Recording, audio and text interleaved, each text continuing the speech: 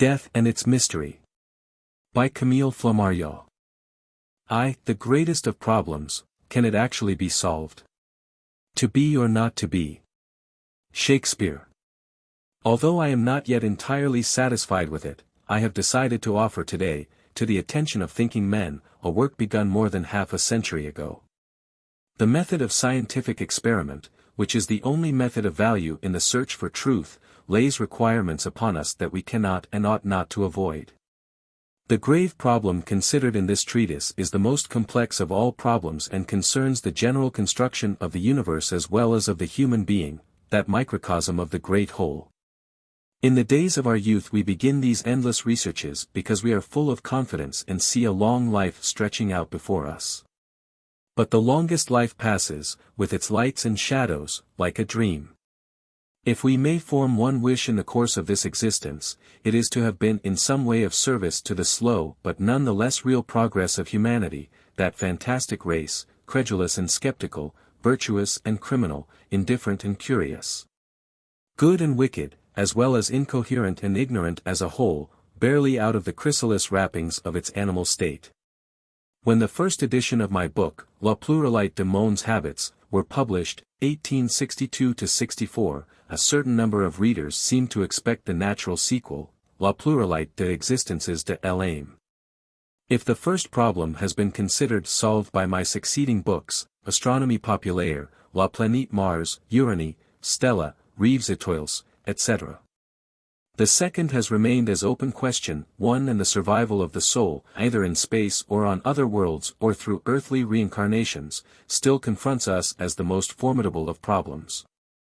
A thinking atom, born on a material atom across the boundless space of the Milky Way, man may well ask himself if he is as insignificant in soul as he is in body, if the law of progress can raise him in an indefinite ascent. And if there is a system of order in the moral world that is harmoniously associated with the order of the physical world. Is not spirit superior to matter? What is our true nature?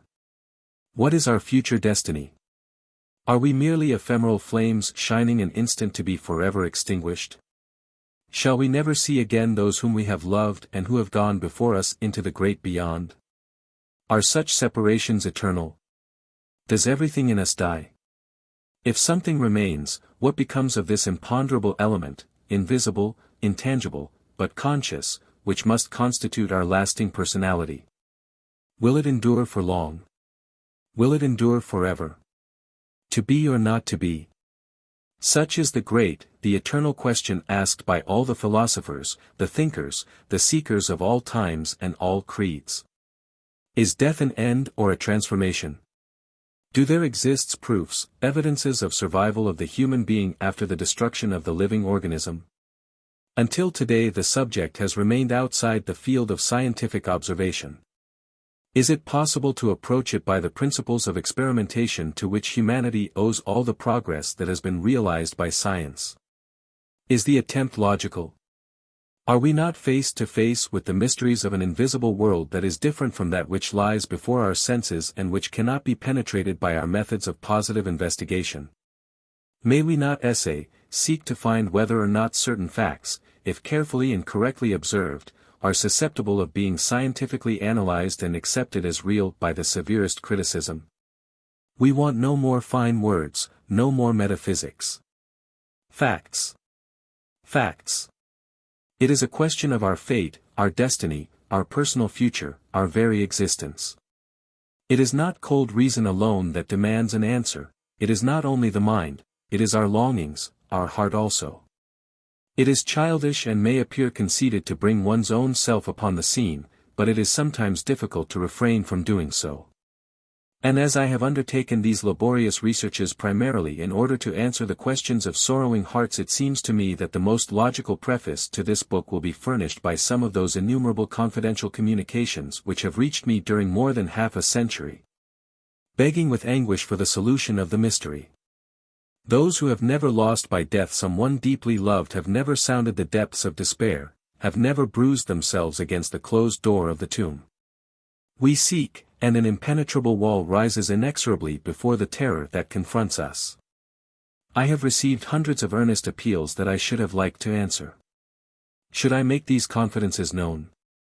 I have hesitated a long time.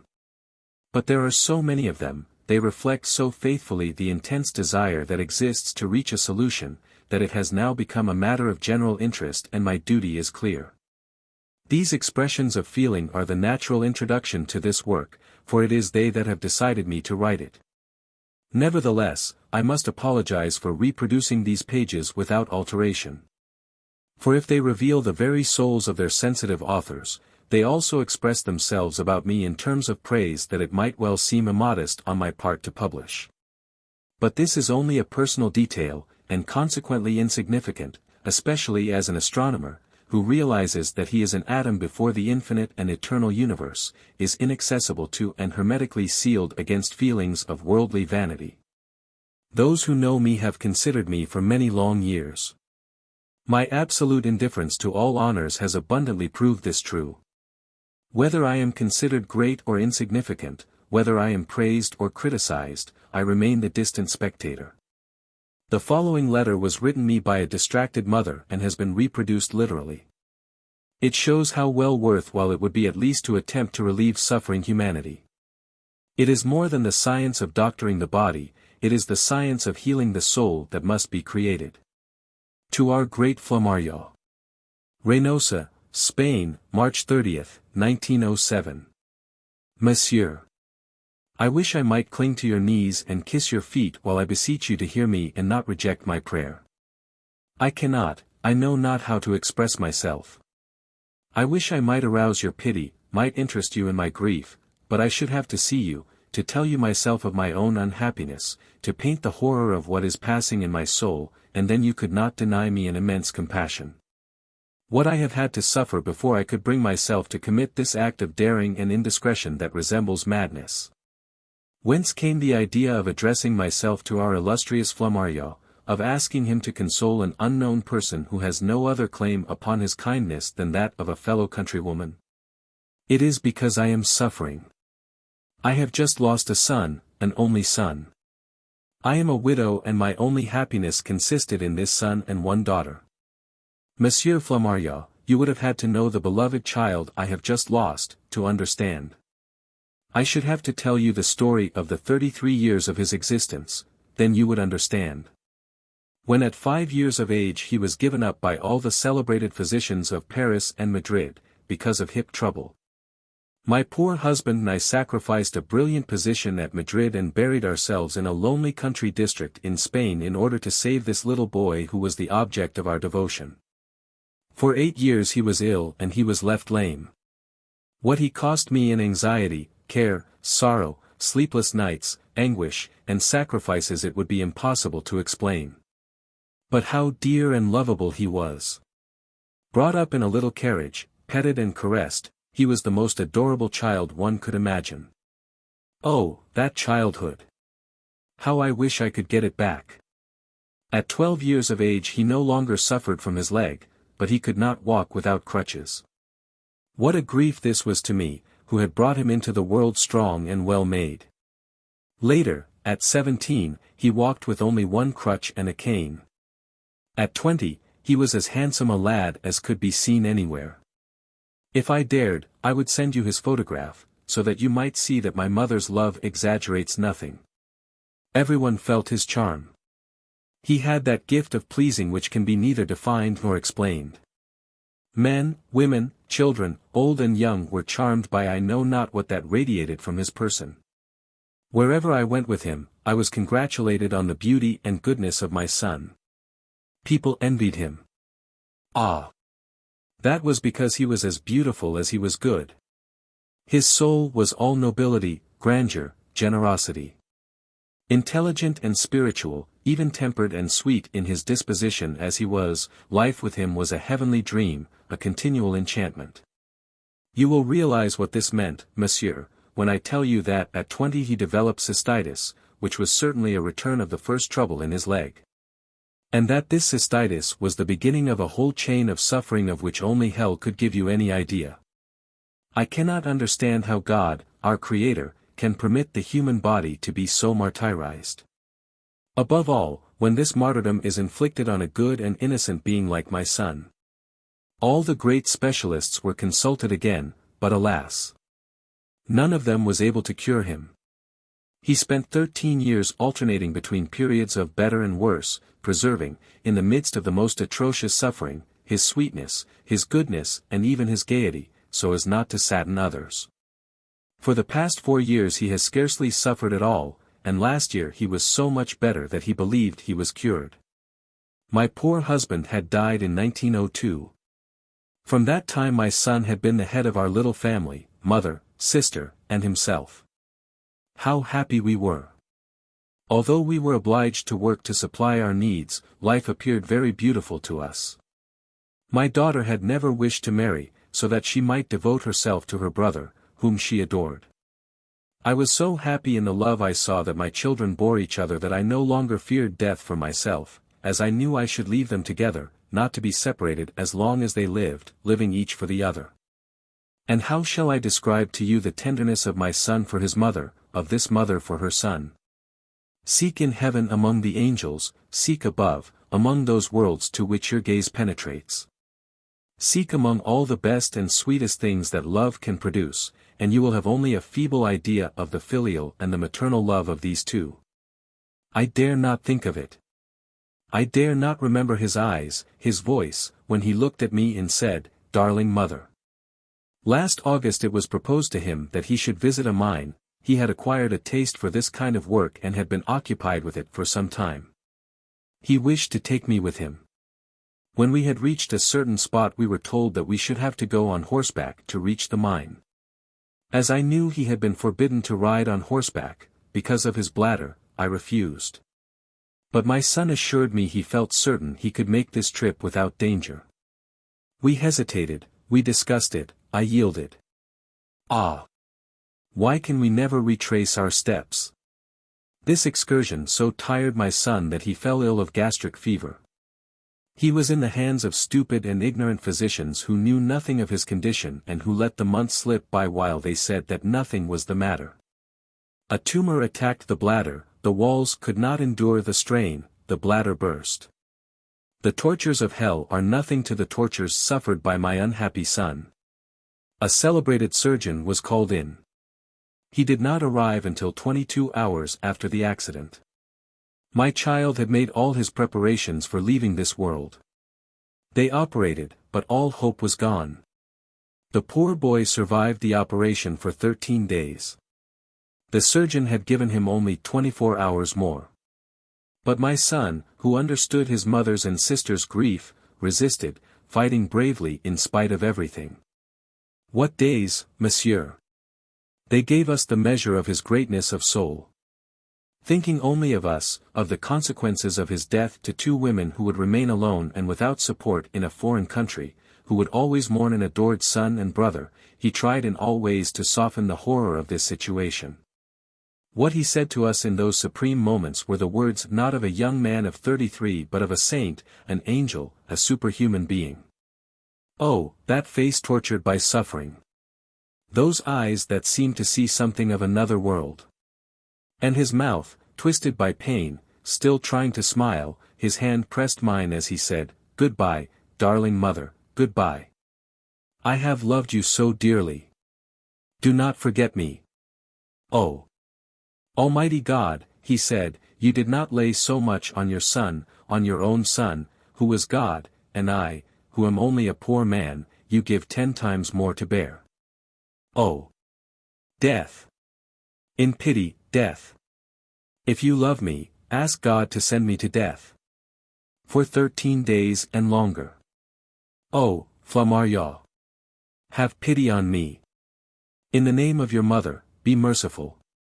I am mad with grief. It is 32 days since he died and I have not slept 10 hours since. At night I sit up until 4 in the morning, and when fatigue has conquered me I throw myself, entirely clothed, on my bed and shut my eyes, but a fixed idea continues during this painful sleep. I do not lose my memories for a single instant, and when I open my eyes I am obsessed by them all day long. What I suffer is so frightful, so atrocious that I ask myself if hell is not preferable to what I endure. Is it possible that it can be God who has created beings destined to experience such horrors? You, an astronomer and a thinker, who weigh the suns and the worlds, you whose glance penetrates those mysterious regions among which our spirits loses itself, tell me, I beg you on my knees, tell me if our souls survive somewhere. If I can preserve the hope of seeing my son again, if he sees me. If there exists any way of communicating with him.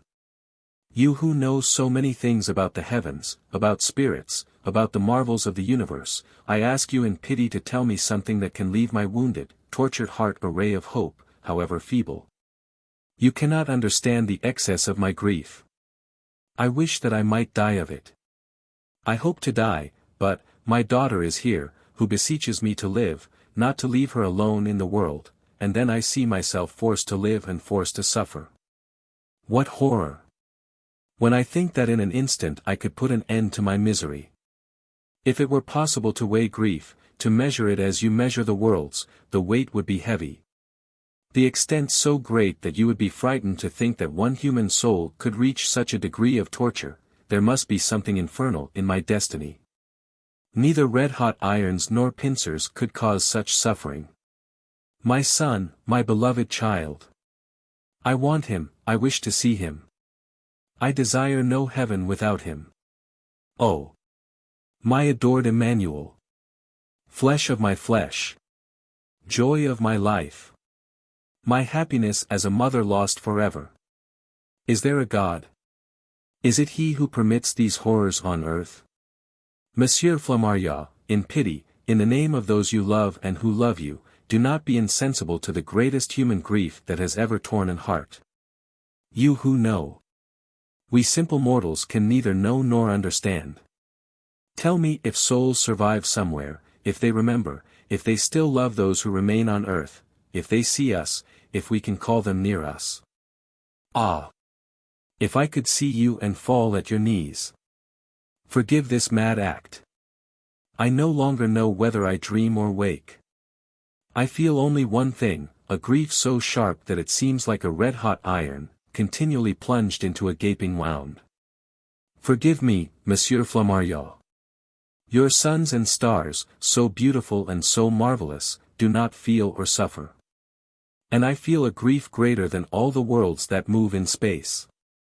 So small, so unimportant a thing, and yet to feel so intolerable a grief. What can it be? What is this mystery? A being so feeble and limited, and to suffer so. Forgive me once more, Master, in the name of your mother. Forgive me and pity your unhappy countrywoman. N. Beaufort. At Reynosa, province of Santander, Spain. So runs this letter, full of anguish, which I reproduce literally, in order to show all the horror of such a situation. I repeat that I must apologize for the dithyrambic that concerned me. Their only significance is in so clearly revealing this immense grief joined to the ardent hope of seeing these clouds dispersed.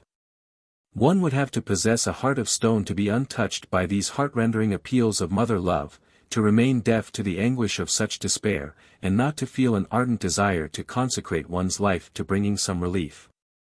Priests receive appeals of this sort every day, because they are considered ministers of God, endowed with the power of penetrating the riddle of the supernatural and solving it. They answer such grief with the consolations of religion. The priest speaks in the name of faith and revelation, but faith cannot be imposed, it is not even as generally held as we imagine. I know priests, bishops, and cardinal who are without it, even while they teach it as a social necessity.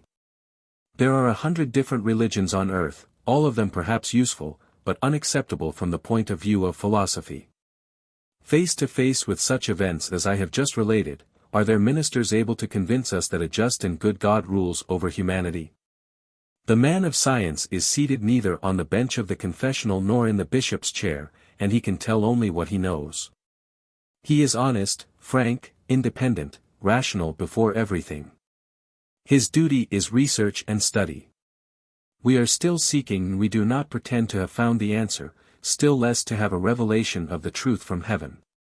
That was the only answer I was able to give the unknown woman, even while I left her the hope of someday seeing her son again, in the meantime of remaining in spiritual relationship with him.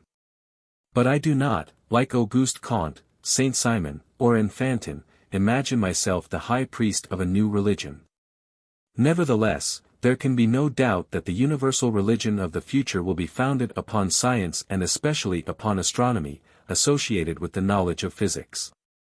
Let us make our search humbly and all together. I must excuse myself again for having reproduced the expressions of praise in this letter, but to suppress them would be to suppress at the same time the expression of this distress, this confidence, and this hope. The loss of a son inspired the preceding letter, the loss of a daughter inspired the following.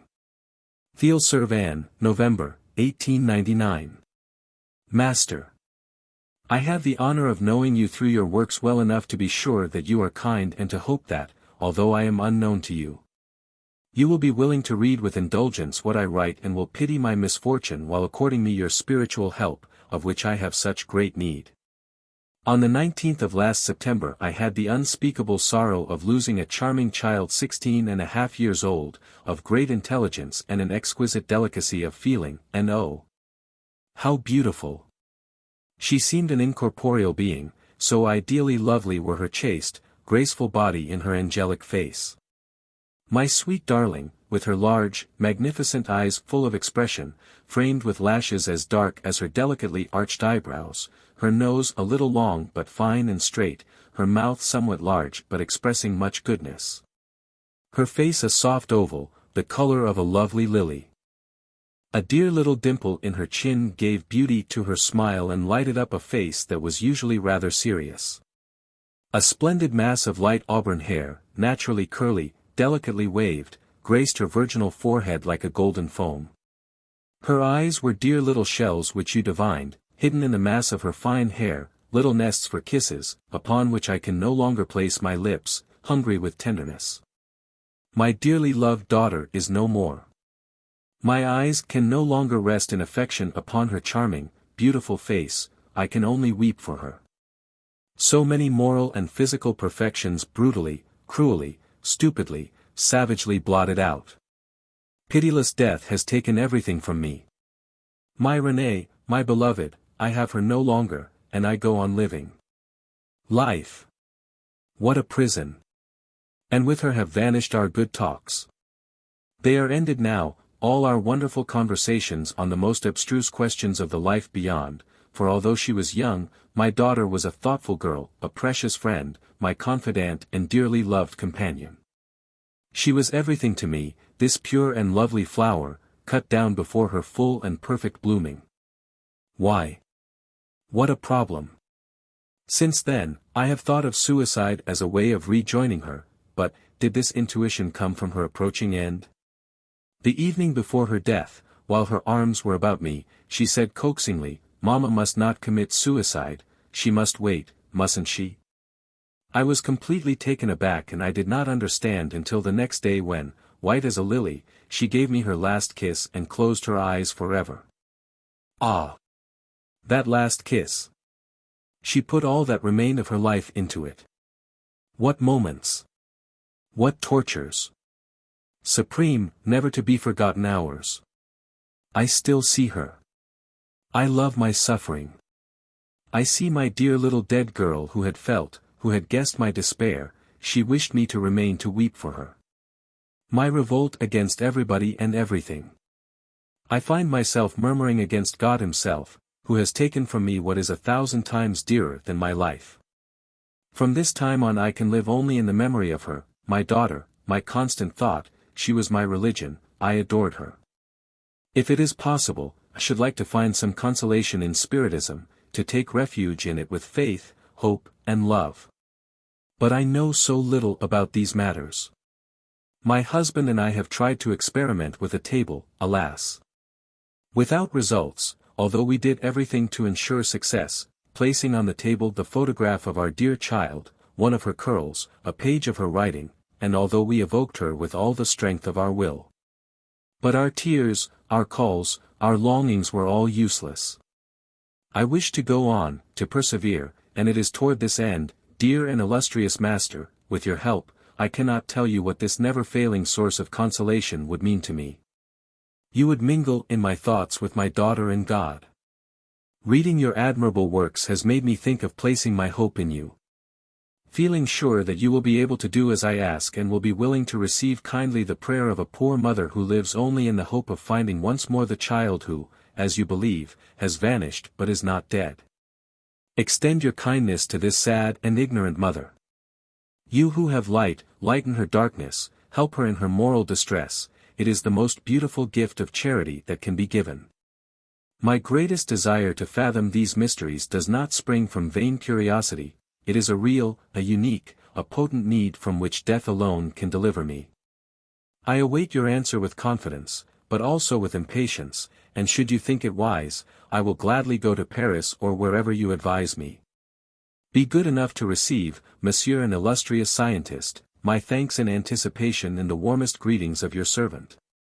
R. Primalt.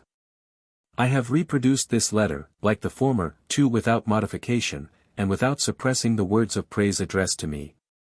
As I have already said, the sensations of childish vanity are unknown to me, and for more than half a century I have grown used to titles that no longer have any significance for me.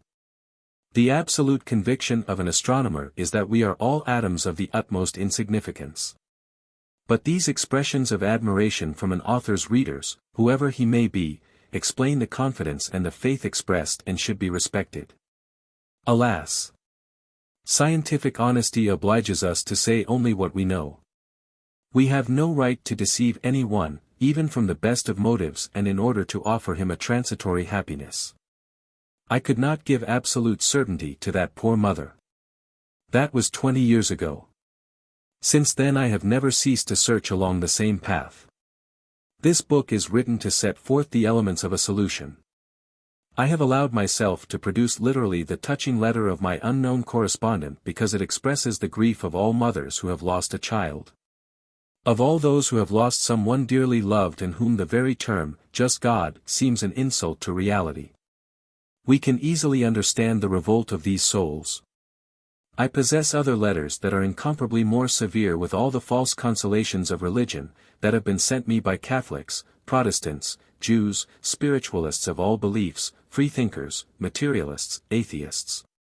Taking as a text the injustice which we see about us, in order to deny the existence of an intelligent principle in the organization of the world. Men often console themselves with skepticism, by submission to the inevitable, by convincing themselves of the indifference of nature to human efforts. Women will not do this, they will not resign themselves. They will not accept nothingness. They feel that there exists something unknown but real, they wish to know. Hardly a week passes but I receive letters of this sort. But what is the universal intelligence? We have a tendency to believe that God thinks as we do and that our sense of justice corresponds with His, that His thought is of the same nature as our own, although infinitely superior to it. It is perhaps something entirely different.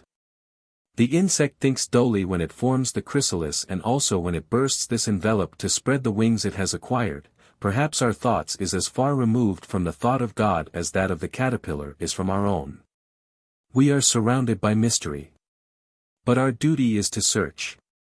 During the infamous German war, which has cut down, in the flower of their youth, 15 million young men who had the right to life, who had been brought up by their fathers and their mothers often at a price of enormous sacrifices. Letters reached me by the hundred, denouncing the barbarity and injustice of human institutions, lamenting that the hatred of war, which a group of humanity's friends have preached for so long, should not have been understood by rulers. Revolting against God, who permits such frightful destruction, and declaring that their lives had been shattered by the irreparable loss of those they loved. More than ever the frightful problem of our destiny rises before us. Is it really insoluble? Cannot the veil be pushed aside, lifted, if only for a moment? Alas! The religions which have all sprung from this heartfelt need, this desire to understand, this grief at seeing before us the mute body of someone dearly loved, have not brought with them the proofs they promised. The finest theological discussions prove nothing. We do not want words but demonstrable facts. Death is the profoundest subject that has ever occupied the thoughts of men, the supreme problem of all times and all peoples. It is the inevitable end toward which we all tend, it is a part of the law of our existence, as important as birth. They are both natural transitions in the general evolution, and yet, for all that, death, which is just as natural as birth, seems to us to be against nature. Hope in the continuation of life is innate in human nature. It belongs to all periods and all peoples. The development of science plays no part in this universal belief, which rests on personal aspiration and which nevertheless is not based on positive foundations. That is a fact that it is valuable to state. Sentiment is not a negligible quantity, equal to zero, its scientific coefficient. The two letters already reproduced from a part of a series that I began to collect long ago and with which my readers are already familiar. The number of letters received, recorded, and included in this collection of documents, of observations, of investigations, of questions that have arisen since the inquiry began, in 1899, see my work L'inconnu et les problèmes psychiques, p. 90, have reached the figure 4106, to which I ought to add about 500 that reached me before I began the inquiry. I could quote her hundreds of others, very much like the two preceding. Here is one which may seem striking, in another respect, to more than one reader. It is a fervent prayer, which was sent to me at La Rochelle, the 15th of August, 1904. It is somewhat brutal, but I give it complete, as I gave the others. My elder brother. Both my eyes are suffering from cataract, but nevertheless I must write to you.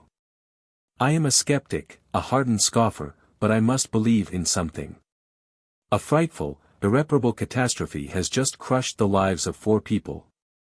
My daughter, whose charm, simplicity and gaiety in 1902 had delighted all Rockefort, beginning with the mothers of those girls who were her rivals, has just gone to a madhouse in Niort, where she vegetates, waiting for the end. It was 18 months' agony for her, the martyr, and for her poor mother, who took her to Paris, to Bordeaux, to Saugin, where ambitious specialists demonstrated the utter powerlessness of their pretended science, an agony also for me. Alone here, and for my son, victims of the same catastrophe. I am haunted by the thought of suicide. My brain beats out this refrain, your daughter is mad, and I think of the general misery, of the immense fraud that life is for the great majority of human beings. We carry with us from our birth the defects of our ancestors. What can become of our personality, paralyzed, stuck fast in the carnal magma? This magma, by the play of its molecules, by the example of the parents' education, by the manner of life forced upon us, by the physical and moral condition of the father and mother.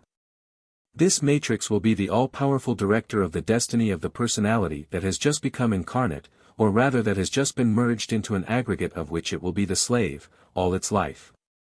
What does this all mean? The gross ignorance and degrading stupidities uttered in the pulpits of the church have ended by revolting me. But I should like to believe in something acceptable. The spiritualists, with their naive credulity, are really too silly, also. They have given me pages of Pythagoras, Buddha, Abelard, Fenelon, Robespierre which are lacking in common sense. It is grotesque. For 33 years I have not cared to read. The blow that has fallen on me made me pick up some books in which I hope to find what I seek. In short, here is L'inconnu. Shall I confess that I have read it religiously?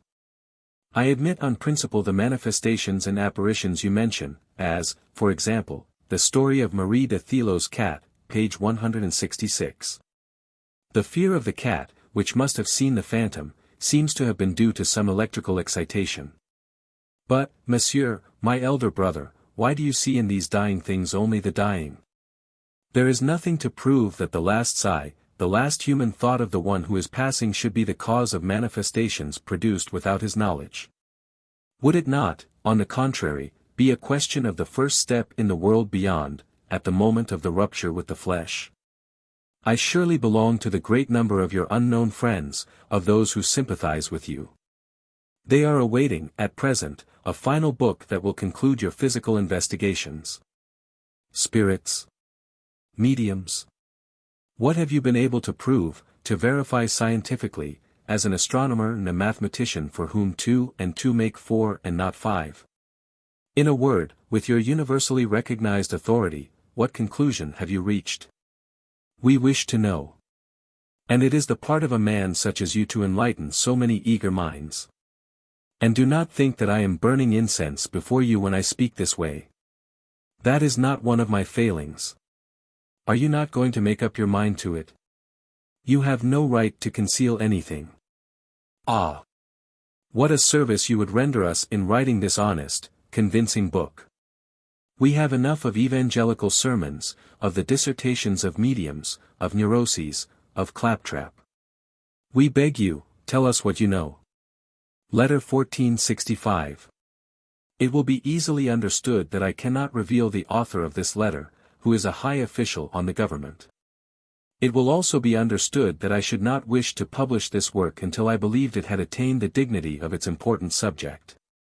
It was already underway at the time of this request, in 1904. It had even been begun in 1861, as one can judge from my memoirs. Such works as these cannot be written out in a year. Besides, if I had replied to all these appeals I should have written not one book but a dozen. Will they ever see the light? As some of them have been well started for nearly a quarter of a century, they are on the road to being finished. But let us begin with this one. My readers have assisted me greatly in this research by sending me for many years such observations as help to prepare the solution that has been demanded with perhaps too much confidence. Can our efforts succeed in throwing some light upon this darkness of ages that surrounds the problem of death? In my childhood, during lessons in philosophy and religious instruction in school, I often heard a discourse, given periodically, which took as text the 4 words, "Poro unum est necessarium," or in English, "One single thing is necessary." This single thing was the salvation of our souls. The lecturer spoke to us of the wars of Alexander, of Caesar, of Napoleon, and arrived at this conclusion: what does a man profit, if he gain the whole world, and lose his own soul? They described to us also the flames of hell, and they terrified us with frightful pictures representing the damned, tortured devils in an inextinguishable fire which burned them without consuming them, for all eternity. The subject of the text retains its value, whatever may be one's beliefs. It cannot be disputed that the one all-important point for us is to know what fate is reserved for us after our last breath. To be or not to be. That scene in Hamlet is repeated every day. The life of a thinking man is a meditation upon death. If the existence of human beings leads to nothing, what is all this comedy about? Whether we face it boldly, or whether we avoid the image of it, death is the supreme event of life. To be unwilling to consider it is a bit of childish silliness, as the precipice is before us and as we shall inevitably fall into it someday. To imagine that the problem is insoluble, that we can know nothing about it and shall only be wasting our time if, with daring curiosity, we try to see clearly, that is an excuse dictated by a careless laziness and an unjustified timidity. The funeral aspect of death is due, above all, to what surrounds it, to the mourning that accompanies it, to the religious ceremonies that envelop it, to the dies irae, to the de profundis. Who knows if the despair of those who are left behind would not give place to hope if we had the courage to examine this last phase of our earthly life with the same pains that we bring to an astronomical or a psychological observation? Who knows if the prayers of the dying would not give place to the serenity of the rainbow after the storm? It is hard not to desire an answer to the formidable question that presents itself when we think of our destiny, or when a cruel death has taken from us someone we love. How is it possible not to ask whether or not we shall find each other again, or if the separation is for eternity? Does a deity or goodness exist? Do injustice and evil rule over the progress of humanity, with no regard for the feelings that nature has placed in our hearts? And what is this nature itself? Has it a will, an end? Could there be more intelligence, more justice, more goodness, and more inspiration in our infinitesimally small minds than in the great universe? How many questions are associated with the same enigma? We shall die, nothing is more certain. When the earth on which we live shall have turned only 100 times more around the sun, not one of us, dear readers, will still be of this world. Ought we to fear death for ourselves, or for those whom we love? Horror of death is a senseless expression. One of two things is true: either we shall die wholly, or we shall continue to exist beyond the grave. If we die wholly we shall never know anything about it, consequently we shall not feel it. If we continue to exist, the subject is worth examining. Someday our bodies will cease to live, there is not the least doubt on this point. They will resolve themselves into millions of molecules, which will later be reincorporated in other organisms of plants, animals, and men. The resurrection of the body is an outworn dogma that can no longer be accepted by anyone. If our thought, our psychic entity survives the dissolution of the material organism, we shall have the joy of continuing to live, because our conscious life will continue under another mode of existence that is superior to this.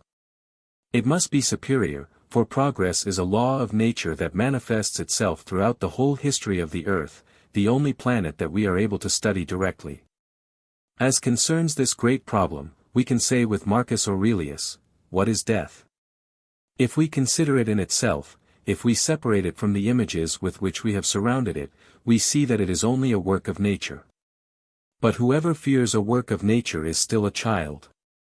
Francis Bacon merely repeated the same thought when he said, "The ceremonies of death are more terrifying than death itself." True philosophy, wrote the wise Roman emperor, is to await death with a tranquil heart and see in it only the dissolution of those elements of which each being is composed. That is according to nature, and nothing is evil which conforms to nature. But the Stoicism of Epictetus, of Marcus Aurelius, of the Arabs, the Muslims, and the Buddhists does not satisfy us. We wish to know. And besides, whether or not nature ever does anything wrong is a debatable question. No thinking man can avoid being troubled in his hours of personal reflection by this question: what will become of me? Shall I die wholly?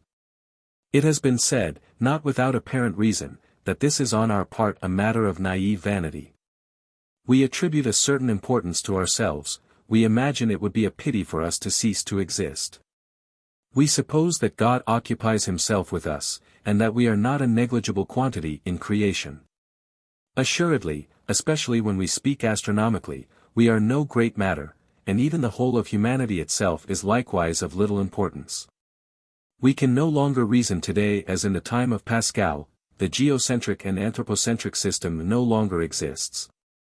Lost atoms on another atom, itself lost in the infinite. But at any rate we exist, we think, and ever since men have thought they have asked themselves the same questions to which the most varied religions have attempted to rely, without any of them, however, having succeeded. The mystery before which we have raised so many altars and so many statues of the gods, is still there, as formidable as in the times of the Chaldeans, the Egyptians, the Greeks, the Romans, and the Christians of the Middle Ages. The anthropomorphic and the anthropophagic gods have crumbled away.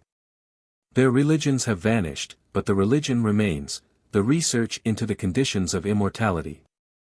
Are we blotted out by death, or shall we continue to exist? Francis Bacon, more popular and celebrated than Roger Bacon, but without his genius, had, in laying down the foundations of scientific experiment, foreseen the progressive victory of observation and experience, the triumph of fact. Judiciously established according to theories, in all the domains of human study except one, that of divine matters, of the supernatural, which he abandoned to religious authority and to faith. This was an error in which a certain number of learned men still actually persist.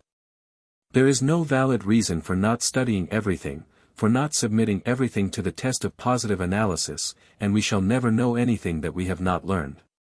If theology has been mistaken in pretending that these subjects were reserved for her, science has been equally mistaken in disdaining them as unworthy or foreign to her mission. The problem with the immortality of the soul has not yet been solved in the affirmative, but neither has it yet been solved in the negative, as has sometimes been pretended.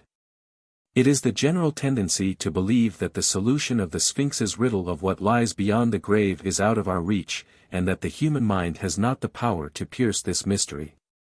Nevertheless, what subject concerns us more closely, and how can we fail to be interested in our own lot?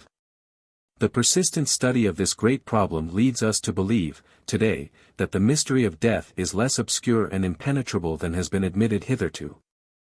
And that it may become clear to the mind's eye by the light of certain actual experiments that were unknown half a century ago. It ought not to surprise us to find physical research associated with astronomical research. It is the same problem. The physical and moral world are one. Astronomy has always been associated with religion. The errors of that ancient science, which was founded on deceptive appearances, had their inevitable consequences in the erroneous beliefs of former days. The theological heaven must accord with the astronomical heaven under pain of collapse. The duty of all honest men is to seek loyally after truth. In our epoch of free discussion, science can only study tranquility, with complete independence, the gravest of problems. We can remember, however, not without some bitterness, that during the intolerant centuries of the Inquisition, inquiries of free thought brought their disciples to the scaffold. Thousands of men have been burned alive for their opinions. The statue of Giordano Bruno reminds us of this, even in Rome. Can we pass before it or before that of Savonarola in Florence or that of Etienne Dalet in Paris, without feeling a shiver of horror at religious intolerance? And Vanini, burned at Toulouse. And Michael Servetus, burned at Geneva by Calvin. We once affirmed things of which we were ignorant, we imposed silence upon all seekers.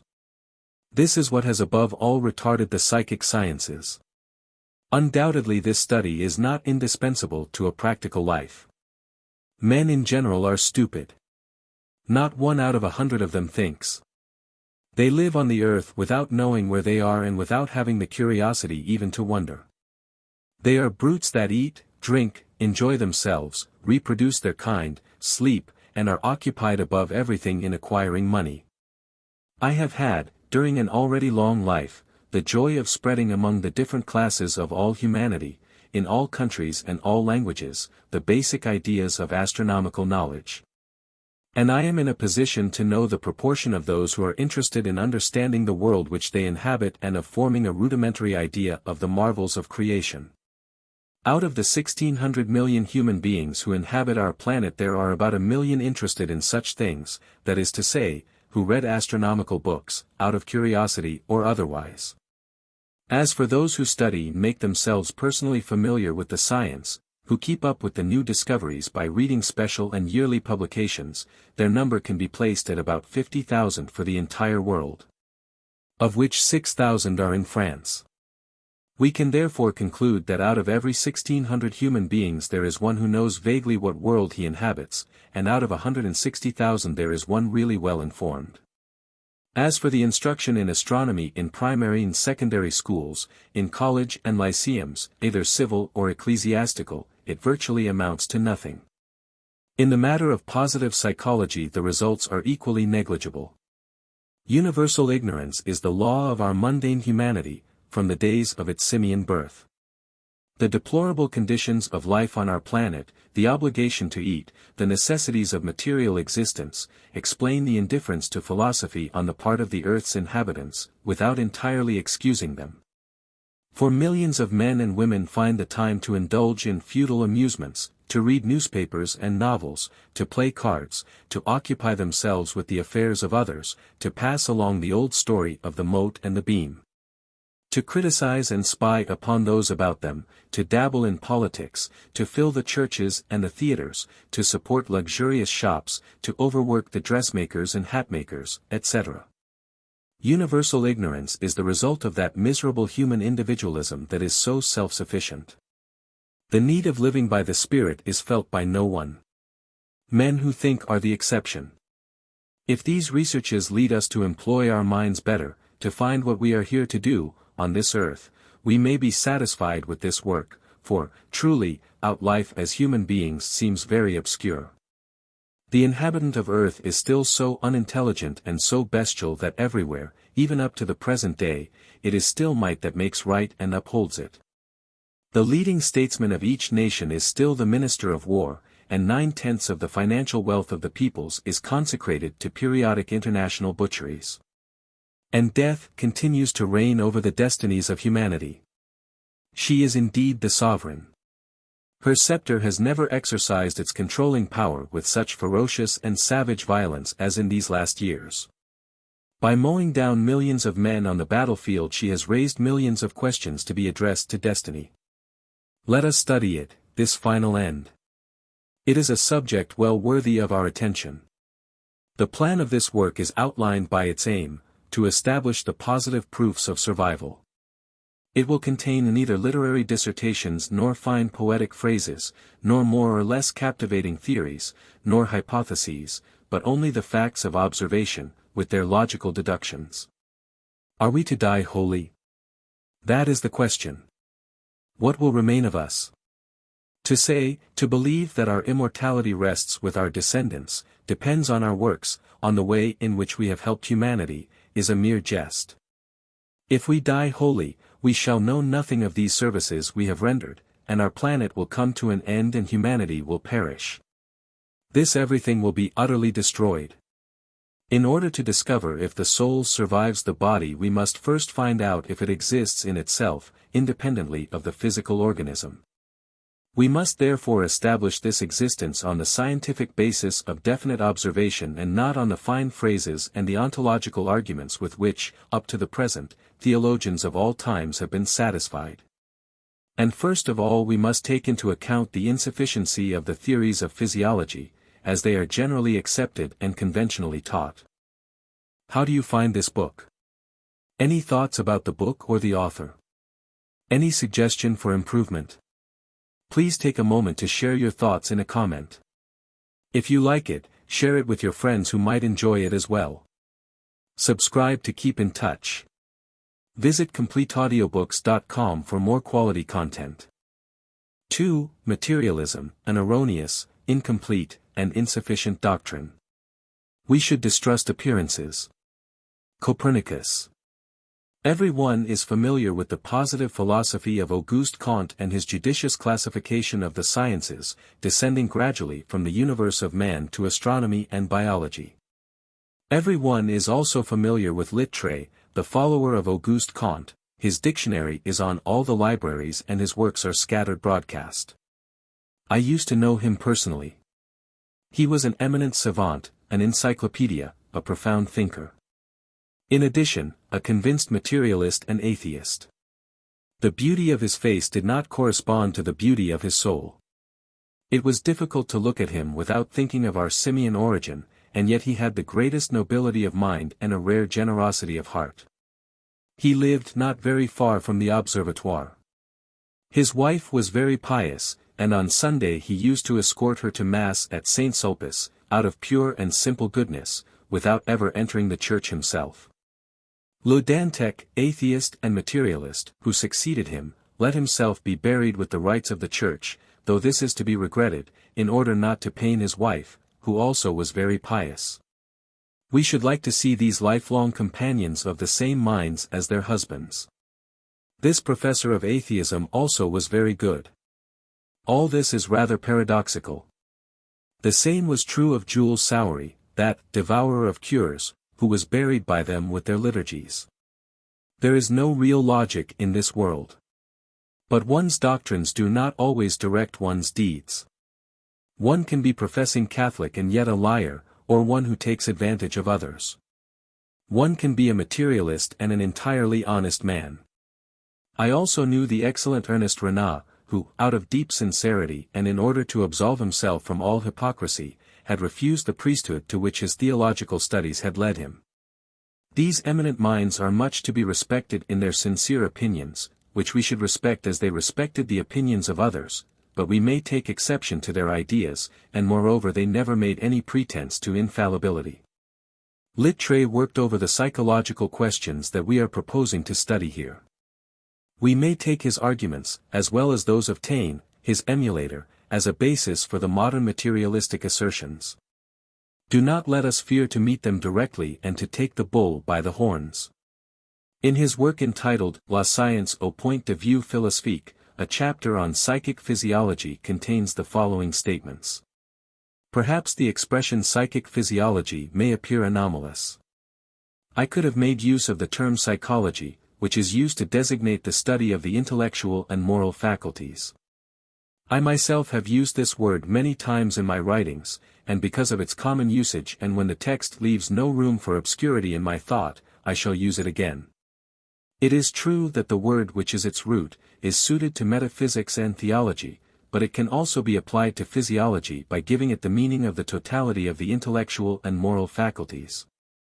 A phrase much too long and complex not to be replaces, on most occasions, by some simpler expression.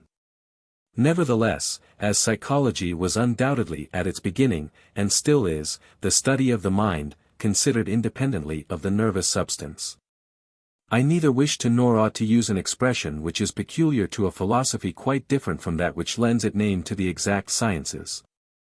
Among the positive sciences one recognizes no quality without matter, not at all because a priori one has the preconceived idea that there exists no independent spiritual substance, but because, a posteriori. We have never met with gravitation except in a body possessing weight, nor with the heat except in a warm body, nor with chemical affinities without substances that may be combined, nor with life, feeling, or thought except in a living, feeling, thinking being. It has seemed necessary to me for the word physiology to appear in the title of this work. I could, indeed, have used the expression cerebral physiology. But cerebral physiology implies more than I expect to include. The brain is engaged in all sorts of operations which I do not pretend to consider, for I shall limit myself to the part it plays in producing those impressions which result in the idea of the exterior world and of myself. It is for this reason that I have determined to choose the expression, psychic physiology, or, more briefly, psychophysiology. Psychic, that is to say relating to feelings and ideas. Physiology, that is to say the formation and combination of these feelings and ideas in relation to the construction and function of the brain. This is not because I wish to be so pretentious as to introduce a new expression into science. All that I wish to do here is, on one hand, to outline my subject clearly, and on the other to impress on my readers that the description of psychic phenomena with their connections and relations belongs to pure psychology and the study of a function and its effects. The more progress psychology has made in breaking away from the theory of innate ideas, especially the psychology that springs from the school of Locke, the more closely it has approached to physiology. And the more physiology has examined the extent of its province, the less it has been frightened by the anathemas of psychology, which forbade it to indulge in lofty speculations. And today there is no longer any doubt that intellectual and moral phenomena are phenomena of the nervous tissue, that humanity is only a link, though without a doubt the most considerable link, in a chain that stretches, without any clearly defined breaks, down to the least of the animals. And that, under whatever name we may act, so long as we employ the methods of description, observation, and experience, we are physiologists. I can no longer conceive of a physiology in which all that is best in the theory of feelings and in ideas should not occupy a great place. Point 3. Such is the basis of the materialistic philosophy of the soul. I invite the reader to consider scrupulously this manner of reasoning. We may not admit the existence of the soul, because we know of no quality without matter, because we have never met with gravitation in the body without weight, heat without a warm body, electricity without an electrical body, affinity without substances in combination, life, feeling, thought without a living being, feeling and thinking.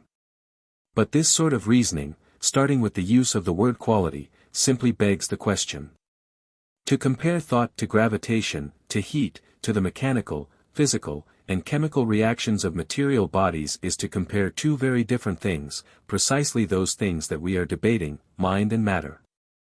The will of a human being, even of a child, is personal and conscious, while gravity, heat, light, and electricity are impersonal and unconscious, the results of certain material conditions, inevitable, blind, and essentially material in themselves.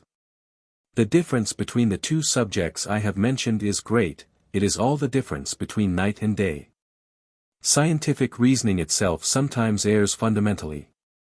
Heat, for example, does not always come from a warm body. Motion, which has no temperature, can produce heat. Heat is a form of motion. Light also is a form of motion. The nature of electricity remains unknown.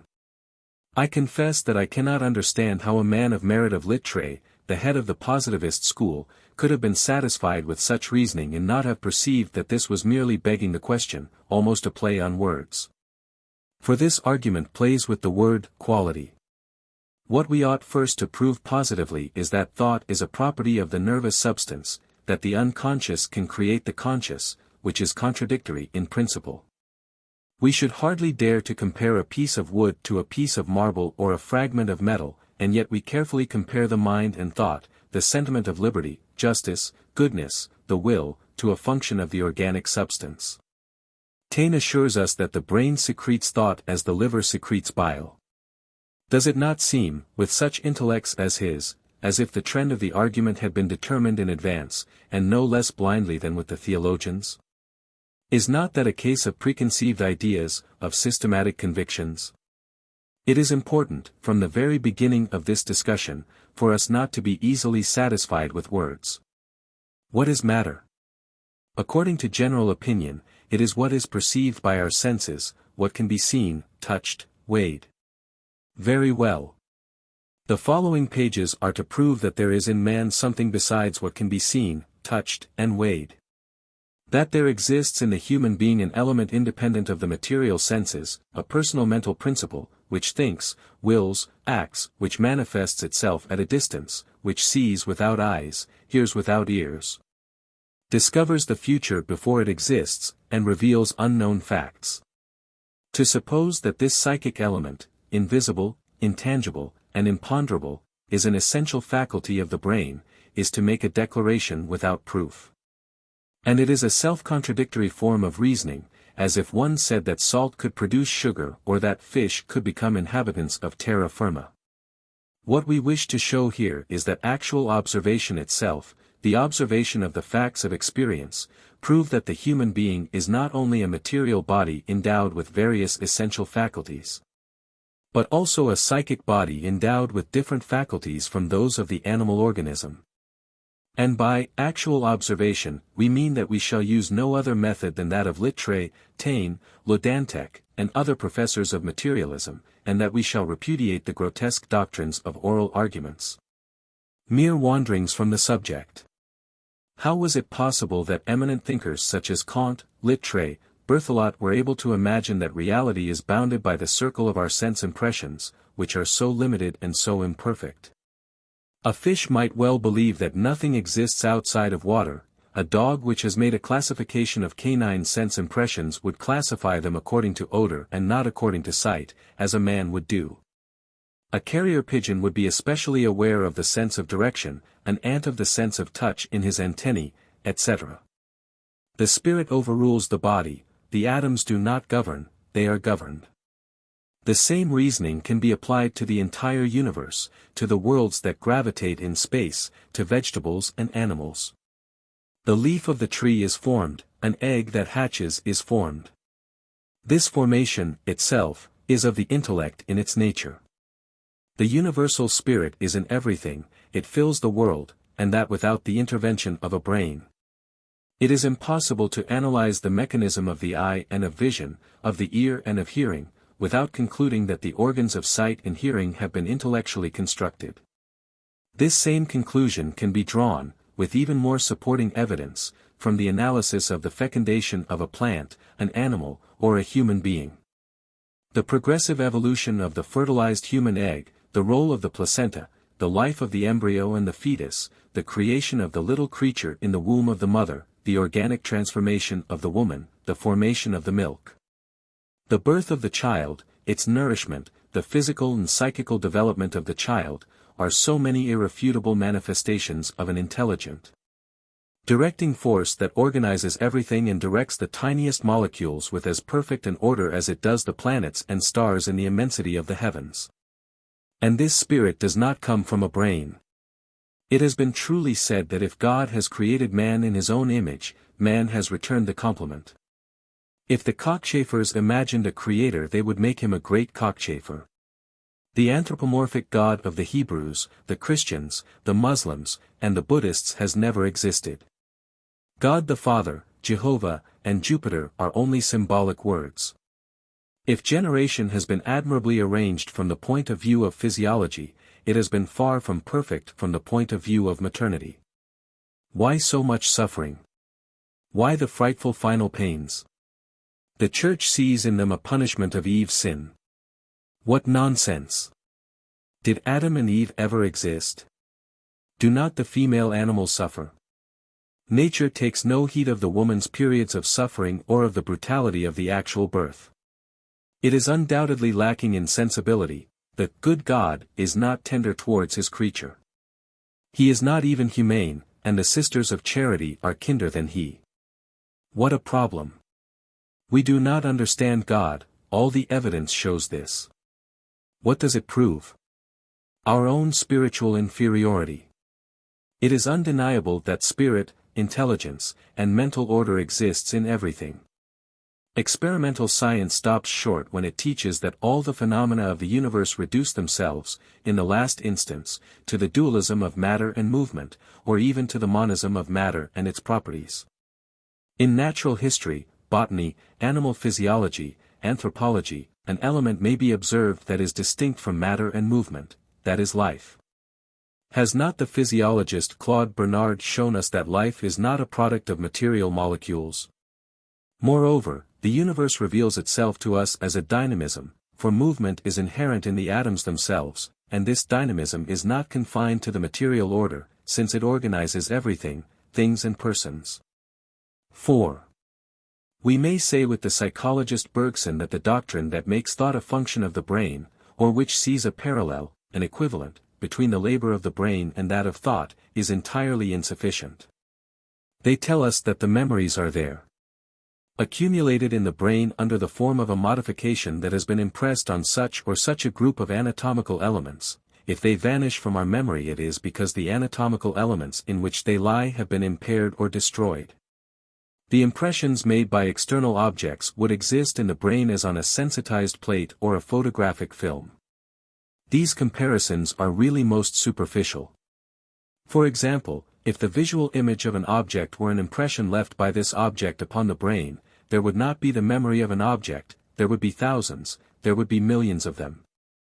For the most simple and stable object changes its form, its dimensions, its shade of coloring according to the spot from which it is perceived.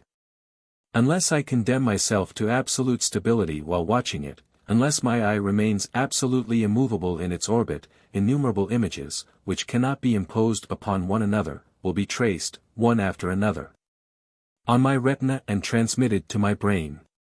What would happen if it were a question of the visual image of a person whose physiognomy changes and whose body moves, whose clothing and surroundings are different every time you see him?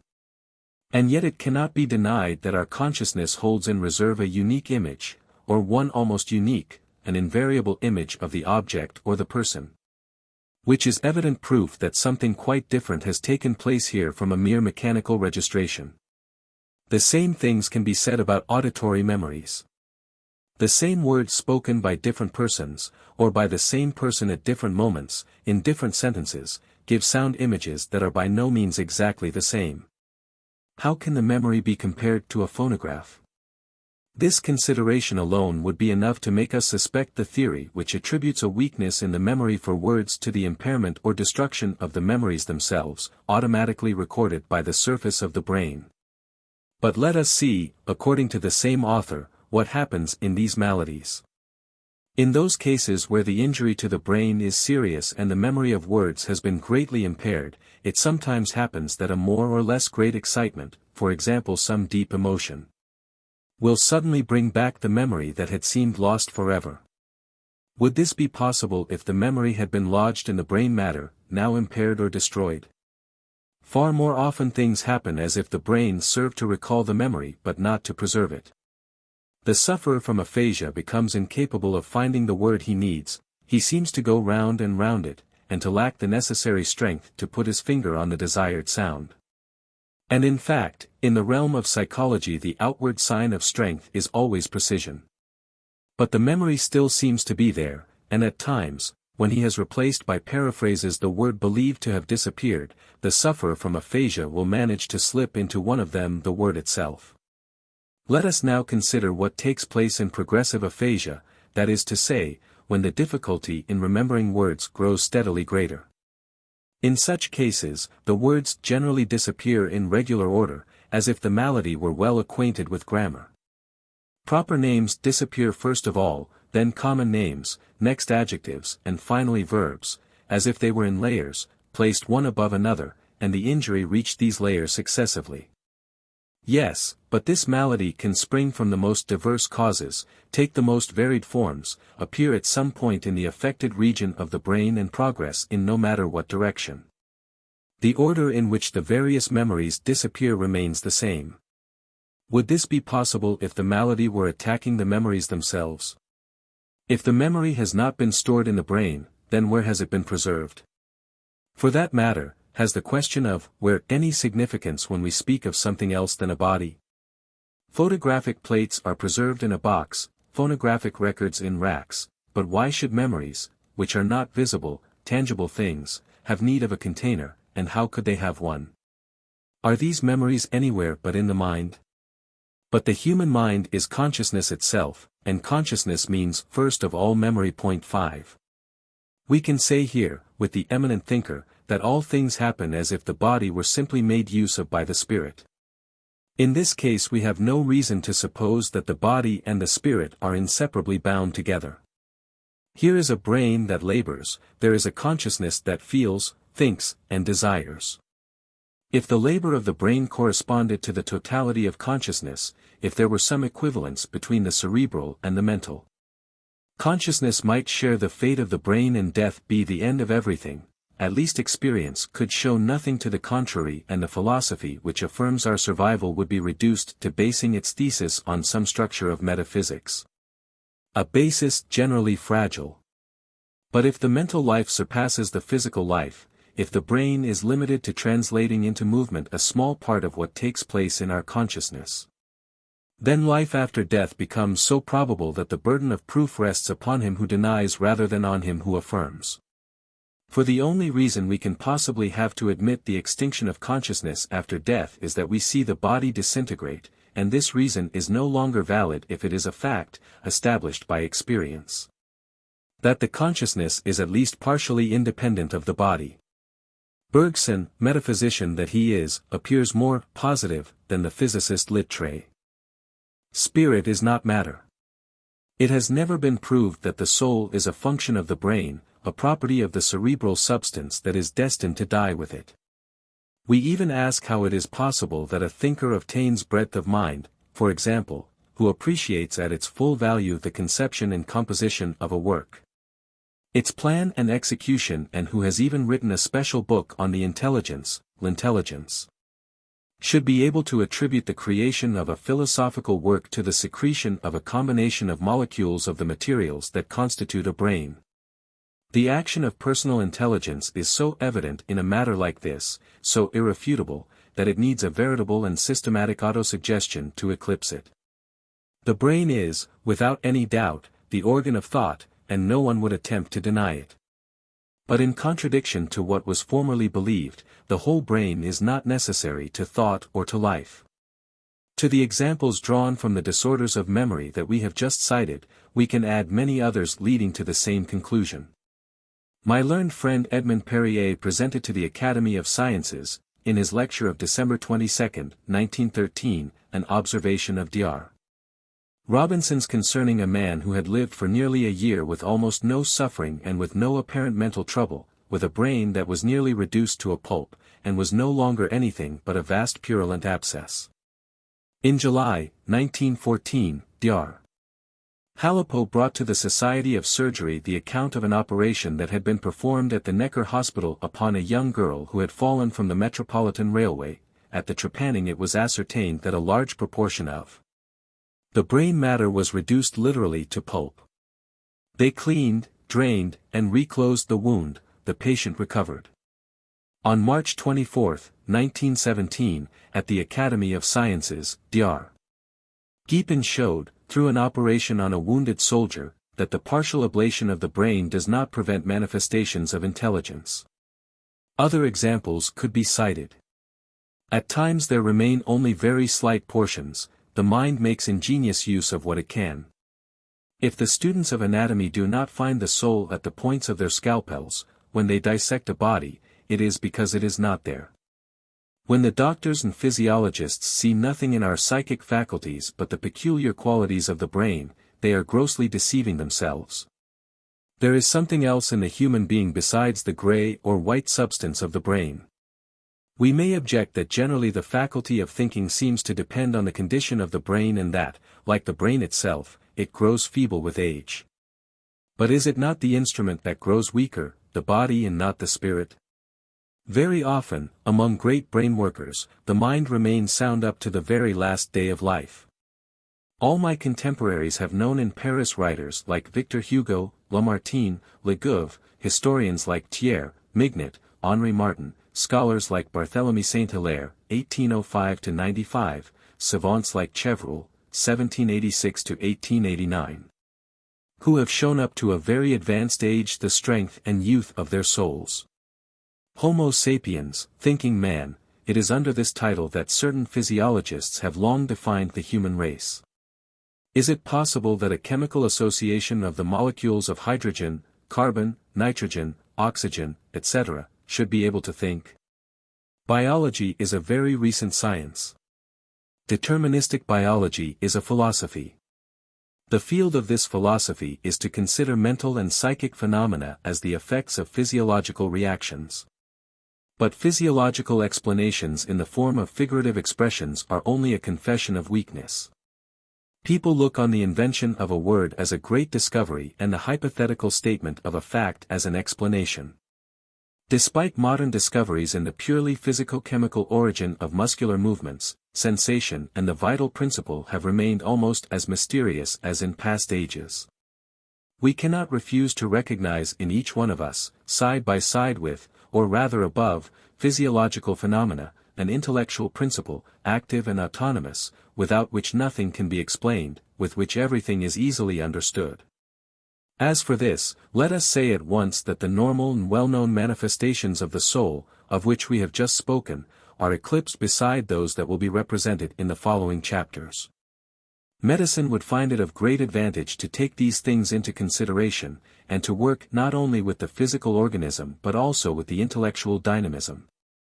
A certain number of diseases that do not yield to pharmaceutical treatment, may be cured by means of the mind. As evidence that this is so, we have the cures effected by hypnotism and suggestion, and the so-called miracles of the religious faiths, from the time of the Temple of Epidaurus and the cult of Aesculapius up to Lourdes and its rivals. Do not the homeopathic globules of the 20th solution act a little through persuasion? Faith moves mountains. The mind is not the body, it does not emanate from it and proclaims itself as entirely distinct from it. The will of man is recognized by every one. The good or evil perseverance in this will, the spirit of sacrifice, heroism, contempt for pain, the organic insensibility of the martyrs when they defied the most atrocious tortures, renunciation, devotion, the virtues and the vices. Friendship as well as hatred, charity as well as envy, are they not all proofs of the soul's independence of the brain? There are some human beings who do not think about anything. We meet a few of them in this world. But in general, even the most primitive man knows that there is something greater than eating, drinking, and love-making, that this ephemeral world of the senses is not an end in itself, is indeed, only the manifestation of a superior principle, of which we can perceive nothing here but the confused shadow.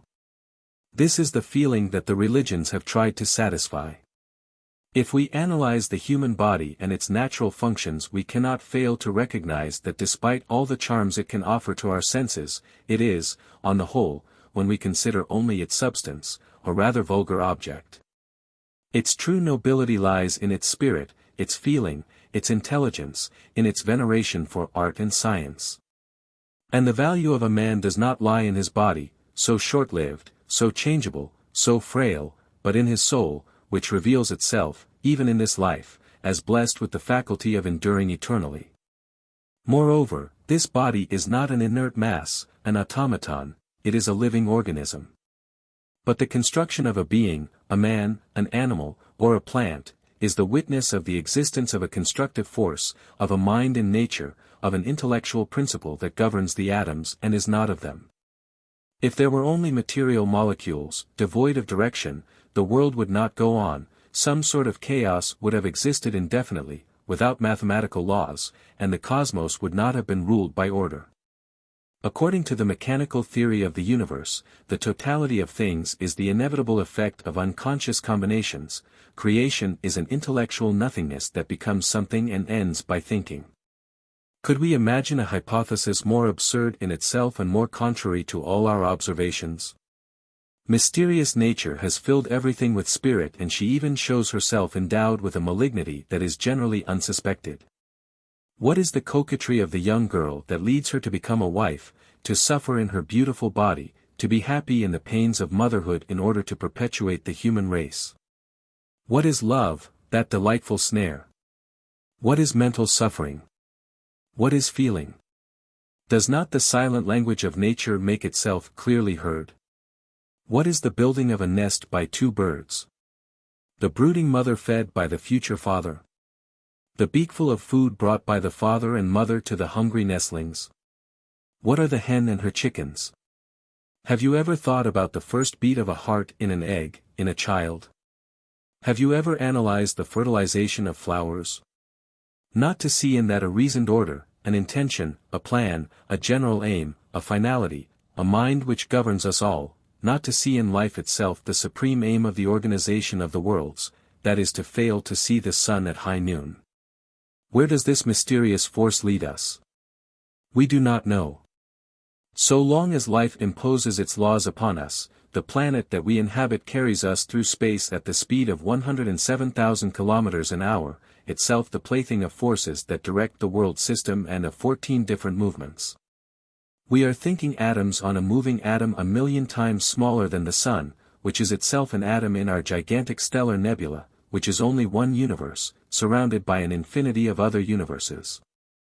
Unlimited immensity. Prodigious movements, stupefying speeds.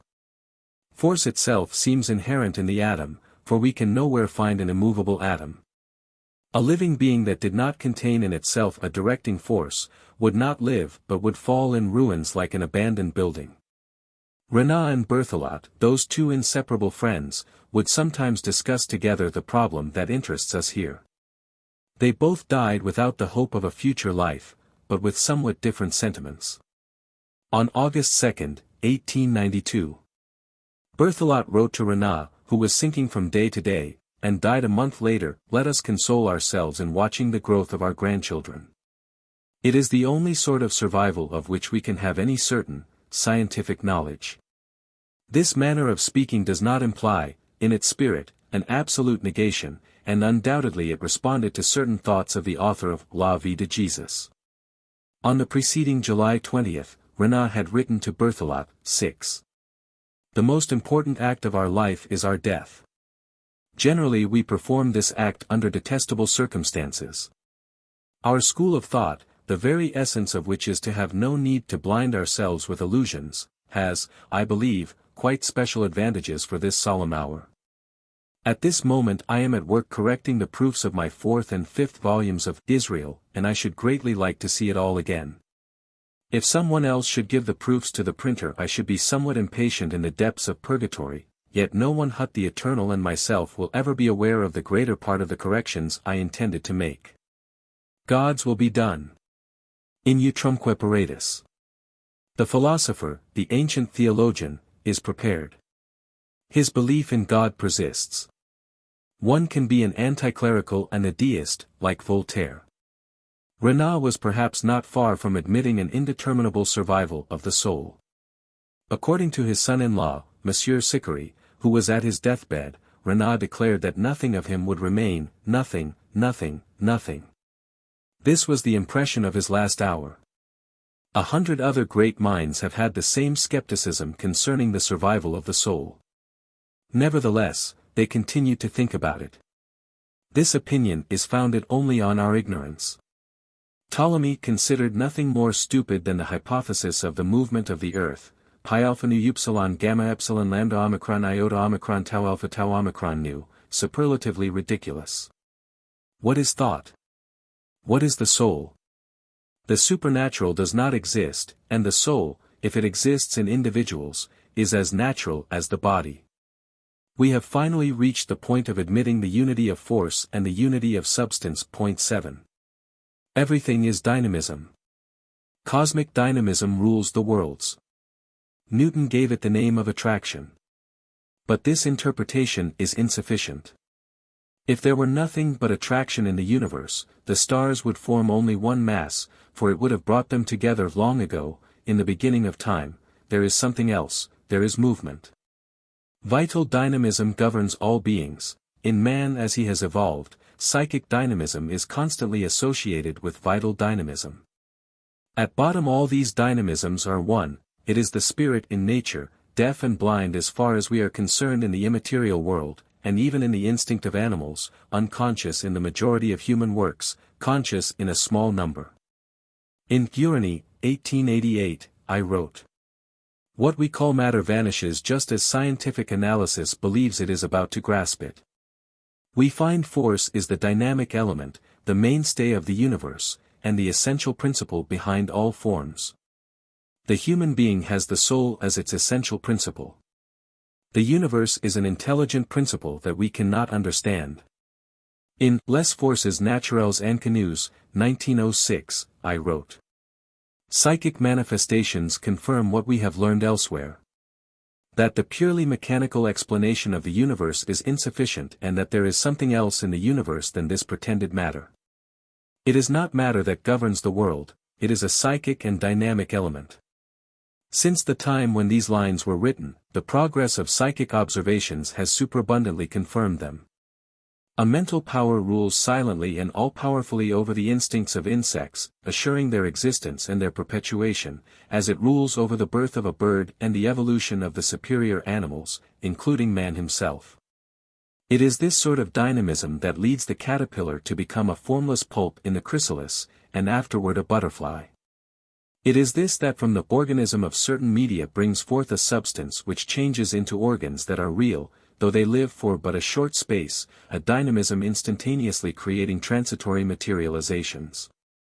Let us assert it, the universe is dynamic. An invisible thinking force governs worlds and atoms. Matter obeys. The analysis of things reveals, everywhere, the action of an invisible spirit.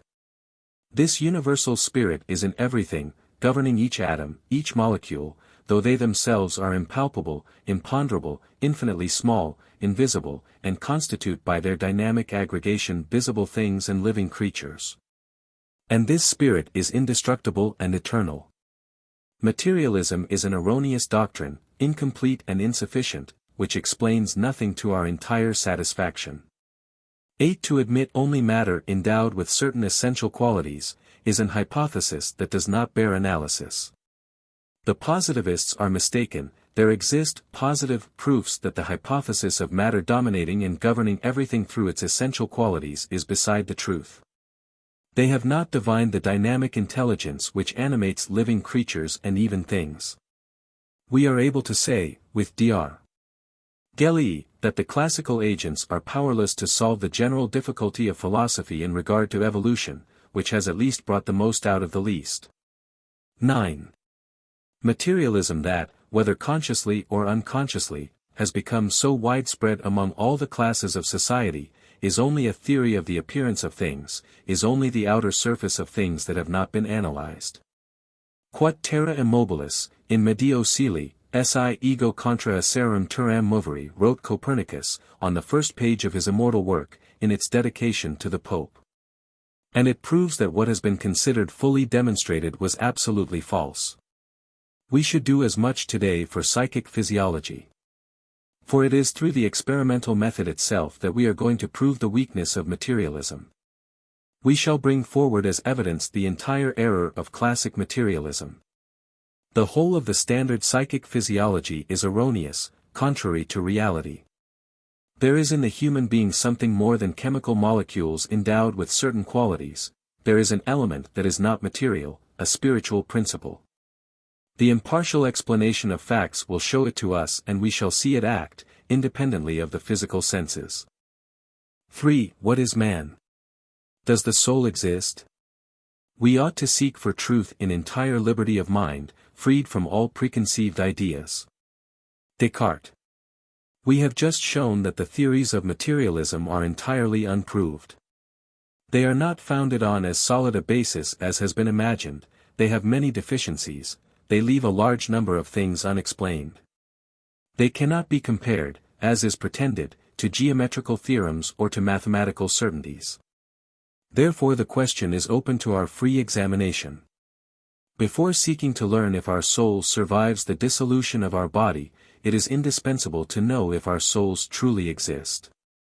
To discuss the continuance of a thing that did not exist would be to waste our time rather ingenuously. If thought were a product of the brain it would perish with it. This knowledge can be acquired only by scientific, positive observation, by the experimental method. But until our day psychology has been rather a matter of words, of meditations on theories, of hypotheses. That is a tradition that we shall take good care not to follow here. We shall try to determine the nature of the soul and to learn its faculties by practical observations. It is regrettable to have to admit that until the present day these faculties have been almost unknown. The new psychology ought to be founded on science. Let us remember the origin of the word metaphysic, after the physical, in the classification of its founder, Aristotle. It has been forgotten too often. In order to go on living after the destruction of the body, we should have to exist spiritually. Has our soul an individual existence? Have we a soul? Or, to speak more exactly, is man a soul? This is the first question to be answered. This is the first point to be established. We have seen above that the materialists, the positivists, the atheists, the deniers of spirit in nature are utterly wrong in thinking and teaching that there is nothing in the universe but matter and its properties. And that all the facts of humanity can be explained by this theory, which is at once learned and popular. Here is an incorrect hypothesis. But we must prove the contrary thesis. What is the soul? Where, by the way, does this word come from? What does it mean? Up to the present the belief in the soul has been based on metaphysical dissertations and on revelations that claimed to be divine, but were unproved. Religion, faith, sentiment, desire, fear are not proofs. How did the idea of the soul occur to the minds of men? The word soul and its equivalents in our modern languages, spirit, for example, or in the ancient languages, such words as anima, animus, a Latin transcription of alpha nu epsilon mu omicron zeta, spiritus, psi upsilon chi eta, pi nu epsilon upsilon mu alpha atma. Soul, a Sanskrit word resembling the Greek alpha tau mu omicron zeta, vapor, etc. All imply the idea of breath, and there is no doubt that the idea of the soul and the spirit were the primitive expression of this idea of breath, among the psychologists of the earliest epoch. Psyche, even, comes from psi upsilon chi epsilon iota nu, to breathe. These early observers who identified the essence of life and thought with the phenomenon of respiration, had to reconcile the patent, undeniable fact of the decomposition of the dead body, of the body deprived of breath, deprived of the soul, with their belief in the apparitions of the dead, that is to say, in the persistent life of those whose bodies lay there inanimate or, what was more, were dissolved and reduced to ashes. They therefore imagined that the breath, the soul was something that abandoned the body at the moment of death to go and live elsewhere its own life. Even today, the last breath designates death. If some admitted the persistence of life under an invisible form, others saw in this admission only the expression of the sentiment, the regret, the affection of the survivors, and from the very beginning of the various human groups. We see two distinct and even opposed theories dividing the beliefs of men, spiritualism on one hand, materialism on the other. But the one group as well as the other reasoned superficially. The meaning of the words soul and spirit ought to be discussed, examined.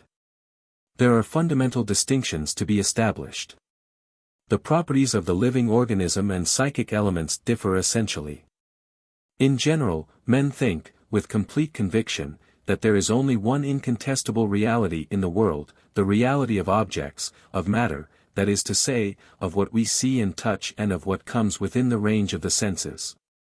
For them everything else is only an abstraction, a chimera, nothing. The majority of laymen and scholars adhere to this way of thinking. But it is possible for the laymen and the scholars to be mistaken, and that is what has occurred in this case. I agree with my regretted friend Durand de Gros that physics itself, teaches us that appearances, even when they have all the force of the most irresistible evidence, ought to be held in suspicion and severely examined. What is more evident than the passage of the sun and the entire heavens above our heads? Have not the eyes of all men in all times proclaimed this as evidence? Could there be any more imposing? And yet, it is only an illusion. Astronomy has proved it to be so. How superficial our doctrines appear in their criticism of knowledge, when, reasoning only from apparent observations, they point out to us what appear to be facts of experience. The sun is a luminous disk which revolves above our heads from the east to the west. From its rising to its setting, there was a truth of observation, it would seem, if there were such a thing. And one that the unanimous testimony of men had proclaimed for thousands of years. How does it happen, then, that science dares to affirm that this truth established by observation is undeniably an error? How does it happen that all the world knows today that it is an error? To be best understood, that fact which can be accurately and truthfully affirmed, that which is the result of real observation, is not that one which is expressed by saying, "The sun is a disk," etc. It is the fact which should be expressed thus: "I have the impression of a brilliant disk which I have named the sun, and which is of such a nature that it appears to me to move from east to west." Those are the words in which the experimenter ought to set forth the statement of his experience, if he wishes to remain within the strict limits of the known facts of his experience, that is to say, if he wishes to express absolute certainty. And even this disk is a false appearance, as the sun is a globe. Let us give sensations and perceptions their due and not confound them with reality. The latter has to be proved. I see a flash of lightning, the sound of a cannon shot reaches my ears. To be quite exact, I ought to think, I have the sensation of having heard a cannon shot, I have the sensation of having seen a flash of lightning. But the physiologists often ignore this essential distinction. The things they offer us as facts of observation are often, if strictly examined, only conjectured facts, not observations at all. They are inductions drawn from observations, where they have failed to take into account this operation of their minds. I have the sensation of a luminous disk, of such or such an apparent diameter, moving across the sky, from sunrise to sunset. That is absolutely true. That is what I have every right to affirm, at least according to the principles laid down by the doctrine of experiment in regard to certainty. But if I say, a disk moves across the sky, etc., I am stating more than I know, and I risk making a mistake, and the proof is that it have, in fact, made a sort of mistake. It would be superfluous to multiply examples in support of this thesis. We experience such or such a sensation, we have such or such an idea, such or such an emotion. That is the only knowledge which is immediate and certain, that is the only truth that is actually experimental, and worthy of absolute belief. The idea of an object implies, therefore, a sensation, a perception, a conception. But what are these things? Are they so many attributes of the object itself? No. This sensation, this conception, proves that, face to face with the object felt, perceived, apprehended, there is something that feels, perceives, apprehends. Speaking exactly, the fact of feeling, perceiving, apprehending constitutes in itself an absolutely fundamental fact, the only one that our immediate observation imposes upon us. We have made use of this form of reasoning since the discussions of Berkeley, 1710, and even since those of Malebranche, 1674. It is not a matter of yesterday. 10. We judge the universe, objects, living beings, forces, space, and time only through our sensations, and all that we are able to think about reality exists in our mind, in our brain. But it is a strange form of reasoning to conclude from this that our ideas constitute reality itself. These impressions have a cause, and this cause is external to our eyes, and to our senses. We are mirrors that reflect the images cast upon them. The pure idealism of Berkeley, of Malebranche, of Kant, of Poincaré, goes too far in its skepticism, but let us never lose sight of the principle. It is true that it is urgently necessary to protest against superficial appearances, and to proclaim that the external world is not what it seems to us. If we were not endowed with our eyes and ears, it would seem utterly different to us. The retina might be constructed differently, the optic nerve might be able to register not merely those vibrations of between 380 and 760 trillions a second, that range from the extreme red to the extreme violet, but even those beyond the infrared and the ultraviolet, or to be replaced by nerves that were sensitive to the electrical vibrations or to the magnetic waves or to the invisible forces that are unknown to us. To those beings that may exist on other planets, the universe would be something quite different from the universe of our scientific systems. We should therefore be in error if we mistook our sensations for realities. Real nature is quite otherwise. We do not know it, but the mind ought to study it. I think, this is the only thing of which we are certain, with a present certainty, a real test, and the only one worthy to be so qualified. From this primary fact, the only one of real observation, of undeniable certainty, there springs, by means of induction, a great secondary fact, the cause from which emanates this sensation and this thought. And this cause resolves itself into two elements, the subject and the object, that is to say, that which feels and thinks, and that which is thought and felt. Certain philosophers of the idealistic school, such as Berkeley in the 18th century, and H. Poincaré in the 20th, have gone so far as to pretend that only the thinking subject exists, that only our sensations are proved for us, and that the object, the exterior world, may very well not exist at all. That is an exaggeration, exactly contrary to that of the radical materialists, and no less erroneous. What is true and irrefutable is that we know what we think, and that we are ignorant of the ultimate reality, the essence of things, and of the external world of which we are able to perceive only the appearance. Suppose we know that reality is anti-scientific. We know that our senses reveal only a part of it, and even so after the manner of prisms, which modify reality.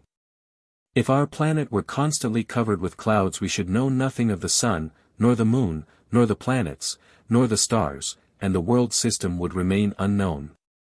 With the result that human knowledge would be condemned to an irremediable falsity. But what we know is nothing to what we do not know. And even our optic nerve is only a partial interpreter. Illusion forms the unstable basis of our ideas, of our sensations, of our sentiments, of our beliefs. The first and most fundamental of these illusions is the immobility of the earth. Man feels himself to be fixed in the center of the universe and has imagined all sorts of things in consequence. Despite the demonstrations of astronomy, we have sought in vain to see, to touch truth, we have not been able to do so. We are, let us suppose, at the close of a beautiful day in summer, the air is calm, the sky clear, and everything about us is utterly peaceful. And yet we are, in fact, on an automobile racing through the depths of the heavens with dizzy speed. Humanity lives in a state of profound ignorance and does not know that nature's organization does not help us to learn anything of reality. Our senses deceive us in everything. Scientific analysis alone brings some light to our minds. Thus, for example, we feel nothing of the formidable movements of the planet on which our feet rest. It appears stable, immovable, with fixed positions, a top, a bottom, left side, right side, etc. But it rushes through space, bearing us with it, at a speed of 107,000 kilometers an hour, in its annual course around the Sun, which itself moves through space in such a fashion that the Earth's course is not a sharp curve but an ever-open spiral. And that our wandering Earth has not passed twice over the same path since it existed. At the same time, the globe turns on its axis every 24 hours, so that what we call the top at a certain hour, is the bottom 12 hours later. This diurnal movement makes us travel 350 meters a second, in the latitude of Paris, and 465 meters at the equator. Our planet is the plaything of 14 different movements, not one of which do we feel, not even those which touch us the most closely. For example, that of the tides on the Earth's surface, which twice a day lift the ground beneath our feet as much as 30 centimeters. There is no fixed landmark that can enable us to observe them directly. If there were no shores, the ocean tides would not be visible. Do we even feel the weight of the air that we breathe? The surface of a man's body supports 16,000 kilograms of the air's weight, which is exactly counterbalanced by the pressure from within. Before Galileo, Pascal, and Torricelli, no one suspected that air had weight. Science has proved it. Nature did not make us feel it. The air is crossed by various currents of which we are unaware. Electricity has a continual part in it, the manifestations of which we scarcely ever perceive, except during storms, when there are violent ruptures of equilibrium. The sun sends us constantly magnetic radiations which, at a distance of 150 millions of kilometers, act on the magnetic needle without our senses being able to reveal this action. A few sensitive delicate organisms resemble these electric and magnetic currents. Our eye perceives what we call light only through the vibrations of ether that are comprised of from 380 trillions, extreme red, to 760 trillions, extreme violet, a second. But the slow vibrations of the infrared, below 380, exist and bear their part in nature, in the same way as do the rapid vibrations, above 760, of the ultraviolet, which are invisible to our retina. Our ear perceives what we call sound only from 32 vibrations a second up to 36,000 for the shrillest whistles. Our sense of smell perceives what we call odors only in very great proximity, and from a certain number of emanations only. The sense of smell in animals differs from that in human beings. As a matter of fact, in nature, outside of our senses, there is no light, nor sound, nor odor. It is we who have created these words in response to our impressions. Light is a form of motion, like heat, and there is as much light in space at night as there is at noon, that is to say, as many vibrations of ether crossing the immensity of the heavens. Sound is another form of motion, and it is a noise only to our auditory nerves. Odors come from particles suspended in the air, which especially affect our olfactory nerves. These are the only three senses that, in our terrestrial order, put us in touch with the world external to our bodies. The other two, taste and touch, act only through contact, which serves us little. They do not in all cases bring us the knowledge of reality. There are about us vibrations of ether or of air, forces, invisible things that we do not perceive. That is a statement of our order that is absolutely scientific and incontestably rational. It is possible that there may exist about us not only invisible things but even invisible, intangible beings, with whom our senses do not put us in touch. I do not say that such do exist, but I say that they may exist, and this statement is the absolutely scientific and rational corollary of the statements that precede it. As it is granted, and proved, that our organs of perception do not reveal things to us as they are, and often give us false or erroneous impressions concerning movements of the earth, the weight of the air, radiations, electricity, magnetism, etc. We are not justified in thinking that what we see represents the only reality, we are even invited to admit the contrary. Invisible beings may exist about us. Who would have imagined the microbes before they were discovered? But they swarm by millions and play a considerable part in the life of all organisms. Appearances do not reveal reality to us.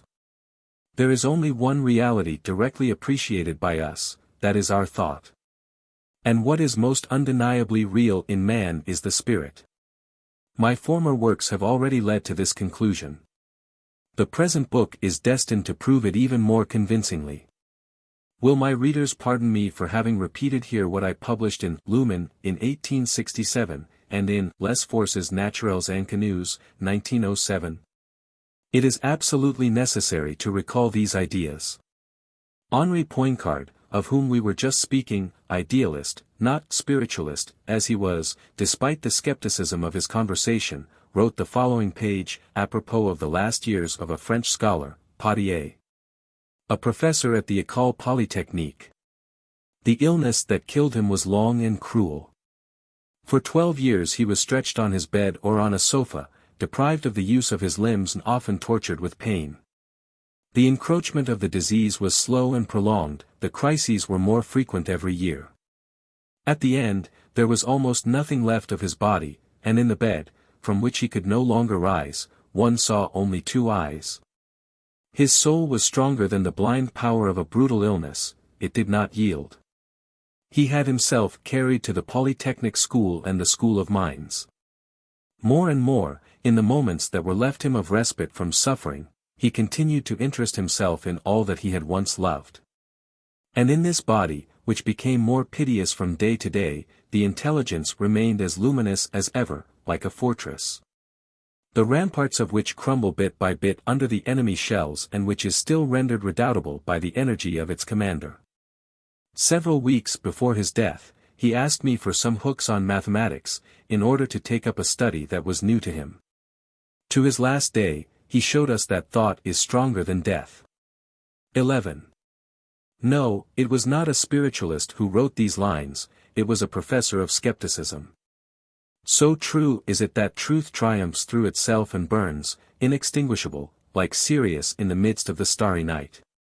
As a matter of fact, Henri Poincaré has often assured me personally in our many and lengthy conversations, that as he doubted even the reality of the external world, he believed only in spirit. That was excessive. Let us exaggerate nothing. After all, we are well aware of what we feel in ourselves. While I am writing this book, while I conceive the plan, while I lay out the chapters, I feel exactly, strictly, without any part 1 without any dogma, simply, directly, that it is I who do this work, my mind and not my body. I have a body. It is not my body that has me. This consciousness of ourselves is our immediate impression, and it is on the basis of our impressions that we can and must reason, they are the very foundation of all our reasoning. How is it possible to pretend that the definition of the human being can be given in these words, a tissue of flesh about a skeleton, or in these, a combination of molecules of oxygen, hydrogen, nitrogen, carbon? Or in these, a man consists of 6 kilos of bones, 15 of albumin and fibrin, and 50 of water, or, he is a bundle of nerves. Let us prefer the definition of Bonald, man is an intelligence served by organs. Let us declare that man is essentially spirit, whether he knows it or not. Does not each one of us carry in himself the sense of justice? Does not a child who has been justly punished for a fault know that he deserved it? And when he has been unjustly punished, does he not revolt against the injustice? From what comes the moral conscience? Man has had for ancestors the animals of the tertiary, secondary, and primary geological periods, which had gradually evolved from reptiles into simians. It is not their brains that have created moral conscience, especially this sense of justice that is innate in children. We can pretend that it comes first from ancestors, then from education. But whence comes this education? This belongs to the world of the spirit. There is no common measure between this intellectual, spiritual, moral world and the physico-chemical operations of the brain substance. The will is certainly a form of energy belonging to the order of the intelligence. Let us take one example out of 1,000. Napoleon wishes to conquer the world and sacrifices everything to this ambition. Examine all his acts, even the least important, from the campaign in Egypt up to Waterloo. Not physiology, nor chemistry, nor physics, nor the theory of mechanism, will explain this personality, this continuity of ideas, this perseverance, this obstinacy. Cerebral vibrations? That is not enough. In the brain there is another thinking being of which the brain is only the instrument. It is not the eye that sees, it is not the brain that thinks. The study of a star through the telescope cannot be legitimately attributed to the instrument, nor to the eye, nor to the brain, but only to the spirit of the astronomer that seeks and finds.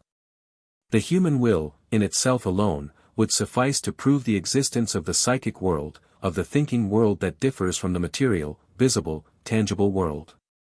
The action of the will is revealed in everything. We can take very simple examples of this.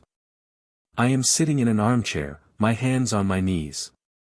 With my right hand I amuse myself in lifting, one by one, the fingers of my left hand. They fall back naturally. But if I will, they do not fall back. They will remain in the air. What is it that is acting upon their muscles? It is simply my will. Therefore, there is a mental force that acts upon matter. This force is associated with my brain, that goes without saying. But, nevertheless, it is an idea, and this idea acts upon matter. The initial cause is not the brain, the vibrations of which are only the effects. The man who exercises his will is the author of his destiny.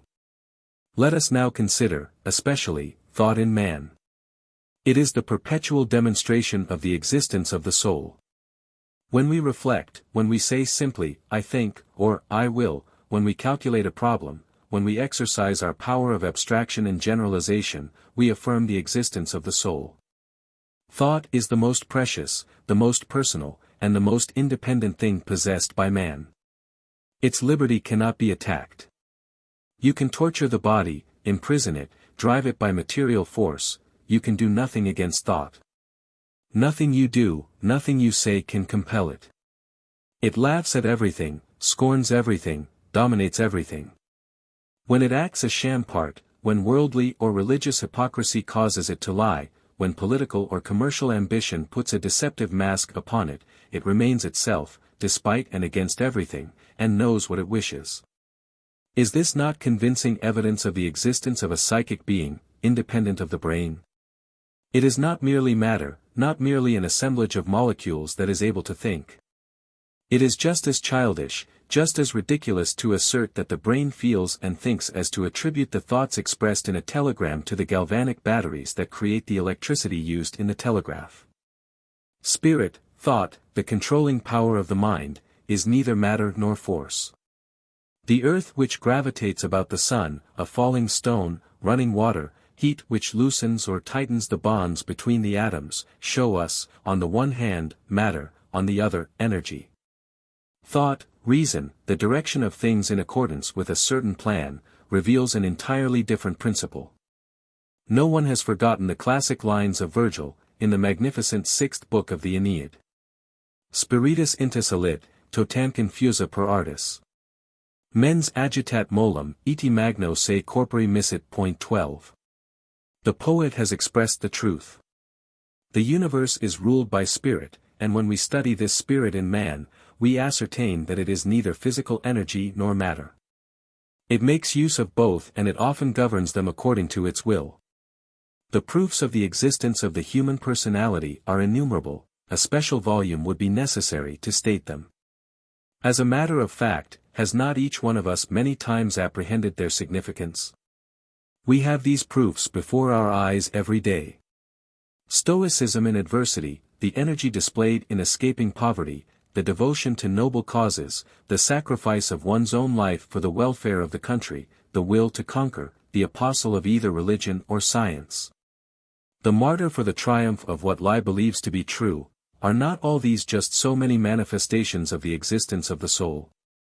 How is it possible that material cerebral secretions which, as people pretend, resemble those of the kidneys or of the liver, could produce intellectual personalities? A very original demonstration of the reality of the soul through a study of the effects of chloroform and curare on the animal economy was presented a long time ago, in 1868, under this title, by Monsieur Ramon de la Sagra. A corresponding member of the Institute, Academy of Moral and Political Sciences, who died in 1871 on the island of Cuba. The breathing of the vapors of ether or of chloroform destroys all general sensitiveness, so that persons who have been placed in this extraordinary physiological state can undergo the most serious operations without feeling them. And not only do those under the influence of ether or chloroform feel no pain, while sharp instruments separate, cut, and torture their tissues and nerves. Not only do they remain entirely insensible to these lacerations, wounds, and cuts, which in an ordinary state would wring cries of pain and terror from them, but it often happens that agreeable Even exquisite and delirious sensations are experienced by the soul during this astonishing sleep. Ramon de la Sagra presents this phenomenon as a scientific demonstration of the existence of the soul. The soul and the body are certainly not the same thing, as they are so manifestly separated here. Thanks to the influence of ether or chloroform, the soul continues to think as an individual, while the body is tortured by steel. These two elements of the human whole are separated here by the agent of anesthesia. This learned Spaniard had been very much struck by the action of the chloroform upon his wife, who, during her moments of unconsciousness, had kept her thought intact and had shown him that her intelligence had been in no way affected. She talked tranquilly with the surgeon, Bernuel, while he was cutting flesh and nerves with his knife. And later she told her husband that her ideas had been rather agreeable. Let us remember, also, that in the school of Nancy Payne has been suppressed by hypnotism. The distinction between the soul and the body, nay, more, their separation, has been observed under many conditions, in certain states of hypnosis, of somnambulism, of magnetism, of double personality, etc. The physiological hypotheses that have been imagined to explain these manifestations of the psychic individuality independent of the bodily organism are entirely insufficient. Our present conceptions of life and thought are on the point of collapsing. Everything proves to us that the human soul is a substance distinct from the body. Despite its etymology, the soul is not a breath, it is an intellectual entity. How many words, in fact, have changed their significance? Electricity, for example, which is derived from the word ambra, epsilon lambda epsilon kappa tau rho omicron nu. We intend to establish this personality by proving the existence of the supranormal faculties that have nothing in common with the properties of nature. 4. Supranormal faculties of the soul, unknown or little understood. When I was a child, I spake as a child. I thought as a child, but when I became a man, I put away childish things. St. Paul. To imagine that we can attain certainty in any sort of study is to be rather naive. We are certain of nothing, our senses, our powers of observation, our intellect are not fitted to discover absolute reality. The most positive of the sciences, astronomy, attains to certainty in its measurements. Like arithmetic, algebra, and geometry, it is an exact science. We know that our planet turns about the Sun in 365 days, 6 hours, 9 minutes, and 9 seconds, at a distance of 149,500,000 kilometers, that the Sun is 1,301,000 times larger than the Earth, that it is 332,000 times heavier. That Mars turns about the Sun at a distance of 228 millions of kilometers, in a year of 686 days, 23 hours, 30 minutes and 40 seconds, and revolves on its own axis in 24 hours, 37 minutes, 22 seconds, etc. Physics, chemistry, zoology, botany, geology, are far from being so exact, human physiology and medicine also are far from exactitude, and psychology is still farther. All psychological instruction in schools and from standard treatises needs to be perfected and even reformed. As the normal faculties of the soul, understanding, reason, will, which are the objects of classical instruction and which are habitual and permanent in their manifestations, have not given indisputable proof of the soul's independence of the brain or of the certainty of survival. We have approached the problem from another angle and we ought to go farther toward its solution. Man is before everything a thinking being. Thought is a fact. Along with this primordial fact, may we not inquire if certain faculties of the soul, at present unknown or little understood, do not offer us subjects for investigation. The careful analysis of which would help us to dispel an ignorance that has already lasted far too long, throw light on the problem of our psychical constitution, increase our very limited knowledge, and finally establish an acceptable science of psychology such as we have always desired, after so many barren discourses on the same subject, and so many useless dissertations revolving in the same circle. Perhaps humanity is not intended to remain always imprisoned. The preceding chapter has already invited us to study experimentally the question as to whether or not the soul exists independently of the body. If it exists, like an atom of iron, of oxygen, of hydrogen, or of radium, for example, an atom which would be endowed with the faculty of thinking, a psychic atom, it must survive organic disintegration and even pass through. In the course of the corporeal life, the material modifications of the brain as well as those of ideas. The animating principle remains, the form alone is perishable. We have just recognized, through the preceding discussions, that the probability of the soul's personal existence has been physiologically settled. We can go even farther and prove this personal existence, by the manifestations of faculties of the soul that cannot be attributed to the material properties of the brain, or to organic, chemical, or mechanical combinations, faculties that are intrinsic. The will, the special proof of the individuality of the spirit, will be examined in the following chapter, as well as other demonstrative faculties. But first I wish to point out certain unexplored or little understood faculties, metaphysical faculties, to use the happy expression of Charles Richet. For example, the mind's power of perceiving unknown things, or rather of foreseeing. What is a presentiment? What is the nature of this faculty of the soul that is often so sure? For this investigation, which was begun so many years ago, I have brought together, compared, and discussed hundreds of observations. Some of my readers may remember that in the year 1899 I undertook an analytical inquiry into these faculties of the soul and their manifestations, the first results of which I published in my work, L'inconnu et les problèmes psychiques. 20 years have passed since then and I have continued to receive, from great numbers of observers, communications which I have made it my duty to verify as much as possible, well knowing that despite the best memory and the most indisputable honesty, one's recollections inevitably lose their shape and make all testimony more or less suspicious. We shall not exercise a too great severity in the admission of these often extraordinary facts. Another excess would be to reject them all beforehand. Truth lies between extremes, and we must not forget that the truth may at times not appear true. One may have remarked, in the work of which I have just spoken, examples of presentiments that had a definite cause, for example, on page 124, that of a collegian, weeping bitterly at the moment when his father was dying far from him.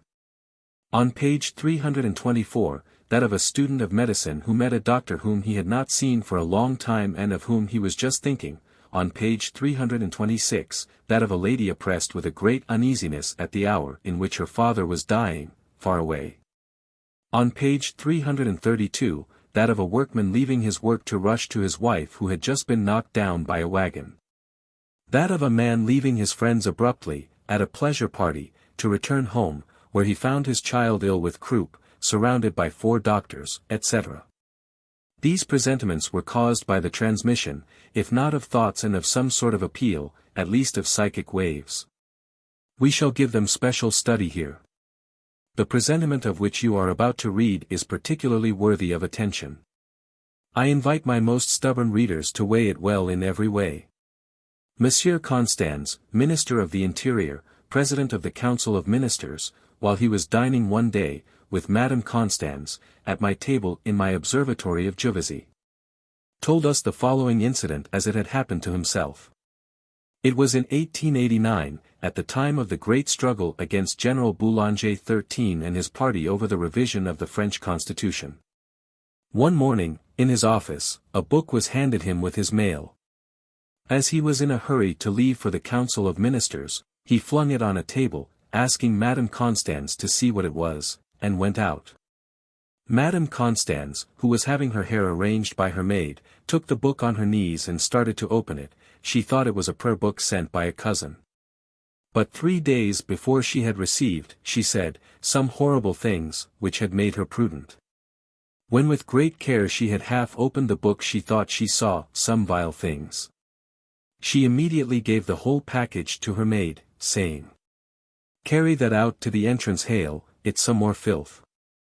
This confidential servant had hardly gone out when Madame Constans, half-dressed, her hair down her back, ran to the entrance and cried, "Don't open it, don't touch it." Why? She sent for Monsieur Cassel, the Director of Public Safety, and urged him to examine the object, as she had a presentiment of some mystery connected with it. When Monsieur Cassel shook the book, he saw certain little white particles fall on the table. He put a match to them, and they caught fire. He realized the danger, put the book under his arm, and left for the prefecture, for the laboratory of Monsieur Girard. At the end of an hour Monsieur Cassels came back and told Madame Constance that the book contained enough dynamite to blow up the wing of the ministry that was occupied by the minister. Madame Constance fainted and remained ill for 8 days. Such was the tale which Monsieur and Madame Constance told us at table, before a dozen persons. The minister's wife had guessed the danger. More than guessed, felt it so intensely that she had run, half-clothed, as far as the minister's antechamber to stop the servants who were about to open it. Does not this show a sort of inner vision of the spirit, which has no connection with normal sight? We may attempt to compare this impression to a dog's sense of smell, but what an abyss exists between the two experiences. To have suspected a menace, that can be explained in the circumstances, but to have violently felt the immediate danger. A few days after this was told me, my friend Girard, director of the laboratory of the prefecture of police, confirmed for me his special analysis of the charge of dynamite. At this same dinner Madame Constance told us of another presentiment no less worthy of attention, which she had experienced. In accordance with my practice to verify everything, by investigation, I was able to have the story confirmed by the physician who was attending her, Dr. Resseguet of Toulouse, the Constance family physician, in a letter which I give fully as I have given the preceding ones. Letter of Dr. Resseguet. Toulouse, March 16, 1901. Dear, great master. I am making it my task to answer your questions on the subject of Madame Constance's presentiment in connection with her refusal to take some medicine sent by a pharmacist. This is the story. I shall tell it to you impersonally, as a historian. Madame Constance was 23 years old, and was living in Toulouse, when one day she contracted diphtheria. Dr. Resseguet, who is still at Toulouse, was called to her bedside. He ordered that her throat should be painted with muriatic acid. Madame Constance's mother gave him a bottle containing the supposed acid. But the sick woman, though very feeble, refused to let them go on, objecting that they were going to kill her, that it was not muriatic acid. After a few unsuccessful attempts to treat her, and wishing to make sure himself as well as to prove to the patient that the medicine was all right, he thrust the stick of a match into the little bottle. It carbonized at once, it was sulfuric acid. That is what I remember. I do not recall the exact details, but I have not forgotten that a serious mistake had been made by the druggist in connection with one of my prescriptions, and that Madame Constance, because of a strong presentiment, felt she must refuse to use the remedy. I have endeavored to gather more materials about it, I have looked through my old notebooks of this period, but in vain. I know that it was a case of diphtheria. My prescription had called for 2 bottles, one of which was for cauterization, the other for a potion, and the druggist's mistake must have been a confusion of labels. I know I have always remembered the fortunate presentiment that saved Madame Constance from the terrible effects of the ingestion of a caustic. Allow me to tell you, Monsieur and Great Master, that I am one of those whom your learned and interesting writings on the plurality of worlds has deeply interested and stirred. For a long time I have been your disciple in the matter of scientific theology, which has come to save the religious aspirations of humanity from materialism. Be good enough to receive the homage of my profound and sincere gratitude. This homage is your due. Letter 980.114. B. Resseguet. Here, then, are 2 incontestable empirical observations of presentiments, of which a materialist physiology can surely give no explanation. I could add to them 100 similar statements that prove the existence of inner faculties, still unknown, that may be studied for our personal instruction. There is here no act of reasoning, nor transmission of thought, nor telepathy. It is a sort of divination. The transmission of thought, telepathy, will be the object of special chapters later. We are entering upon the analysis of a whole unknown world, and we ought to distinguish with care the intrinsic nature of the phenomena. We shall have analogous facts to study in the chapters on mental vision.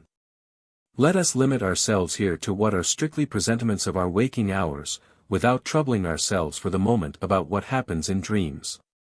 I have related somewhere how Delaunay, the director of the Observatoire at Paris, had the presentiment that the sea would prove fatal to him and had always refused to take a sea voyage, until one of his relatives, Monsieur Millaud, came in August to beg him to take a week's rest. They went to Cherbourg and were both drowned as they were returning from visiting the roadstead, the boat capsizing in a gust of wind. Arsène Houssaye relates a similar story in his Confessions, Volume 4, page 425. Let us hear him. His sister Cécile had fled from the Prussian invasion of 1870 and had taken refuge in a town on the seacoast. One day someone suggested a trip on the ocean, but all at once my sister exclaimed, "No, I do not wish to go on the ocean." Her friends asked her why. She told them how once at Toulon, as she was going on board a ship, an Italian fortune-teller had advised her to stay on shore. "Carissima Donna, the sea will do you harm." My sister had gone on, nevertheless, giving 100 sous to the Italian. They were hardly at sea before a gust of wind had flung her into the water, from which, however, she had been saved. The next day, the fortune-teller had appeared at the sous-prefecture. They did not wish to receive her, but my sister went out to her. The old Sibyl looked into her eyes and prophesied that the sea would be fatal to her. That was why she had not wished to take refuge in England, where she was expected by one of her friends. Instead of a trip by sea, they decided on a walk on terra firma. It was the 10th of October. The prefect, his wife, his young daughter, his 2 nieces and my sister went gaily to the point of Penmarc'h, that bristling promontory of Cyclopean crags. Penmarc'h means horse's head, for the speech of the Bretons is as full of images as that of Chateaubriand. The sea broke against it with the noise of a tempest, all about were unfathomable depths and whirlpools. Also, below the horse's head there was a veritable hellhole. Out on the point of Toulon-Ifern, then, the prefect led these 5 young and pretty women, so that they might see the terrifying spectacle of the raging sea. They were all laughing gaily when they came out on the rock, as into a box at the opera. While they sat down here and there, the prefect smoked a cigar nearby in the doorway of a marine painter's studio. The women called to him to come and watch the wonderful sight of the sea besieging the rock. They were not in the least uneasy, for the assault of the waves stopped far below them. The hour for departure had come, but my sister, captivated by the rugged beauty of the spectacle, asked for 5 minutes' grace. Suddenly a wave from the depths, one of those terrible waves like a thunderbolt leapt up, scaled the rock, and carried off the 5 terrified women. The prefect turned white as he stared at the whirling water. An umbrella was flung toward him. A single cry, "Mother!" He dashed forward as if to fight the waves, but already the flood had gone down, bearing its harvest. And then nothing, just nothing but the sea, already calmer, singing the De Profundis, its bouquet of women on its bosom. The jealous ocean has kept my sister in its depths, without flinging her back upon the shore. Nothing reappeared, her graceful body, or her hair, loosened by the waves, or her umbrella, or her fan, nothing remained of her but that cry, "Mother!" It was a white pigeon that brought me this somber news. Alas! The pigeons of the siege of Paris never brought us good tidings. Presentiments, warnings of this kind are too numerous to be fortuitous, and it is not surprising that we should seek an explanation of them. They form part of the psychic phenomena we are to study. One chance coincidence, yes. But 20, 100, 1,000? No. There is no superstition in analyzing these mysteries. The story we are about to hear shows us an entirely well-balanced man who, while he was with friends 20 kilometers from home, and expecting to spend the night, was oppressed with a sense of indefinable misfortune. He changed his plans so as to return home immediately, where he found his mother playing cards. Later she went to bed as usual, but appeared to him at the end of the same night, announcing that she was dying, at the very moment when she actually died from the rupture of an aneurysm, in a room situated at the other end of the house. There are two distinct facts here: first, the sensation from fear of imminent and unforeseen misfortune; secondly, the apparition at the moment of death. Here is the letter. Dear Master, for the sake of the knowledge you are giving to the world, I must inform you of something that happened to me 5 years ago, and which you certainly ought not to doubt, despite your severe scientific methods. First of all, I must tell you who I am. At present, 1899, I am 35 years old. I enjoy excellent health. I have never suffered from hallucinations, and I have always been skeptical regarding visions and presentiments. I am a landowner and live on my estate. I am engaged in the cultivation of my lands, and besides, I have administrative duties in the service of the government. I am a Semski Nachalnik, which can be translated as an administrator or territorial judge, in the district of Kom, province of Pskov. At 7:30 in the morning, on the 20th of April, 1894, my mother, Madame Olga Nikolaevna Arbasov, breathed her last. Nothing gave warning of the approach of this death, for my mother was only 58 years old and was feeling well. At the time I was living with her on my estate, where I am still living, in the village of Vnukovo, district of Kolmdepskov. In the year 1894, the 20th of April, the day of my mother's death, fell during Easter week, old style, and on the 19th I had gone to pay an Easter visit to some friends. They live about 2 kilometers from my estate and I have often passed the night with them, returning home the next morning. I expected to do so on this occasion. Nevertheless, an indefinable presentiment prevented me from spending the night with them, and despite their urgent entreaties, I started back the very same evening. During the whole journey I was ill at ease and obsessed with the presentiment of approaching misfortune. I knew no relief until I arrived home and found some friends with whom my mother was playing cards. My mother used to suffer from violent attacks of headache, and when I asked her how she felt, she answered that her head pained her a little. Before going to my room, I wished her good night, as usual, and then lost no time in falling asleep. My house is large and my chamber is somewhat removed from my mother's, 2 stone walls separate them. The next day, April 20th, I awoke entirely covered with cold sweat, and trembling from a frightful dream that had just appeared to me. To tell the truth, it was not a dream but a vision. At the moment of my awakening, at exactly 7:30, for I looked at once at my watch, I plainly saw my mother approach my bed. She came and kissed me on the forehead, saying, "Farewell, I am dying. I am dying." I was just getting up to go into my mother's room when I suddenly heard a great uproar in the house and people running about. My mother's chambermaid dashed into my room, bathed in tears and screaming, "Monsieur, Madame has just died." According to the statement of the servants, it appeared that my mother had risen at about 7, and had gone into her grandchildren's room. She kissed her little granddaughter, went back to her room and, as her custom was, knelt down before the icons to say her morning prayers. At the moment when she prostrated herself before the images she suddenly died. Death had been caused by the bursting of a blood vessel. Well, the death had taken place at exactly 7:30, the hour of my vision. There, my dear master, is the event which I believed I ought to communicate to you. If you desire to ask me some questions I shall make haste to satisfy you for the sake of your valuable and carefully verified researches. It seems to me, as a matter of fact, as if I had already written to you. Alexis Arbasov, Letter 814. Kom, Government of Pskov, Russia. There are 2 remarkable facts here that may be interpreted for our instruction.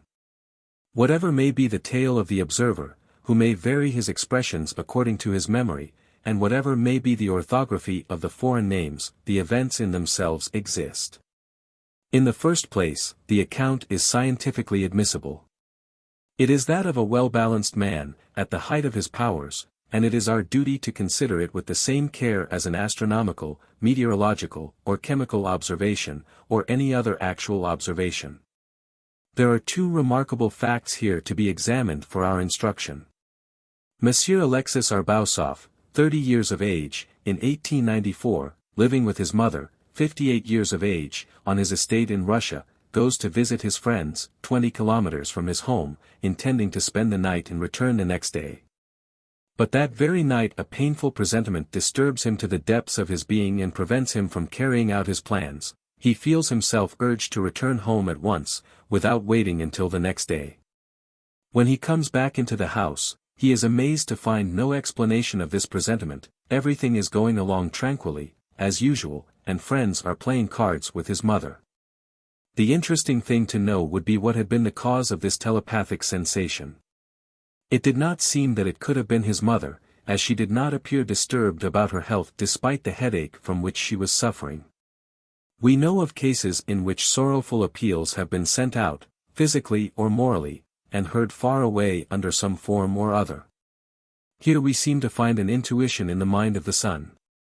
Nevertheless, the psychic communication between the two cannot be doubted, and it is accompanied here by a singular provision of the future. Madame Arbasov was going to die in a few hours. She did not suspect it and her son was equally unaware of it. But there is something else in us besides our apparent normal consciousness. Whatever name we may give it, unconscious, subconscious, subliminal, this other thing exists, you cannot escape that. Well, it is our inmost self, transcendent, permanent, existing before our material body and independent of it. It is our soul, whose faculties are unknown to official science. Let us now look at the second point. The man who tells the story, a responsible landowner and territorial judge, goes to bed and sleeps the sleep of an honest man satisfied with his lot. But now it happens that the next morning he awakens, covered with sweat, trembling from a horrible nightmare. What was it? His mother, dead suddenly in her room far away and separated from him by 2 other rooms, comes up to his bed, kisses him on the forehead, and says, "Farewell, I am dying." The personal action of the dying woman cannot be doubted here. Her spirit must have affected that of her son, enough to show him her image. We must not conclude from this that something material, or semi-material, an ethereal body, clad like the dead woman, had passed from the mother's room to the son's. Such an interpretation is not necessary. But this mother did, nevertheless, really show herself to her son when she announced her death to him. That is the incontestable fact before which all denials must yield. Is that not a proof of the existence of a spirit in the human organism, a thinking spirit, a mental will, affection, personality? The observation is as positive, as irrefutable as that of a fireball, of a thunderbolt, of any carefully verified physical phenomenon. It was in spirit that this mother made herself felt to her son, and this psychic action of her brain was expressed by her image. The account that follows shows a certain analogy with the preceding one and in the same way brings forward a supranormal faculty of the soul for our study. My mother died on October 4, 1888, in her home 5 miles from Ozark, Missouri. She was 58 years old. At the time I was living at Fordland, about 20 miles from my mother's house. I had not seen her for 2 months, but she wrote to me every week. The night of her death, I was attending a religious service with my wife. We had our year-old baby with us. About 10 o'clock in the evening, before the end of the service, while the congregation was singing, I felt the need of seeing my mother. A thought which was suggested to me by the sight of some people who seemed too warm and which reminded me that my mother was subject to attacks of breathlessness in which she needed air, and in their faces I seemed to see my mother suffering. All at once I was mastered by the impulsive desire to rush to her, a desire so strong that I confided the baby to a neighbor and left, without telling my wife, who was in another part of the church. I ran to take the train, but missed it, and in my determination to reach my mother's home without delay, I followed the track on foot, for about 7 miles, and by another road, I was able to reach my mother's house at 3 in the morning. I bad therefore walked more than 4 hours. My mother had just died. I knocked, no one answered. I managed to open the door and found my sister, whom the noise had awakened. I asked her where my mother was and she answered. "She is in bed." "Oh." I said, "She is dead." I was sure of it. We went to her bed. She had indeed died, undoubtedly several hours before. She had gone to bed about 10 o'clock, feeling better than usual and planning with my sister to get up early to go to Ozark. Thomas Garrison. An inquiry made by the English Society for Psychical Research has published the details of the verification of this tale by the sister of the narrator, his wife and the neighbors. 15. So here is a man who, without any known cause, without any normal reasons, leaves a religious service which he is attending, gives his child to a neighbor to hold, does not tell his wife, and goes 20 miles on foot at night to rush to his mother who has just died. It seems to me impossible to doubt that the spirit of the dying mother had affected his own. Moreover, it was the spirit of the narrator that had felt that emotion, as imperious as it was incomprehensible. Was the action conscious or unconscious on the part of the mother? We know nothing about it. But we cannot refuse to admit that between the two persons, the mother and son, there was psychic communication, mental correspondence.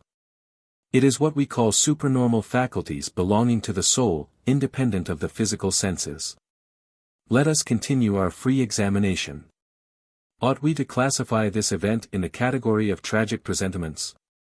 In any case it is most extraordinary.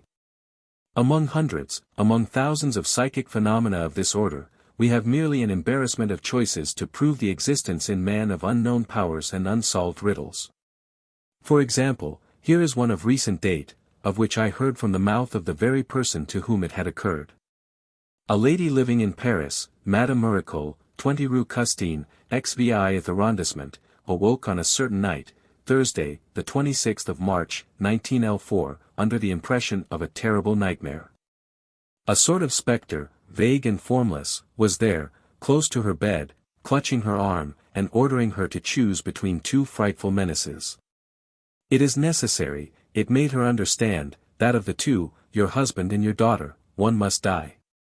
Choose. Choose, she said, between my husband and my daughter. It is impossible. Neither the one nor the other. She replied, trembling all over. You must choose, replied the apparition. One of the two must die. Decide. Which is to be sacrificed?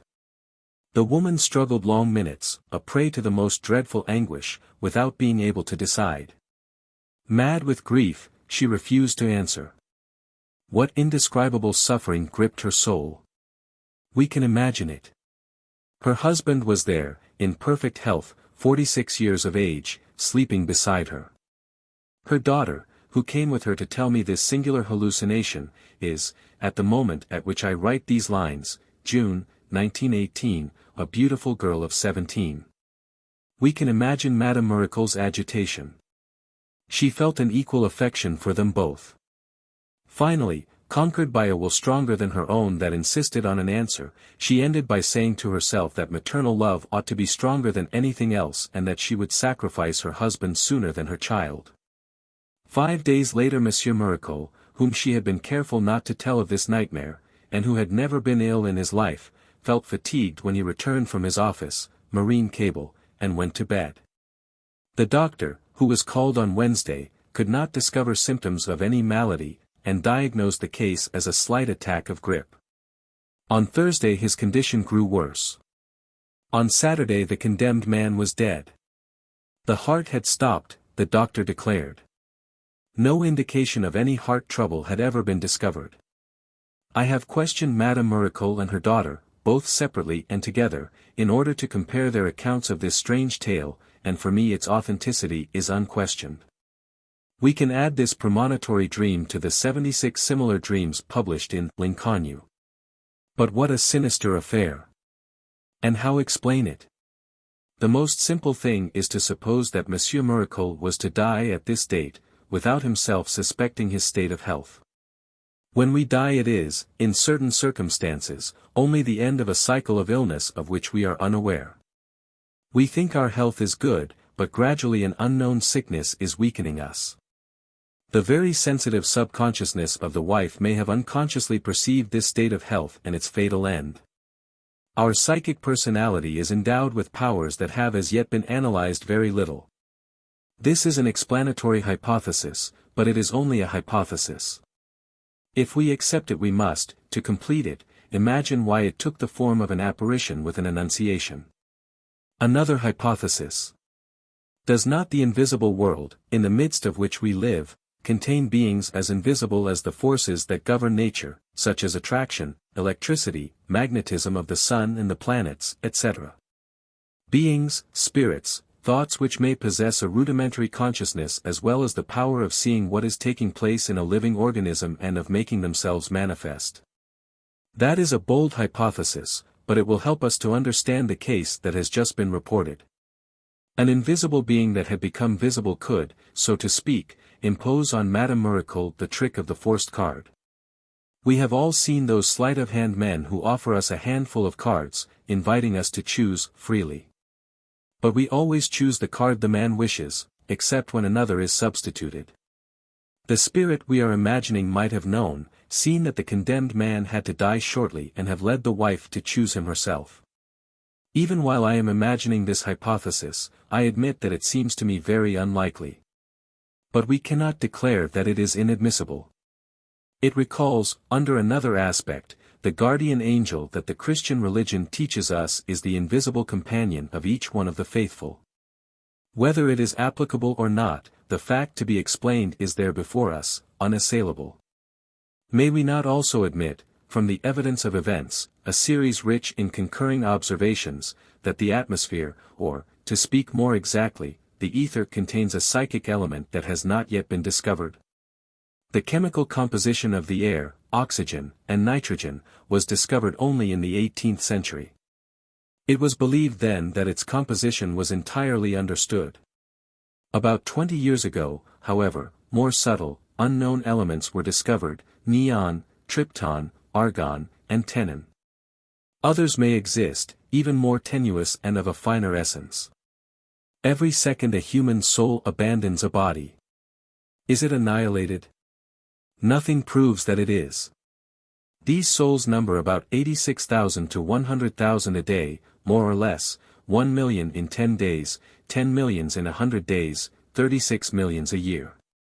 To believe, with Victor Hugo, that everything is full of souls, is perhaps not poetic fiction. But may not this psychic element be concerned in the explanation of the phenomena we are studying?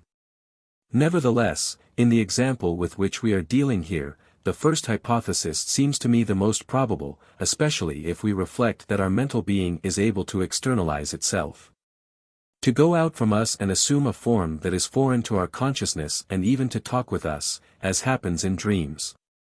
But in this instance it is the case of a dream that was at first unconscious and on awakening became hallucinatory.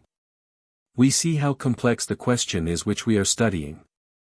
This example, which I have just presented from among 1,000, has no other aim, for the moment, than to justify the title of this chapter, Supra-Normal Faculties of the Soul, Unknown or Little Understood. It bears the number 4033 in the inquiry of which I have already spoken. A tale that is not without resemblance to that of Madame Miracle is related in Ainsley's Magazine, for March, 1892, by Dr. Minot Savage. In a certain quarter of New York there lived a young man who had just finished his studies abroad at the University of Heidelberg. By nature he was anything but imaginative. Tall and robust, he had the reputation, if an athlete. His favorite studies were mathematics, the physical sciences, and electricity. He had just come back from abroad and, so far as could be known, his health was excellent. He was at the time with his mother in her house in the country. It was his custom to go every day, after dinner, into the public square for a little stroll while he smoked his pipe. One evening Lai came in quietly and went to bed without speaking to anyone. The next morning he went into his mother's room, before she had risen, and passed his hand over her face so as to wake her gently. Then he said, "Mother, I have something very sad to tell you. You must arm yourself with courage so as to be strong enough to bear the news." His mother was, naturally, astounded and asked him what he meant. "Mother, I know what I am saying, I shall die soon."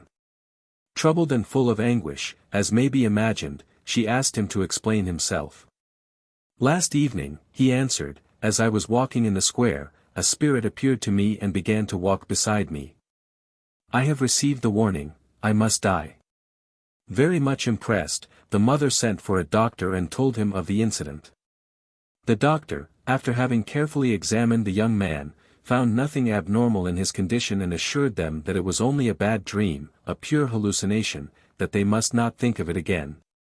And that in a few days the mother and son would laugh at their fears. The next day, the young man was not quite so well as usual and the doctor was called a second time, again he laughed at their fears. The third day the condition of the sick man had grown worse, and then he was obliged to admit a case of appendicitis. The young man was operated upon and died 2 days later. Only 5 days had passed between the vision and the death. When confronted with these tales, people have the habit of disposing of them lightly with the word hallucination, and they imagine they have solved the problem by suppressing it. This is childish. I should only have to dip into the innumerable documents of this inquiry to add new and different cases to those that have been told and to show the extent of the unknown regions we have to explore.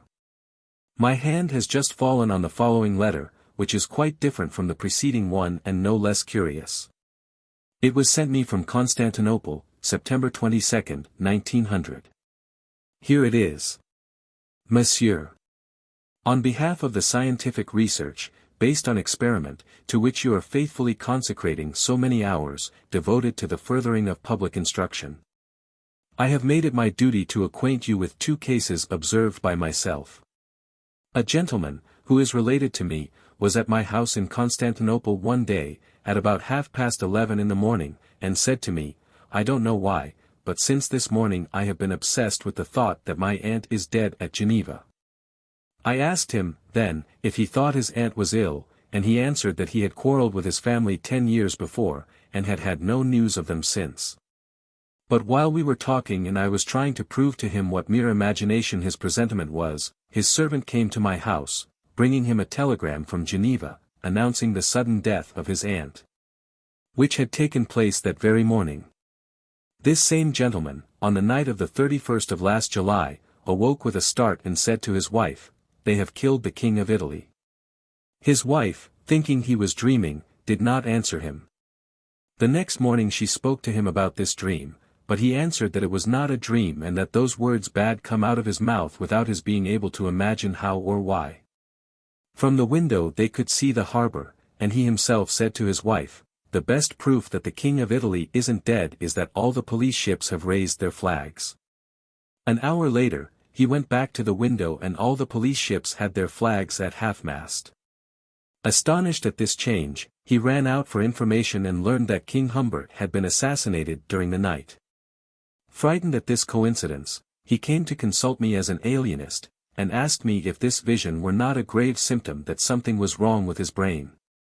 I reassured him, but did not fail to take down notes on the case, especially because, as I have just told you, this man is perfectly well balanced and in all ways worthy of trust. While awaiting a reply, I beg you to be good enough to pardon my boldness in addressing you without knowing you personally, and to accept my respectful homage. Dr. L. Mugari, alienist of the Royal Italian Hospital, 20 Rue Cabriston, Constantinople. Letter 943. We have here, as we see, 2 cases of telepathy, analogous though different. First, a death perceived at a distance, from Constantinople to Geneva, in a waking state. Secondly, the assassination of the King of Italy, learned of during sleep. There can be no doubt of the perception of the 2 facts. Is the explanation the same for the 2 eases? In the first there was probably a special current between the aunt and the nephew, in the second case, a transmission through the general spherical waves. It is difficult to decide. It is because of this difficulty that the number of observations has a real value. I have thanked the honorable doctor for adding this communication to so many others. No one has the right to deny these facts. It is senseless to see nothing in them but illusion. It is denying the sun at high noon. The human being is still, for us, an unexplored mystery. The science taught in schools has followed the wrong track until now, and he who seeks for truth must henceforth be convinced that there exist unknown powers of the soul of the greatest importance, to be discovered, determined, and explained. My opinion is that we ought, with an open mind, to investigate everything. Francisque Sarcey was gracious enough, one day, to show me a letter which he had just received about palmistry, dated March 22, 1899, and which began as follows. No one admires more than I your good sense, and the excellent principles that you profess, or the very prudent advice which you give the world in your chronicles. But no one can know everything, and the excellent good sense, a rare thing, that is most peculiarly characteristic of you, does not permit you, I admit, to fathom what at first seems unfathomable. In this you are diametrically opposed to Monsieur Flammarion, who himself possesses the real scientific sense. He rejects nothing without examination. Letter 841. A. de M. This letter continues with a dissertation upon palmistry that there is no need for us to discuss here. If I have reproduced this passage, it is only to remind us of the care we must take to disdain nothing, in the hope that, unhindered by preconceived ideas, we may succeed in determining what is true and actual in psychic phenomena. Sarcey was all the kinder to show me this letter because he did not in the least believe in these phenomena. Nevertheless, how numerous, how irrefutable are these phenomena! Let us no longer disdain them. To prove, to discuss supranormal powers of the soul. That is not always easy. The following case was sent me from Set, January 20, 1912, and it was one of those which showed me how wise I had been to invite, through the press, those who had had these experiences to be good enough to inform me. In the interest of our general understanding. On a certain evening, I came out of the Grand Café at Set, leaving a good friend of mine within, in perfect health. It was exactly midnight. I went to bed in excellent humor and slept the sleep of the just, with no other preoccupation than that of enjoying a well-earned repose. All at once, at 3 o'clock in the morning, I sat up in my bed, wakened by a frightful nightmare. I saw my comrade, his skull open, breathing his last, bidding me farewell and embracing me. It was horrible. I can still see clearly that frightful vision. I got up terrified, dressed, and waited for day in the hope that the distraction of the coming and going in the streets would drive away the frightful nightmare that obsessed me. At 7 o'clock in the morning I set out from my home. They were just coming to tell me that my lamented comrade, Theobon, while visiting a friend, had, after events that do not concern us here, jumped out of a window and broken his skull, which had caused instant death. Stunned, overwhelmed, and still under the impression of my dream, I thought I was going to faint.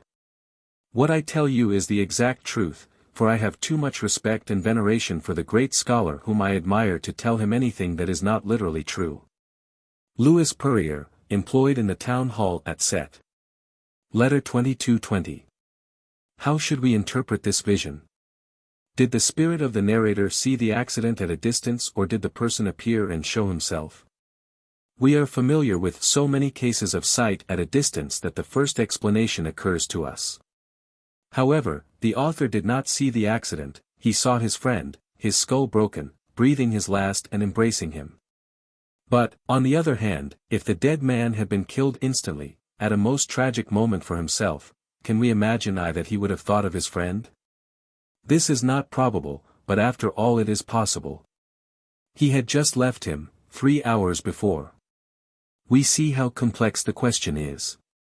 Here is a very remarkable ease of the telepathic perception, on the part of a wife, of an accident occurring to her husband, at a distance, taken from Phantasms of the Living. It concerned Dr. Olivier, a physician at Huelgoat, Finistère, who writes. On October 10, 1881, I received a professional call into the country about 7 miles from my home. It was in the middle of the night, a very dark night. I started down a sunken road, above which rose trees that formed an arch overhead. The night was so dark that I could not see how to guide my horse and so let the animal choose his own path by instinct. It was about 9 o'clock. The country road on which I happened to be at this moment was strewn with large round stones and sloped down steeply. The horse walked slowly, very slowly. All at once, the animal's 4 feet slipped and he fell, his mouth striking the ground. Naturally, I was thrown far over his head. My shoulder struck the earth and I fractured my collarbone. At this very moment my wife, who was undressing at home and preparing to go to bed, had a strong inward feeling that an accident had happened to me.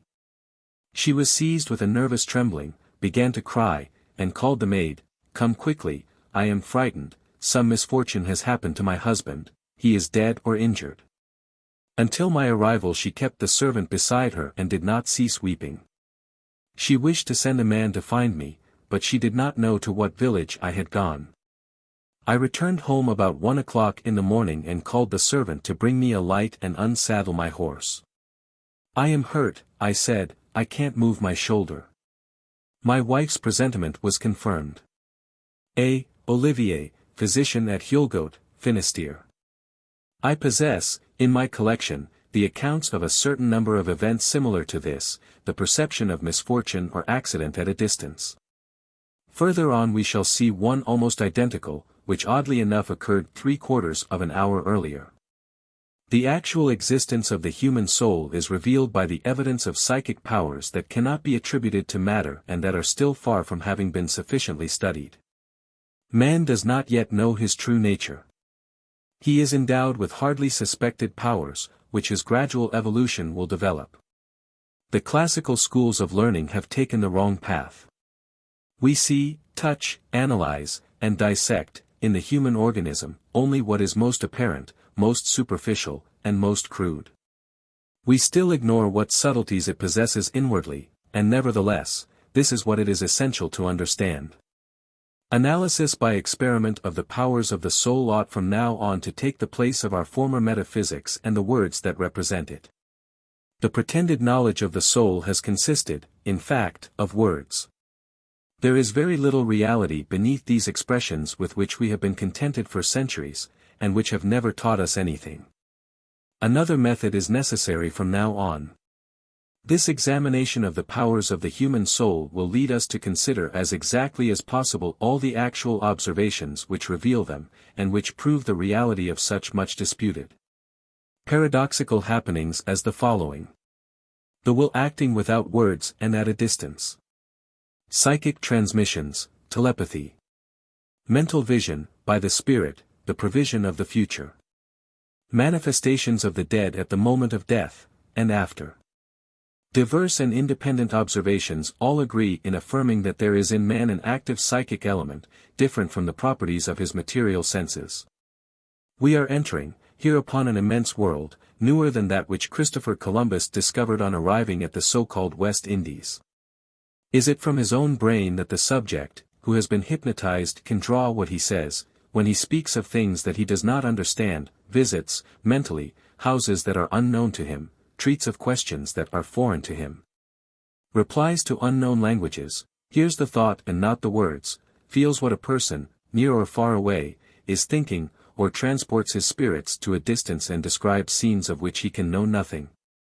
Let us cease basing our judgments on material appearances, on the classic physiology. In general, we dare not confront the unknown, face it as a problem, an equation. We are inclined to believe we know everything, and that what is outside the limits of science is not worthy of examination.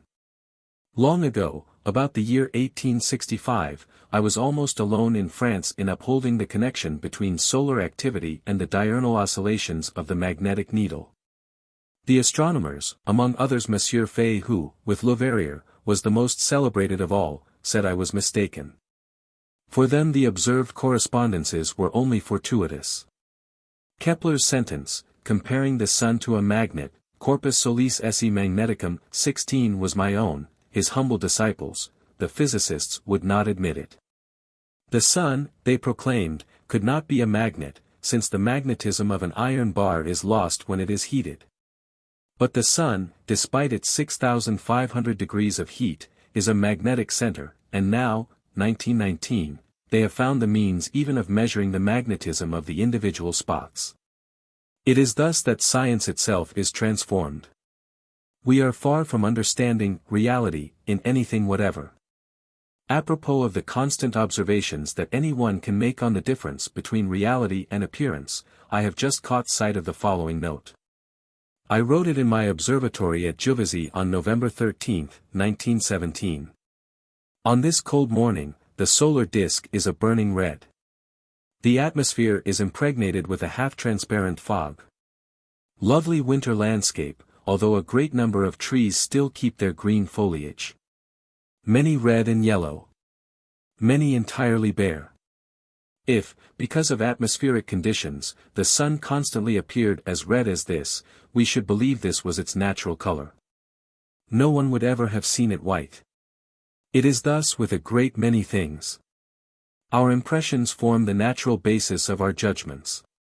This is perhaps the 100th tune I have seen the sun like this and have made the same reflections. The same may be true of all our sensations. As I transcribe this note, I can add to it what I have said very often for 50 years, if the atmosphere were even more opaque, or constantly covered with clouds, neither the sun nor the stars would ever be visible. The solar system would remain unknown, and the human race would remain irretrievably in the most absolute ignorance of reality. What shall we think now of persons which are psychic in different degrees? They are more numerous than one imagines. Goethe and Schumann were remarkable types of them. We shall speak further on of Goethe in connection with double personalities. Let us notice in passing a curious telepathic experience of Schumann's. In a letter written in the year 1833, to Clara Wick, he relates what follows. I must tell you of a presentiment that I have just had. It has haunted me from the 24th to the 27th of March. While I was absorbed in my new compositions. There is a certain passage that obsessed me, and some one seemed to repeat after me, from the depths of his heart, ach, Gott. While I was composing I saw funereal things, coffins, despairing faces. When I had finished I sought for a title. The only one that came to my mind was, Lichen Fantasy, Funereal Fantasy. Wasn't it extraordinary? I was so much upset that tears came to my eyes. I really did not know why. It was impossible for me to discover a reason for this sadness. Then came Teresa's letter and everything was explained. His sister-in-law wrote him that his brother Edward had just died. Schumann gave the name of Nachtstück, Nocturne, to this piece that he had at first wished to call Lichen Fantasy. 17. Presentiments appear under all forms. An examination of them would fill an enormous volume. 18. I shall point out one more of the most extraordinary, experienced by a great lady across the channel, Lady Eardley, who related it in the following words to Mr. Myers. 19. When I was a young girl of about 16 I had a light attack of measles. I was living with my grandfather and grandmother. After 3 or 4 days in my room, they told me I could take a warm bath. I was overjoyed, and since I felt much better I went to the bathroom and undressed. Just as I was about to enter the water I heard a voice say to me, "Open the door." The voice was distinct, quite external, and yet seemed to come in some way from myself. I cannot say whether it was a man's or a woman's voice. I was astonished and looked about me. Naturally no one was there. A second time I heard, "Open the door." I began to be frightened, saying to myself, I must be mad or ill. But I did not feel ill. I decided to think no more of it and was already in the bath when I heard for a third, and I think for a fourth time the same words spoken. I made a bound, opened the door, and came back to the bath. As I stepped into it I fainted and fell fiat in the water. Fortunately I was able to seize the bell rope that hung on the wall close to the bath. The chambermaid arrived and found me, she says, with my head under water. She seized me and carried me out of the room. My head struck against the door, which brought me to my senses at once. If the door had been closed I should certainly have been drowned. How extraordinary! What was this voice? Whence did it come? Probably from the young girl herself, who may have thought of a possible weakness. What variety there is in all these incomprehensible warnings! Yes, the human soul is gifted with powers unknown to the science of today. Our psychic mentality, which is in general submerged in our material being, shows itself in certain examples that are well known but have been poorly explained by the blind physiological skepticism of the modern schools. Among others, let us recall the following events in the life of Jeanne d'Arc. Jeanne said to the soldier of Chinon, who had cursed her when she was entering the chateau, "Ah! You deny God, and yet you are so near your death." That very evening the soldier was accidentally drowned. At other times, and more often, it is Jeanne herself who attests that she is warned by her voices. At Vaucouleurs she goes directly to the Lord of Baudricourt, without having ever seen him. "I recognized him," she explained, "thanks to my voice, it said to me, 'There he is.'" At Chinon, when she had been brought into the king's presence, Jeanne recognized him unhesitatingly among the 300 courtiers in the midst of whom Lai had disguised himself under a borrowed coat. She asked him for a private interview in which she recalled to him, to convince him of her mission, the words of the silent prayer that he had already addressed to God, alone in his oratory, a prayer concerning his contested legitimacy.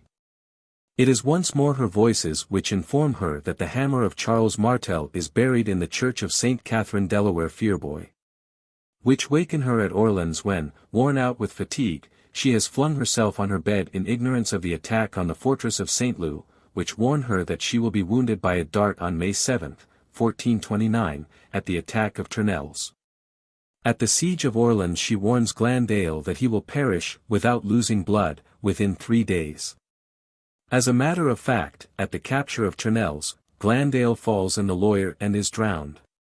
And so on. Whence came these voices? In all probability from herself. But they closely touched the invisible world. Jeanne d'Arc was a rare type of these sensitive beings endowed with supranormal faculties, but there are many others who approach this state. These manifestations of the spirit are only just beginning to be studied by the method of experiment. Again we ought to state that in this order of phenomena we can almost never experiment, but only observe, which greatly reduces the field of study. Also, the conditions of organic, earthly life are so crude that we are in much the same situation as that of a man who tried to make astronomical observations in a country where the sky was almost continually overcast. These exceptional conditions are the more to be regretted because the problem of the soul, which is the same as that of its survival, is undeniably the most interesting and important of all questions, for it concerns ourselves, our inner nature, our immortality or our annihilation. We shall study, in the next chapters, the undeniable cases of mental vision, by means of the spirit, as well as the vision of future happenings before they occur, and we shall have there, also, convincing evidence of the transcendent faculties of the soul. To see the future exactly, or to see what is happening 1,000 miles away, what could be more incredible, and yet more certain? The power of foreseeing the future will be studied here in a special chapter. What is time? How is the future made? The problems worthy of our attention are so numerous and so vast that their explanation is never finished and our curiosity is constantly renewed by their study. The everyday banalities of life do not satisfy intellectual beings, for they know that to live intellectually is to live twice as fully, and they love to live by thought. Let us continue our comparative study. A learned schoolmaster, Monsieur Savelli, at Costa in Corsica, wrote to me in 1912. It is clear that these questions interest readers to the highest degree, and I know that I am speaking for them when I beg you to continue your teachings. The question of the nature of time must be very difficult to solve. To a seeker who asked a famous mathematician to define it, the latter replied, "Let us speak of something else." Nevertheless, I think it my duty to submit to you some very disturbing observations that it is impossible to doubt. One evening my father, returning home with a friend, was surprised to hear cries of distress. Women were weeping and exclaiming. They thought that some calamity had occurred, that perhaps someone had been killed. They looked at the house from which these lamentations had just come and stopped, but utter silence followed the outcries. The next evening at the same hour, when he passed the house again, my father heard the same groans. This time they were real. A child, who had not been ill the evening before, had been seized with croup during the day and had just died very suddenly.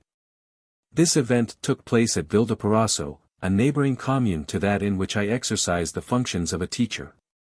2. Monsieur Napoleoni, a retired quartermaster, has told me the following experience. We were coming home about midnight, passing, in the most profound silence, two isolated houses. When we heard loud blows repeated at regular intervals that vibrated in the silence of the night. It seemed to us that someone was striking wood with a hammer.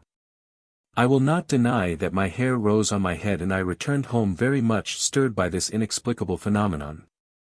2 days later, I chanced to be in the same spot where those strange noises had astounded me and I heard them again. It was the village carpenter, who was nailing up the coffin of the shepherd who had died the evening before. 3. The day on which the Masoni bandits murdered Dr.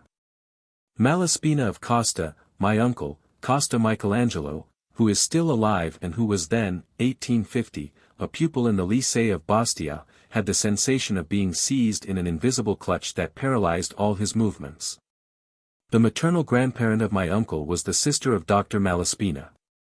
Letter 2230. Of these 3 events, the first 2 are premonitions 20 and the third is a sort of telepathic sensation of which one can read many hundreds of examples in my work, L'inconnu. They are unexplained and inexplicable, in the present state of science. But they are irrefutable and confirm one another. Their study will throw light upon our own consciousness, which is still so little advanced, for we are ignorant most of all of our own nature. Let us therefore not neglect it.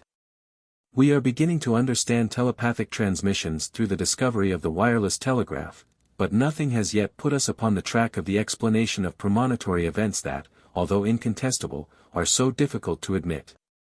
The principal difficulty lies in the contradiction that seems to exist between the vision of future events, of which we shall give absolute proof here, and our sense of free will. Without taking up, for the moment, the question of these particular cases, and in order to keep to the question of principle, I shall say at once that from now on we can no longer have any doubt about the fact that in certain circumstances future events have been seen and described in advance, exactly and explicitly. To this statement I may add, in the second place, that this fact of observation must be reconciled with free will. Time is not what it seems to us. It does not exist in itself. Eternity is motionless and always present. One day a French cardinal, in close relations with Pope Leo XIII, was discussing this question with me during a walk in a garden at Nancy, and maintained that premonitions could not be reconciled with free will. You believe in the existence of God? I asked him. I feel sure you do not doubt it. You believe with all the theologians, and with Cicero, as well as with your predecessor, the Bishop of Hippo, that God knows the future. Assuredly, yes. You also admit free will and the responsibility of Christians? Yes. Well, in what way does the admission of these premonitory events differ from this doctrine? As for time, the past no longer exists, the future does not yet exist, only the present exists. But what is the present? The present hour? Not that. This very moment? No. A second? No. A tenth of a second? No. 100th of a second? Not that either. A millionth of a second? Even that is very long for an electrician. Let us admit it, however, if you wish. That, then, is the present reality. You must admit that it is not very substantial. As time does not exist in itself and is measured in our spirit only by our sensations, the chain of events is like a present that unrolls continually, and to watch this unrolling does not prevent the human will from playing its part in it. The problem remains, nonetheless, both very complex and very curious. This vision of the future will be especially proved in chapters 8 and 9. Let me repeat that we live in the midst of a world of which we know only the surface, and we can barely guess at the inner realities. There exist, between these realities and our souls, affinities, relations, and intercourse that are still unknown. I shall conclude this chapter with a letter which I received while I was classifying the documents and manuscripts concerned with this work. It comes from an eminent mind whose character is coldly positive, a former student at the École Polytechnique, chief engineer of bridges and highways, life member of the Astronomical Society of France, and an impartial judge of great or little events. Here is the letter. Government of Morocco. Bureau of Public Works Chief Engineer. Tangier, July 6, 1918. My dear Master. As you have made a special study of unknown natural forces, permit me to inform you, without comment or any attempt at explanation, of two events, one of which took place yesterday, the other a year ago.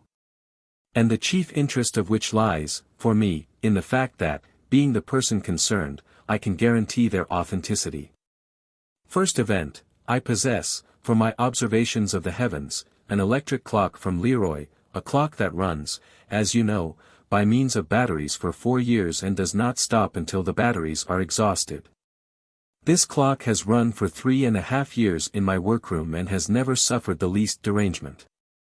But yesterday, while friends were enjoying some music at my house, in another room than that in which the clock stood, I suddenly looked at my watch and noticed that it was 20 minutes before midnight. I do not know why, but as soon as I had consulted my watch, and for the first time since owning the clock, I began to think that the batteries had only a few more months to run, and that perhaps it would be well for me to set about replacing them, as it was possible that they would not run as they were guaranteed to do, for the full 4 years. Then I thought no more about it. Half an hour later, when my friends had left, I came back into my workroom, and what was my stupefaction to find that my electric clock, which, as I repeat, had run for 3.5 years without stopping once, had ceased running at exactly 20 minutes before 12. The batteries were not used up and I only needed to push the pendulum to set it going again. Portia Baines. I can imagine no better than could the observer any explanation for this curious happening, unless it is that our spirit perceives certain things by means of powers that are still unknown. We might suppose that when the pendulum had completely stopped, the learned engineer was unconsciously struck by this stoppage and, also unconsciously, looked at his watch and thought of the clock entirely by chance. But no. The sensation was experienced in another room, where it could not be heard. And, for that matter, what is chance? A veil before unknown explanations. Why did the clock stop, as the battery was not exhausted? A grain of dust? Dryness? Electric fatigue? Other imagined hypotheses? These interpretations are inadequate to explain the psychic correspondence. Here is the second event spoken of in the same letter. A year ago, in the light sleep one falls into toward the end of night, I saw in my dreams a certain person from Tunis whom I scarcely knew, as I had met her only twice during the 8 years that I had passed in Tunis. I had left that country 9 years before and in consequence I had not seen her for 15 years. I repeat that I had also never thought of her. She was someone entirely indifferent to me, with whom I had never even entered into any relations and of whom I had no reason to think. It was absolutely extraordinary that her image should have come back to me in a dream. But the same morning, an hour after arriving at my office, they brought me the card of this person, who had arrived for a trip into Morocco and remembering, as vaguely as I did, that she had met me in Tunis, had stopped, as she passed through, to see if I were still here.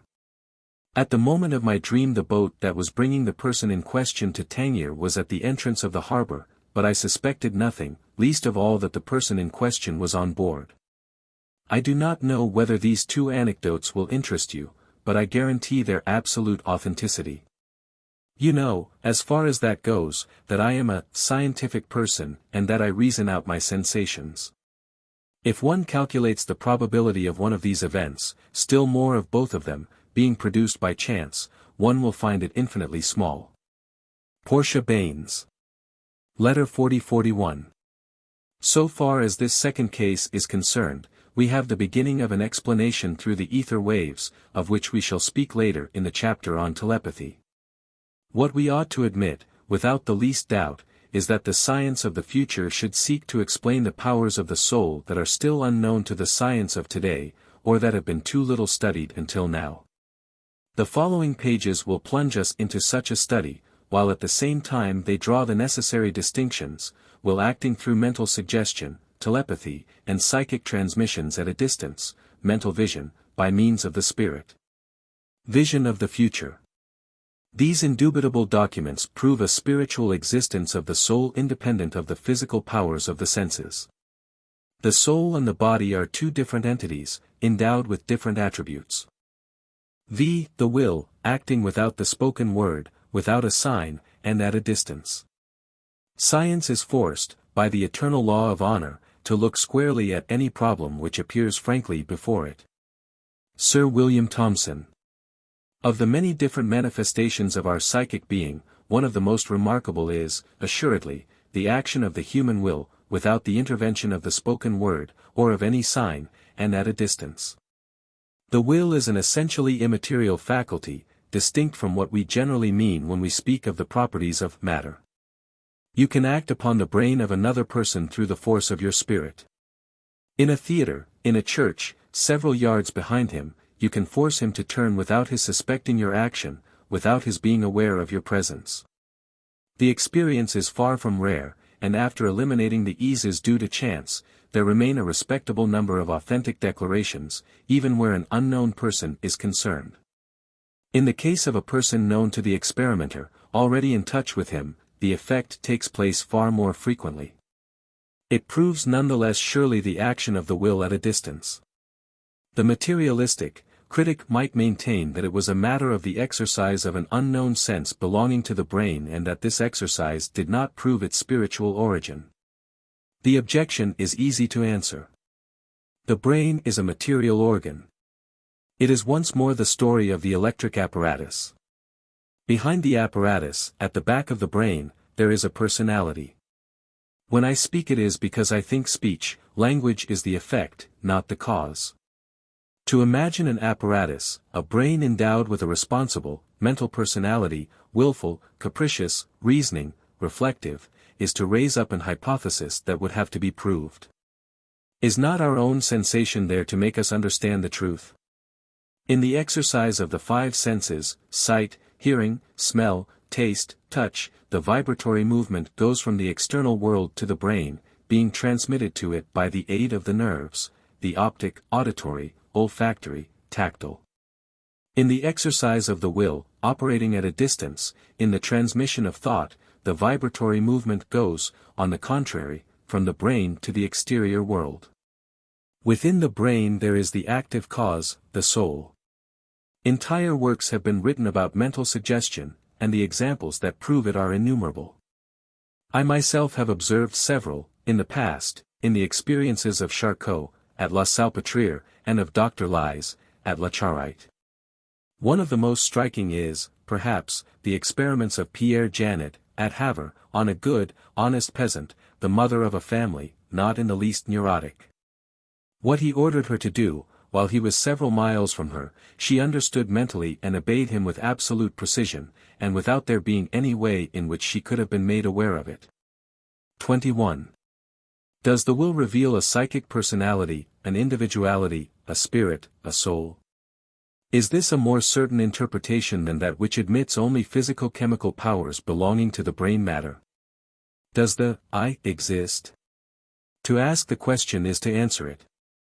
We are going to prove, from very carefully observed examples of mental suggestion, that through orders from the mind, transmitted from one being to another, without words, without gestures, but through will alone the human personality clearly manifests itself.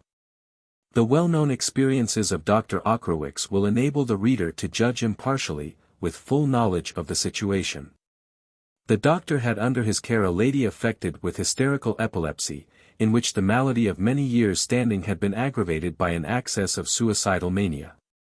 This lady, 27 years old, strong and well-built, had the appearance of perfect health. Her gay and active temperament was united with an extreme inner moral sensibility, which was not externally evident. Her character was extremely truthful, profoundly good, with a tendency to self-sacrifice. She had remarkable intelligence, many talents, powers of observation, a weak will and painful indecision at times, at others an exceptional firmness. The least moral fatigue, any little unexpected impression, pleasant as well as painful, reverberated, although slowly and insensibly, in the vasomotors and brought on an attack, a paroxysm, or a nervous fainting fit. Dr. Ockerowicz writes. One day, or rather one night, when her attack, including the phase of delirium, had come to an end, the patient fell peacefully asleep. Suddenly she awoke, and seeing her friend and me beside her, she begged us to go away and not to tire ourselves uselessly on her account. She insisted so much that, in order to avoid a nervous crisis, we took our leave. I went slowly down the stairway. She lived on the 3rd floor, and stopped several times to listen, troubled by a presentiment of evil, for she had wounded herself several times a few days before. Once in the court, I stopped again, wondering whether or not I ought to leave. Suddenly the window opened noisily and I saw the body of the patient lean quickly out.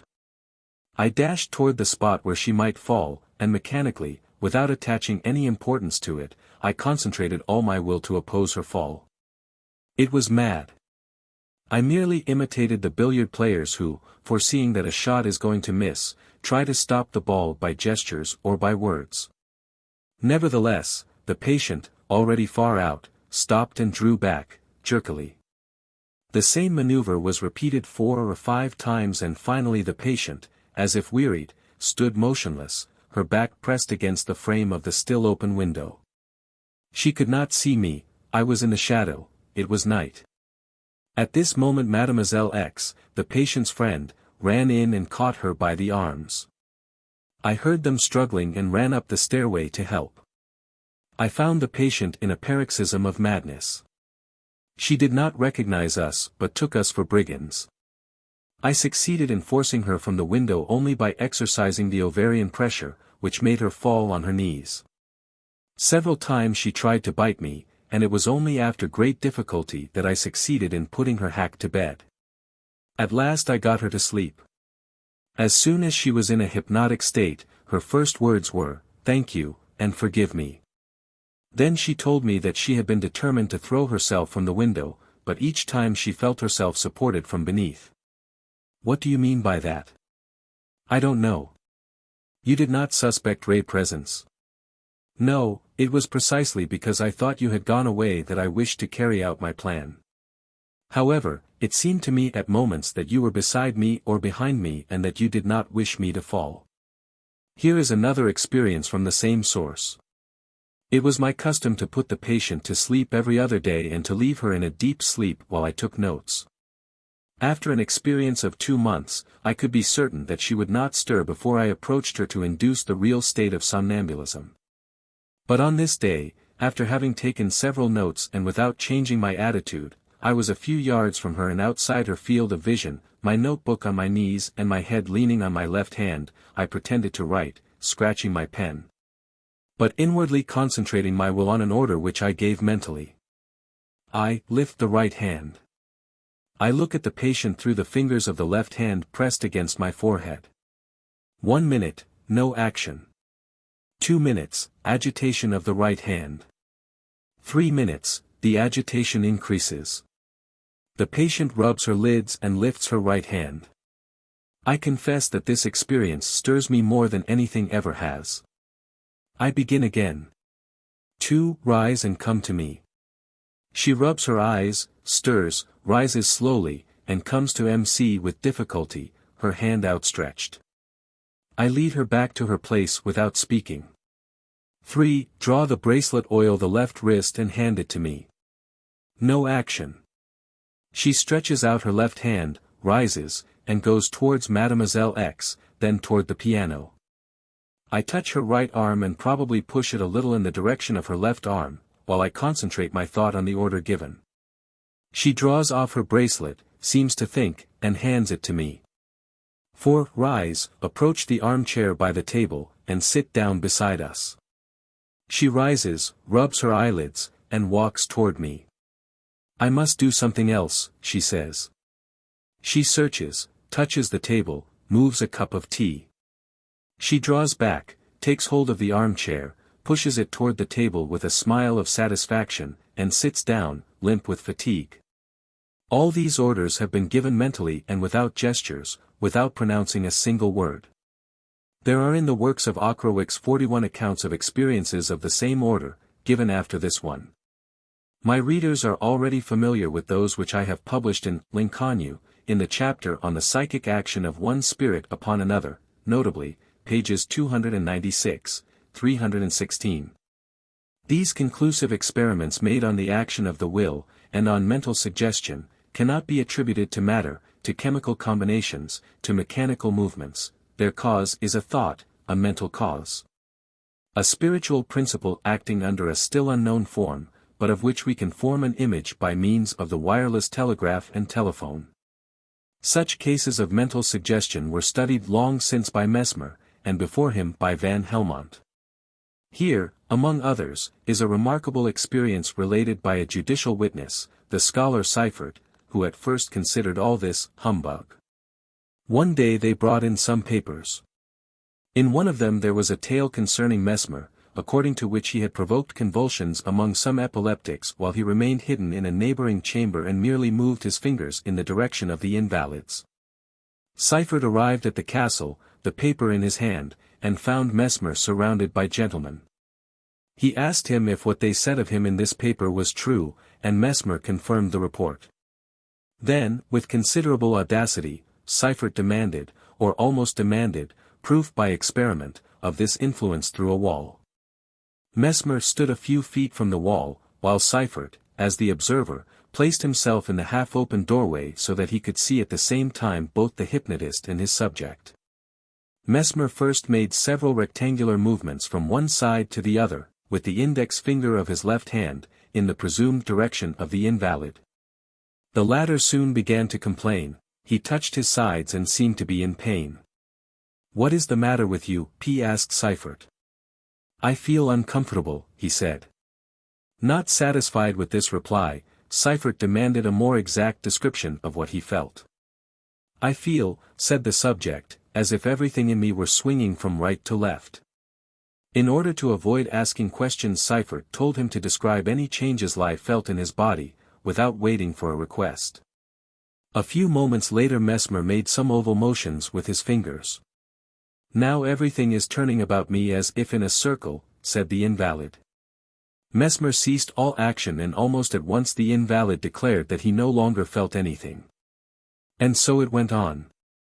All these statements corresponded perfectly not only with the moments of action and with the intervals between, but also with the character of the sensations that Mesmer wished to provoke. 22. I have seen the same things performed by my regretted friend, Colonel de Rochas, at the École Polytechnique in Paris, by Dr. Barity at Nice, and by other experimenters. The action of the will at a distance is not subject to doubt, as those who have studied this subject know very well. Van Helmont, a great physician and a great dreamer of the 17th century, had propounded the question before Mesmer, and he is very explicit on this point. He believes that all men are capable of influencing, at a distance, those like themselves, but that generally this force remains dormant in us, stifled by the flesh. To succeed, there is required a certain agreement between the operator and the patient. The latter must be sensitive and so practiced in his sensibility that, under the influence of his inner imagination he goes forward to meet the action. It is especially in the pit of the stomach that this magic action makes itself felt, for the sensations of the stomach are more delicate than those in the fingers or even in the eyes. Sometimes the patient cannot bear even to have a hand placed over this region. He wrote, "I have waited until now to reveal a great mystery. That there is in man such a power that by his will alone and by his imagination he can act outside himself, and impress a lasting influence on an object very far away. This mystery alone throws sufficient light upon many events difficult to understand and which are related to the magnetism of all bodies, to the mental power of man and his domination of the universe. 23. Van Helmont lived from 1577 to 1644. Let us open the work of Kircher, Magnus, Civ de Arte Magnetica, published at Rome in 1641, at the chapter on animal magnetism, Z omega omicron mu alpha gamma nu eta tau iota sigma mu omicron zeta. We shall find here examples of sympathy and antipathy, of the magnetic power of the human members, of the magnetism of music. These psychic experiences do not date merely from today. They go back to Jesus Christ, to Pythagoras, and even farther. But what is mental suggestion? The hypnotizers believe that there will concentrates the fluid and afterward projects it forth, in an approximate direction, like a package of opium. This fluid is so intelligent and so amenable that it rushes out, finds the right way, turns corners, and falls upon its subject. It overwhelms him, and at the moment when the subject is sufficiently saturated, the sleep occurs, whether the subject be near or remote. This is quite clear, as clear as that old explanation of the action of opium, according to which, as Molière said, it puts people to sleep because it possesses the power of putting people to sleep. Only, we should first have to prove that the fluid exists, wrote Ockerwicz, in this connection, then that it can be projected, then that it can find its path, and finally that it can stop exactly in the nervous system of the subject. It seems to me that it would be prudent to limit ourselves to the expression, psychic force, which I proposed before 1865.24. There can be no doubt of the psychic action of one spirit upon another, whatever may be the mode of transmission. Do ideas travel? They are transmitted by the vibrations of ether. We know already that ideas send their dynamic complement everywhere, that is to say, all about the emission. If it is not a substance that is transported, it is a wave that spreads. The action is general, but it remains more or less unfelt until it finds a suitable milieu and all the necessary conditions for a reversible transmission. The wave starts from a will, A, a brain, B, unites these conditions. The corresponding idea acts in it, and it falls asleep if the hypnotist commands it to do so. One might object that all sensitive brains that are within the sphere of action ought to do the same. No, for all these brains are not trained, all these brains are not in touch with the operator. In order to explain mental suggestion and the transmission of thought, the hypnotists have proposed the hypothesis of a transmission by induction similar to that of one electric current on another, without material contact. Or like that of the Hertzian waves, as in wireless telegraphy. Mental action at a distance may be conscious or unconscious. What physicists proposed timidly, 30 years ago, as matters of observation that might be well discussed, and at which we have seen more than one skeptic, sure of his knowledge, smile disdainfully, is no longer open to discussion. For we see similar transmissions produced in the practice of wireless telegraphy, which has been invented since, and of which the following is a résumé. In this sort of telegraphy, perhaps the most marvelous of all the phenomena of telegraphy, we make use of the Hertzian waves by the intermittent discharge of a powerful condenser that is fed by a strong electric generator. These waves spread through space at the rate of 300,000 kilometers a second. They radiate from the antenna that is joined to the transmitting apparatus and are picked up, at a distance, by means of another antenna. The antenna consists, essentially, of one or more wires that are completely isolated from any electric contact with any external object and are in communication only with the transmitting apparatus or with the receiver. These Hertzian waves do not act upon us, not one of our senses can discern them. Therefore a special apparatus is necessary to hear them. This apparatus is a detector. In the detector the Hertzian wave is, so to speak, transformed, and becomes perceptible to our ears by means of a telephone receiver. These waves are widely separated one from another, like the waves produced on a sheet of water by the fall of a solid body, by a certain distance that is called the wavelength. This wavelength can be varied at the transmitter by means of special apparatus. But in order to have the greatest possible intensity of the waves, on their reception, as well as perfect clearness of sound, it is necessary that the receiving apparatus should be in unison and accord with the transmitting apparatus. To speak in terms of wireless telegraphy, the apparatus must be syntonized.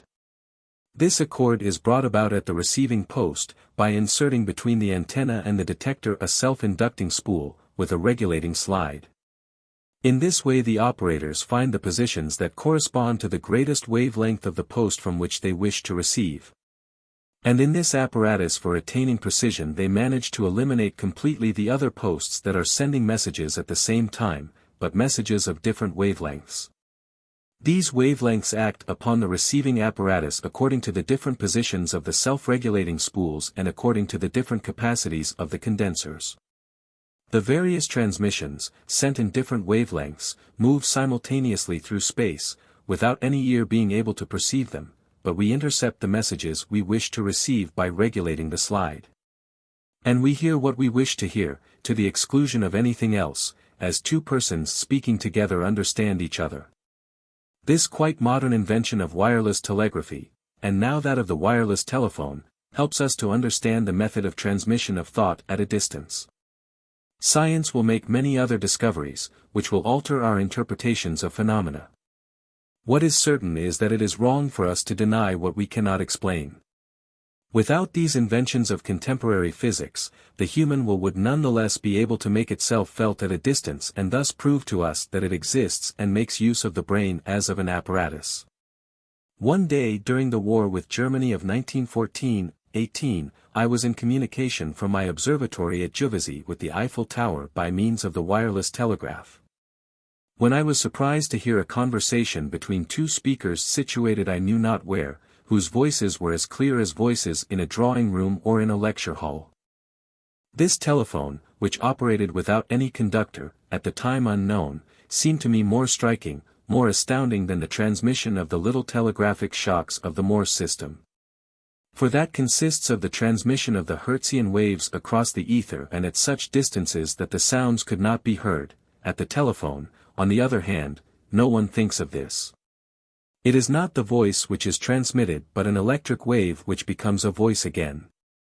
We know, on the other hand, that the transmission of thoughts between two people more or less separated from each other is experimentally certain. We know also, from telepathic observations, that the spirit of a dying person, breathing his last, far away, sometimes acts with such intensity that the brain toward which his thought is turned is impressed to the point not merely of hearing him, but even of seeing him, in a form that is reconstituted by this sensation and at times to the accompaniment of fearful sounds. This is a new aspect of the universe, for our philosophical contemplation, which we were far from foreseeing only 30 years ago. Inert matter disappears under the invisible radiation of energy.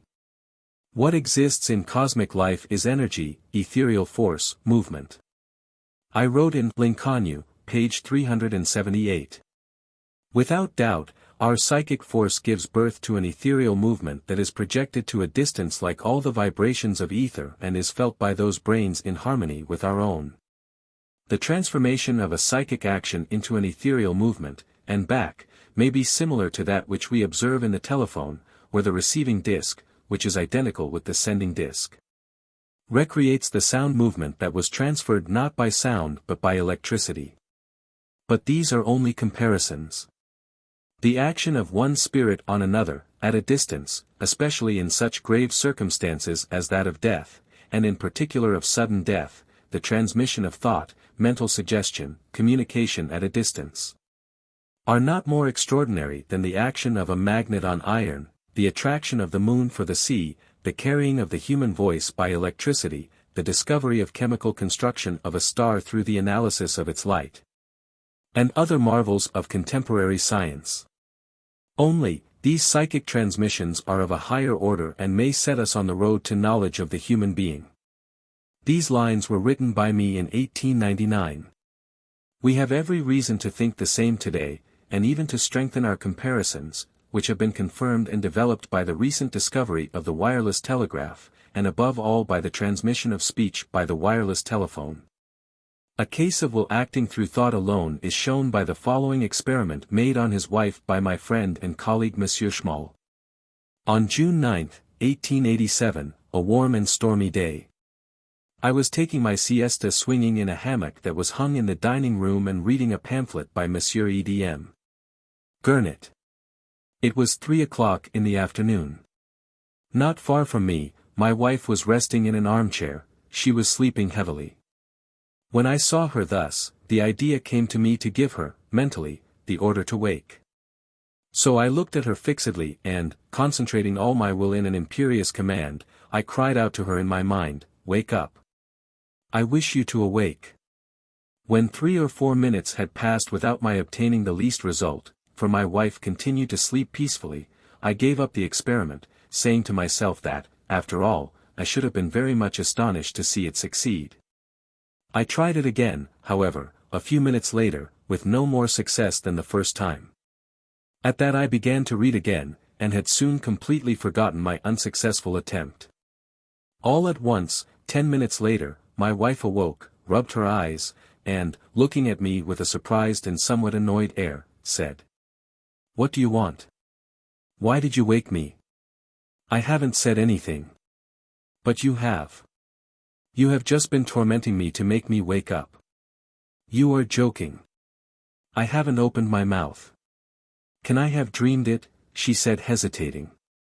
"Yes, it is true. I remember now, I simply dreamed it all." "Come, what did you dream?"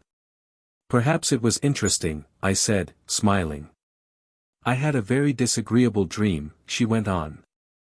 "I thought I was at the crossroads of Courbevoie. It was windy and the weather was overcast. All at once I saw a human form, was it a man or a woman? Wrapped in a white sheet, rolled to the foot of the slope. It made vain efforts to rise.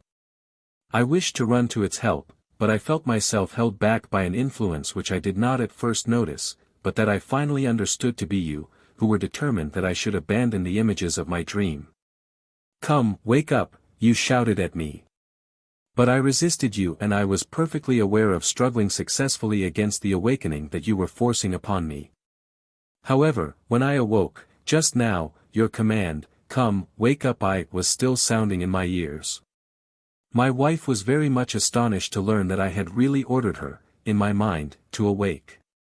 She did not know what book I was reading, and psychic problems have never interested her very much.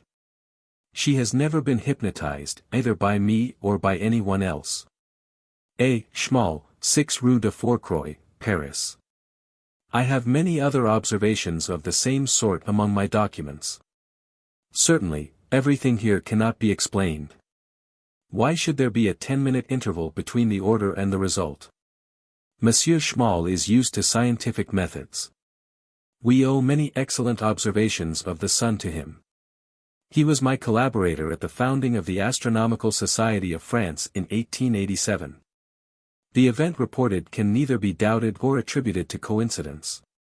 To see by the mind, in the mind, is of frequent occurrence with somnambulists, as can be proved by the works of Deleuze, Dupotet, La Fontaine, and Charpignon. The last is very positive on this point. We have many times formed in our minds fictitious images, and the somnambulists whom we questioned have seen these images. We have often obtained a word, a sign, an action because of a mental demand.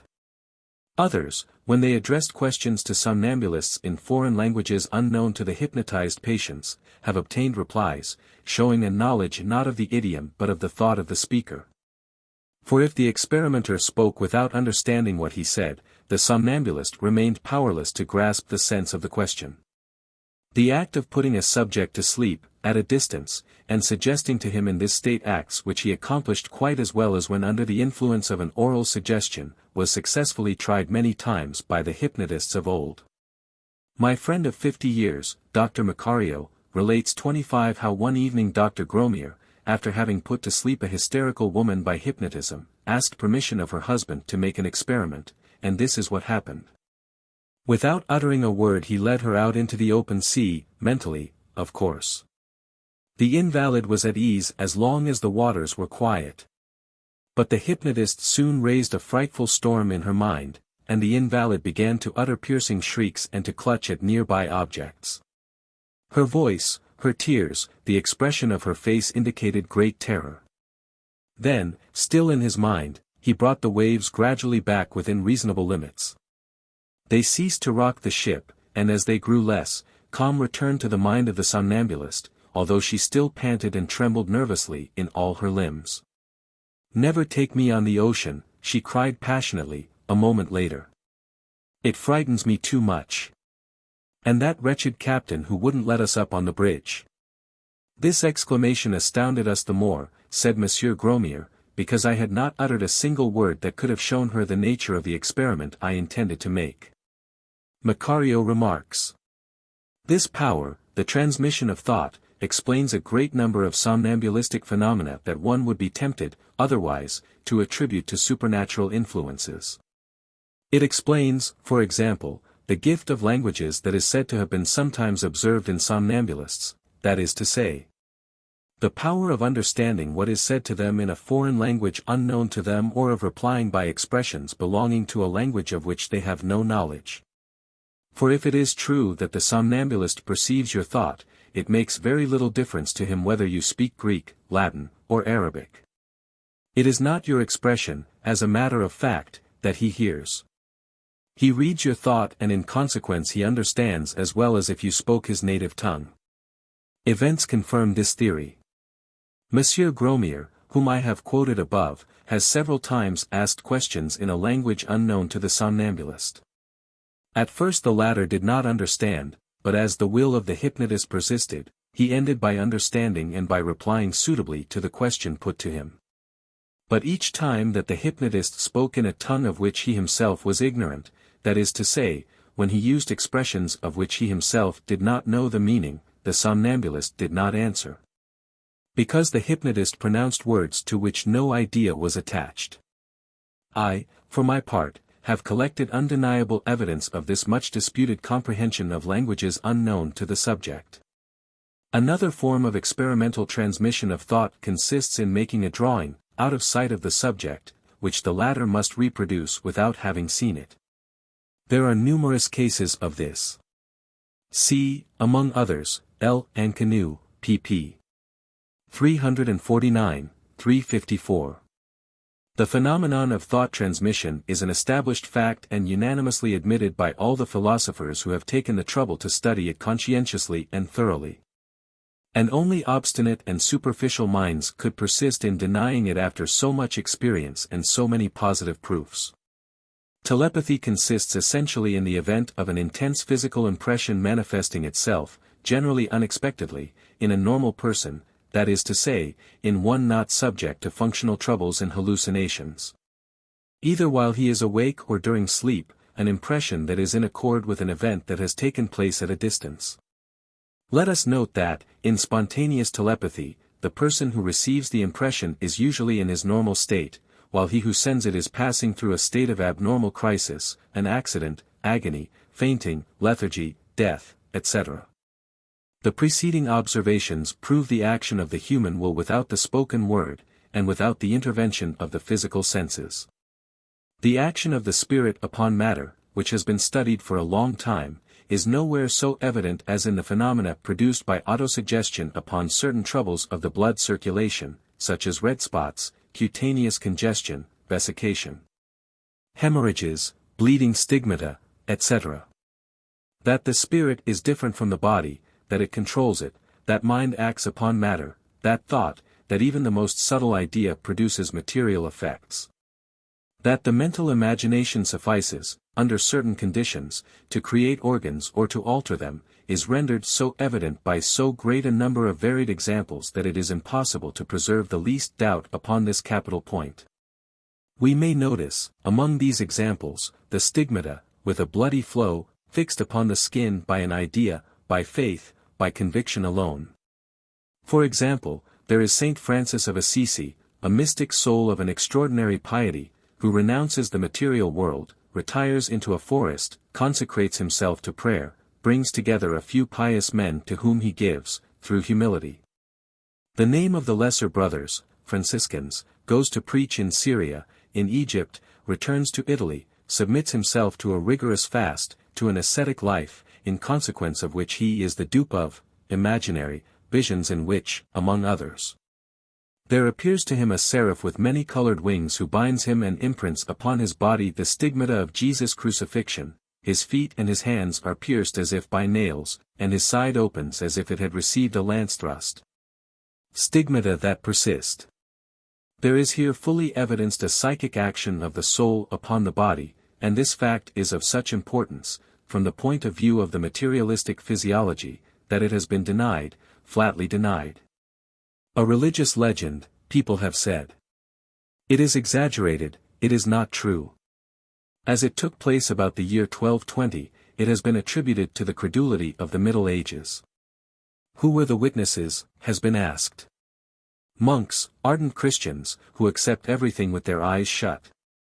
But this example of a canonized saint, to whom more than one miracle is attributed, is not unique of its kind. The researches I have made in connection with this work have furnished me with a great number of others. The power of the will, of mental force, of the soul, of the idea, of autosuggestion, the manifestation of the action of the spirit upon matter are shown with striking evidence in the physiological phenomena of the stigmata. People have denied these phenomena, they have seen in them only fraud, deceit, credulity. That was an error. These stigmata are actually produced.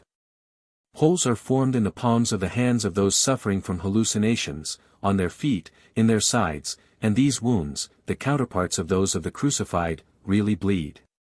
These examples are numerous and incontestable, superabundantly verified. Here are a few of them. A young girl, born on October 16, 1812, at Kaltam, the Tyrol, near Botzen, Maria Marl, was as much of a mystic as Saint Francis of Assisi. She was much admired in her village and she made her first communion at the age of 10, with so much fervor that she had hardly received the Eucharistic bread when, flooded with heavenly light beyond the strength of nature to bear, she fell drooping into the arms of her mother and fainted. Her piety became more ardent from year to year. She passed her life in prayers, in adoration, she took communion constantly, she took a vow of chastity. There happens to be at Kaltam a convent of St. Francis, with sisters of the third order, not cloistered, where she had herself entered under the name of Teresa, in honor of the mystic Saint Teresa. She was 18 years old, her body suffered, and she was happy to offer her sufferings to God. A privileged victim, she experienced an almost daily ecstasy. She would fling herself on her knees at the foot of her bed and remain there, unconscious, for entire days, her hands clasped, her eyes raised to heaven, ecstatically contemplating the divine crucified. After the 2nd of February, the date of the purification, the stigmata appeared on her hands, on her feet, on her side, as was witnessed by her family, by her confessor, by her doctor, by the primate, the Archbishop of Treat, by inquiry in behalf of the government, and by a number of persons. Blood flowed from the wounds every Friday, when she was present in her mind, with absolute conviction, at the Passion of Jesus Christ. A similar case of stigmata has been verified, also in the Tyrol, upon Maria Domenica Lazzari, an ecstatic visionary, frequently seized with convulsions, who was born March 16, 1815, at Capriana de Feme, near Cavalieri, 10 hours from Treat.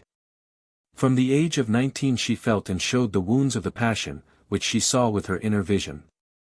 Blood flowed from her hands, her feet, her side, as in the case of the stigmata of Saint Francis, and more, on her forehead, marked with the crown of thorns, where it flowed, especially on Friday, with such abundance that her face was entirely bathed in it. Report of the surgeon, Dr. Descloches. A third Virgin of the Tyrol, celebrated at the same period, Crescenzia Nicolac, born June 15, 1816, at Cana, who lived in Marin, Treat, and Verona, showed the same symptoms. She was ecstatic, like those already mentioned. When she was 19 years of age, the stigmata appeared on her hands on the day of Pentecost, June 7, few days later on her feet, and finally on her side. From all these wounds there flowed a great quantity of blood, especially on Friday. 26. As soon as we seek for these examples of autosuggestion, we find a far larger number of them than we should expect. The power of the imagination is shown with especial clearness in the stigmata of Catherine Emmerich. How is it possible not to see in this the idea acting upon matter? Despite the doctors of medicine, who could make nothing of it, and despite the doctors of physical and natural science, who authoritatively denied the whole thing, the stigmata of Catherine Emmerich are as certain as the leaves of the elms under which these men argued. Let us examine this curious subject. I shall extract the following document from a work in 3 volumes which was sent me in the month of January, 1889, by Madame Sophie Funk Brentano, niece of the writer of Visions, Clement Brentano de la Roche. 27. And Catherine Emmerich was born in the hamlet of Flamsk, near the little town of Coesfeld, in Westphalia, September 8, 1774. From her earliest infancy she showed an extraordinary piety. One day, she said, one was seeking to meditate on the first article of the Creed, I believe in God the Father Almighty. I may have been 5 or 6 years old. Visions of the creation appeared before my soul. The fall of the angels, the creation of the earth and of paradise, that of Adam and Eve and their disobedience, everything was shown me. I imagined that every one saw these things as well as the objects which surrounded us. Her imagination was precocious. See now what she says about the beginning of her visions. It was about 4 years before her entry into the convent and consequently in 1798, in the 24th year of her age. Kneeling before a crucifix, in the chapter of the Jesuits at Coesfeld, she was praying with all the fervor of which she was capable, plunged in a reverie full of sweetness, when all at once, she said, I saw my heavenly bridegroom leave the tabernacle, in the form of a young man, surrounded by splendor. In his left hand he held a crown of flowers, and in his right a crown of thorns, and he offered me the choice between them. I asked for the crown of thorns, which he himself placed on my head, and with my 2 hands I forced it deep into my forehead. He disappeared, and at once I felt violent pains about my head. Very soon wounds showed like the pricks of thorns, that emitted blood. So that her suffering might remain secret, and Catherine drew her cap down over her forehead.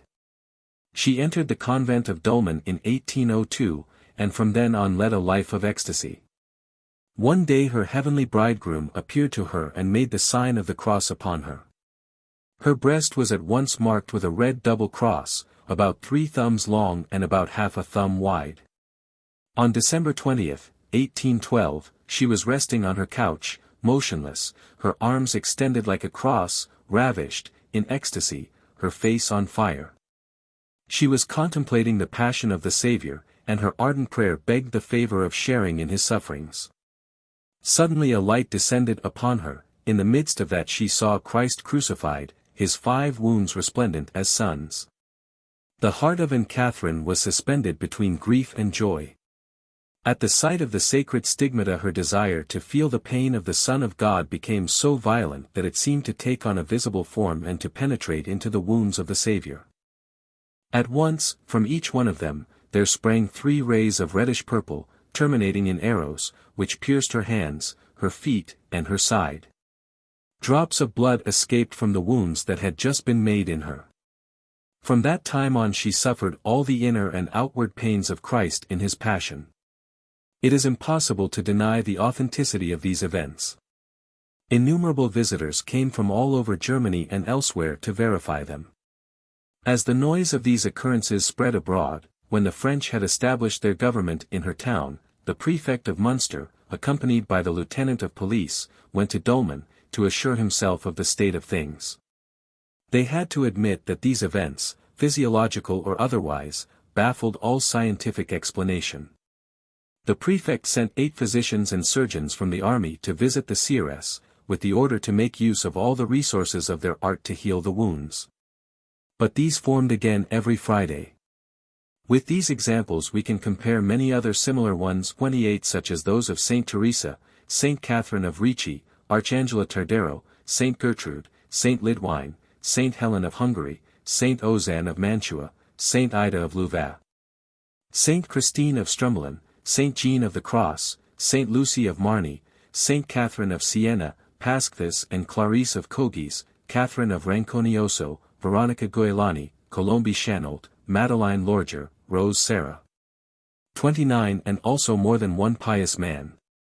But as it is not our intention to write a work on this subject, let us limit ourselves to adding to the preceding cases the one that has most caught the attention of contemporary scholars, that of Louise Latreau.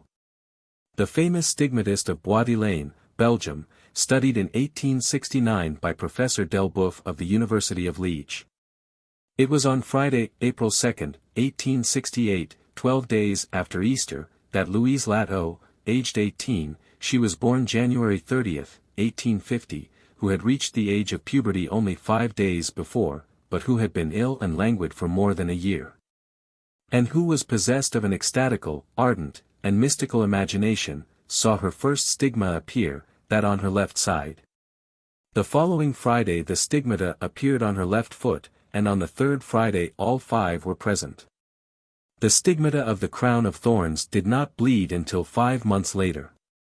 These events, as we have said, since they are in complete opposition to ordinary physiology which considers thought as a material property of the organism, are forcibly denied by the classical professors.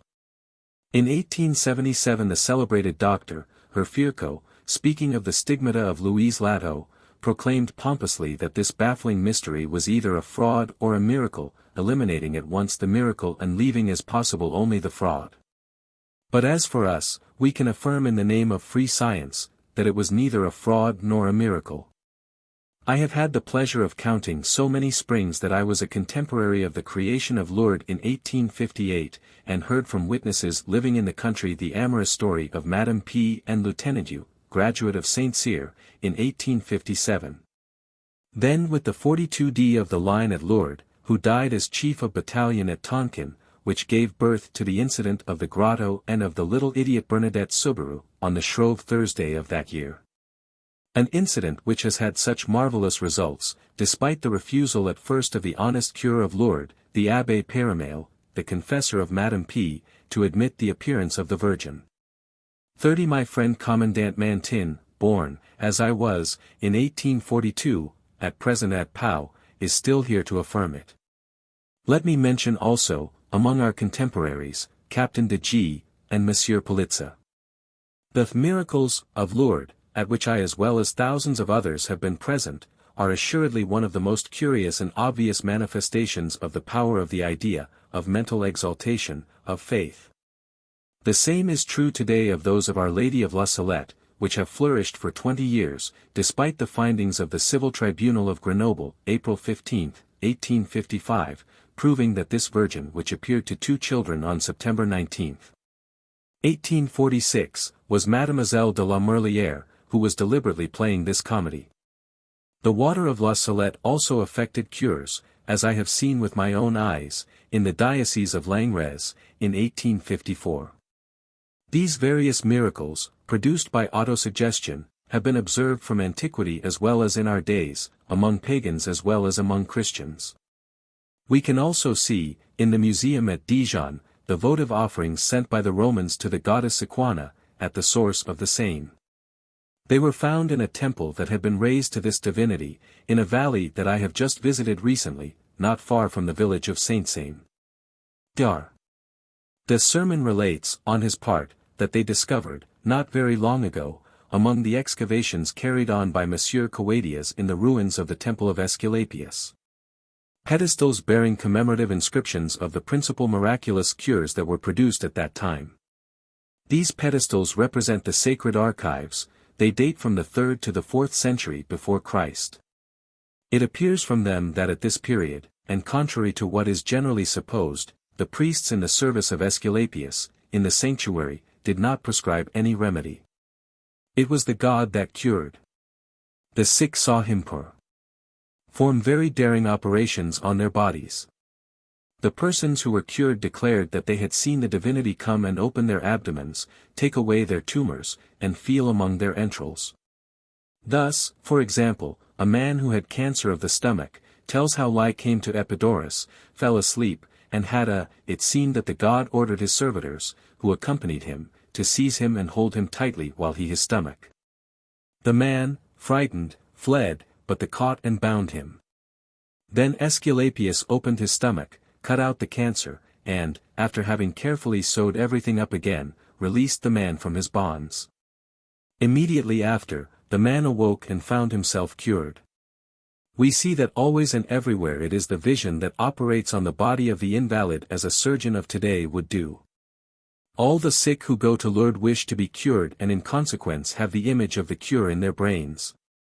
But few of them are actually cured, because not all are endowed with the suitable nervous system to see their desires take shape and act as a supernatural being endowed with marvelous powers would act. The ardor of religious conviction is a Proteus that changes its form and becomes Apollo, Aesculapius, Jesus, the devil, the Virgin Mary, a good or an evil spirit according to the convictions, the preconceived ideas of the conscious self. I will add that perhaps it is not autosuggestion alone that is concerned, wandering psychic forces make their influence felt at times. Let us continue the study of the will.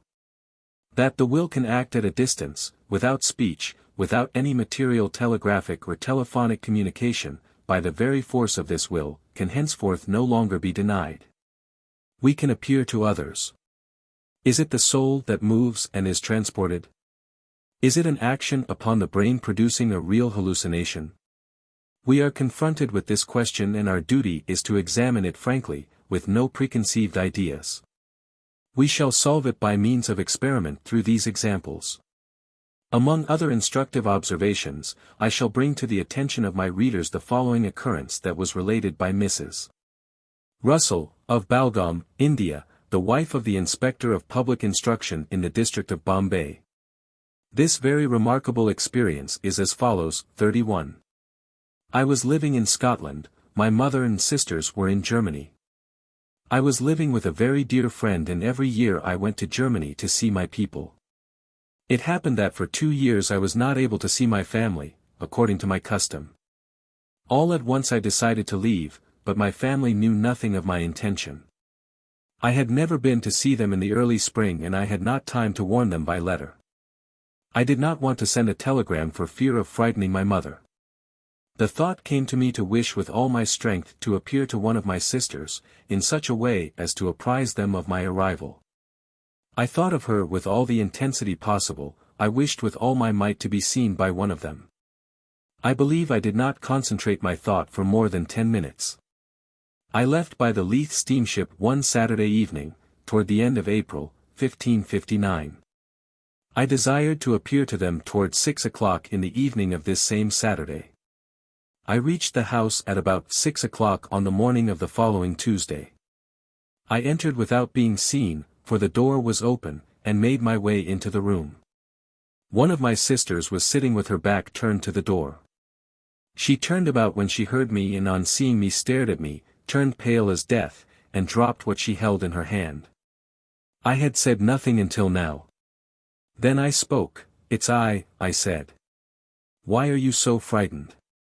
At that she answered, "I thought I was seeing you as Stinchin, another of my sisters, saw you Saturday." In answer to my questions she told me that on Saturday evening, toward 6 o'clock, my sister had distinctly seen me enter through a door into the room where she was, open the door of another room where my mother was, and shut the door behind me. She had dashed after what she believed to be me, calling me by my name, and was absolutely stupefied when she did not see me with my mother. My mother could not understand my sister's excitement. They looked for me everywhere, but naturally could not find me. The sister who had seen me, that is to say, who had seen my apparition, had gone out on the morning of my arrival. I sat down on the steps to see how she would feel when she saw me, myself, on her return. As a matter of fact, when she lifted her eyes and saw me, seated on the stairway, she called my name and almost fainted. My sister has never seen anything supernatural, either before or since, and I have never repeated these experiments. Nor shall I ever do so, for the sister who was the first to see me when I actually came to the house fell seriously ill from the shock. J. M. Russell. We shall return to this subject in treating of the doubles of living people. Let us state only, at this moment, that the inquiry made by the English Society of Psychical Research, and the reputation of the author as well as that of her family, who confirm what she says, do not permit us to doubt the authenticity of the tale. It proves, as do the others, that the will acts at a distance. The questions that we have just asked are equally pertinent to the following case, which is vouched for by the Reverend W. E. Dutton, of Leeds, England. 32.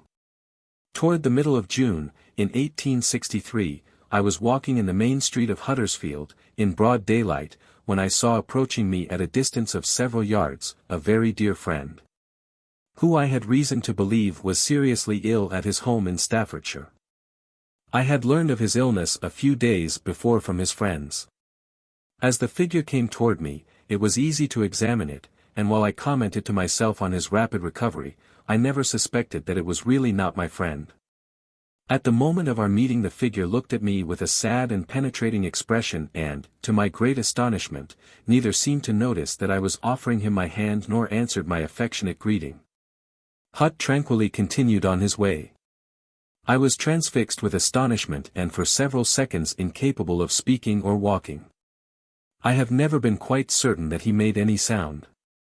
But nevertheless, this very clear impression remained in my mind: I had so much need of you and you would not come. When I had recovered from my astonishment, I turned to look once more after the retreating figure, but everything had disappeared. My first impulse was to telegraph, then the idea came to me, and was at once put into execution, to go and see if my friend were really alive or dead, though, for that matter, I felt almost certain that the latter hypothesis was the correct one. When I arrived the following day I found him alive, Hutt only half conscious. He had often asked for me, his mind was apparently fixed in the idea that I would not come to see him. As far as I could discover, he must have been asleep at the hour when I saw him appear the day before. He told me later that he imagined he had seen me, without knowing exactly how or where. I cannot explain how my friend appeared to me dressed and not as he must have been at that very moment. My mind at the time was absorbed with other matters and I was not thinking of him. I may add that he lived several months longer. W. E. Dutton. When the author was questioned as to whether or not he had ever had other hallucinations, he declared that he had had but this one.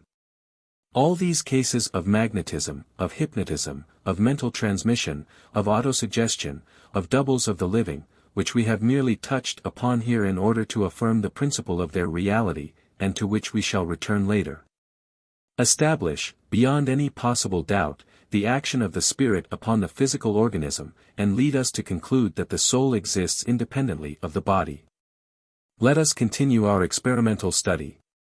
But before going further I wish to answer an objection to the scientific method that arises quite naturally in the critical mind. It may be supposed that these coincidences I have not the value we are attributing to them, as for every one observed, 1,000 dreams, 1,000 presentiments have no consequence whatever.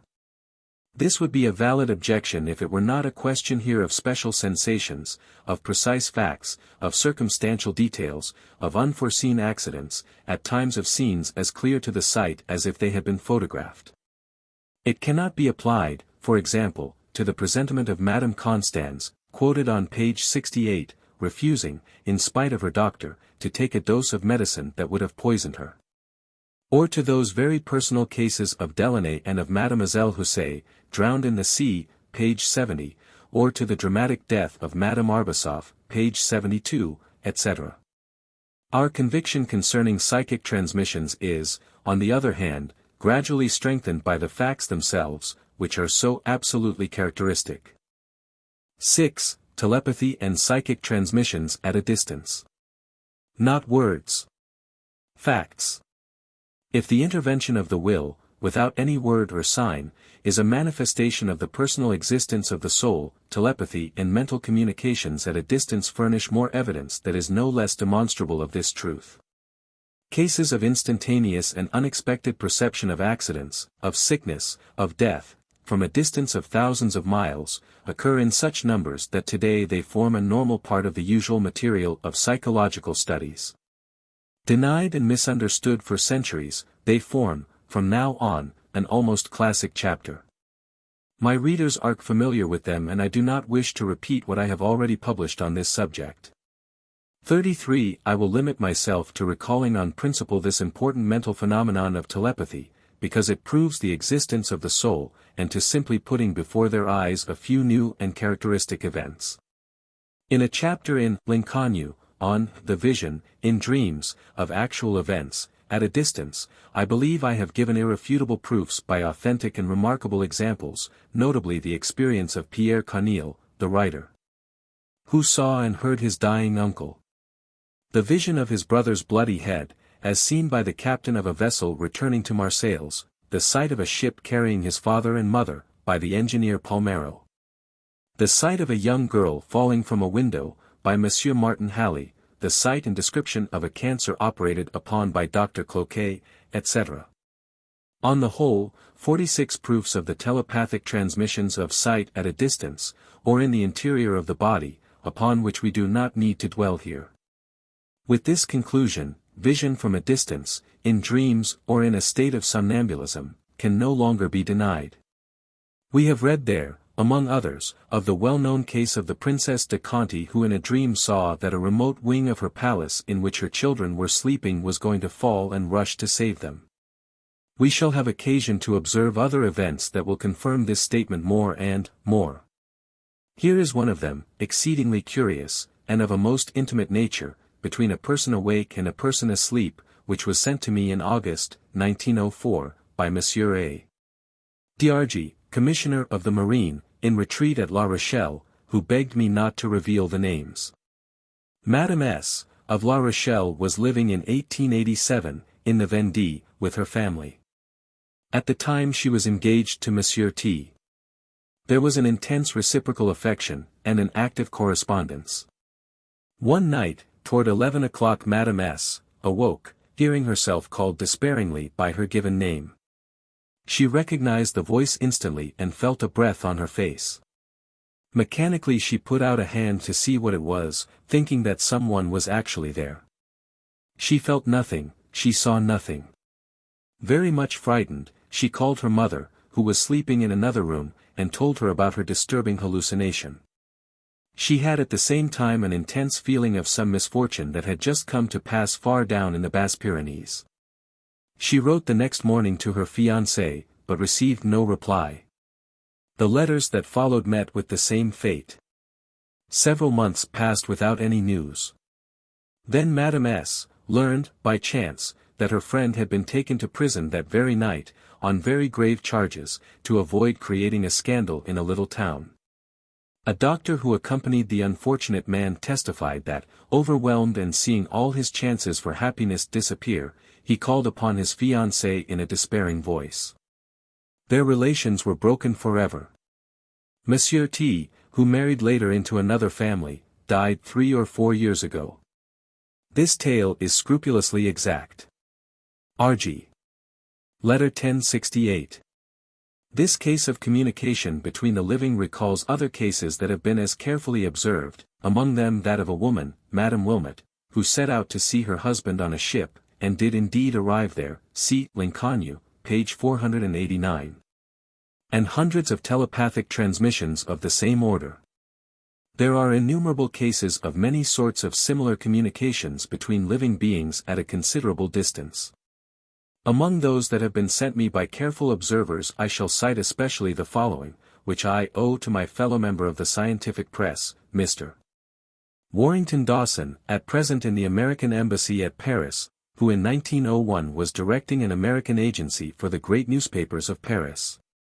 Here is a letter from him, dated December 3, 1901, 18 Rue Feydeau. Paris. Dear Master. It is my duty to acquaint you with a very curious ease of telepathy which has just happened to me and which may help to advance your very important and clear-sighted investigations. On Tuesday, the 8th of last October, I was occupied in my office, at 18 Rue Feydeau, in writing an article on your young colleague, Mademoiselle Klump 34, an astronomer at the Observatoire.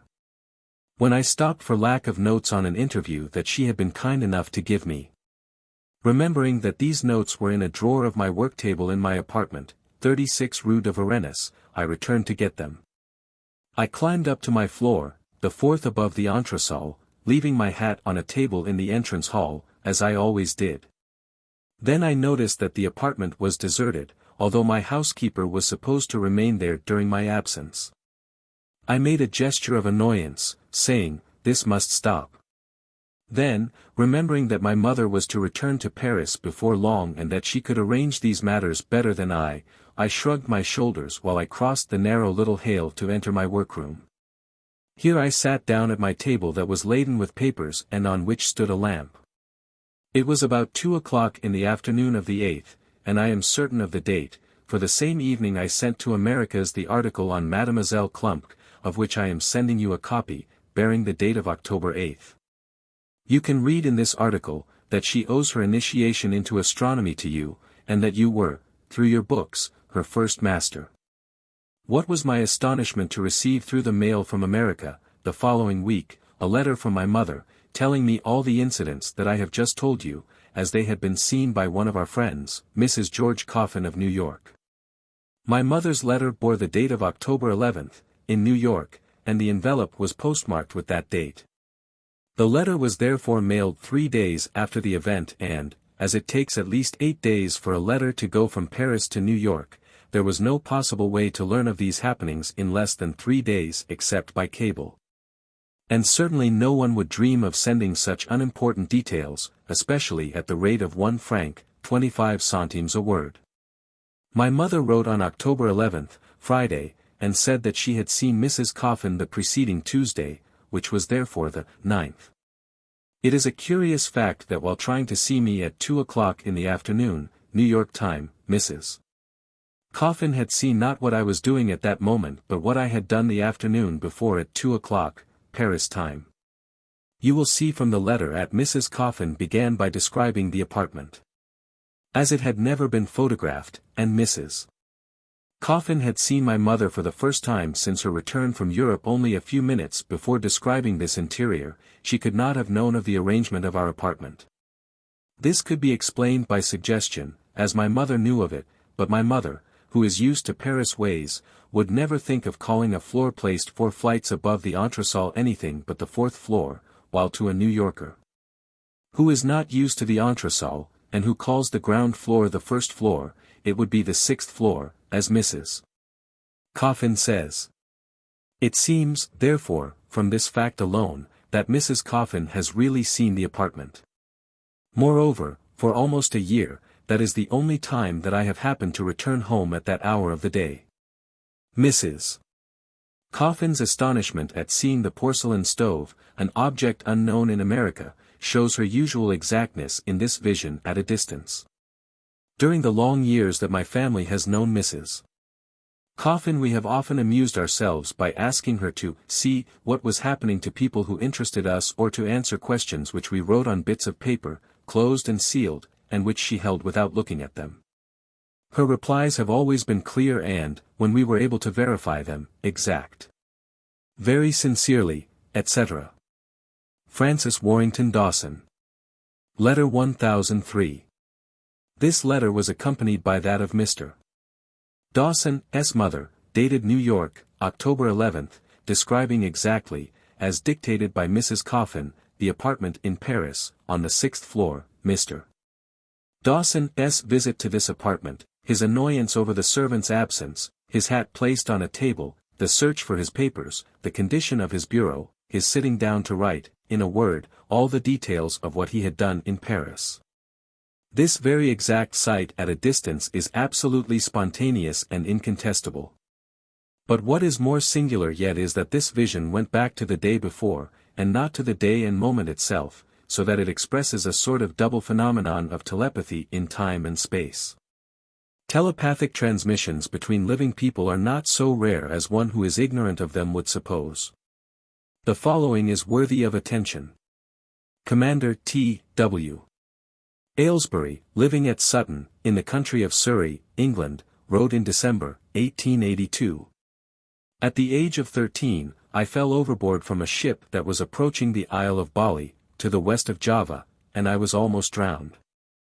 After having sunk several times, when I came up to the surface of the water I called my mother, at which the boat's crew was very much amused, and they teased me many times about it, sparing no sarcasm.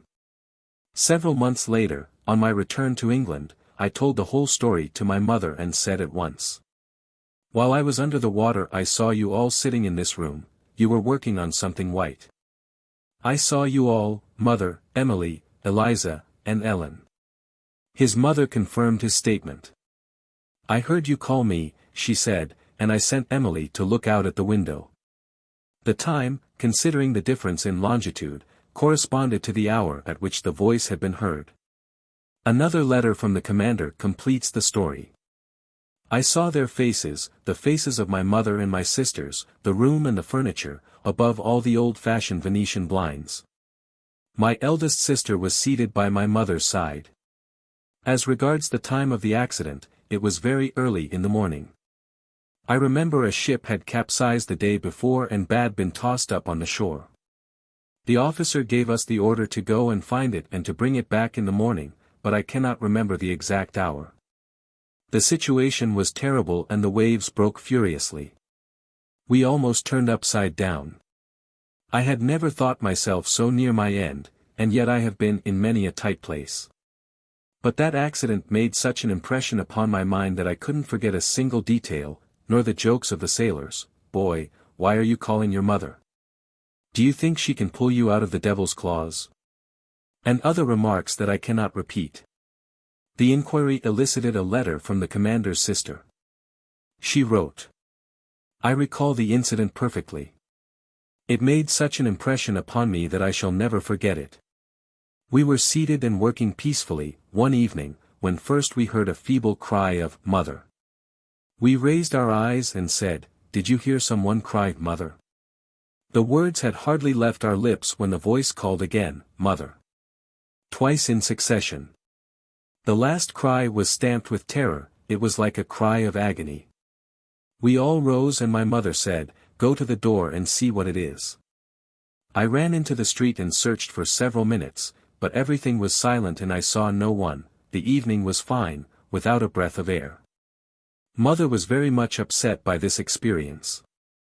35. These cases of transmission of thought between living people have nothing in common with normal life and are outside the action of our physical senses. From all the evidence, it is the spirit that acts here.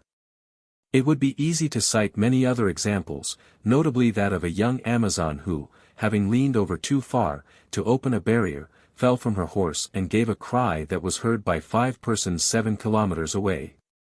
36. I have received ferocious letters from well-meaning ladies, evidently inspired by their spiritual directors, reproaching me for not believing in the Christian dogmas and for admitting the truth of the ridiculous tales of telepathy, of sensations at a distance, and the announcements of death, and I have, at this moment, noted one of them especially, sent by a lady of Salins, which is almost insulting and which reached me in the same post that brought me the following, letters 913 and 914 of my collection, which contradict and singularly complement each other. Letter 913 declares that everything about telepathy is false, that it is inexcusable of me to take these accounts seriously. It has been impossible for me to continue reading your book, Lincoln, it is so ridiculous, it is truly grotesque. Letter 914 says, for the inquiry which you have undertaken I have made it my duty to bring a personal contribution to that most important work of yours, Lincoln et les problèmes psychiques, a basis for the science of the future. In the winter of 1878 I was living at Aurillac. I had left my wife and daughter at Saint-Servan, Ille-et-Vilaine. On December 22d, while I was in a café, at about 8:30, I was seized with intolerable anguish. My suffering was so great that I went out and returned home, where I wrote my wife a letter that began as follows. Sunday, December 22nd, 9 o'clock. I was in the café, with my usual companions, when I suddenly rose and left, although they begged me to remain. I had heard an irresistible call. You must have been thinking of me, earnestly calling me, perhaps with anguish. Is it pain? Is it danger? Oh, tell me what you wanted of me at that hour. I came home in great distress, all upset. There was a pressing call, I needed to be alone to write you and confide my sorrow to you. The rest of the letter does not concern us. On receiving this letter on the morning of the 24th, my wife was astounded. She wrote at the head of my letter, the day of the baby's accident. This is what had happened at Saint-Servan.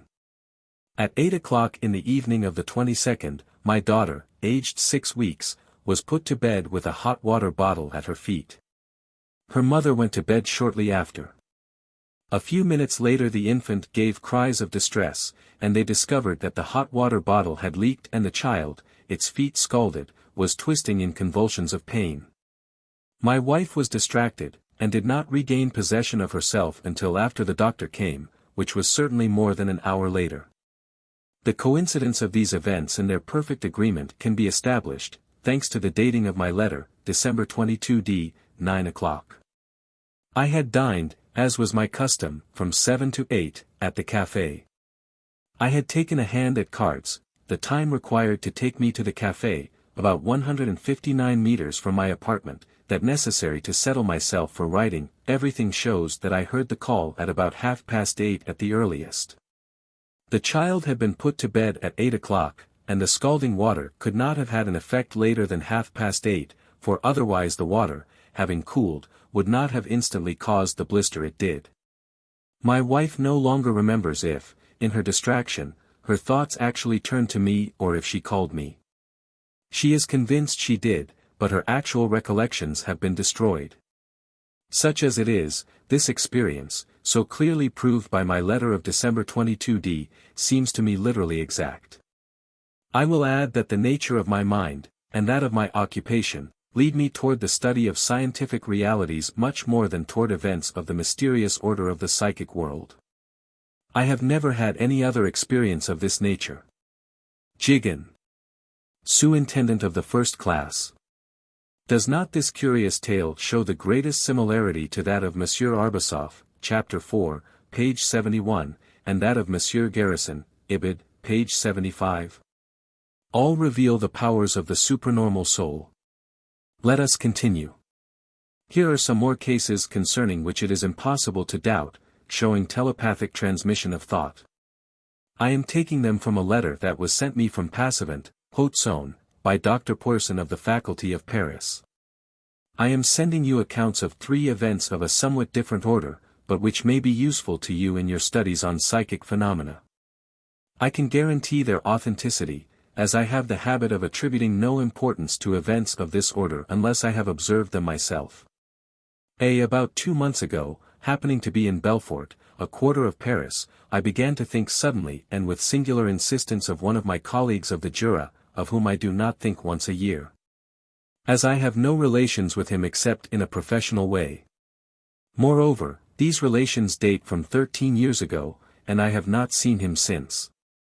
A few minutes later I found myself face to face with him in a square, and as he had come on a bicycle, down a street, at right angles to my own, it was impossible that I should have seen him from a distance. That is a fact, I do not explain it, but it struck me. As I am a doctor by profession, I am often disturbed at night. A great many people pass before my door, but if someone comes who is going to ring, I awake of my own accord while he is still 20 meters from my house. I know beforehand that he is going to ring. I have verified this not once but 100 times in the past 12 years. In order to be entirely exact, I must say that if I am not asleep, which often happens, I am entirely incapable of foretelling if a passerby is going to stop or not. I must say also, that if I am sleeping very heavily, after an especially fatiguing day, the phenomenon does not occur. See, I have among my patients a hysterical young woman in whom I can induce hypnotic sleep and suggestion with extraordinary ease. It has often happened that I have fixed the hour of her awakening and of her rising, which she observes with remarkable exactness. This does not seem at all extraordinary to one who practices a little hypnotism, but here is something else. One day this person's husband, who was impatiently awaiting his wife's awakening, was seized with the whim of setting forward the hands of the watch that was placed, as usual, on the table by the bed. As it was only 6:30 in the morning and he had half an hour to wait, he turned the hands forward to 7:30. He was surprised to see his wife rise quickly at the very moment when the large hand touched the hour of 7. This man came himself to inform me of what had happened. I was incredulous and wished to verify it, and in fact, I have verified it several times. I must say that this person, when asleep, with her eyes closed, easily reads the time from my watch, even if I vary it, but only if I myself am looking at the hands. In the same way, she easily names any object that I grasp behind her, but only when I take it in my hands. All this represents facts to be explained. I leave you the task of interpreting them. They could be confirmed for you by those concerned if they were not, in mentality, a little behind the point of view held by us. They consider me somewhat of a sorcerer, and would certainly not wish to be mixed up with these stories. You can make any use you please of my letter. I authorize you to publish my name, for I am not afraid of the laughter of the ignorant, and I enjoy that of imbeciles. I am, etc. Dr. Puerson. Passavant, Haute-Saône, October 9, 1916. Letter 3482. The first of these three eases is not unusual, and it is one of those that lead us to consider the transmission of thought from brain to brain, like a wave of ether. The second leads to the same conclusion. The third shows a suggestion operating despite a trick. The transmission of thought is evident, especially in the case of the doctor who altered the hands of the watch. Everybody knows that we often meet, apparently by chance, a person of whom we are thinking. We find examples of it everywhere. Dr. Foysac, among others, points out 37 some of these coincidences which have particularly struck him. But they are not rare, although they have not been analyzed until now. They prove psychic radiation. Cases of telepathic sight and hearing are more frequently met with. Among the numerous observations which have been sent to me, I will quote the following case in which Madame Barths, the widow of Dr. Barths, of Jury, actually saw from a distance an accident which fortunately had no serious consequences. The event took place in 1874 in Romania. February 12, 1917. The doctor had left on horseback to make his rounds, and his wife had gone to pass the afternoon with some friends. Suddenly, while they were talking, she saw her husband fall from his horse into the road, and she gave a cry of fright. They laughed at her, quite naturally, but when the doctor returned in the evening, his wife, still under her impression of the vision and to the great astonishment of the rider, asked if he had hurt himself. He told her that having slowed his horse to a walk, after a rather stiff climb, he had passed the bridle over his arm in order to roll a cigarette, when the animal suddenly stumbled, fell on its knees, and flung the rider to the ground, where he had hurt his face, his shoulder, and his arm. The doctor, who was acquainted with telepathy, was not surprised at this vision. Letter 4075. Our next ease of mental vision is of the same order. Lombroso published the following letter, sent him by his colleague in the university, Professor de Sanctis. I was once at Rome with my family, which had remained in the country. As the house had been robbed the year before, my brother was in the habit of sleeping there. One evening he told me he was going to the Costanzi Theatre. I had come in alone and was beginning to read when I was suddenly seized with terror. I struggled against it and was beginning to undress, but I remained obsessed by the thought that the theatre was on fire and my brother in danger. I put the light out. But, growing more and more disturbed, I lit it again, contrary to my usual custom, and decided to await my brother's return before I went to sleep. I was truly frightened, just as a child might be. At 12:30 I heard the door open, and what was my astonishment when my brother told me about the panic that had been caused by the outbreak of a fire, which had coincided with the hour of my anxiety. A very remarkable case of the transmission of thought is this, which was reported by Dr. Quintard to the Society of Medicine at Angers. A child of 7, Ludovico, possessed a gift for solving problems similar to that of the celebrated Einaudi. 38 The child's father finally noticed one day, first, that he hardly listened to the reading of the problems that were given him, and, secondly, that his mother's presence was the one condition necessary for the success of the experiment. She always had to have the required solution under her eyes or in her mind.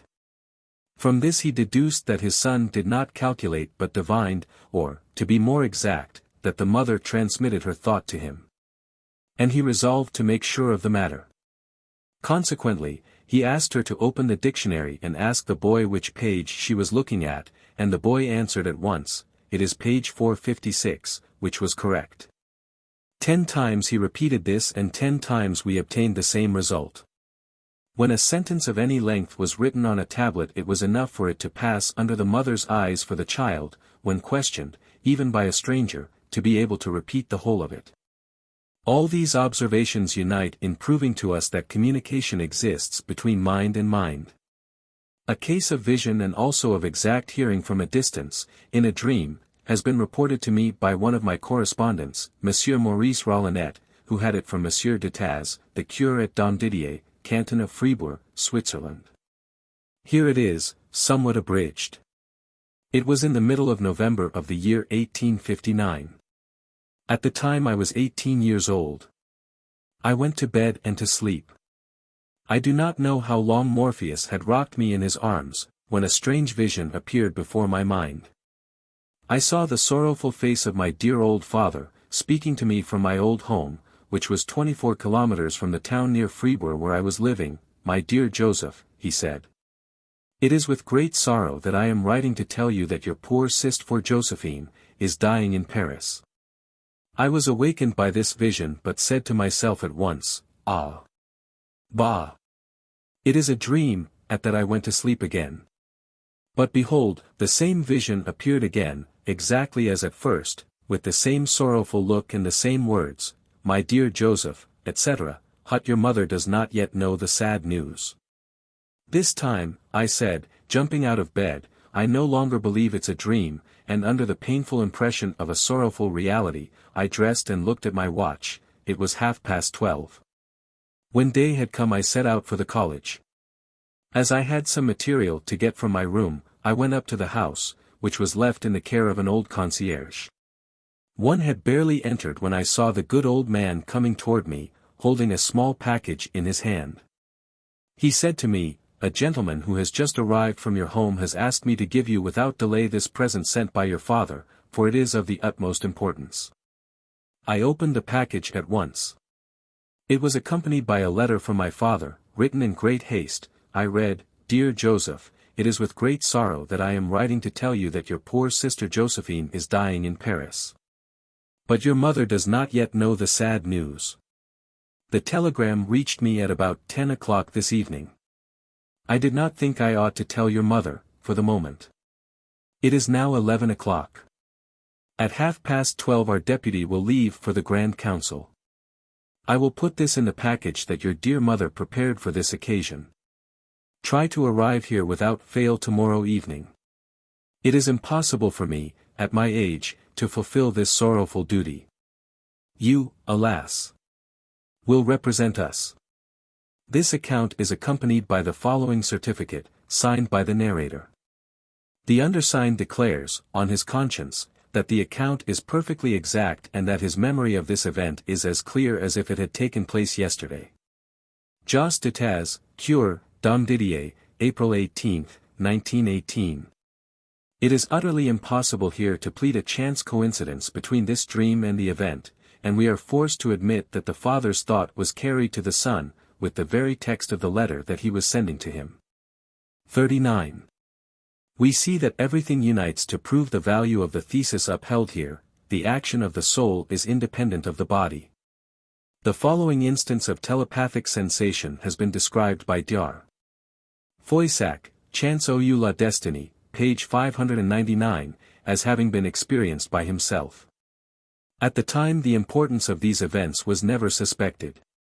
When I was a medical student and intern at Dupuytren, I dreamed that I saw my father attacked with an illness that was bringing him to the grave. I awoke in great distress, which I tried to overcome, telling myself that I had left my father the Sunday before in perfect health. It was now Wednesday. I told myself that it was really a weakness to grow anxious over a dream, and I resolved to pay no attention to it. But the image of my dying father was continually before my mind and, although I was ashamed of my weakness, in order to escape from this obsession I left for Saint-Germain, where I found my father ill of inflammation of the lungs, which carried him off in 5 days. Telepathy appears under all forms. It is not rare for the daily papers to receive echoes of observations of this sort. The Daily Telegraph of August 23, 1906, published, among others, the tale of one of its correspondents.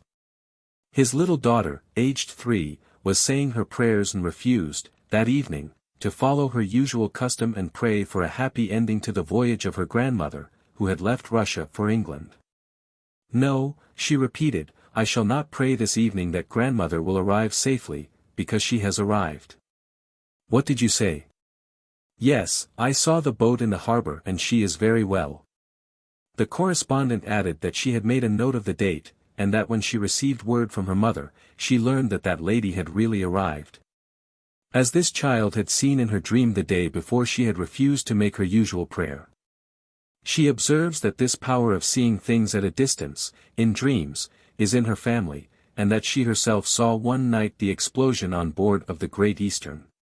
Her husband made considerable fun of the dream when she told him, but he was obliged to acknowledge the truth of it the next morning when the papers arrived. A telepathic vision, in a dream, from Strasbourg to Paris has been described to me by an old friend, Madame Dobelman, in the following words. I do not know, dear master, whether or not I have mentioned to you an instance of telepathy that I experienced in January, 1901. We were already living in Paris when, at the end of January, we were called to Strasbourg, my husband and I, for the funeral of my poor invalid mother. Our son was not able to go also, because of the laws of exception of that place. I was much affected, as can be imagined, by the swarm of memories and by the weather. The air was full of whirling snow, so that I had very agitated dreams at night. One night, especially, I was overcome with sharp distress and dreamed that I saw my youngest son caught between two rows of planks that had fallen on him, unable to free himself and calling me, Mama. I spoke of it to my sister, while I was still very much oppressed by this nightmare. But neither she nor I dreamed of attaching any importance to it. A few days later, on our return to Paris, the servant who received us said, Monsieur Julien is much better, he is at his work. What, has he been ill? Why, yes, he had to stay in the house several days, for he hurt his leg. Didn't he write you? On my son's return we questioned him, and he told me that he had had an accident, for a pile of boards had fallen on him, but it had been nothing serious, and it would have been useless to frighten us. But I knew it, I said. I dreamed about it all one night, and the curious thing is that the place did not at all resemble your wood yard. You were in the midst of planks, unable to get up, in a great unfamiliar yard, and the sun was shining brightly. That's correct, replied my son, the sun was shining on that day and it did not happen in my place but in a neighbor's yard, which is just as you have described it without having ever seen it. But I have no recollection of having called you. Had my son called me at night in his sleep? It is not impossible, for he was accustomed to dream out loud. I must add that this is the one and only time that such a thing has happened to me. Valerie Dobelman. 12 Rue Lin, Paris. Letter 2320. We see what variety exists among all these sincere, simple, and authentic tales. They reinforce one another and prove to us that our body does not contain all the reality that exists. Here is another example of the vision at a distance, in a dream, of a very precise incident. One of my relatives, Madame Isoard, of Marseilles, where her family has been well known for more than half a century, told me of a very curious dream which I begged her to describe in a few lines. She has done so in the following letter. December 13, 1901. Dear Master, I was living at Marseilles when this event took place at Sorgues, a small town in the department of Vaucluse.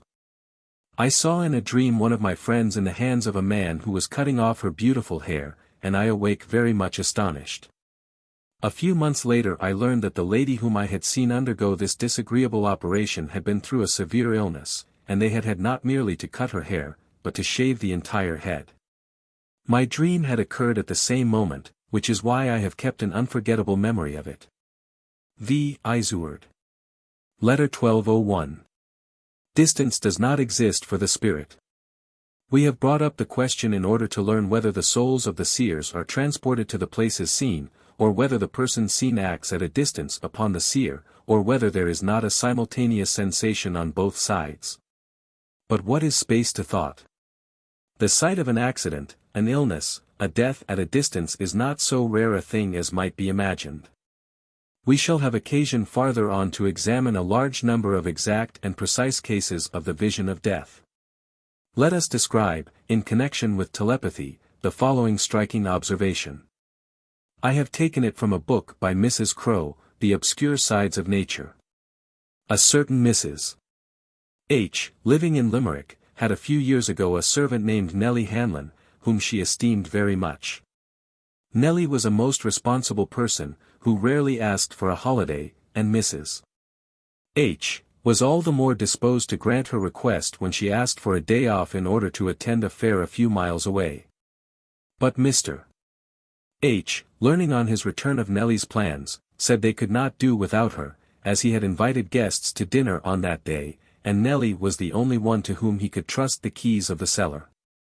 He added that business matters would probably not permit him to return in time to go after the wine himself. Mrs. H., who did not wish to disappoint Nellie, to whom she had given her consent, said that she herself would take charge of the wine for that day, and Nellie set off in the morning, overjoyed, promising to return in the evening if it was possible and at latest on the following morning. The day passed without incident, no one thought of Nellie. When it was time to go after the wine, Mrs. H. took the key and went toward the cellar staircase, followed by a servant who carried the basket for the bottles. She had hardly begun to descend the steps when she gave a great cry and fell in a faint. They carried her to her bed, and the girl who accompanied her told the other terrified servants that they had seen Nellie Hanlon at the foot of the staircase, dripping with water. When Mr. H. arrived they told him the same tale. He scolded the servant for her foolishness, and Mrs. H., who had been well cared for, regained her senses. As she opened her eyes, she sighed deeply and exclaimed, "Oh, Nellie Hanlon!" And as soon as she had recovered enough to speak, she confirmed what the servant had said. She had seen Nellie Hanlon at the foot of the stairway, dripping as if she had just come out of the water. Mr. H. did everything in the world to convince her that it was an illusion, but in vain. "Nellie," he said, "will soon return and will laugh at you." Night came, then the morning, but no Nellie. 2 or 3 days passed. They made inquiries and found that she had been seen at the fair, and that she had left, toward evening, to return home. From this moment all trace of her disappeared. Finally her body was found in the river, but they never knew how the tragedy had occurred. It is reasonable to suppose that the servant, as she was drowning, without doubt accidentally, went back in her mind to her master, to whom she was very much attached. This telepathic view is especially remarkable for its precision and clearness. These mental visions at a distance sometimes take on a symbolic form that is not at first understood. I have received the following letter about a dream that occurred at Berry, 240 kilometers from Paris. During the night of August 20th, 30th I was particularly moved by a dream. We had a young friend who had been married for 5 years to a government official. The young couple were living at Neuilly, and their second child, then about 15 months old, was in a very disturbing state of health because of intestinal trouble, so that hardly a ray of hope remained to the parents. My imagination was therefore rather concerned with this little creature, who, as a matter of fact, and thanks to great care, did survive and is now a delightful little boy. This being disposed of, here is my dream. I was in the room of my young friend. She was standing, clad in a dressing gown, her hair almost down her back, her eyes flowing with tears, her whole personality showing the most profound distress. Meanwhile she held mechanically, and as if from habit, a child whose head and thin little body drooped languidly over her shoulder. This child, the image of suffering, was alive and uttering feeble, plaintive moans. Soon my attention was attracted by 2 men, bearing a bulky object that they placed in the middle of the room. At first this object appeared to me to be a child's coffin, and I was disturbed to think that after all the sick child was still living and in his mother's arms. After a period that I could not determine, it seemed to me that the funereal coffin grew slowly larger, until it became capable of holding a large body. In fact, the 2 men soon placed in it a long corpse, wrapped in a white sheet. The young wife redoubled her tears and racking sobs, and with her free hand pushed back those with her who tried vainly to lead her away from this melancholy sight. She refused fiercely to go. Children, family, nothing existed any more for her but the beloved dead person, whom they were about to carry away and whom, she said, nothing in the world could replace. Like many dreams, mine ended in confusion, and on my awakening there remained with me only a painful impression, with the very clear recollection, however, of the details of the principal scene, and I told my servant. While I helped her arrange the room, that something had certainly happened to our friends, whom she knew well. I thought that the third child, whom they were expecting, would arrive in the world before its time. The morning of the next day, September 1st, my husband entered my room holding in his hand a morning letter and, very much agitated, still hoping that it was all a mistake. He stammered rather than read an invitation to the funeral services of our friend, aged 36 years, who had died August 30th, 1892. The unfortunate man had succumbed to an attack of cholera, a victim in his full youth and happiness to the terrible scourge which, during the summer of 1892, as you can remember, touched a few of the townships to the west of Paris. During the few short hours in which they despaired of saving the sick man, his young wife, and I knew that such had been her longing, had thought of the doctor friend my husband was to them, as one who, she believed, could have found means to save him. Who will explain this mysterious sympathy? The truth is that, with my mind, I had actually seen our friend put into his coffin, and that everything had happened as I have described it. The very evening of August 30th, as he had died between 4 and 5 o'clock in the afternoon, the body had been placed in the coffin, as a sanitary measure, and that at a rather late hour in the evening. A. Furin.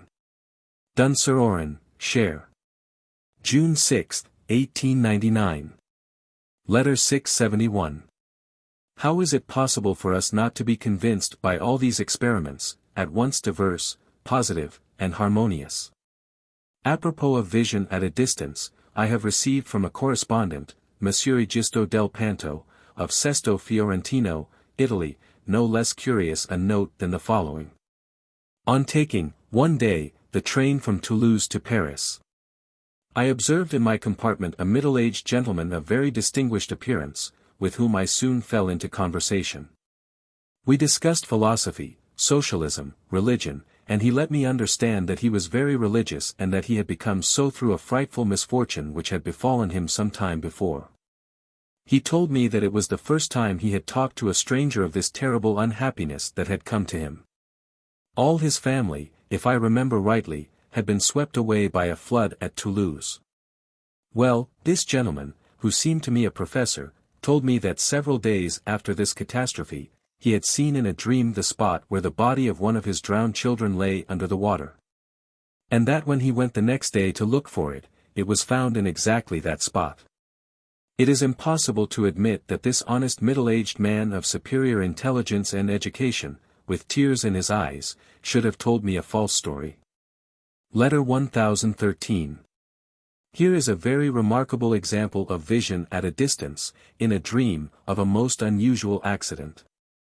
I take it from the work, Phantasms of the Living, Volume 1, page 338, and from its French translation, Les Hallucinations Telepathiques, page 107. Canon Warburton of Winchester wrote under date of July 16, 1883. I had left Oxford to pass a day or two with my brother, Acton Warburton, at that time a barrister. When I reached his home I found a message from him on the table. He excused himself for being absent and told me that he had gone to a ball in some part of the West End and that he intended to return a little after 1 o'clock. Instead of going to bed I sat and dozed in an armchair. At exactly 1 o'clock I awoke with a start, crying out, "By Jupiter! He has fallen!" I saw my brother, who came out of a drawing-room on to a brilliantly lighted landing, catch his foot on the first step of the stairway and fall head first, breaking the fall with his elbows and hands. I had never seen the house and I did not know where it was. Thinking very little of the accident, I went to sleep again. A half-hour later I was waked up by the abrupt entrance of my brother, who exclaimed, "Ah, there you are! I nearly broke my neck." As I was leaving the ballroom I caught my foot and fell full length down the stairway. Such is the canon's tale. He declares, at the same time, that he has never had hallucinations. It seems to me that this is not, properly speaking, a telepathic message from the brother of the narrator, although he may have thought of him suddenly with intensity, but rather a case of mental vision, caused by this telepathic excitement. Especially as the Reverend Canon Warburton adds later that he saw a landing brilliantly lighted and a clock and tables arranged for refreshments, which corresponded to the actual fact. I have published a case very much resembling this, also a fall down a staircase, in Lincoln, volume XXXI, page 479, and another of the same sort, volume XLVI, page 432. We shall especially study this curious fact of mental vision in the following chapter. It will prove with even more positive evidence than the preceding chapters the existence of transcendent powers of the soul. These sights at a distance, these telepathic impressions, can be observed equally well outside of dreams, or at least in half-waking conditions.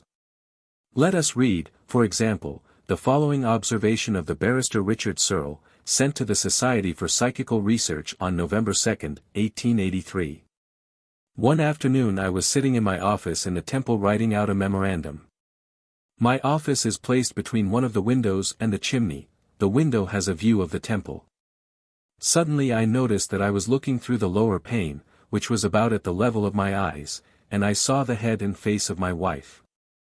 She had fallen backward, her eyes closed, her face livid, as if she were dead. I shook myself, tried to get control of myself, then I got up and looked out through the window. I saw only the houses opposite. I came to the conclusion that I had grown drowsy and then fallen asleep. After having taken a few turns about the room to rouse myself thoroughly, I went on with my work and thought no more of the incident. I returned home at my usual hour. That evening, while I was dining with my wife, she told me that she had lunched with a friend living in Gloucester Gardens, and that she had taken a little girl with her, one of our nieces, who was staying with us. But that during lunch or immediately afterward the child had fallen and cut her face so that the blood had spurted out.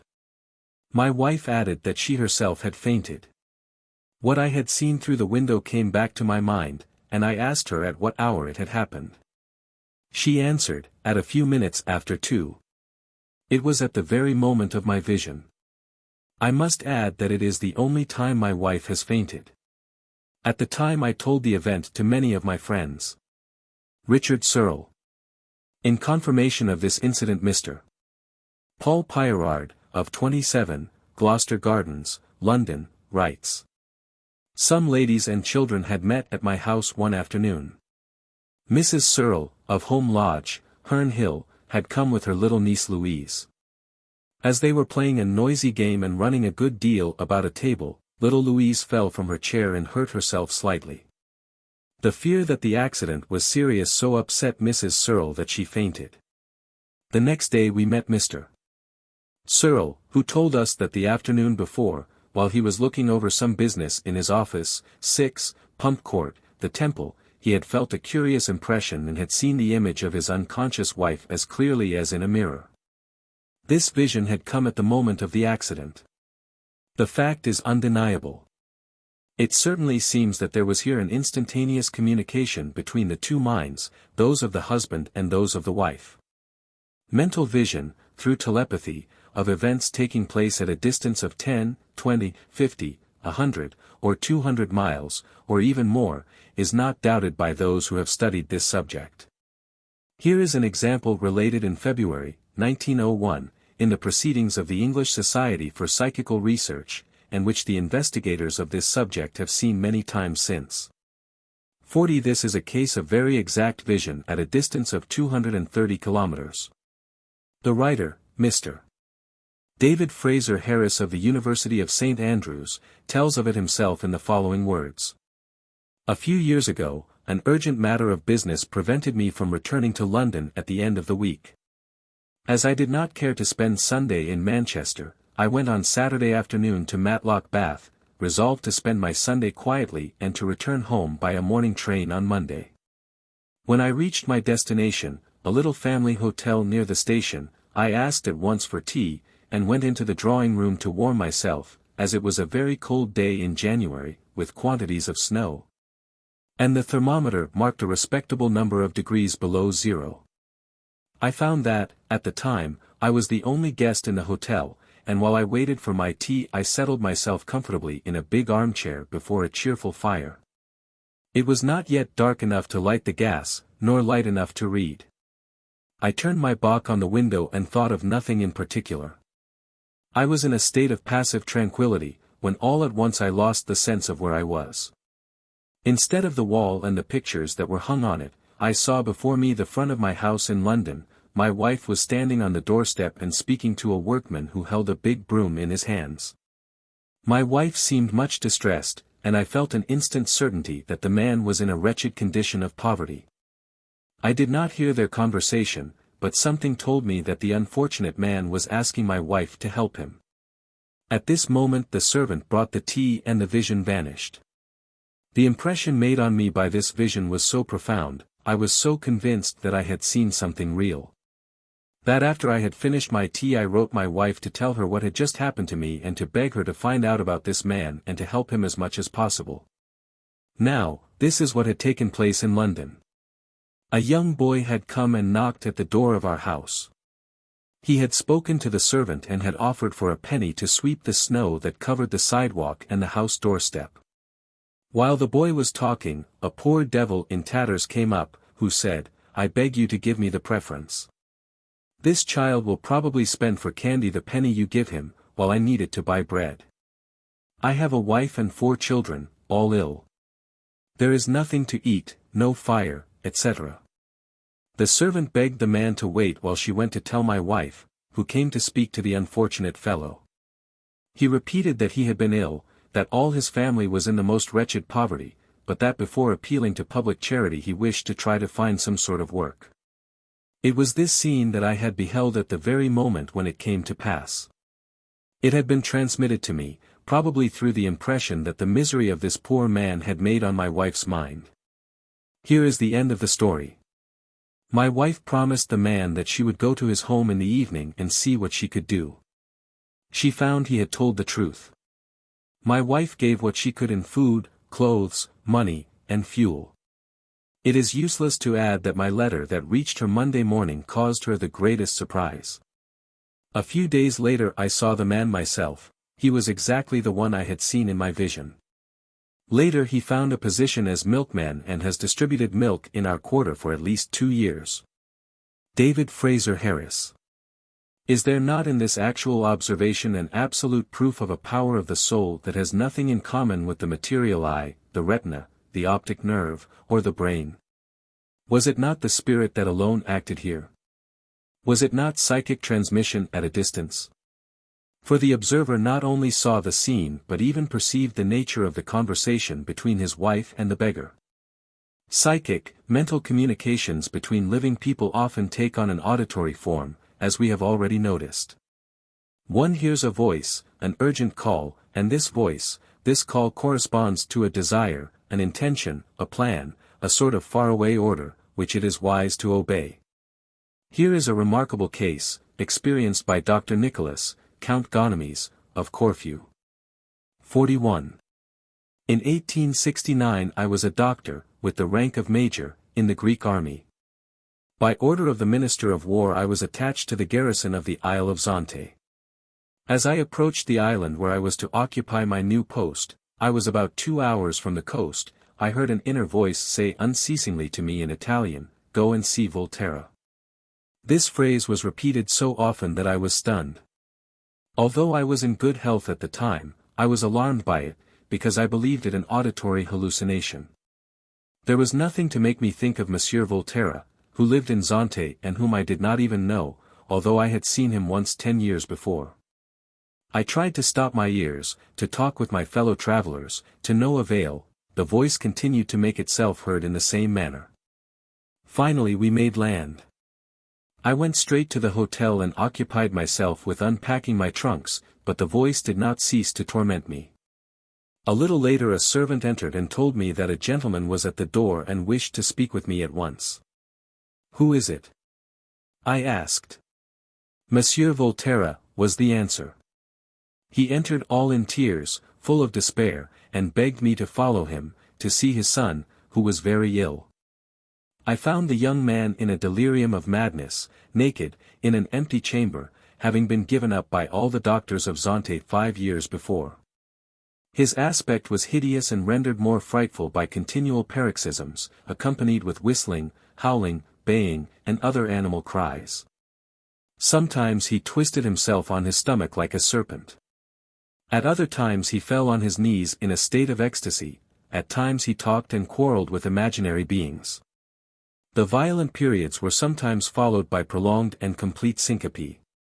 When I opened the door of his room he flung himself upon me with fury, but I remained motionless and seized him by the arm while I looked at him fixedly. At the end of several seconds his glance lost its fierceness, he began to tremble and fell to the floor, his eyes shut. I made some magnetic passes over him, and in less than half an hour he was in a hypnotic sleep. The treatment lasted 2.5 months, during which I observed in him more than one interesting phenomenon. Since his cure, the patient has never had a relapse. A letter from Monsieur Volterra to Count Gonomes, dated Zante, June 6, 1885, contains a complete affirmation of what has just been told concerning the Volterra family. The letter concludes as follows. Before your arrival in Zante, I had no relations with you, although I had passed many years at Corfu as deputy of the Legislative Assembly. We had never spoken, and you had never said a word to my son. We had never thought of you or asked your help until I came to see you when you arrived at Zante as an army doctor, and begged you to save my son. We owe his life first to you, then to hypnotism. I think it my duty to assure you of my sincere gratitude, and to sign myself.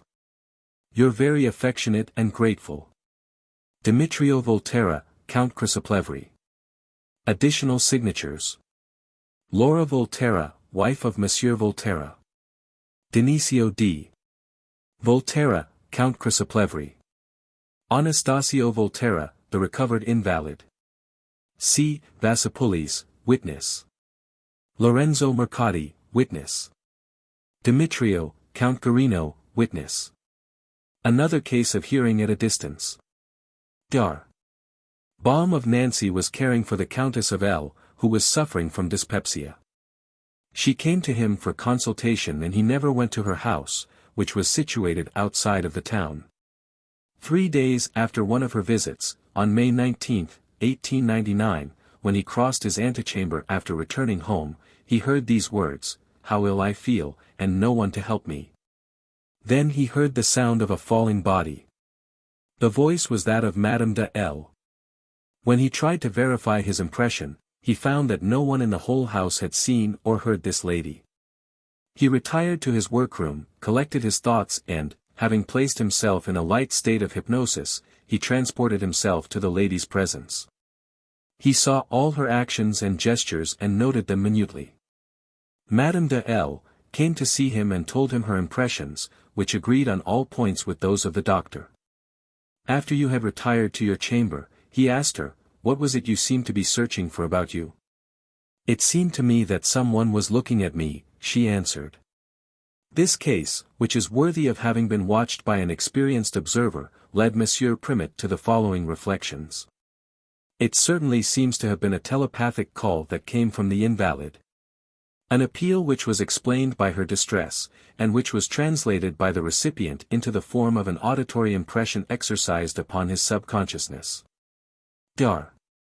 Baum replied to this by placing himself, through an effort of autosuggestion, in a state of hypnosis sufficient to make possible the exteriorization of his psychic center of perception. And by that very means his telepathic excursion to his patient's home. This interpretation is confirmed by her declaration that she had felt his presence. "It seemed to me," she said, "that someone was looking at me." In other words, there was on one side transmission of thought or sensation, that is to say, telepathic action, from the invalid to the doctor, and on the other side, in response to the transmitted thought, exteriorization by the doctor.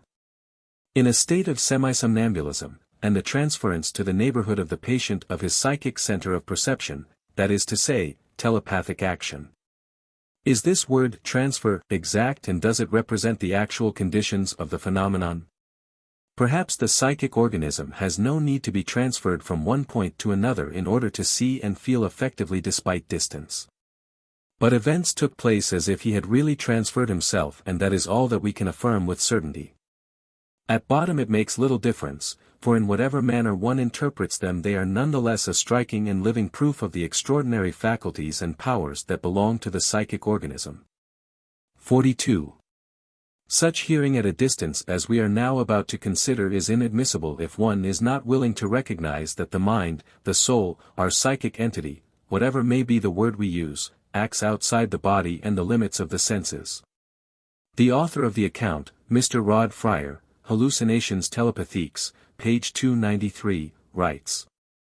January, 1883. A strange event took place in the autumn of the year 1879. One of my brothers was away from home, when one afternoon, at about 5:30, I was astonished to hear myself called distinctly by my name. I recognized the voice of my brother so clearly that I ran all over the house to find him.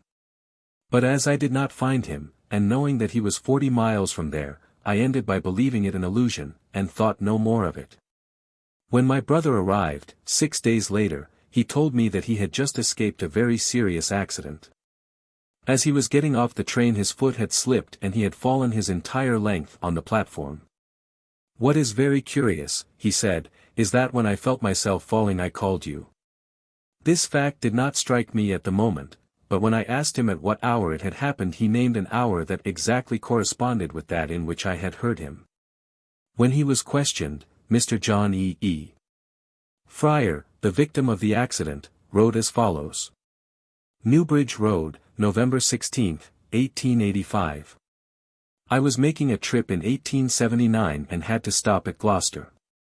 As I got off the train I fell, and an employee of the railroad helped me to rise. He asked me if I had hurt myself and if anyone was traveling with me. I answered, no, to both questions and asked him why he was so much interested. He answered, because you called out the name Rod. When I reached home I related the incident, and my brother asked me the hour and the day. He then told me that he had heard me call him at that moment. He was so sure that it was my voice that he had searched carefully over the house. The coincidence is so striking that its corollary follows with certainty. This voice crossed space as if through a telephone. These are all just so many incontestable phenomena of telepathy, of psychic transmission, which show transcendent powers of the soul quite different from those of which we have learned through physiological psychology, sight and hearing at a distance by means of psychic waves. I do not wish to repeat here what I have already said about the transmission of thoughts. The fact of mind reading has been proved many times by serious experiments. Here is one more case reported by Dr. G. de Messamy, and observed by him in a patient in a state of somnambulism. My subject's lucidity went so far as even to read the thoughts of those present. Having placed 12 members of the society before the subject, we asked each one of them to think freely of a chosen flower, without telling its name to any one. Then turning toward the subject, we asked him to name out loud the flower each of these persons had thought about, and he named them all, without the least hesitation and without making a single mistake. As if he were reading from a hook of human thought. That is one experience from among 100 of the same sort. 43. The transmission of thought is as certain as the transmission of heat, light, electricity, and solar magnetism. The telepathic vision is produced without the help of the eyes. Distance and material obstacles do not obstruct it. It is as indifferent to time as it is to space. One sees a present, past, or future event. This psychological fact makes use of the power of the spirit, independent of its organism. If, in opposition to the deduction affirmed here that these presentiments, these telepathic sensations prove the existence of the soul independently of the body, one put forward the hypothesis that these normal faculties may belong to the brain and not to a mental principle, and that they no more prove the individuality of the soul than does the dog's sense of smell or the instinct of the carrier pigeon. We should answer that an attentive analysis of the facts brings every free mind to a contrary conclusion, for it concerns the exercise of the thought and not of the physical organism.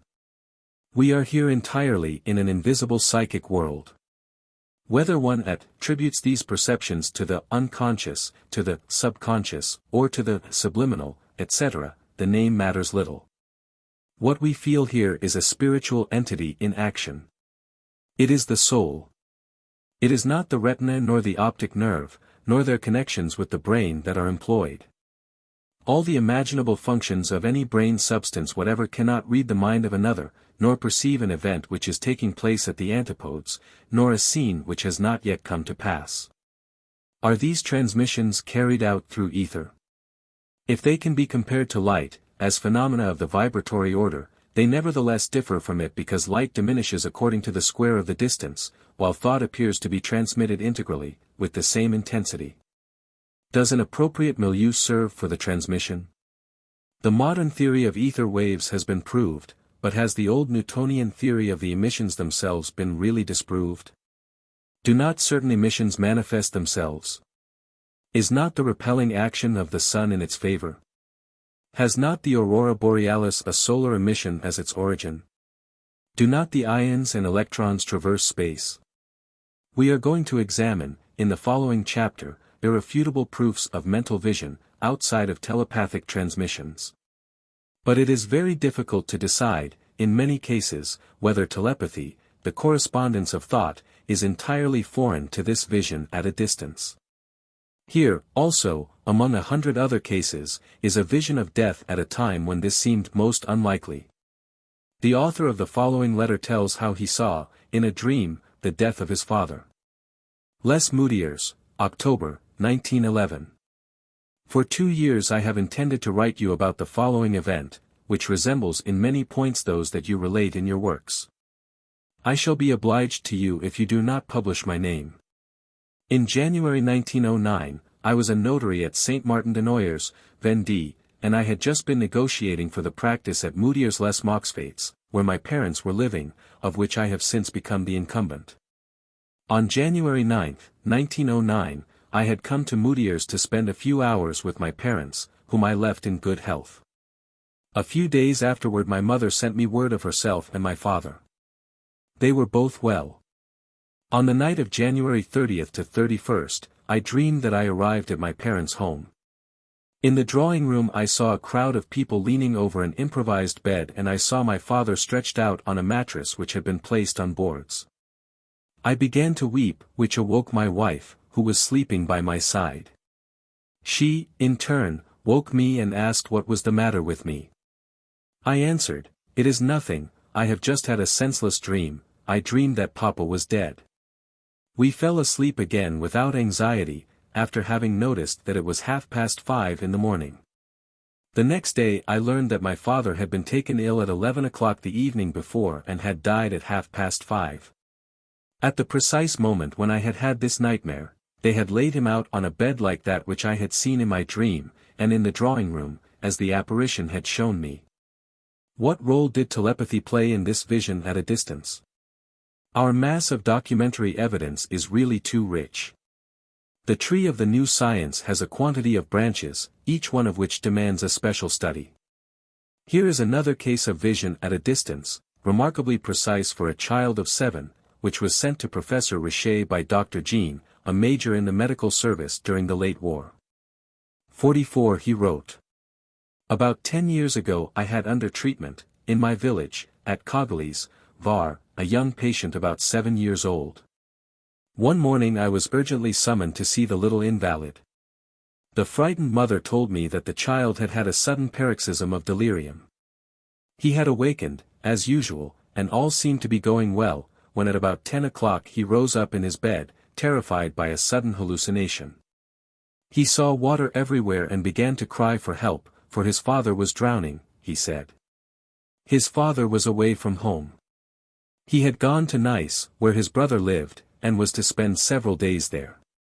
When I arrived the child was calm, but insisted that he had seen his father drown. A telegram from the brother soon urgently called the widow, for such she really was, to Nice, where she learned that her husband had been drowned at about 10 in the morning, in trying to save his brother, who had been seized with a cramp while swimming in the ocean. His last words had been, "Our poor children." One more occurrence. A teacher in the department of the Var, who asked me not to print his name, wrote me. One morning, on awaking, one of my relatives said to his wife, who was lying beside him, "I must get up at once. I have just seen that some thieves have entered our fields. They are eating and drinking. I'm going after them." "But you are mad," said his wife. "How are you able to see all that from here? Lie down." "No, no. I saw it." He persisted, took his gun, ran into his field, and brought back as prisoners to the town hall 2 tramps that had broken their way in. F. at S. Var, January 23, 1912. Letter 2217. What part does the transmission of thought play here? Without doubt, the thieves must have been thinking about the proprietor and must also have thought about not being caught. On the other hand, it may have been a case of vision at a distance, without telepathic action, and we could have included it in the following chapter. All the cases in this collection of evidence are closely related. We usually imagine that all observations of telepathic communication date from our own epoch. This is an error.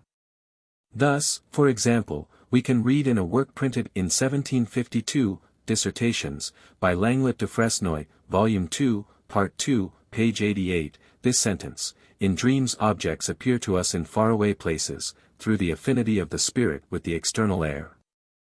Persons 100 leagues away have known of the death of their friends at the moment of their decease." We can see from this that facts recorded by Petrarch and other observers were already accepted by certain philosophers of the 18th century, just as we accept them today. We do not admit their interpretations. Our own are doubtless worth a little more. But let us not deceive ourselves too much in regard to their intrinsic value. We imagine also that such strange instances are rare, most rare, doubtful, and uncertain. That also is an error. My conversations, during half a century, have shown me that at least 1 person in 10 knows, either for himself or from those near to him, of a case of telepathy, of premonition, of a warning of death, a sight of the future. In a word, of psychic action. But in general, I do not know why, they conceal them, they veil them as one would something that cannot be admitted. This is all the result of a false education and imaginary fears. Telepathy has more foundation, a more universal and solid base than has any religion. The facts on which has been founded the Christian religion, with its different sects, Catholicism, Protestantism, Orthodoxy, etc. Or those that are at the basis of Judaism, of Islam, of Buddhism, and the other religions that divide humanity, have been less established, less carefully observed, less completely demonstrated than the psychic facts which we are studying in this work. It is therefore easily understood how certain minds, anxious to reach the truth, should have placed their hopes in the positive studies we are pursuing here, as others have placed theirs in religion. One word more. In the same way that the spectral analysis of light permits us to discover through the light waves the chemical constitution of bodies lodged in the atmosphere of the stars, millions of miles from our eyes, it is not impossible that an analysis of psychic radiations should permit us to enter one day into communication with the life and thoughts of beings inhabiting these distant regions. The fact of the communication of thought by mental suggestion at very great distances, which is verified today, indicates the possibility of a sort of radiation of the human consciousness, from one star to another, by means of specially subtle waves. 7. Vision without eyes, the spirit's vision, exclusive of telepathic transmissions. Events are of most use when they contradict rather than when they support the established theories. Sir Humphrey Davy. If events that cannot be disputed, proving the action of the will without the intervention of speech or of any external sign, as well as the transmission of thought at a distance, show that there is in us a mental being, thinking, willing, and carrying its action beyond the boundaries of our organic senses, the no less certain proofs of mental vision are going to bring us the same evidence, independent of these events but confirming and completing them. This special subject is in itself so rich and so backed by evidence that when I was studying it, a few years ago, I was led to consecrate to it a whole volume that is not yet published. I shall select here a few significant documents, exclusive of those concerning the telepathic transmissions that we have just examined, which, nevertheless, can at times be linked to them. We have here, for our study, a curious category of special events. This is surely one of the unknown faculties of the soul that it is most interesting to examine. Certain beings are endowed with it, in their normal state, when they are not dreaming or in a state of natural or artificial somnambulism, but it is especially under the conditions of sleep that we can observe these phenomena. This vision at a distance, whether it be direct, or through reading the thought of the brain, seems to me evidence of the existence in us of a lucid, immaterial, distinctly personal element. To pretend that brain matter secretes thought is sufficiently audacious, but to assert that the brain sends out thought to seek that of other men, to comment on it and to understand it, is even more extravagant. It is to confound the effect with the cause, for here again the thought shows itself as cause and not as effect. Its personal activity is evident.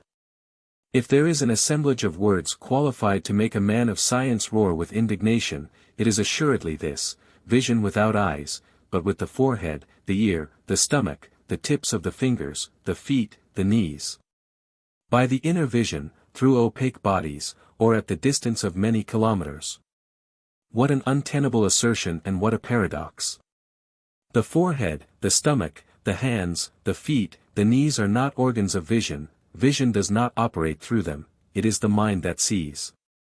The biologist who knows the marvelous optic apparatus of the eye, so excellently adapted to the reception of images, cannot admit that these images can be perceived without this suitable mechanism, this masterpiece of ancient organic evolution. From the rudimentary eye of the trilobites of the primordial geological ages up to man. For my own part, I was unwilling for a great many years to undertake any examination whatever of this question, despite all that was affirmed by my friends the psychologists, and of what I myself had come across in the works on hypnotism. An astronomer is the last person who would be disposed to undertake the study of such a problem, and I could not help thinking of the somnambulists of the country fairs as well as of all the tricks of the pretended readers of thoughts, whose drawing-room exhibitions amuse us. Nevertheless, after my investigation of 1899 into psychic phenomena, I was led to publish, in the 8th chapter of my work L. and Canoe, 49 examples worthy of belief of vision in dreams, from a distance. And I chose the part of studying freely, and without any preconceived ideas, this most important subject. In this book I was able to make the following statement: it is possible to see without eyes, hear without ears, not from hypersensitiveness of the sense of sight or hearing, for these records prove the contrary, but by an inner, psychic sense. A mental sense. Vision from a distance and second sight are irrefutable evidence of this transcendent faculty belonging to the soul and not to the molecular, chemical, and mechanical agency of the brain. If we open the dictionaries we shall find nothing opposite the words second sight, double sight, clairvoyance but the most complete skepticism with entire ignorance of their phenomena. The events that we are about to examine confirm the premises that I published 20 years ago. The objections that we have all brought forward, attributing these phenomena to mistakes, illusion, trickery, pretense, fraud, juggling, and anything else one can imagine, disappear in smoke, and from now on let the truth shine forth in all its brilliancy. The same thing is true of perception by the sense of touch, which is admissible only in certain special cases. The thesis that I maintain here is of the utmost importance from the philosophic point of view, for it results in the suppression of the false principle of Aristotle, of Locke, of Condilli, and of the sensationist school. Nil est in intellectu quim prius furit in sensu, or, in other words, everything that exists in our consciousness comes to us through our senses. But if it is possible to see without eyes, the seeing is done by inner psychic faculties, by an unknown force, independent of sense and normal vision. In this way the understanding receives impressions that have not reached us through the senses. We shall prove that several eases of sight at a distance or hidden things are not due to the reading of the thought the brain of another. However, in these cases also, reading is again mental vision. I am not very fond of, and it seems to me that too many new words being created in the psychic sciences, which are still so rudimentary. But as we are speaking here of the sight of things that are hidden from our eyes, the word cryptoscopy seems to be pointed out to indicate this sort of study. Chi-rho upsilon pi tau omicron xi, iden, sigma kappa omicron pi epsilon iota upsilon, c. The first actual observation of this curious psychological subject, which caught my attention long ago, is the circumstantial account given by the famous encyclopedia of Diderot and D'Alembert after the word somnambulism. This account is guaranteed by a witness whom we are almost surprised to find here, the Archbishop of Bordeaux. Here is the very tale of the encyclopedist. This prelate told me that when he was in the seminary he had known a young priest who was a somnambulist. As he was curious to understand the nature of this malady, he went every evening to his chamber as soon as he knew the priest was asleep, and observed what happened. Well, this priest arose, took some paper, and composed and wrote sermons. When he had finished a page, he read it over aloud, from one end to the other, if we call reading this action which was done without the eyes. And if something displeased him, he cut it out and wrote the correction in above, with much good sense. I had seen the beginning of one of these sermons, that for Christmas. It appeared to me well done and correctly written. But there was one surprising correction. Having put in one place, this divine infant, he thought, on reading it over, that he had better put the word adorable instead of divine. In order to do this he erased the last word and placed the first exactly above it. Afterward, he saw the word this, could not go with adorable. Therefore he very cleverly added AT to the preceding letters, so that one read CT adorable enfant, this adorable child. The eyewitness of these facts, in order to assure himself that the somnambulist made no use of his eyes, thrust a cardboard under his chin in such a way as to shut off the sight of the paper on the table. The somnambulist continued to write without noticing it. I am quoting this account, which is already old, especially in order to recall to the attention of my readers the innumerable instances that have since been attested, of sight at a distance, independent of the visual organ, by subjects in a state of hypnotic sleep either natural or induced. It dates from the year 1778, and I read it in 1856, in Diderot's own part of the country. These examples of sight in the darkness, by somnambulists or the hypnotized, are not so much rare as completely ignored. Many persons know about them. For my part, I had occasion to meet, in 1866, at the Château of Clefment, in the Haute-Marne, a young girl of 20 years who, without knowing anything about it, often got up during the night and continued in complete darkness some work begun during the day, either dressmaking or embroidery.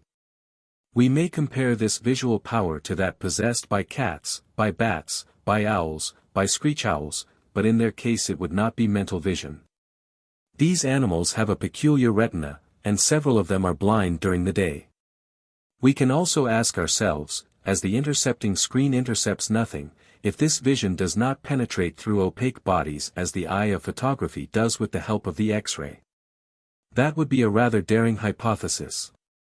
We shall see that it does not apply to the following experiences. Let us remain for the moment in the 18th century. Science is indeed slow in its advance. In 1785, at the time of Mesmer, the Marquis of Peisker made some curious and painstaking experiments in artificial somnambulism, produced by hypnotism. Let us recall one among them. He had hypnotized a young lad, 14 years old, named Aim.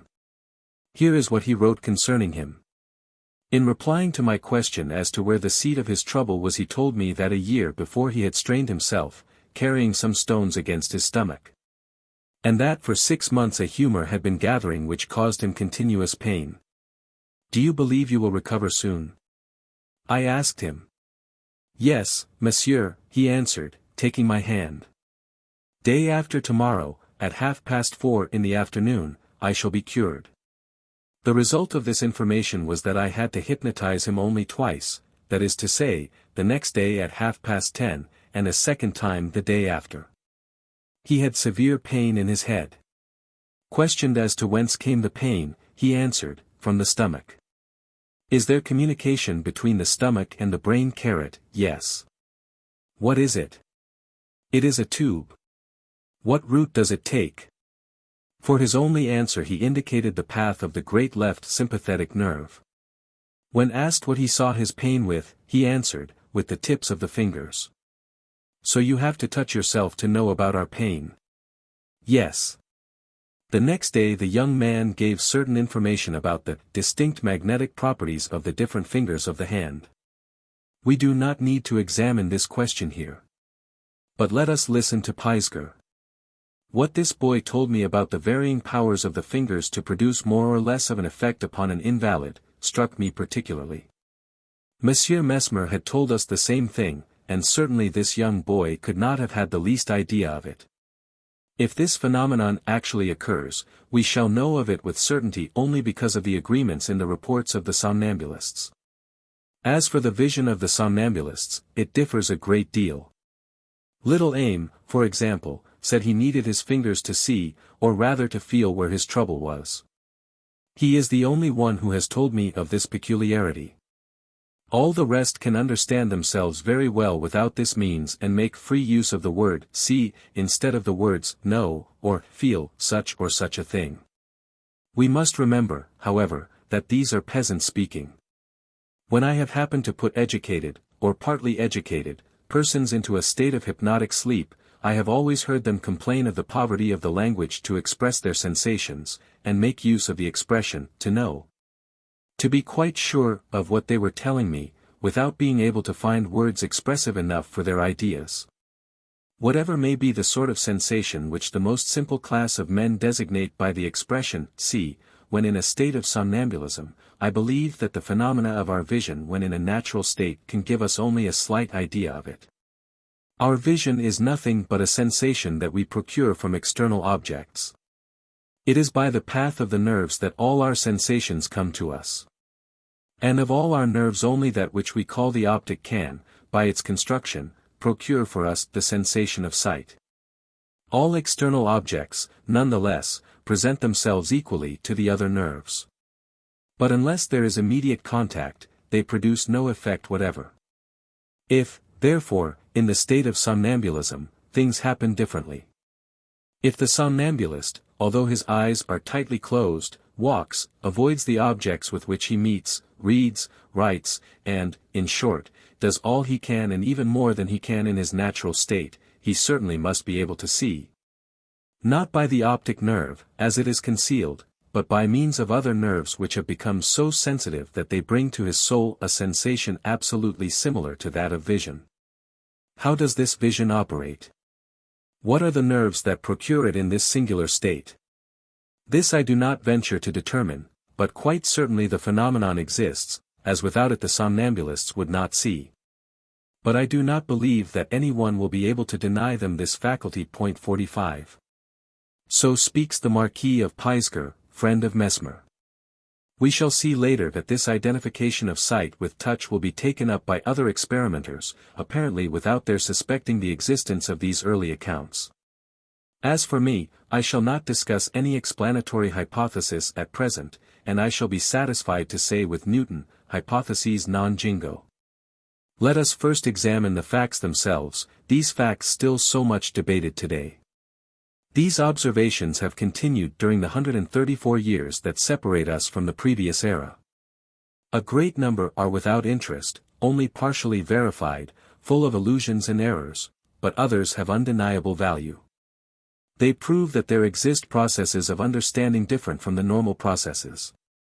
My readers are already familiar with examples of this sort. In my book, L and Canoe, some of them are so characteristic that I cannot help giving a brief account of them here.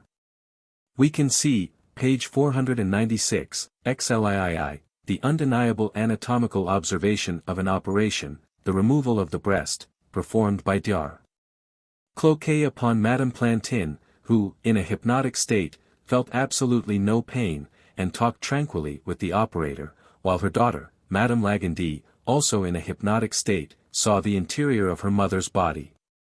The mother died the next morning and the autopsy proved, down to the least details, the exactitude of this mental vision. Do you think, asked the doctor, that we can keep your mother alive for long? No, she will die early tomorrow morning, without pain and without suffering. What are the affected parts? The right hung has shrunk up, it is surrounded by a membrane like glue, it swims in a quantity of water. But it is especially there, said the somnambulist, pointing to the lower corner of the shoulder, that my mother suffers. The right lung no longer breathes, it is dead. The left lung is sound, that is how my mother lives. There is a little water in the envelope of the heart, the pericardium. How are the organs of the abdomen? The stomach and the intestines are healthy, the liver is white and discolored on the surface. The next day, in fact, the invalid died, and an autopsy was performed. Madame Lagandy, in a hypnotic sleep, repeated in a firm and unhesitating voice what she had already told Messrs. Cloquet and Chapelain. The latter then led her into the drawing room that adjoined the room in which they were to perform the autopsy, the door of which was tightly closed, and there, following the knife in the surgeon's hand, she said to those who were staying with her, "Why do they make an incision in the middle of the chest, since the effusion is on the right?" The information given by the somnambulist was found to be entirely correct, and the official report of the autopsy was written out by Dr. Dronsart. The narrator, Brière de Boismont, added that the witnesses of this event are all alive and occupy an honorable position in the medical world. Their communications have been interpreted in different ways, but a doubt has never been raised as to their veracity. Nevertheless, I have seen grave scholars burst out laughing while listening to these cock-and-bull stories. So we have here an undeniable record of mental vision. We could add to it the story of that chambermaid who, having been put into a hypnotic sleep when her master had gone down to the cellar after a bottle of wine, cried out that he had just slipped on the stairs and had fallen. When he came up, found his wife aware of his fall and of the details of his subterranean trip. The somnambulist had related them as they had happened. Lincoln, page 499. The wife of a cavalry colonel, who was hypnotized by her husband, became a somnambulist. During the course of the treatment an indisposition obliged the husband to ask an officer of his regiment to help him. This went on for only 8 or 10 days. Some time after, during a hypnotic séance, the husband, having put his wife into a hypnotic sleep, asked her to think about this officer, of whom they had had no news. "Ali, the unhappy man," she cried. "I see him. He is at X. He wants to kill himself. He is taking up pistol. Run quickly." The colonel mounted his horse. When he arrived the officer had already committed suicide. Ibid, page 500. We have also seen the story of a young girl who was operated upon in 1868 at Strasbourg by Dr. Corbeil, who had ascribed in minute detail to this incredulous surgeon a cyst on the ovary, which was later found by the operator and agreed exactly with the description. These numerous and widely different experiences, which he multiplied since the time of Mesmer up to our day, constituted a veritable library, which I do not wish to expatiate upon.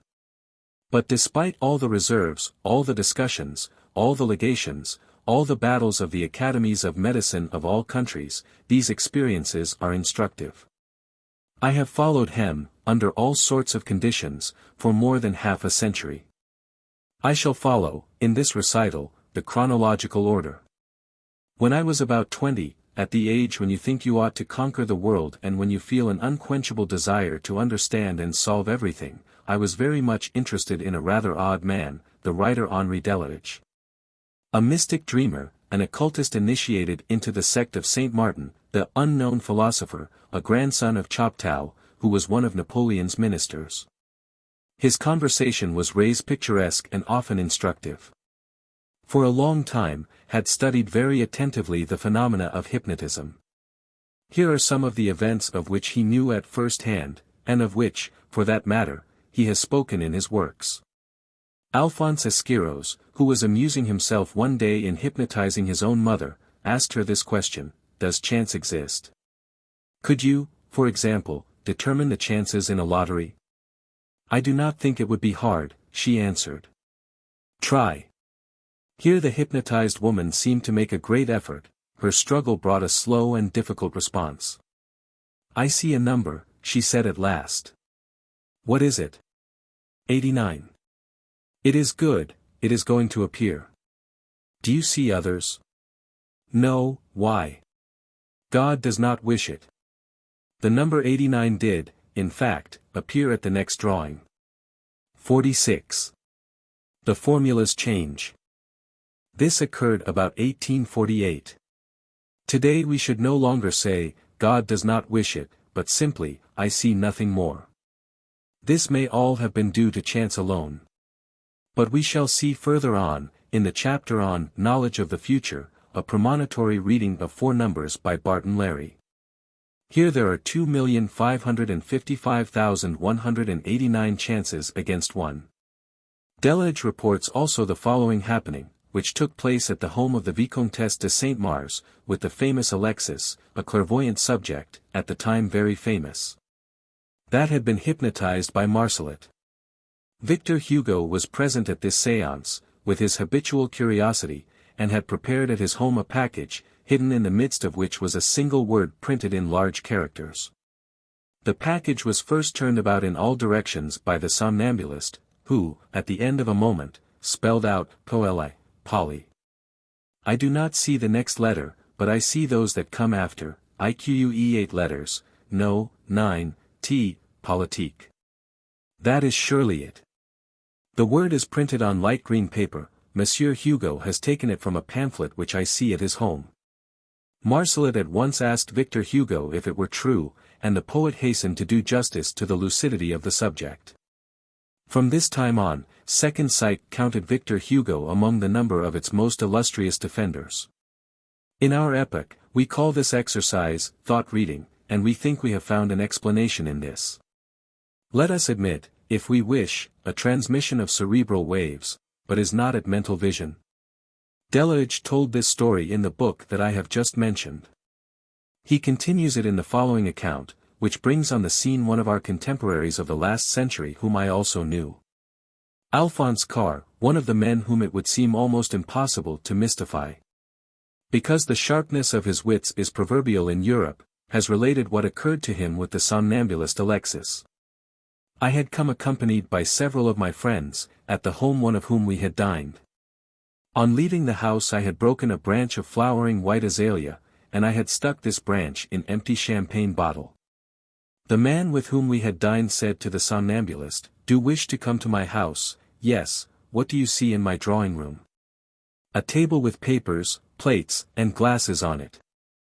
"There is also something on this table which I placed there especially because of you, try to see it." "I see a bottle," said Alexis. "There is some fire." "No, it is not fire, but it is like fire." "The bottle is empty, but there is something that shines." "Ah! It is a champagne bottle. Something is above it, it is the stopper, the end that is in the bottle is thinner than the other end. It is white, it is like paper, wait," and he drew a bottle with a branch of azalea, and exclaimed, "Ah! It is a flower, a bouquet of flowers. What beautiful branches!" In these two experiences it is difficult not to agree that the somnambulist saw at a distance without his eyes, either in the brain of Victor Hugo or of Alphonse Karr, or in some other manner. Let us continue a little longer to read Delage's little book, which is almost an official report of this interesting period. Let us remember the facts, without troubling about the theories. The press of October 17, 1847, contained a long article on a hypnotic séance in which the somnambulist Alexis had read not only closed books, through several pages, but even concealed letters. In a word, he had shown that the magnetic fluid, by illuminating with a supernatural splendor the subject which had been magnetized, permitted the spirit to pierce through the most opaque objects with an ease that left far behind it all the power with which the imagination has endowed magic. This séance was endorsed with the name of Alexander Dumas and took place at his country house in the presence of honorable men who had attested the truth of the facts related in the written report by signing their names to it. The astonishment was general. Dumas, curious to produce the phenomena of which he had been a witness, let us persuade him to, himself, magnetize Alexis. The spirit of the somnambulist told him the history of a ring that had been given to him. Told him the day and the hour when the man who had confided it to him had become its possessor. Then, like those invincible birds which cleave the air, his soul borne on the wings of another's will, he described with admirable precision Tunis and its environment, of which the name alone was known to him in his waking state. In a word, space and time had been conquered. A great number of papers copied the account of these séances, others protested. As they were not able to attack the honor and uprightness of the men who certified that they had seen these prodigies with their own eyes, they made haste to ridicule them, by representing them as honest men whose simplicity had been exploited. They declared that with the help of skillful ingenuity Robert Houdin produced the same marvels every evening in the rooms of the Palais Royal. Unfortunately, the illustrious prestidigitator had already written a letter to the Marquis de Mireville, in which he admitted the powerlessness of his art to produce these prodigies, and in which he certified on his honor that these phenomena were not produced by any subtlety of a clever sleight of hand. Here is an extract from this letter. During a séance at the home of Marcelet, the following event took place. I unsealed a pack of cards which I had brought with me, and a case which I had marked so that it could not be changed. I shuffled them. It was my turn to deal. I dealt with all the precautions of man skilled in the finesse of his art. It was a useless precaution. Alexis stopped me by pointing out a card that I had just placed before him on the table. I have a king, he said. You know nothing about it, as the trump card has not yet appeared. You will see, he answered. Continue. I did in fact turn up the 8 of spades, and his card was the king of spades. The game was continued in a rather curious manner, for he told me the cards that I ought to play, although my own cards were at the time hidden under the table and tightly clasped in my hand. For each of the cards played he put down one from his own hand without turning it over, and it was always in perfect agreement with the one I had played myself. I therefore returned from this séance as astonished as I well might be, and persuaded that neither chance nor skill could have produced such marvelous results. Be good enough to receive, etc. Robert Houdin. The celebrated prestidigitator in this way vindicated hypnotism from the attacks of which it remained the perpetual target, by declaring publicly that his art was powerless to realize this sort of miracles. He proclaimed his convictions in obedience to his conscience. Thus spoke Delitzsch. Assuredly the somnambulist did not see with his eyes the cards that were held hidden under the table by a fellow player, who had already been warned, and whose value as a critic cannot be disputed. It is not uninteresting to record this reminiscence of the souvenirs of Delitzsch, despite his ideas and his old-fashioned opinions. I have been far from sharing all of these opinions. Thus, for example, he wrote, page 144, to the number of privileges lost by man after the original sin, we must place in the first line the possibility of having intercourse with spirits. But who today can admit original sin? A little further on he declares that the doctrine of the divinity of Christ cannot be attacked. He is a very good Catholic, though, as to Kabbalistic mysticism, which is hardly orthodox. We no longer speak the language of this epoch, 1847, 67. We no longer use the words, fluid magnetism, devil, soul born on the wings of another's will, supernatural divination, expressions that have fallen into disuse, but we study the same problems. The difficulty, in this study, is to remain impartial and to keep an absolute independence. This does not generally happen. Each one brings to such an examination preconceived ideas that vitiate the freedom of the reasoning.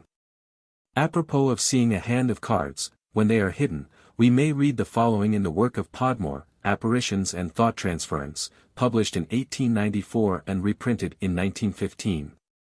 It is this latter edition that I am considering. The celebrated Alexis Didier pretended to read when blindfolded with cotton and a tight bandage, played a game of écarté by naming the cards turned down on the table, deciphered the words in a closed envelope, or in the books that were brought him, and revealed what had been shut up in packages. His success was so great that the famous prestidigitator Robert Houdin visited him in 1847 and declared himself convinced. But Alexis was a professional and had an associate in the person of his hypnotist, Marcelet. There can hardly be any doubt that all these events ought to be attributed to the exercise of a normal vision, operating under unusual and imperfectly understood conditions. It is probable that in experiments of this sort the subjects themselves were often unconscious of the means by which the knowledge reached them and in complete good faith declared themselves to be in possession of supernatural powers. 47. Frank Podmore, a well-known psychic author, one of the founders of the Society for Psychical Research, is convinced that all these phenomena, including apparitions, are explained by thought transference, and he explains them all by this theory. According to him, Alexis received the communication through his hypnotist, Marcelet, or from his partner, who without trickery, but by looking, innocently transmitted their cerebral impressions. An American psychic no less well known than Podmore, James Hislop, professor at Columbia University, has also considered this same game of cards, and here is his interpretation. 48. Alexis Didier mystified even Robert Houdin, the prince of prestidigitators and illusionists. Didier was employed by a man who had a reputation of a gentleman. He apparently read cards turned face down upon the table, sentences out of a closed book, etc. But in the absence of any verified report as to the precautions taken to elude fraud, we have really no reason to see in it anything extraordinary. It is simply an example of the way in which a credulous public can be duped. Thus, Podmore and Hislop imagined that Victor Hugo, who studied Alexis in order to get positive information, Alphonse Karr, whose keen and critical spirit were alike known to me, Alexandre Dumas, Henri Delage, Robert Houdin, were poor servers and let themselves be duped. It would appear from them that Marcelet saw the cards, read the notes, and communicated it all to his subject, either by skill or by unconscious transmission of thought. But it was not at all this fashion that these things came to pass. They have also supposed that there were tricks of sleight hand. This is an inadmissible supposition, according to Robert Houdin himself. The trick of which I have spoken well known, for that matter, and I have seen it performed by times in my own drawing room, by the successors of Robert Houdin, Cazeneuve, and Jacobs. In this game of cards, the prestidigitator always conquers his adversary, without any mystery of second sight. But in this case the game is prepared, the cards are placed in a certain order.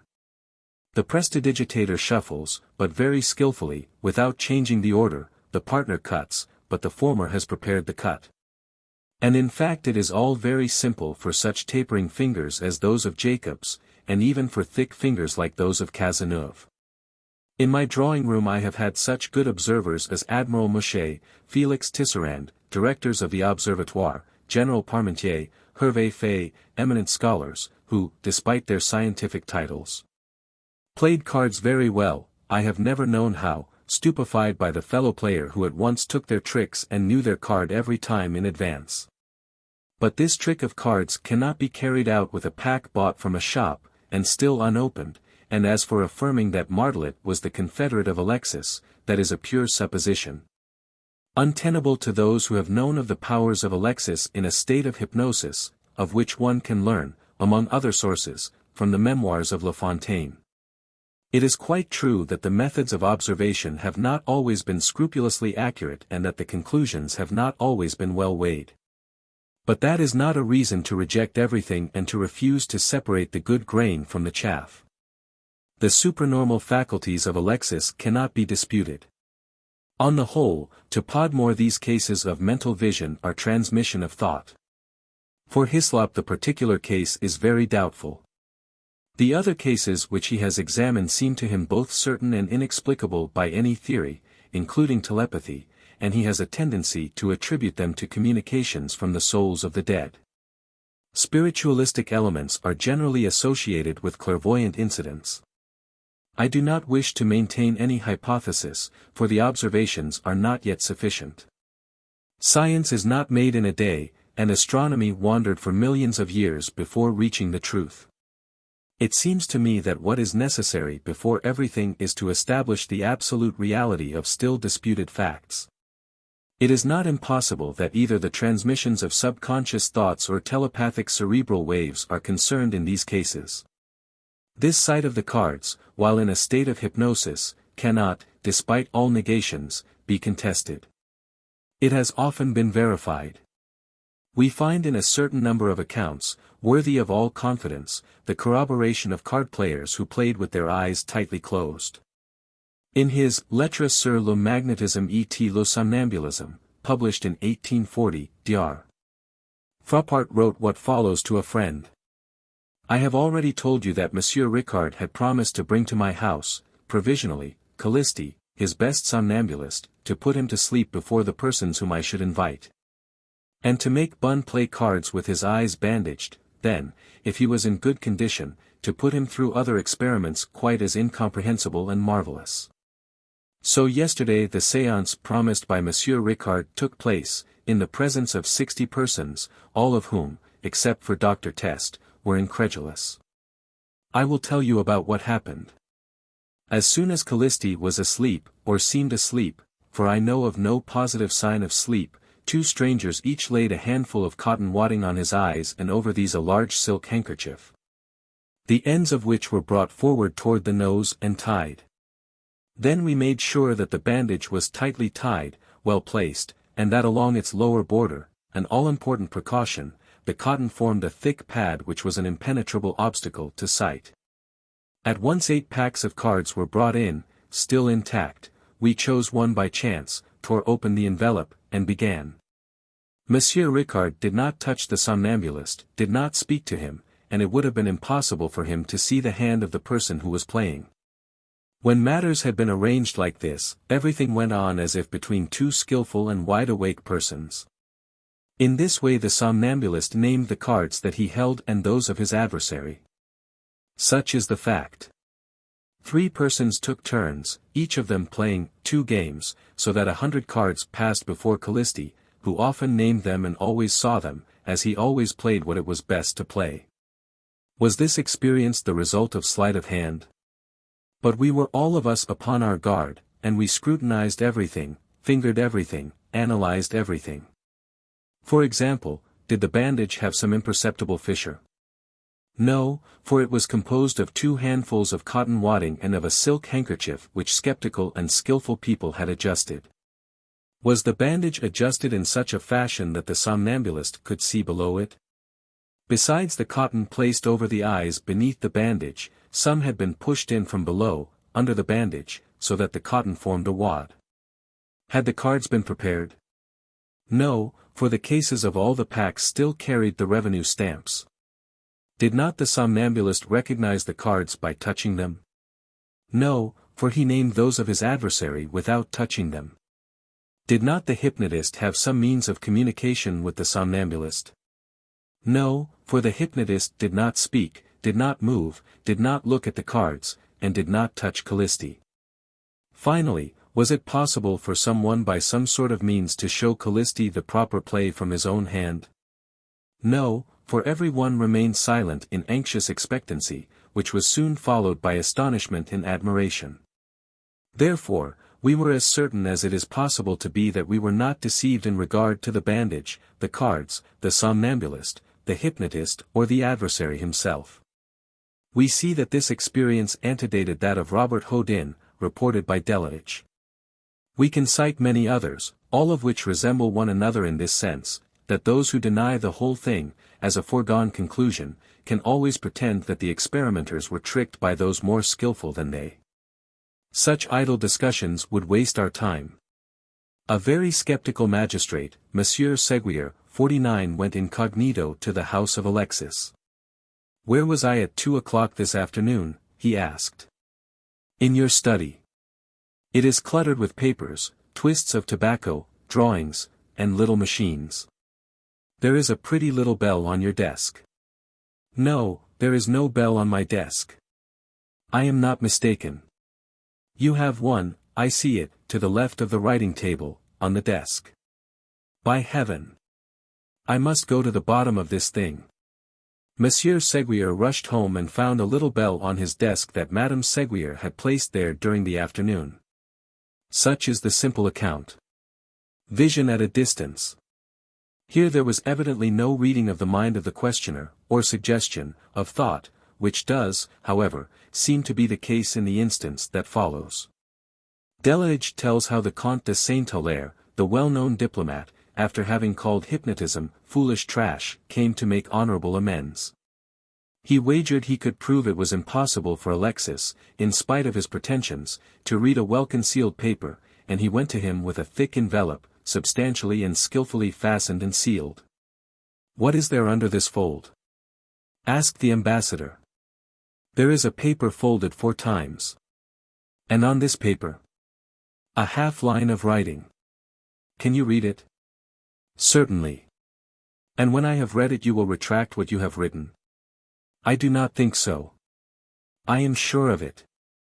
If you succeed, I will promise you henceforth to believe whatever you wish. Then believe at once, for you have written, I do not believe. The fame of this seer is readily understood, and we can understand how Delage should have written his special little book, 1847, Le Sommeil magnétique explique par le somnambule Alexis. We may read some curious statements in it. Plunged into an artificial sleep, man sees through opaque bodies, from considerable distances. Signed, Father Lacordaire. And this other, if there exists in the world a science which makes the soul visible, it is undeniably magnetism. Signed, Alexander Dumas. This work is concerned solely with the powers of Alexis. The second sight of the somnambulist Alexis, hypnotized by Marcelet, has been appreciated by all those who have studied these questions. Here is one of his most remarkable revelations. The testimony is almost official, that of the Montepillet, who in this capacity had been the victim of a robbery, the author of which was discovered and arrested largely through the revelations of the famous medium. The account is contained in a letter that Monsieur Prévost himself sent to the editor of the paper, Le Pays, the following words. It was in 1849, in August, that one of my employees disappeared, carrying with him a large sum. The most active search of the police was without success, when one of my friends, Monsieur Linstant, a lawyer, went to consult Alexis, without letting me know of his plan. The sum stolen, said the somnambulist, is very considerable. It almost reaches 200,000 francs. That was correct. Alexis continued, saying that the dishonest work was named Dubois, and that he saw him at Brussels, at the Hôtel des Princes, whither he had gone. Linstant left for Brussels.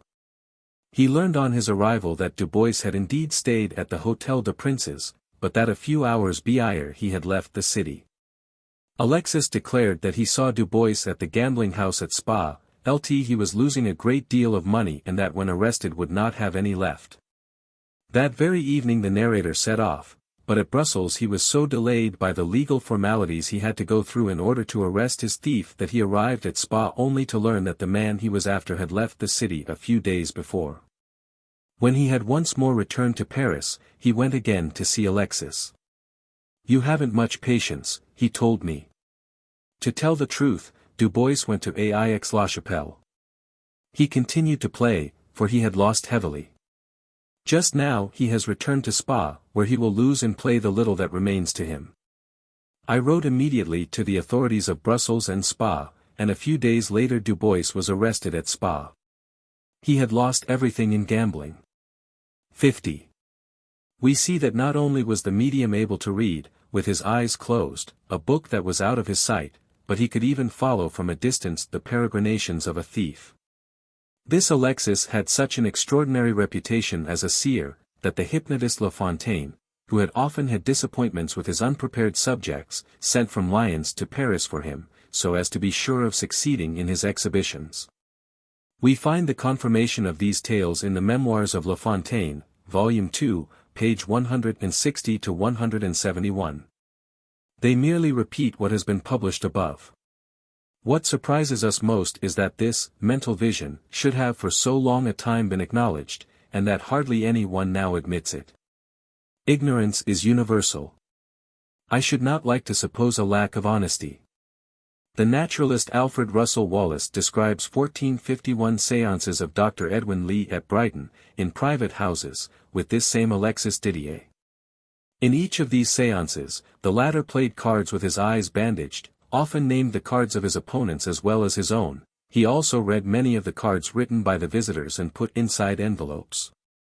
He deciphered no matter what line asked him in no matter what book, 8 or 10 pages farther on than the open page, and described the contents of a quantity of boxes, cases, and other receptacles. Dar. Lee also reports a game of cards between the celebrated Robert Houdin and Alexis, and added the following. Houdin drew a book from his pocket and asked Alexis to read a line in a special spot 8 pages farther on. The clairvoyant stuck a pin in to mark the line and read 4 words that were found on each corresponding line on the 9th succeeding page. Houdin declared that this was astounding and the next day signed declaration, I cannot refuse to affirm that the facts related here are scrupulously exact. The more I have reflected, the more I have found it impossible to class them among the tricks which are objects of my art. Russell Wallace points out, page 90, other cases of vision vouched for by Dr. Gregory in his work Letters on Magnetism. For example, some persons on their way to the séance to see these phenomena, bought in some shop, chosen themselves, a few dozen printed mottos shut up in nutshells. They put the shells in a sack, and the clairvoyant drew out one and read the motto enclosed in it. The nut was broken and examined, dozens of mottos were read correctly this way. One of these mottos contained 98 words. Wallace adds that as he has in his hands the depositions of Gregory, Dr. Mayo, Dr. Lee, Dr. Haddock, and hundreds other men no less well qualified to observe and no less honorable, affirming similar facts, we cannot suppose that all these persons were the victims of tricks it was impossible to detect. Especially in the case of skeptical doctors who had come to diagnose what had happened and a master of sleight hand as clear-sighted as Robert Houdin. Either every one the manifestations of second sight reported by observers, and they can be numbered by thousands, is the result of trickery. Or we have the irrefutable proof that a certain number of persons possess an inner sense that ought to be studied. If ordinary sight were as rare as second sight, it would be as difficult to prove its reality as it is to establish existence of this marvelous faculty. The evidence of the latter's existence is absolutely conclusive, to whoever examines and who does not let himself be deceived by the childish idea that we can separate a priori what is possible from what is not possible. These experiments have been made 100 times, especially between 1820 and 1860. We have only to read the pages of Dr. Bertrand, the father of Joseph Bertrand, the celebrated perpetual secretary of the Academy of Sciences, of Pétain, of General Noisette, of La Fontaine, of Dr. Comet, and of numerous experimenters of this epoch in order to be convinced of their value and of their absolute authenticity. One of the most active, Dr. Frappart, desired especially to convince one of the pontiffs of official science and a declared adversary, Dr. Bullaud, professor of the Faculty of Medicine, and sent him a sort of imperial mandate. The great man replied in the same tone, that he had a perfect right to be incredulous and that it was not the fanatic Frappart who should give him orders. He wrote, "As for this new subject of hypnotism, of which you speak, and which seems to you destined to bring about the great work of my conversion, I do not in the least refuse to witness its miracles. However, if, after I had seen them, I should happen to reply to you with this famous doctrine of a philosopher of my own sort.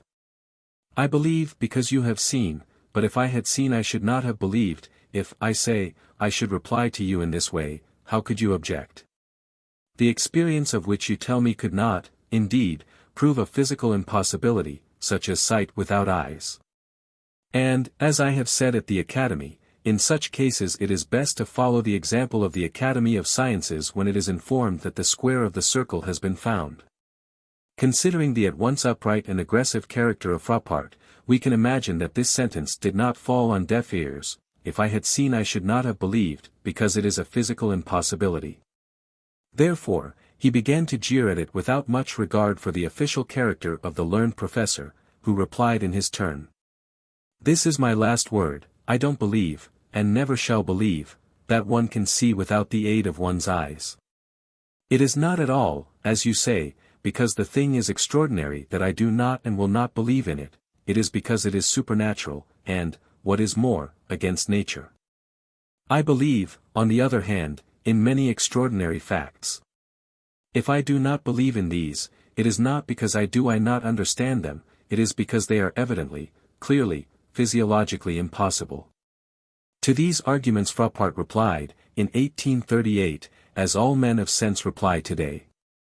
It does not become any one, even the greatest genius, to define the limits of the possible, because the possible is as infinite as space and me. And although we have, so to speak, surrounded it with our theories, at each instant it surpasses them and laughs at us. Moreover, does not experience teach us that what seems impossible today will perhaps be evident tomorrow? For instance, the discovery of America, also of gunpowder, also of the circulation of the blood, also of galvanism, also of the compass, also of printing, also of lightning conductors, also of aerostats, also of vaccine, also of medicaments, etc. And does not reason tell us that there is nothing absolutely false but what is contradictory, or absolutely true but what is evident? Therefore we can say that it is obviously impossible to recognize triangle without 3 angles, or a stick without 2 ends, because these things are contradictory. But we cannot say that it is obviously impossible to watch a man who reads by the nape of his neck, or another who hears by the epigastrium, or a third who sees things 100 leagues away, a fourth who foretells the future, a fifth who insensible to pain, a sixth who describes his own sickness or that of others, finally a seventh who has the instinct for remedies. No, no one can say, under pain of offending reason, that these facts are evidently impossible, because no one has the right or the power to say to the possible, thou shalt go no further. It is true that these phenomena are very extraordinary. For all that are they more extraordinary, more marvelous, more inexplicable than those which we notice every day. In nature, is not everything mystery? Is not everything marvel? But there are marvels that are known to every one, and there are others that are uncommon. We imagine we understand the former, for we see them unceasingly, and we deny the latter because we see them only rarely. And, for all that, we explain neither the one set nor the other, we verify them, that is all. This reasoning of Dr. Frappart's, at the time not understood, was, according to all the evidence, superior to the systematic blindness of Dr. Bullard, despite the official superiority of the latter over his modest confrère. The Academy of Medicine, of which Lie represented the dominant idea, remained obstinately on the side of truth. Professor Bullard, who was a member of the Academy of Medicine, of the Academy of Science, and of all the most accredited learned societies, was a particularly remarkable type of those very small souls shut up in the narrowest possible brains that one can imagine, firmly set in their religious beliefs and absolutely incapable of reasoning freely. He was the hero of the anecdote that I related in L'inconnu, concerning the invention of the phonograph. On March 11, 1878, I was present at the meeting of the Academy of Sciences, that day of hilarious memory, when the physicist Du Monceau presented Edison's phonograph to the learned assembly. When the presentation had been made, the apparatus began to recite docilely the sentence registered on its record.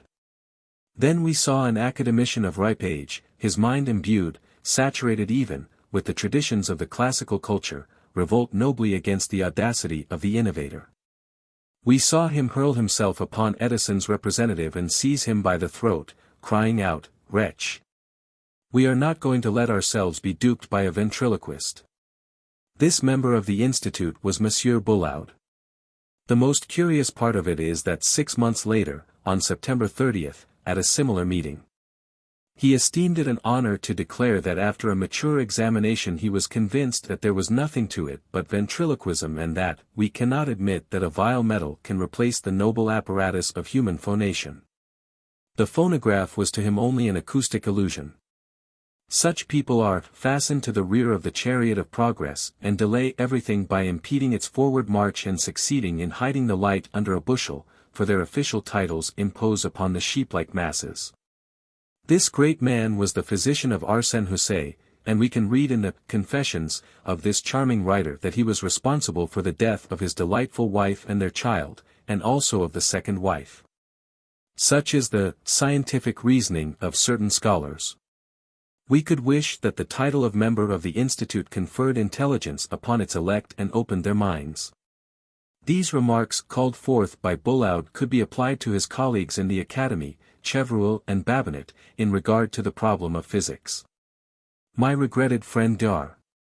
Macario wrote in 185,752 that vision through opaque bodies and at unlimited distances, which is not admitted by scholars and which is contrary to all the known physiological laws, as well as inexplicable, seemed nevertheless to be certain.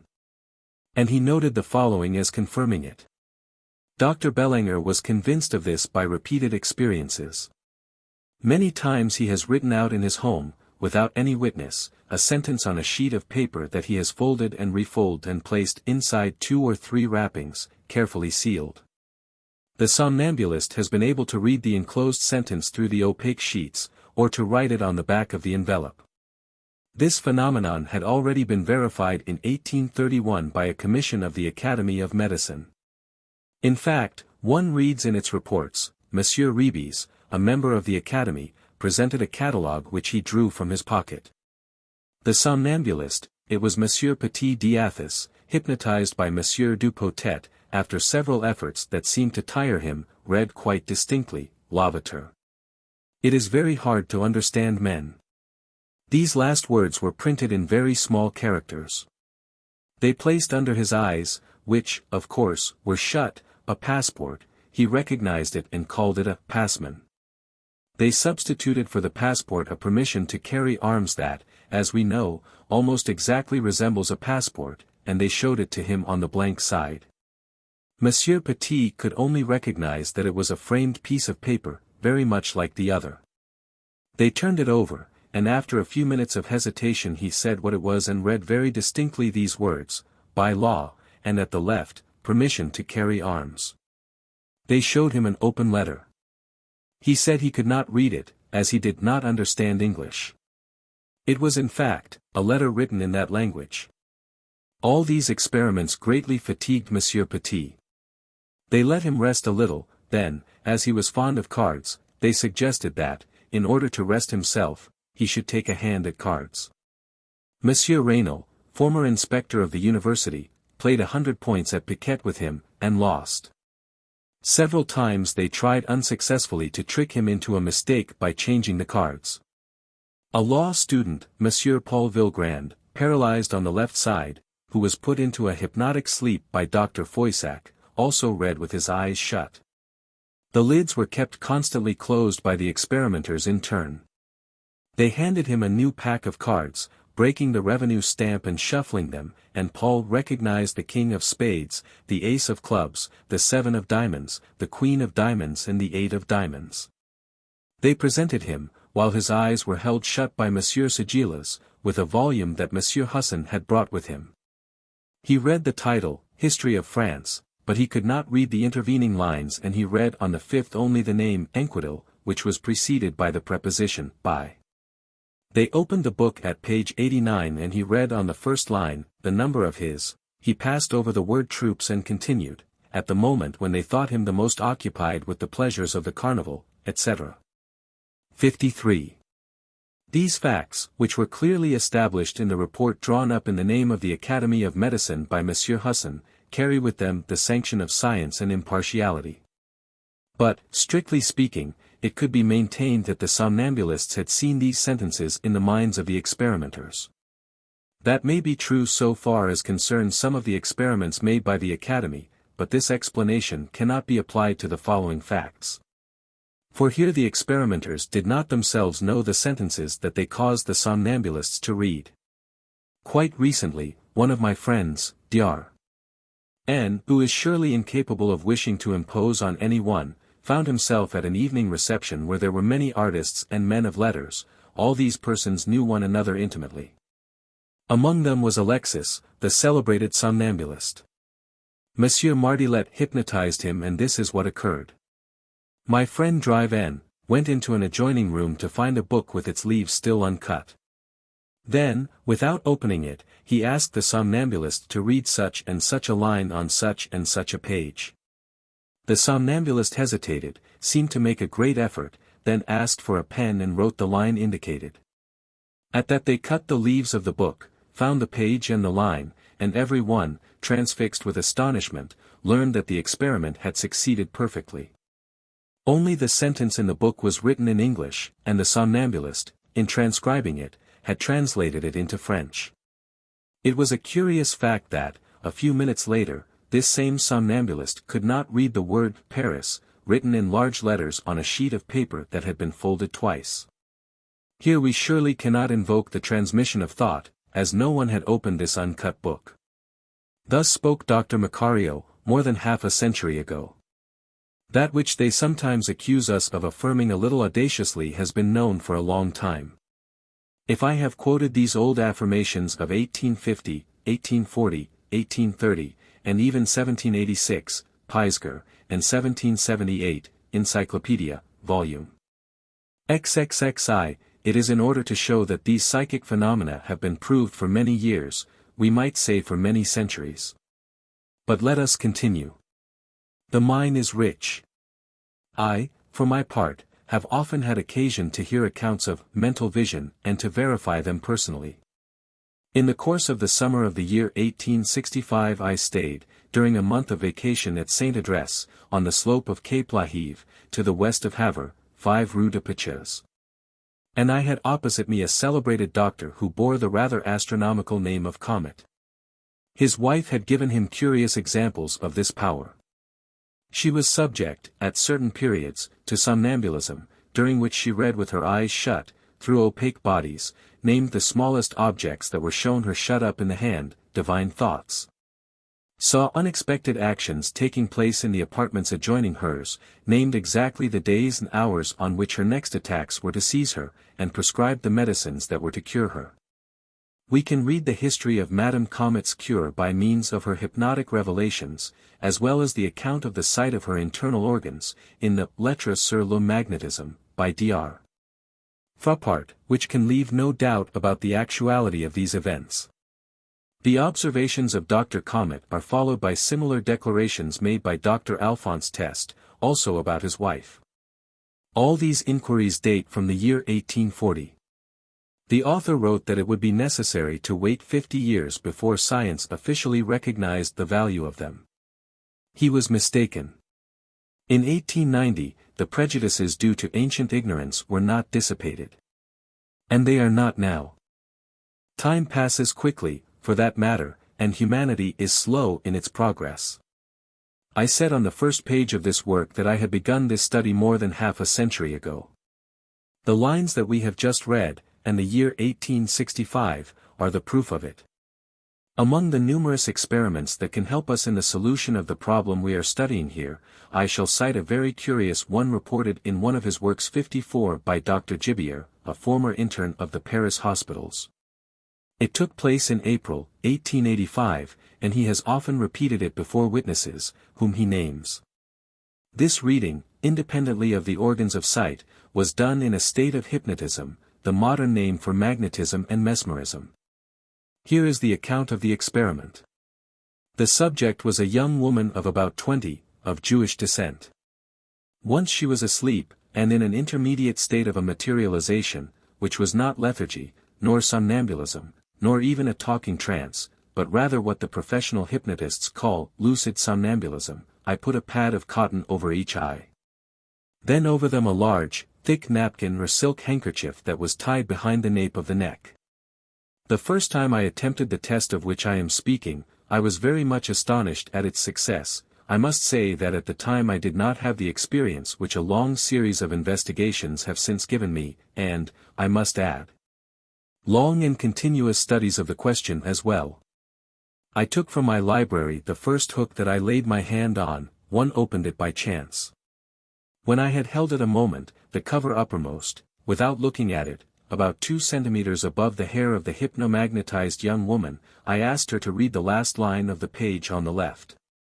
After a moment of waiting she answered, "Ah, yes, I see, wait." Then she continued, "Identity leads to unity, for if the soul," she stopped and added, "I can't do more, that is enough, it tires me." I yielded to her and turned over the volume. It was a book on philosophy, and the first line, less 2 words, had been perfectly seen and read by the immaterialized invisible spirit of my sleeper. It is, quite natural to be prudent about admitting the truth of such statements. For a long time I myself attributed the success of these experiments to simple trickery, and I had had direct proof of it, in my own house, especially one day when a very elegant woman of the world, playing the role of medium, had found means, under the pretext of indisposition, to go and rest an hour in my library, and had profited by it in order to consult an ancient book so as to be able to read it later. In a state of pretended somnambulism, reading from such a page and such a line in such a book.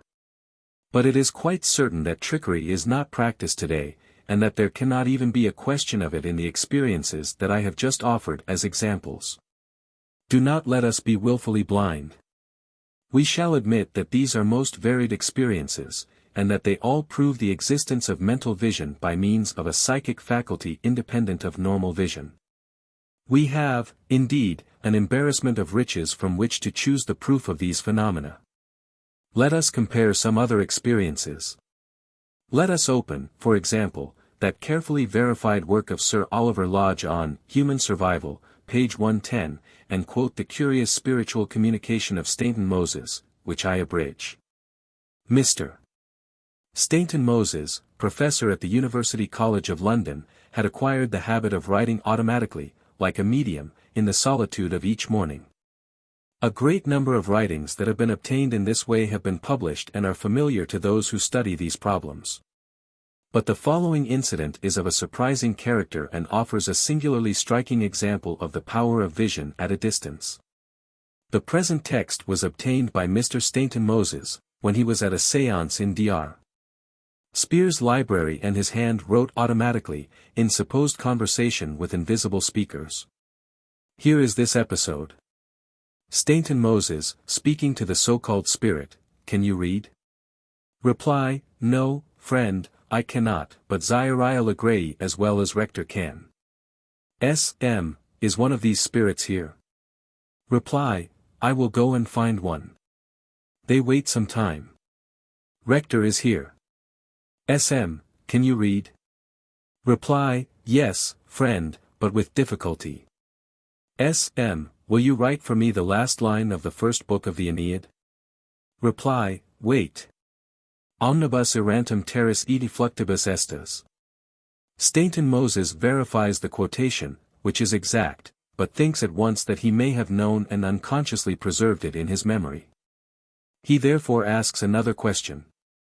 "Can you go into the library, look at the next to the last volume on the second shelf, and read me the last paragraph of page 94? I do not know what the book is, and I am even ignorant of its title." After a short lapse of time, Mr. Stainton Moses, still writing automatically, himself traced the following words: "I shall prove by a short historical recital that the papacy is a novelty which arose gradually and has grown great since the primitive times of pure Christianity. Not merely since the apostolic age but even since the lamentable union of the Church and State by Constantine." The volume in question was found to be a curious work bearing a rather fantastic title, Antipopapriestion, an attempt to liberate and purify Christianity from popery, politicolatry, and priest rule, by Roger. If that is not reading by the Spirit, what is it? Now, who was it who read? Was it Stainton Moses himself, unconsciously? But how? Was a spirit distinct from himself directing his hand?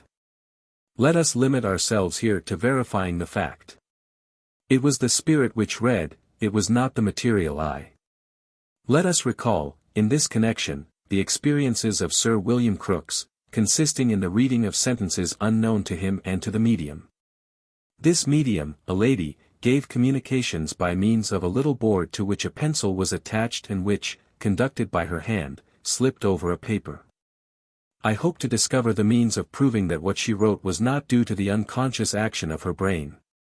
The planchette, as it always does, affirmed that although it was put in action by the brain and arm of this lady, the intelligence which directed it belonged to an invisible being, who played upon the brain of the lady as on a musical instrument and in this way moved her muscles.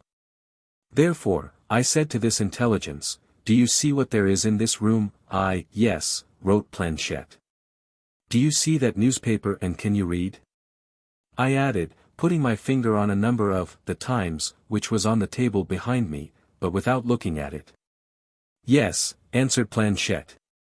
"Well," I went on, "write me out the word which is now covered by my finger and I will believe you." Planchette began to move slowly and, not without great difficulty, wrote the word, however.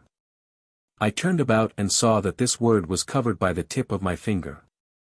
When I made this experiment I had carefully avoided looking at the paper, and it would have been impossible for the lady, even if she had tried, to see a single one of the printed words, for she was seated at a table. The paper was on another table behind me, and my body hid it from her sight. These readings by mediums seem to indicate the action of exterior intelligences. A very characteristic supernormal vision was given to Monsieur Maxwell, Doctor of Medicine, General Advocate of the Court of Appeals at Bordeaux, by a very sensitive subject, Madame Angelana, whom he had just hypnotized for experimental purposes. 55. Madame Angelana pretended to have gone out of the house. I begged her to go and see what Monsieur B., one of my friends who was well known to her, was doing. It was 20 minutes past 10 in the evening. To our great surprise she told me that she saw Monsieur B., half-clad, walking barefoot over stone. This seemed quite senseless to us. Nevertheless, I took occasion to see my friend the next day. Although Lai was well versed in phenomena, Monsieur B. appeared greatly astonished and said these very words to me. Yesterday I was not well. One of my friends, who lives with me, advised me to try the neep cure and urged me so insistently that, in order to satisfy him, I tried it for the first time yesterday evening, walking barefoot over cold stone. To these observations I will add the following recent one, which we owe to the celebrated American physicist Edison, and the value of which as a critical experiment cannot be contested by any one. Here is a report written by himself. 56. The man of whom I am going to speak was sent to me by one of my oldest friends, who said to me by way of introduction, "This man Rees is able to do certain strange things. I should like you to know him. Perhaps you will be able to explain his powers." I appointed a meeting. Rees arrived at my laboratory on the day set. I had some of my workmen called in order to experiment with them. Rees asked one of them, a Norwegian, to go into an adjoining room and write on a bit of paper the maiden name of his mother, her place of birth, and several other things. The Norwegian did so, folded the paper, and kept it in his closed hand. Rees told us the exact contents. He added later that the young man had a 10-crown piece of money in his pocket, which was true. After he had made several similar experiments with other employees, I asked him to make one like them with me. Then I went into another building and wrote these words. "Is there anything better than hydroxide of nickel for an alkaline battery?" I was then experimenting with my alkaline electric battery, and I was a little afraid of not being on the right path. After having written the above sentence, I took up another problem and gave all my attention to solving it, so as to throw Rees off the scent if he was trying to read in my mind what I had written. I then came back into the room where I had left him. The moment I entered the room he said, "No, there is nothing better than hydroxide of nickel for an alkaline battery." He had read my question exactly. I do not pretend to be able to explain this faculty. I am convinced that the needs of civilization will produce some great discovery by means of men endowed with this power. The rare seers of the present generation will become the multitude of the coming generations. The normal intelligence of the future will rapidly develop and complete the work of the normal intelligence of today. About 2 years after the experiences which I have just related, the doorboy of my laboratory entered and told me that Rees was in the waiting room and wished to see me. I took my pencil and wrote in microscopic letters, "Kino," folded the paper, and put it in my pocket. Then I told the boy to bring in Rees. "Rees, I have a scrap of paper in my pocket. What is written on it?" Without an instant's hesitation he answered, "Kino." Some time after the experiments made in my laboratory, Dr. James Hanna Thompson, a well-known alienist, arranged for a fully representative séance at his home. He went into his library, wrote some words on little sheets of paper, and hid them. Rees remained, talking, in the drawing room until Thompson returned and then said to him, "At the back of the drawer to the left of your table is a bit of paper on which is written the word opsonic. Under the book lying on your table there is a bit of paper bearing another word ambiceptor. On another little paper is written the word antigen." The information given by the seer was entirely correct. Thompson was stupefied, and confessed that he yielded to the evidence. A few years ago I undertook a series of experiments to attempt to transfer the thought of one person to another by all sorts of means, but without the least result. Also, I tried to solve the phenomenon by the help of an electric apparatus fastened to the head of the operators. For among us first stayed in different rooms, joined by the electric systems of which I have just spoken. Afterward we sat in the four corners of the same room, gradually bringing our chairs closer together toward the center of the room, until our knees touched, and for all that we obtained no result. But Rees has no need of any apparatus or of any special condition in order to function. So spoke Edison. All those who experimented with him testified to the same things, particularly Monsieur Schrenck-Notzing, who made a special study of it. A curious episode in the life of this seer is an encounter he had with the law, in which, having been accused of fraud, at the end of the trial he invited the judge to write some words himself upon a paper and to keep the paper in his hand. He then read everything that had been written by the judge. Needless to say, he was acquitted. I have gathered together these instances of mental vision by the hundreds.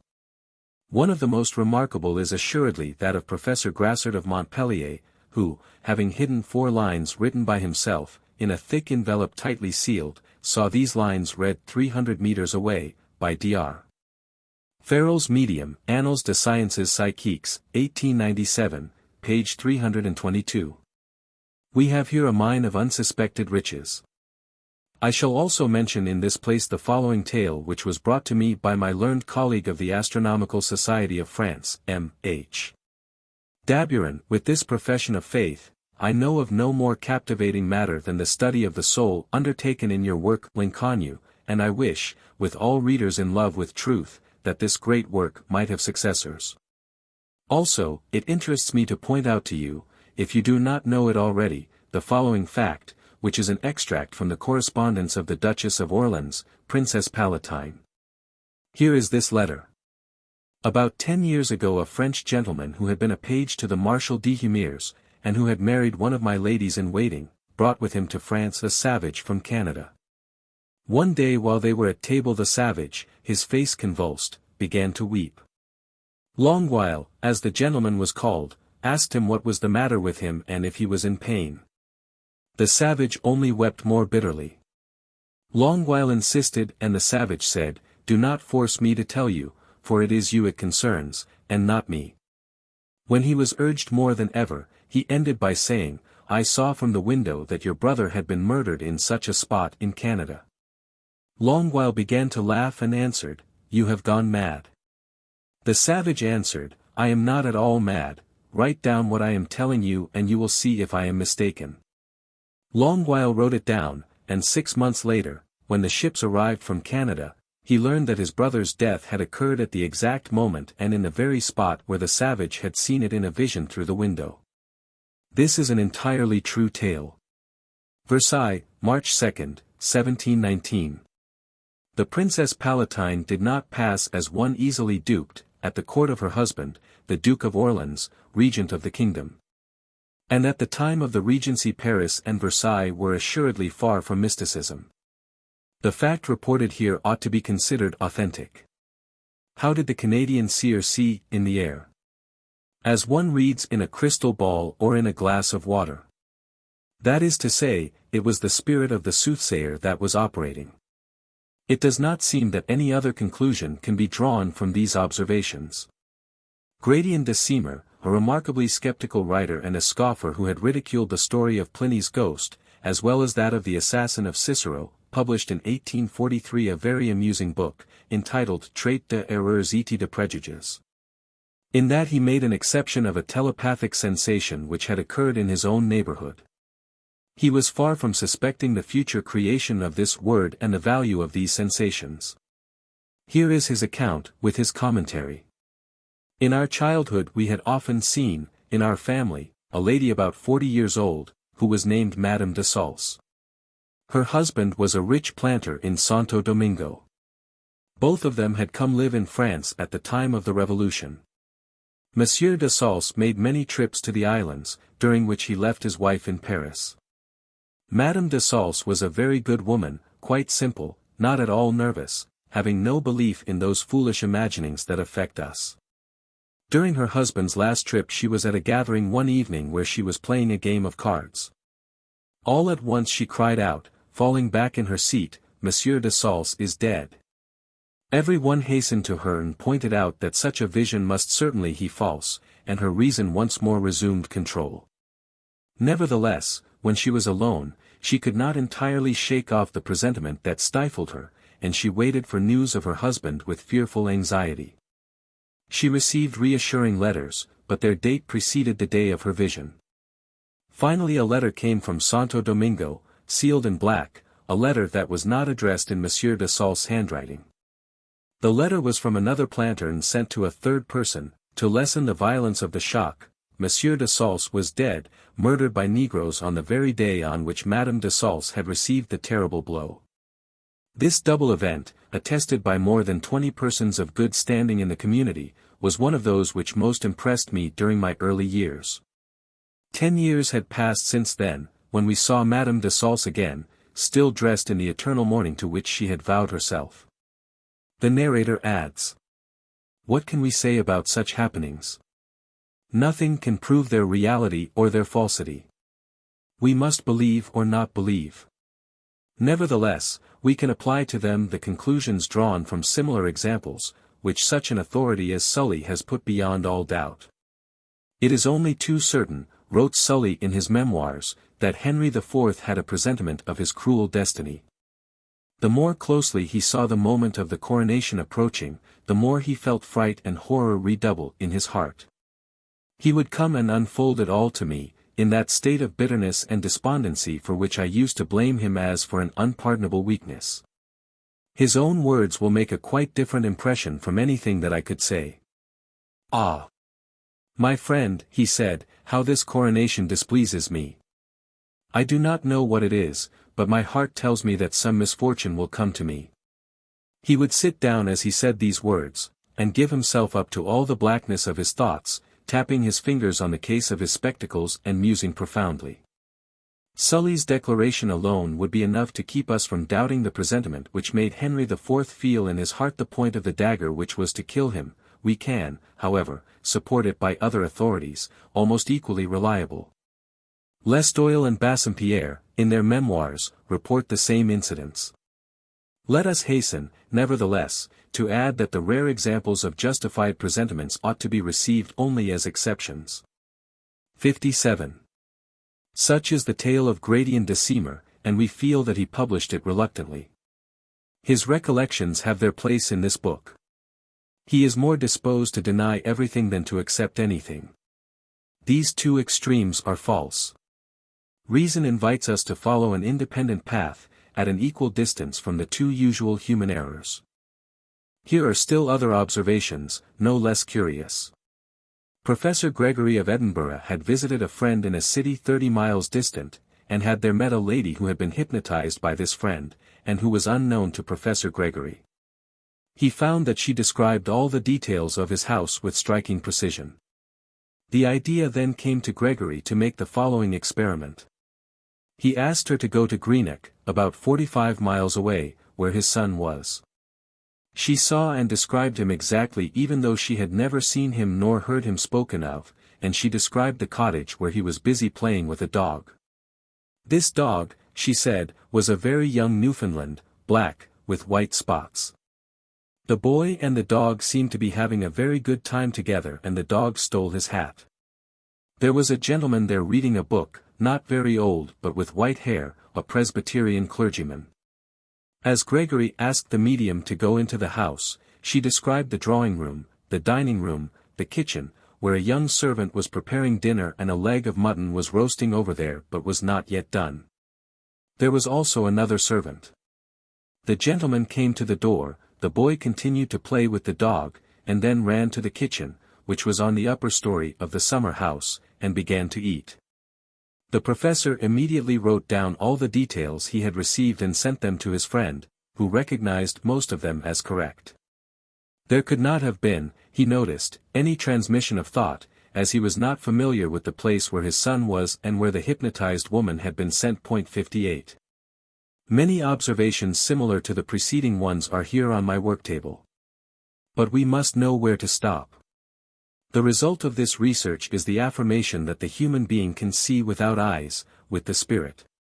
But I will confess that, in admitting this transcendent sight, I am in disagreement with scholars whom I have known personally and sincerely esteemed, among others Alfred Maury, of the Institute, see my memoirs. He does not admit this faculty. He believes in a hypersensitiveness of the sense of sight, which has been verified by him in Somnambulists, 59, and which does indeed exist, but which we cannot generalize about and which does not at all apply here. In certain cases we can assuredly compare this function of the sight to the visual power of the nocturnal animals, which see very well in the dark, such as cats, owls, screech owls, moths, the reptiles that live in caverns, the deep-sea ashes, etc. Light has its degrees and seems never to descend to zero. Certain men are nyctalopes. Such was the Emperor Tiberius. When he chanced to awake during the night, he could make out all the objects in his chamber. His eyes were very large, erat pregrandibus oculis, we read in Suetonius, cacum miram est, noctu etium et in tenebris viderunt. Ab breve et cum a somno potuissent deigned nebesebent. The Abbé Mussaud, a professor at the College of La Rochelle in 1820, author of a curious little book called Roman I Optique, reports that he knew a lady in that city whose eyes had this quality and who could see quite well in the darkness, not merely for a few moments, as Tiberius did, but for a long time, distinguishing even a pin on the ground. Her eyes also were very large. Nevertheless, this visual power was not permanent, and showed only at certain periods of suffering and languor. On January 3, 1899, when I was dining with my friend Bartholdi, the great sculptor, the daughter of Dr. Chela, Madame Padel, told me that her cousin Mademoiselle Varenne was gifted with this faculty. They heard her reading aloud one night, and discovered her sitting on her bed, without a light, reading a pamphlet by Paul-Louis Courier, which she had taken from the doctor's library. She was a somnambulist. I could name from among my scientific correspondents a learned and distinguished lady, gifted with extraordinary psychic powers, Madame d'Esperance, a member of the Astronomical Society of France, who, in addition to these qualities, sees, writes, and draws in total darkness. At the time of her classical studies, when she was a young girl, she had written a composition during the night, in a state of somnambulism, without suspecting it. 60 Her colleague and friend, Madame Homerle, the translator of Carl Duprel, knew of more than one similar example. Dr. Leibold, who has dealt rather thoroughly with this question in his learned work on Le Sommeil provoqué et les états analogues, seems to admit only a hypersensitiveness of the organ of sight, and quotes on this subject some experiments made by himself, as well as by A. Bertrand, Encontre, Macario, Archambaud, Mesnit, upon somnambulists who read in the dark, thanks to the dilation of the pupil of the eye and the accumulation of the power of attention in the optic nerve. This power of seeing at night is unlimited, but it applies to only a small part of our problem. It does not apply to the description either of a house far away, or of a scene taking place 1,000 kilometers distant, or to reading in a closed book, or to the greater part of our examples. The hypnotized subjects who see without eyes and imagine that they see with their foreheads, with the epigastrium, or with a foot, are under an illusion. It is their spirit which sees. They sometimes also pretend to see with the ear. Lombroso relates that in 1892 he had to struggle, in his medical practice, with a phenomenon that he had never met with before. He writes, "I had under my care the daughter of a high official of my native city. This person was often seized, at the age of puberty, with a violent attack of hysteria, accompanied by symptoms which neither pathology nor physiology could explain. At times her eyes lost the power of seeing. On the other hand, the invalid saw with her ears. With her eyes bandaged, she was able to read several lines of print that were held to her ears. When we placed a magnifying glass between her ear and the sun she felt what resembled a burn on her eyes and cried out that we wished to blind her. She prophesied, in particular, with mathematical exactitude, everything that was going to happen to her. She said once that in a month and 3 days she would feel an irresistible desire to bite. I watched over her, tried to distract her, and put all the clocks in the house behind time in order to deceive her about the hour, and despite that, at the appointed day and hour, she was seized with the desire to bite, and did not grow calm until she had shredded with her teeth several kilograms of paper. Although these facts were not new, they were nonetheless singular, and inexplicable by any of the established physiological and pathological theories. We have good reason to say that the new world that we are exploring here is even more surprising than that of Christopher Columbus. As for seeing by means of the ear, it seems to me that that is an essentially psychic phenomenon, to which the acoustic nerve is as foreign as the optic nerve. Why should it be the forehead, the nose, the chin, the stomach, the navel, the leg, or the foot with which they saw rather than their mental being, gifted with an inner organ, a sort of organ of actual dream? The X-rays pass through the body. Place yourself entirely clothed before the radiographic screen and your skeleton will appear on the screen. What is this inner faculty? Can we attribute it to the brain? Or ought we to see in it a faculty of the soul, independent of organic anatomy? Let us ask the question again. The brain is undeniably associated with all our thoughts. The sentiment of the purest truth, the spirit of sacrifice, complete abnegation, mystic adoration of the divinity, all that we can imagine as most detached from the material, become thought only by means of the human being and the help of the brain. But the brain is not the author of these thoughts, it is only the instrument. If I wish to lift my arm, if I wish to take an oath, if I deliberate, it is my spirit that acts. The cause of the action is in it and not in the nervous and muscular system that obeys it automatically. It is our spirit which thinks, wills, seeks, loves, decides. It is not our molecular cerebral system. Mental vision takes place by means of the spirit, of the soul. The faculties at work here are still unknown to us. I supposed at first that the brain might be the cause of all these phenomena, that it emitted invisible waves which were transmitted at a distance, and that these manifestations did not prove the individual existence of our mental being. But this hypothesis is entirely insufficient, for the personal action of the spirit is clearly revealed in this analysis. We have stated above that many experimenters, and not the least of them, attribute this supranormal faculty of reading a hidden text to a foreign spirit that communicates with the experimenter through the medium. This is not inadmissible. But it is going far afield after an explanation, it is putting off the difficulty, and what would be the nature of the unknown spirit? As many of my readers know, I have outlined this same hypothesis in several of my works, merely as a hypothesis, of course, for it is far from having been proved. It is against the principles of scientific method to create more or less imaginary explanations. It tries to remain always in the sphere of what is known. But it is forced to declare itself inadequate before incomprehensible events, and after having substituted the physiological theory of hallucinations for a complete denial of the phenomena, it finds it is still unsatisfied, and is obliged to seek for something else. It seems, however, that our own spirit, such as we know it, does not always offer a truly satisfactory explanation, and that occult forces may be concerned.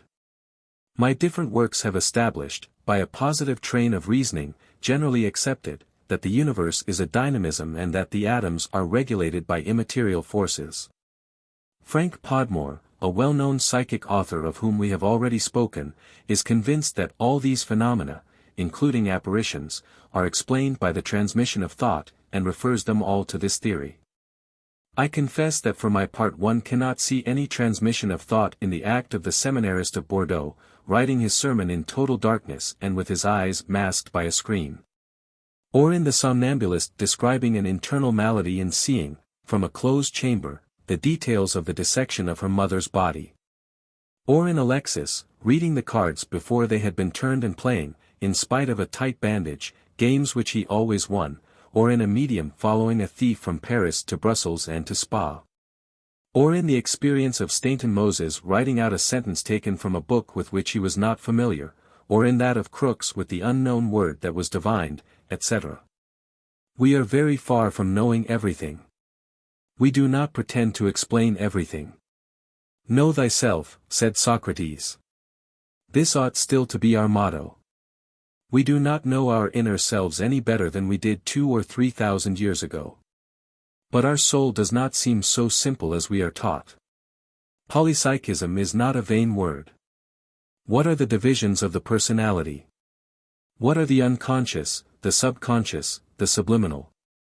A rather ancient and indisputable example of vision at a distance, certified by a great number of witnesses, whose assertions have been discussed at length, is offered us by the historian Philostratus, in his Life of Apollonius of Tyana, a contemporary of Jesus Christ. When he was at Ephesus he saw, with his inner vision, the assassination of the Emperor Domitian at Rome. We know how this extravagant and bloody tyrant died. It was his own best-loved freedman, who decided with his wife, the Empress Domitia Longina, that lie was as dangerous in his friendships as in his hates, and murdered him in his own home. The vision of Apollonius took place at the very moment when the tragic attack was being made. Here is the astonishingly circumstantial account given. Philostratus tells us. It was at noon. Apollonius happened to be in one of those little parks on the outskirts of Ephesus, speaking on grave philosophical subjects before hundreds of listeners. At a certain moment his voice dropped as if he had been seized by a sudden and profound emotion. Nevertheless Lie continued his discourse, but more slowly, visibly troubled by the rush of ideas that were turning his mind from those with which he was occupied. Then he stopped completely, words seemed to fail him, as with a man who seeks to see the issue of an event. Finally he cried out, "Be of good courage, Ephesians. The tyrant has been killed today." What am I saying? Today. By Minerva. He has just been killed at this very instant when I stopped speaking. The Ephesians thought that Apollonius had lost his mind, they wished ardently that he might have spoken the truth, but they feared lest some danger might come to them from this speech. "I am surprised," said Apollonius, "if you do not yet believe me. Rome herself does not yet know all about it. But now she is learning of it, the news spreads, already thousands of men know it. It makes twice that number of men, 4 times as many, the whole people wild with joy. The noise of it will come even here. You need not believe me until the moment when you are informed of the event, and put off, until then, the sacrifice you should offer the gods on this occasion. As for me, I am going to render thanks to them for what I have seen." The Ephesians remained incredulous. But soon messengers arrived to announce the good news and bear witness to the correct divination of Apollonius, for the murder of the tyrant, the day on which it had occurred, the hour of noon. All these details agreed perfectly with those which the gods had shown him the day of his discourse to the Ephesians. Thus speaks Philostratus. At this period no more was necessary to cause Apollonius to pass for a demigod. Moreover, when Pope Pius V was made a saint, the same miracle was attributed to him, that is, the sight from a window of the Vatican of the Battle of Lepanto, October 7, 1571. And his exclamation to those around him, "Let us go to the altar to give thanks to God. Our army has just won a great victory." History is full of these examples of second sight. Camille, the chronicler of Louis XI, reports that at the hour when Charles the Brave was killed at the Battle of Nancy the king was hearing Mass in the church of St. Martin of Tours, and that the king's chaplain, Angelo Cato, later Archbishop of Vienna, said to him, while giving him the pax to kiss, "God gives you peace, your enemy, the Duke of Burgundy, has just been killed and his army is in flight." These tales of Apollonius, of Pius V, of Camille and of 100 others, have suffered the fate of all human things. In the 18th century people quite simply denied them. In the 19th they were merely hallucinations. Today, after all the facts have been brought together, it is impossible for us to refuse to admit this vision at a distance, since we know with certainty of a great number of similar cases. These events are more ancient and more numerous than we think. But we are generally ignorant of them. Thoughts travel across space. How? Emission, or waves. From the sun to the earth there circulate the electric particles, flung out from the central star, which produce here the phenomena of magnetism, of the aurora borealis, of telephonic disturbances. They are emissions. A flung projectile carries with it a certain energy. The transmission of sound waves through the atmosphere, or of light waves through the ether, waves which in themselves are neither sonorous nor luminous, come from a source of energy. How is gravity transmitted through space? This force is prodigious, with its hands it upholds all the worlds, the earth which weighs 5 septillions, 990 sextillions of tons, Jupiter, 3,000 times larger. The sun, 300,000 times heavier than our globe, all the stars, each one of which is a sun. From the greatest to the smallest these worlds act and react upon one another, and Sirius, at 83,000 millions of kilometers from here, exercises a distant influence upon our planet itself. What is the nature of this physical telepathy? Waves of gravitation do not exist. It is possible that thought has no common measure with matter, space, and time, of which, after all, we can have no precise idea. Our brain cells bathe in the unknown. We are unconsciously related to all that exists, to all natural forces, known and unknown, by an inextricable network of waves and vibrations, and thought itself is an agent acting through space. In these accounts there is no imagination, nor illusion, nor trickery. They are as exact as a meteorological or an astronomical observation. These studies have the rights of citizenship in science. Our spiritual being, our mental being can see without the eyes of the body. I have brought these accounts together, during many years, in order to be convinced myself, and as I suppose that my readers are as hard to satisfy as I am, I continue to lay before them the result of my researches. We have only an embarrassment of choices among these reports, which are as varied as they are undeniable. Here is one more that I should regret not to include, as a no less convincing proof of our argument. This, mental vision, was published by Dr. Fantin, of Cannes, Maritime Alps, in the Annales des Sciences Psychiques, for the month of December, 1910. It concerns a young woman, passionately devoted to dancing, who after various occurrences, became abominably hysterical, entirely shameless, and seriously ill. She lived at Marseilles and her husband was at Geneva. Here is the incident. Dr. Fantin, who was caring for her, October, 1885, received a telegram from her husband saying that he was leaving Geneva that very evening by the 7 o'clock train, which ought to pass Culas at 9, reach Lyons at 10. And Marseilles the next day toward 5 o'clock.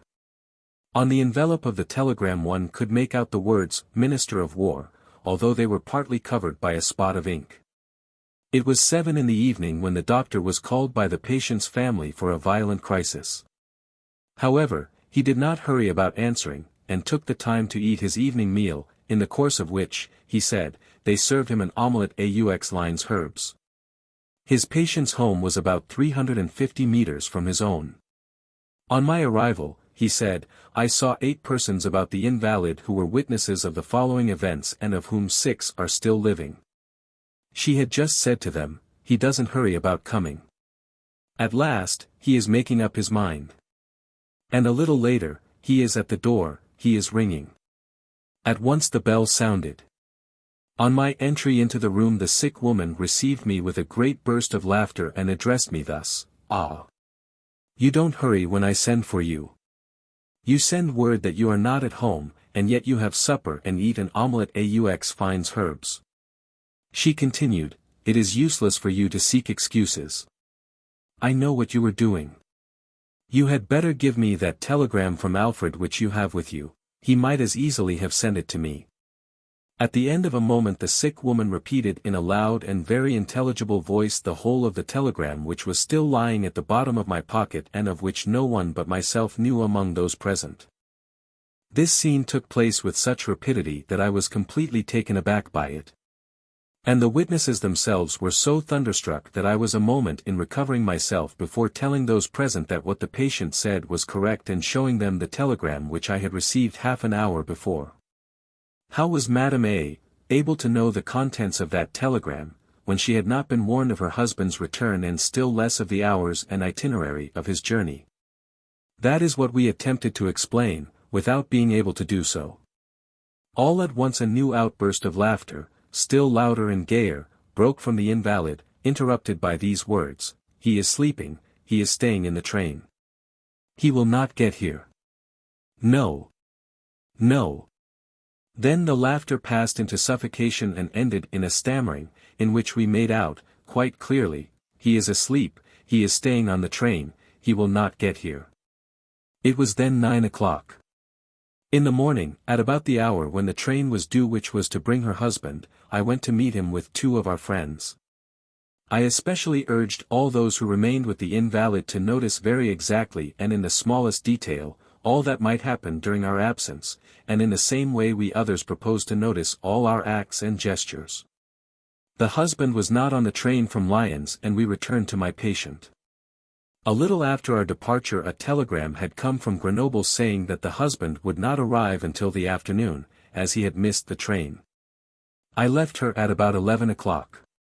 In the afternoon I went to meet her husband, before he had seen anyone, and without letting him suspect anything, I questioned him.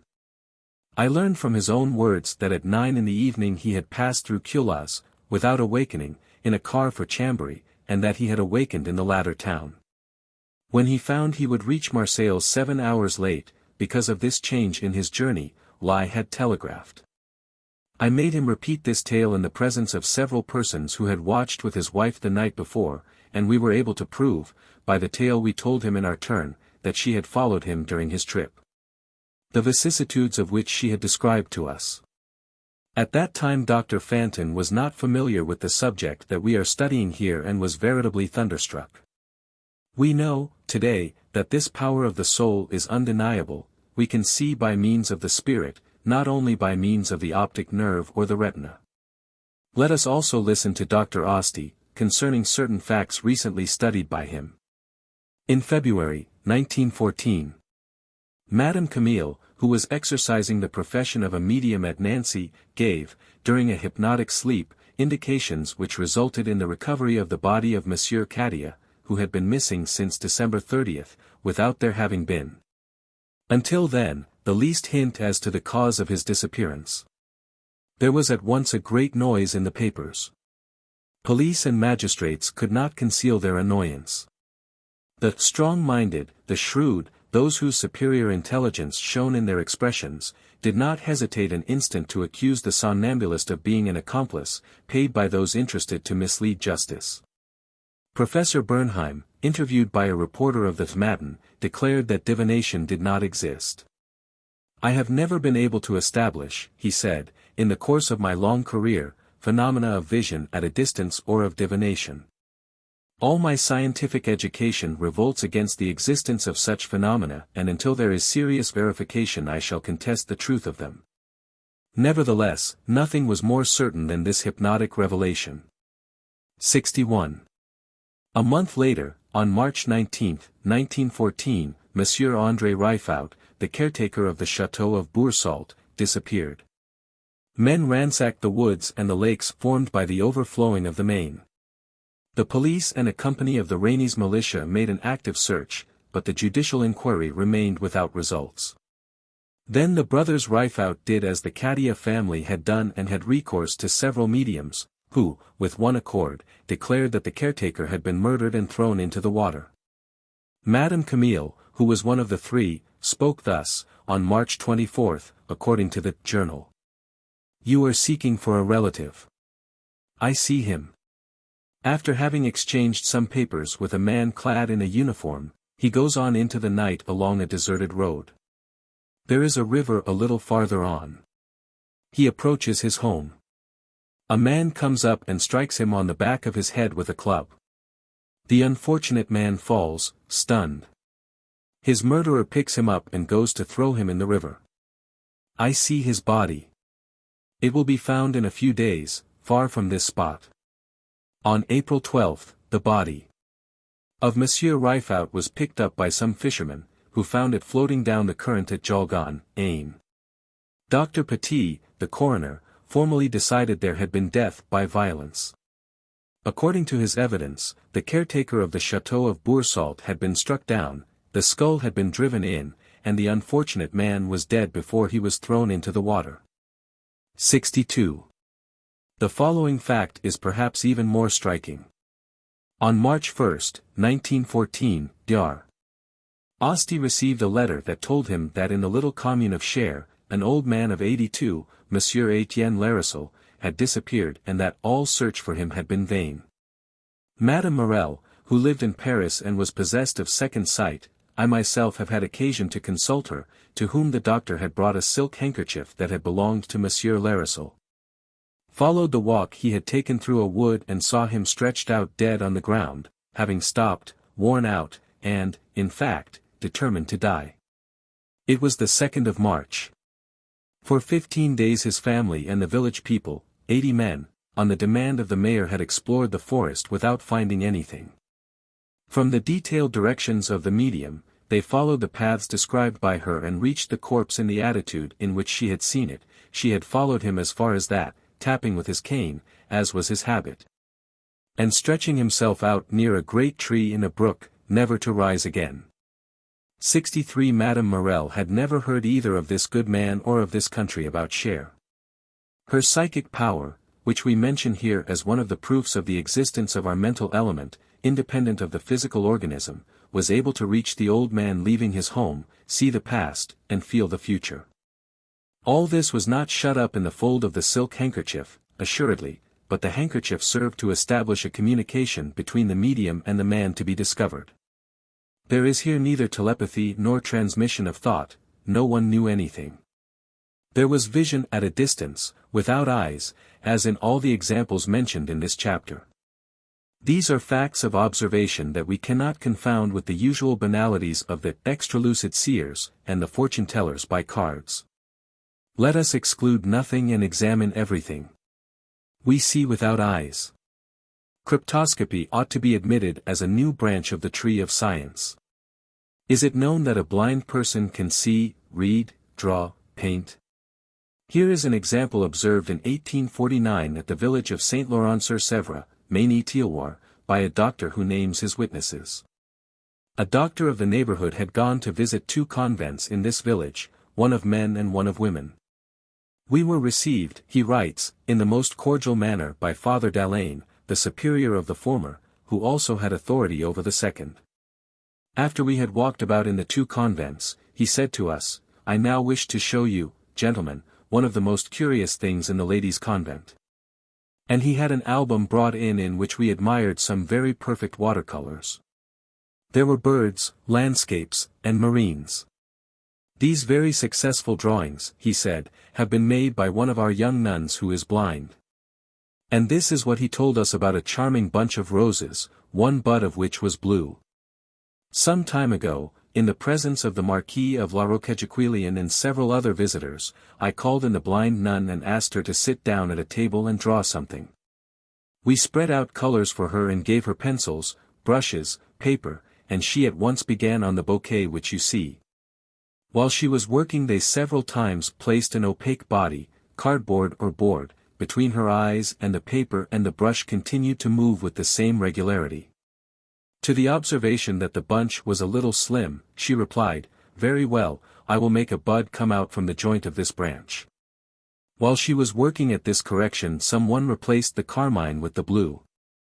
And she did not notice the change, and that is why you see a blue bud. The Abbé Dalaine, adds the narrator, was as remarkable for his science and his fine intelligence as for his great piety, and I have never met anyone who has inspired more affection and veneration.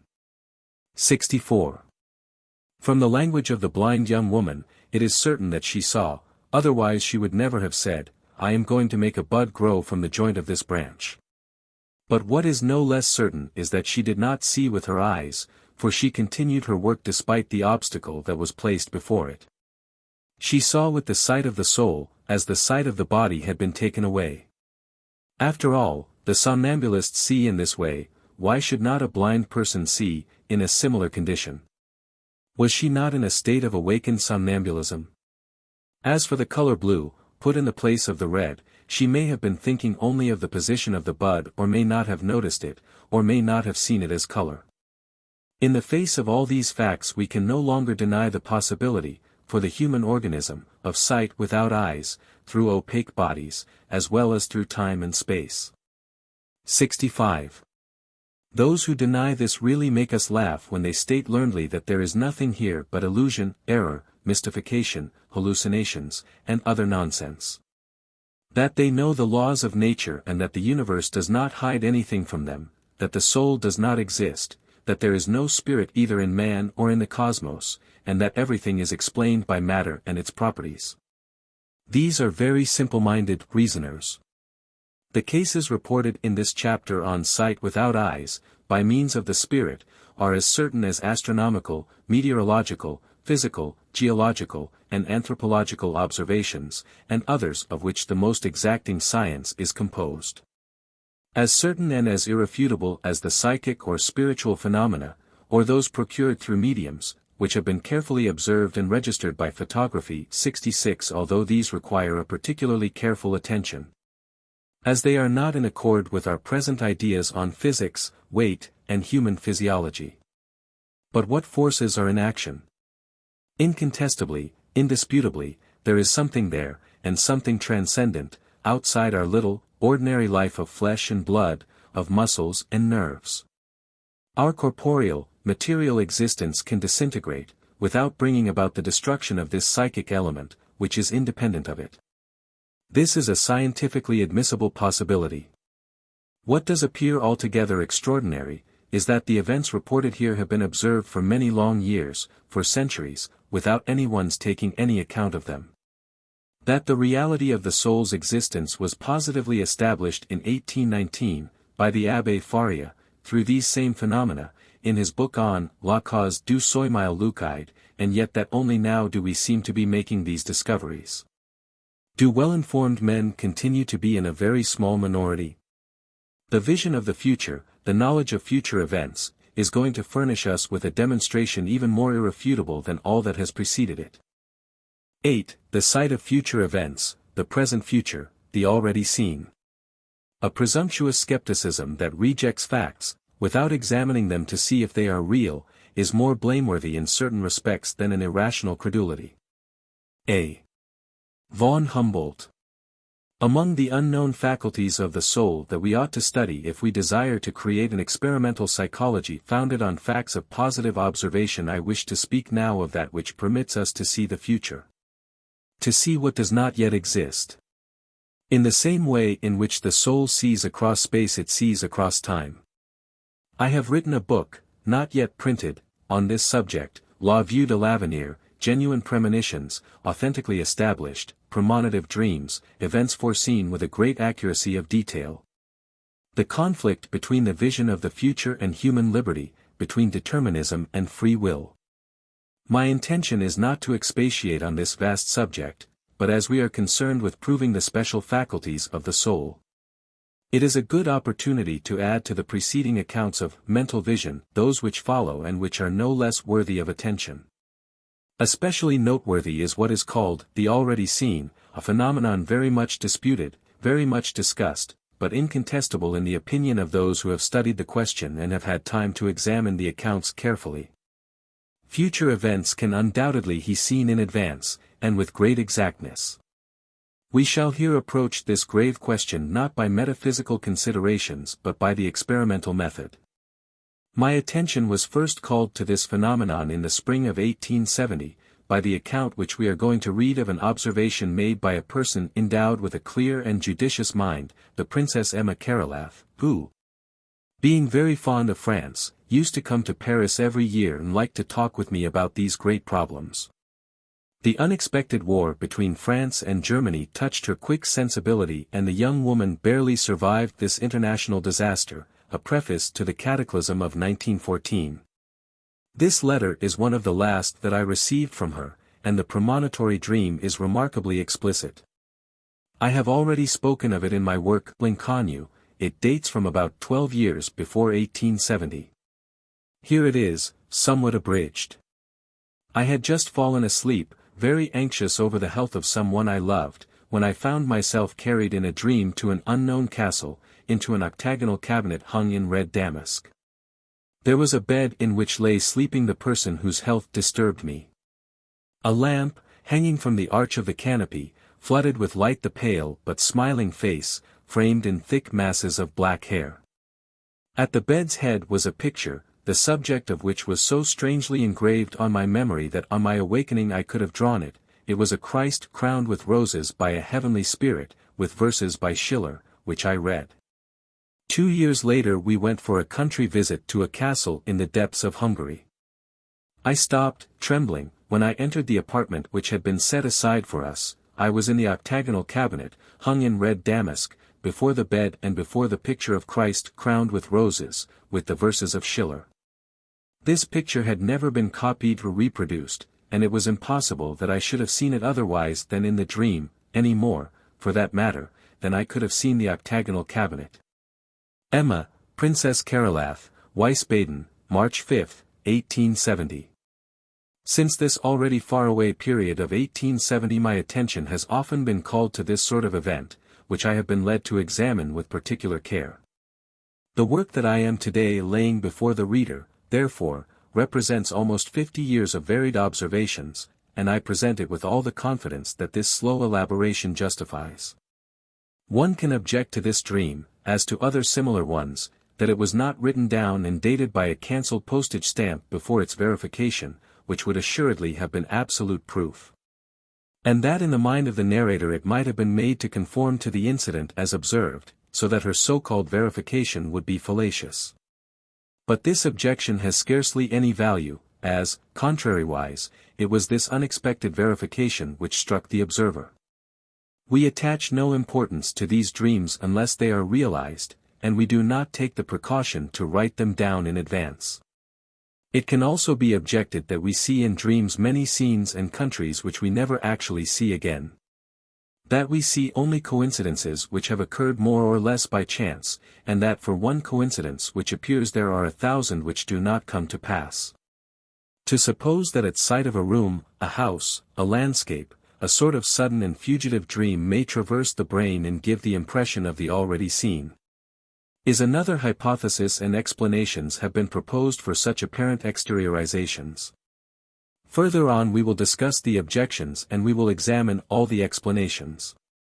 For the present, let us note that there are different sorts of physiological dreams, and that we are concerned here not with more or less vague dreams, but with precise visions that strike the attention enough to be retained in all their details. But let us not discuss it just now. Let us bring forward the facts. The impartial reader will be the best judge. Our duty is to establish the facts liberally and with no preconceived idea. Hypotheses do not constitute science, it is observations that do so, in the psychic sciences as well as in the physical and natural sciences. I do not wish to reconsider here the numerous examples, 195, published in L'Inconnu, showing so clearly a vision of the future. But since that time, 1899, I have received a great number of others that may interest readers who are concerned about the same problems. The already seen forms a part of the still unexplained phenomena of the vision of the future that we will study in this chapter as a function of the soul, substantiating its intrinsic reality. Generally this impression of the already seen is considered an illusion, it has been called false recognition, perversion of memory, paramnesia, ancestral memory, and other hypothetical names. I invite seekers after truth to meditate on the following assemblage of carefully made observations.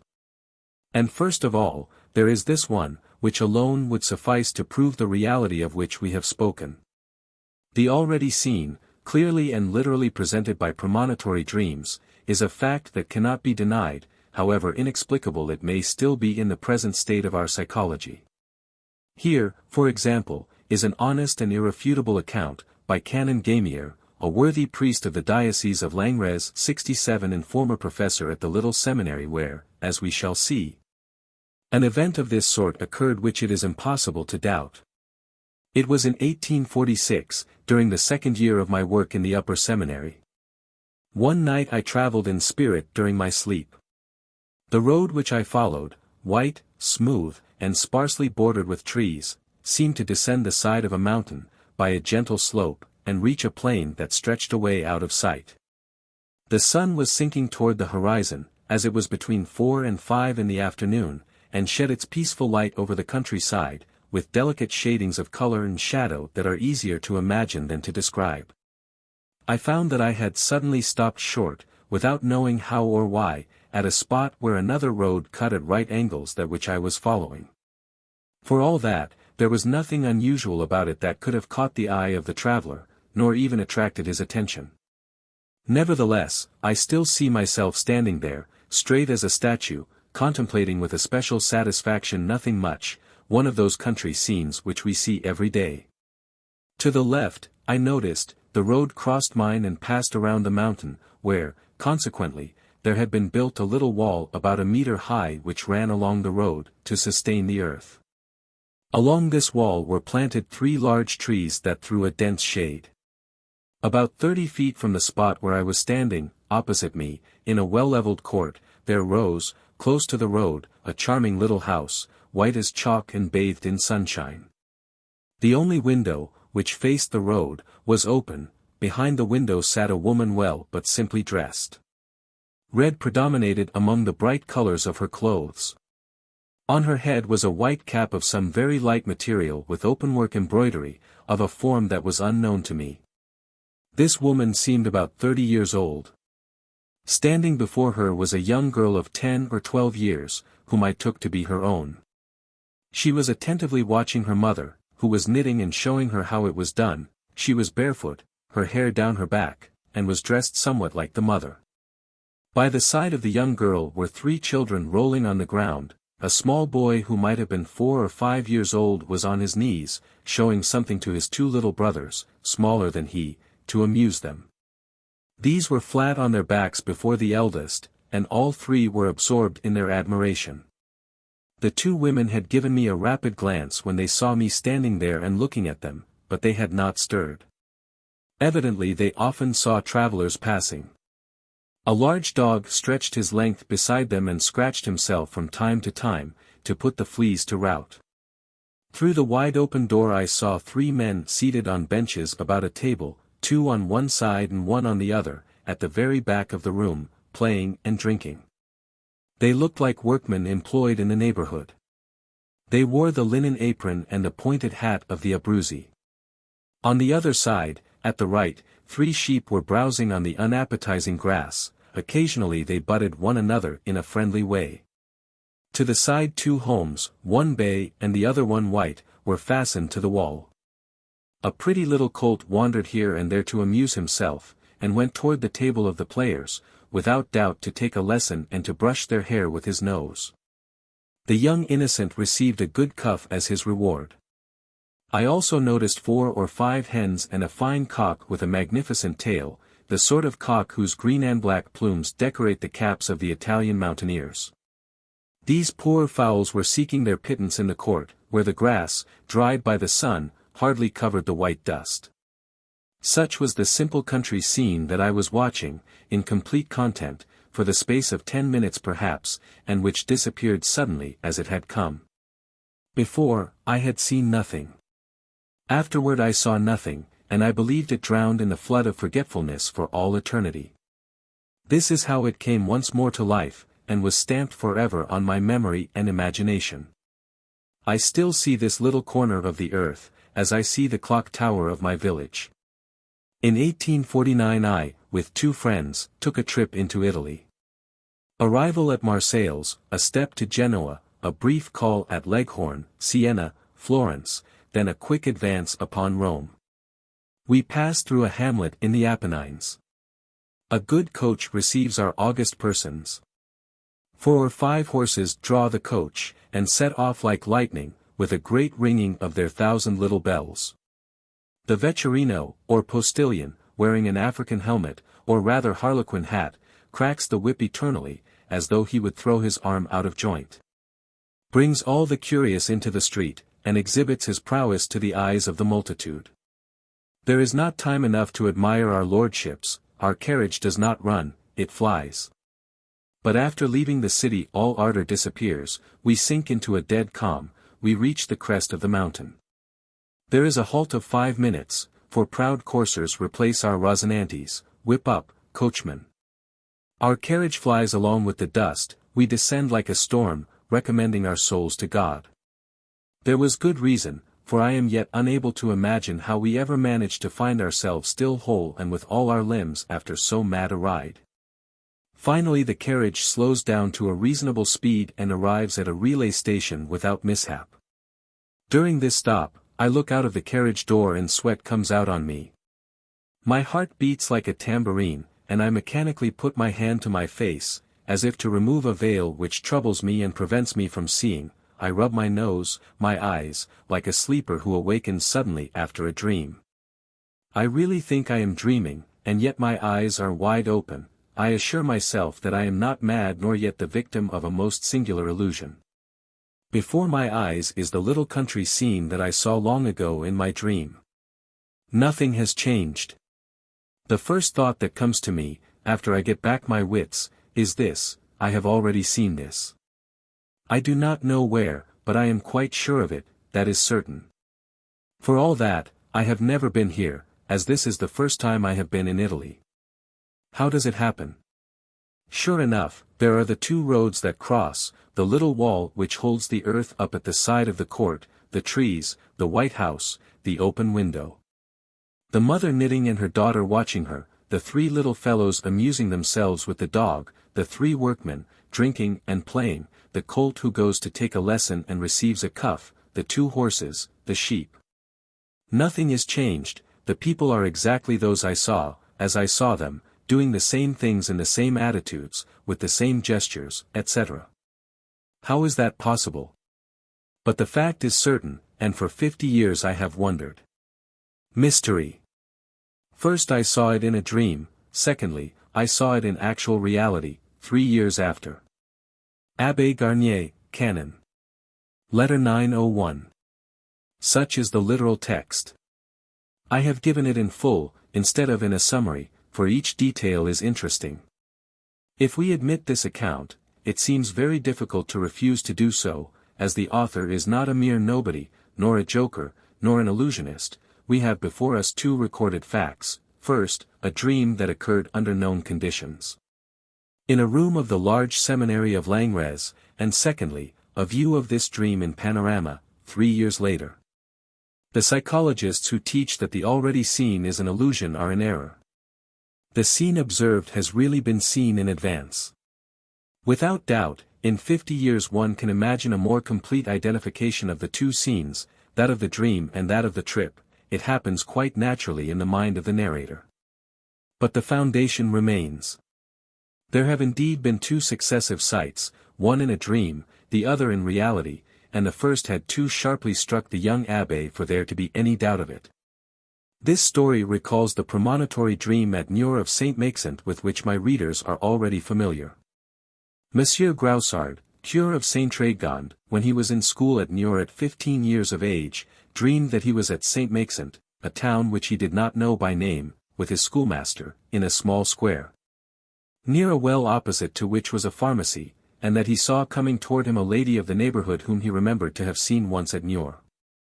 This lady accosted him and spoke to him of matters that he found so extraordinary that, as soon as it was morning, he told the patron, as they called the head of the institution. The latter, very much astonished, made him repeat the conversation. A few days later, having business at Saint Maxent, the patron took the boy with him. No sooner arrived they found themselves in the square seen in the dream, at 2 points marked on a map which Monsieur Groussard sent me, and saw coming toward them the lady in question, who held with the patron, absolutely word for word, the conversation of which the scholar had told. These events are more frequent than are often imagined. For my part, I have been told of a great number. Here is one in which an exact sight of the scene to come is shown very clearly. In June, 1898, one was living with an uncle whom I dearly loved. As his health bad become uncertain, we thought we ought to change our apartment for a house with a southern exposure and surrounded by a garden. The evening before we moved, at 11 o'clock, I was thinking, very wide awake, alone in my room, of the grief I felt in leaving the well-loved apartment, when all at once I saw the garden of our new dwelling as it was at the time, very shady and full of flowers. Then it became clearer, it seemed larger, and I saw it as it must appear in winter. The only verdure left was the green arbor of ivy.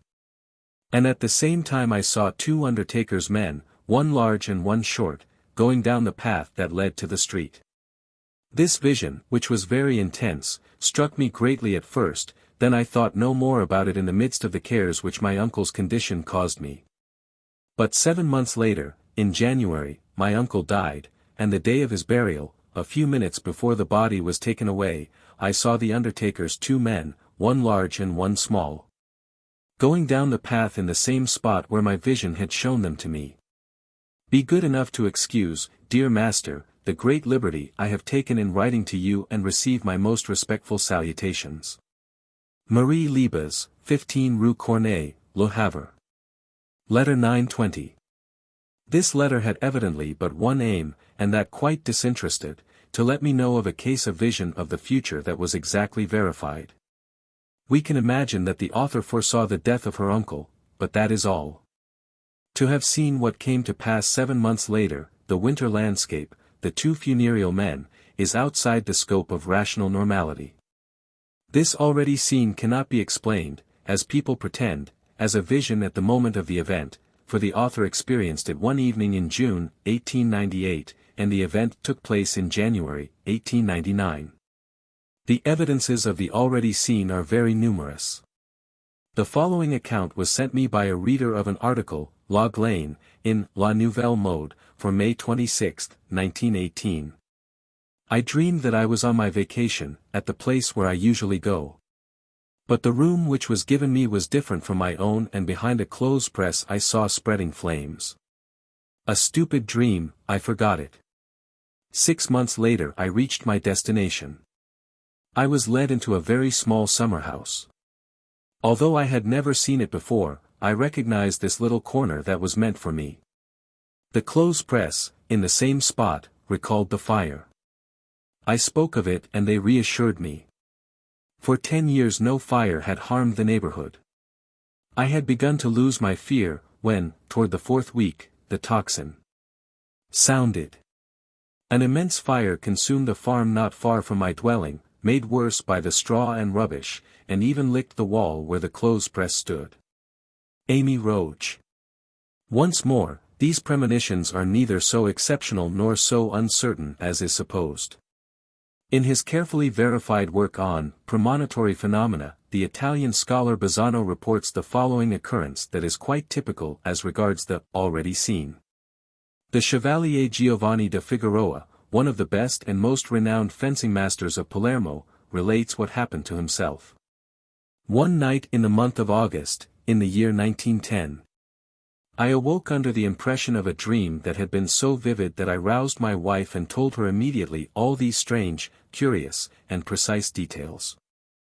I was somewhere in the country, on a white and dusty road, by which I was entering a vast cultivated field. In the center of this field there rose a rustic building with a ground floor for shops and stables. To the right of the house I saw a sort of hut formed of armfuls of leaves and dried wood, and there was also a cart, the sides of which were taken down, and on it a harness for a beast of burden. Then a peasant, whose face has remained sharp and clear in my clad in dark-colored trousers, his head covered with a soft, approached me and invited me to follow him, which I did. He led me behind the building, and through a low and narrow door we entered a little stable, for 5 square meters, or more, full dirt and manure.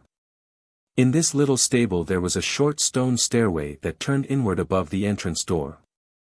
A mule was fastened to a movable trough and, with his hindquarters, obstructed the passage by which one reached the first steps of the stairs.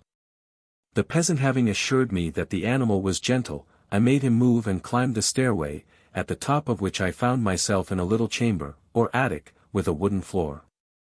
And I noticed, hanging from the ceiling, winter watermelons, green tomatoes, onions, and green corn. In this same room, which served as an anteroom, was a group of 2 women and a little girl. One of these 2 women was old and the other young. I suppose that the latter was the mother of the child. The features of these 3 persons also remained engraved on my memory. Through the door that opened into the adjoining chamber I noticed a double bed, very high, such as I had never seen. That was the dream. In the following month of October I went to Naples to assist our fellow citizen, Monsieur Amadeo Brucato, in a duel. This is not the time to tell of the incidents, the annoyances, and the mishaps that assailed me because of this assistance. I will only say, so far as concerns the dream, that the affair led me into a duel of my own. This duel took place on October 12, the day when, with my seconds, Captain Bruno Palamenghi, of the 4th Bersaglieri, in garrison at Naples, and Francesco Busardo, I went to Murano by automobile, where I had never been in my life and which I did not even know existed. I had barely penetrated a few hundred meters into the flat country when I was sharply struck with the road, broad and white with dust, which I recognized as having seen, but when, or on what occasion. We stopped at the edge of a field which was not unknown to me, because I had already seen it.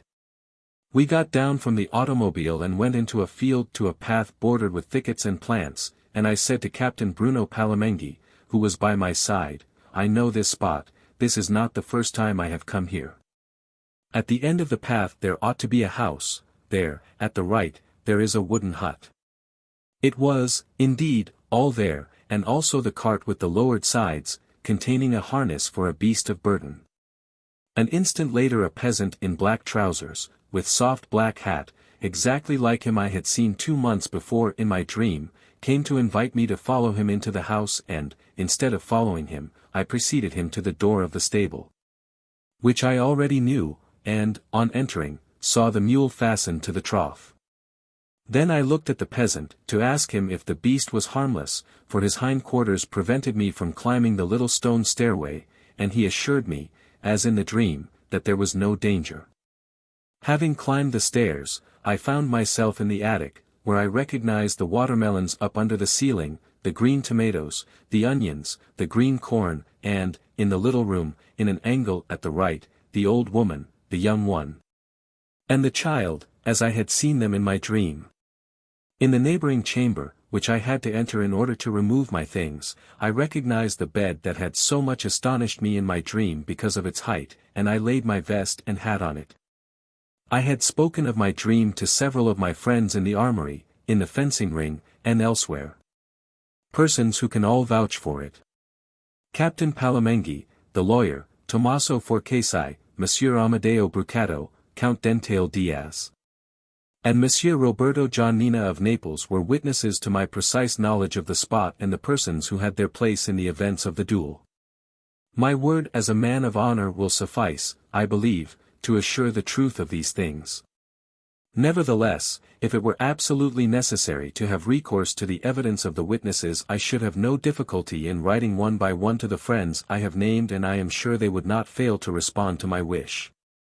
These are the facts, the interpretation of them concerns the scholars. Giovanni da Figueroa. This episode, writes Bazzano, is particularly worthy of attention because its authenticity cannot be held in doubt, as the man who told it is a person who knows the value of a word of honor. And the fact that he told about the dream before its realization excludes the hypothesis that the impression of the already seen could be reduced to a trick of the memory. Bazzano is a spiritualist and is convinced of reincarnation. For him the life of the spirit reconciles these apparent contradictions. It does not seem to me that the explanation of the mystery has actually been given. It ought still to be studied. To see something that does not exist, that will not exist except in the future, 3 years, 3 months, or 3 days after. It makes little difference, is inadmissible to all those who are not familiar with our studies, although it may be certain to us. My records on this point are numerous. Here is another. Monsieur Pletnev, a government official of Tver, Russia, assessor of the college, wrote me in 1899, letter 777, that he had seen in a dream his friend Ozerov carried in a coffin surrounded by relatives and friends. That he was ignorant at the time of where Ozerov was living and of what his state of health was, and that, almost the same day, he had died at Vikhnivalichek, a city of the department of Tver. This same letter states that one of the chancellors of the department of Tver, Monsieur Ivan Sasanov, very much esteemed by the writer of the letter, was passing one day before a house and saw, while he was entirely awake, a stone stairway on the outside which did not exist. Monsieur Pletnev, having passed there twice on the same day, made quite sure that this exterior stairway really was not there. But on passing by 3 or 4 days later he noticed that they had brought white stones and were tearing down the old stairway in order to build a new one. Therefore, this non-existing stairway was seen before it was built, and the observer passing by there would naturally have been convinced that he had already seen it. Here is another event no less odd.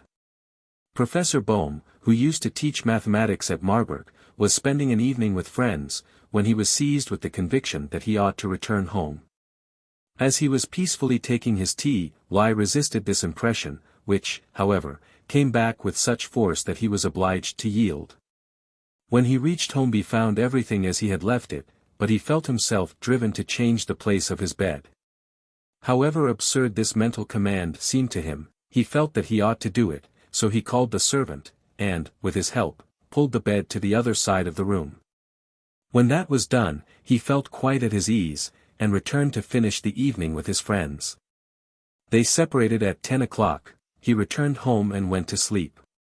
He was awakened in the middle of the night by a great noise and discovered that a heavy beam had fallen, carrying with it part of the ceiling, and was lying on the spot which his bed had occupied. What is the mysterious force that warns us in this way? Yes, I repeat that all this seems inadmissible, to see what does not exist. The scene observed by the Abbé Gamier in 1849 did not exist in 1846, the young woman was 3 years younger, one of her children was not born, the uncle of Madame Liebes was not in his grave 7 months before his death. The scene of the month of October at Murano did not exist in the month of August, etc. But can we deny these facts of observation? This work had already gone to press when I received the following letter in response to an oral communication that had especially interested me. According to a generally adopted rule, I had begged the author to accompany his account with evidence, establishing the priority of his dream to the occurrence itself. Paris, September 9, 1919. As I promised you, I am sending you, under this cover, accompanied by 2 testimonials, the account of the premonitory dream that you showed a desire to publish. I am very happy to send you this exact observation and beg you to accept, etc. A. Sorrel. In 1911 I dreamed I was in a new countryside, in a land that I felt was unknown to me. On a little eminence, the gentle slopes of which were covered with fresh meadows, I saw a large building of medieval appearance, half small country seat, half fortified farm.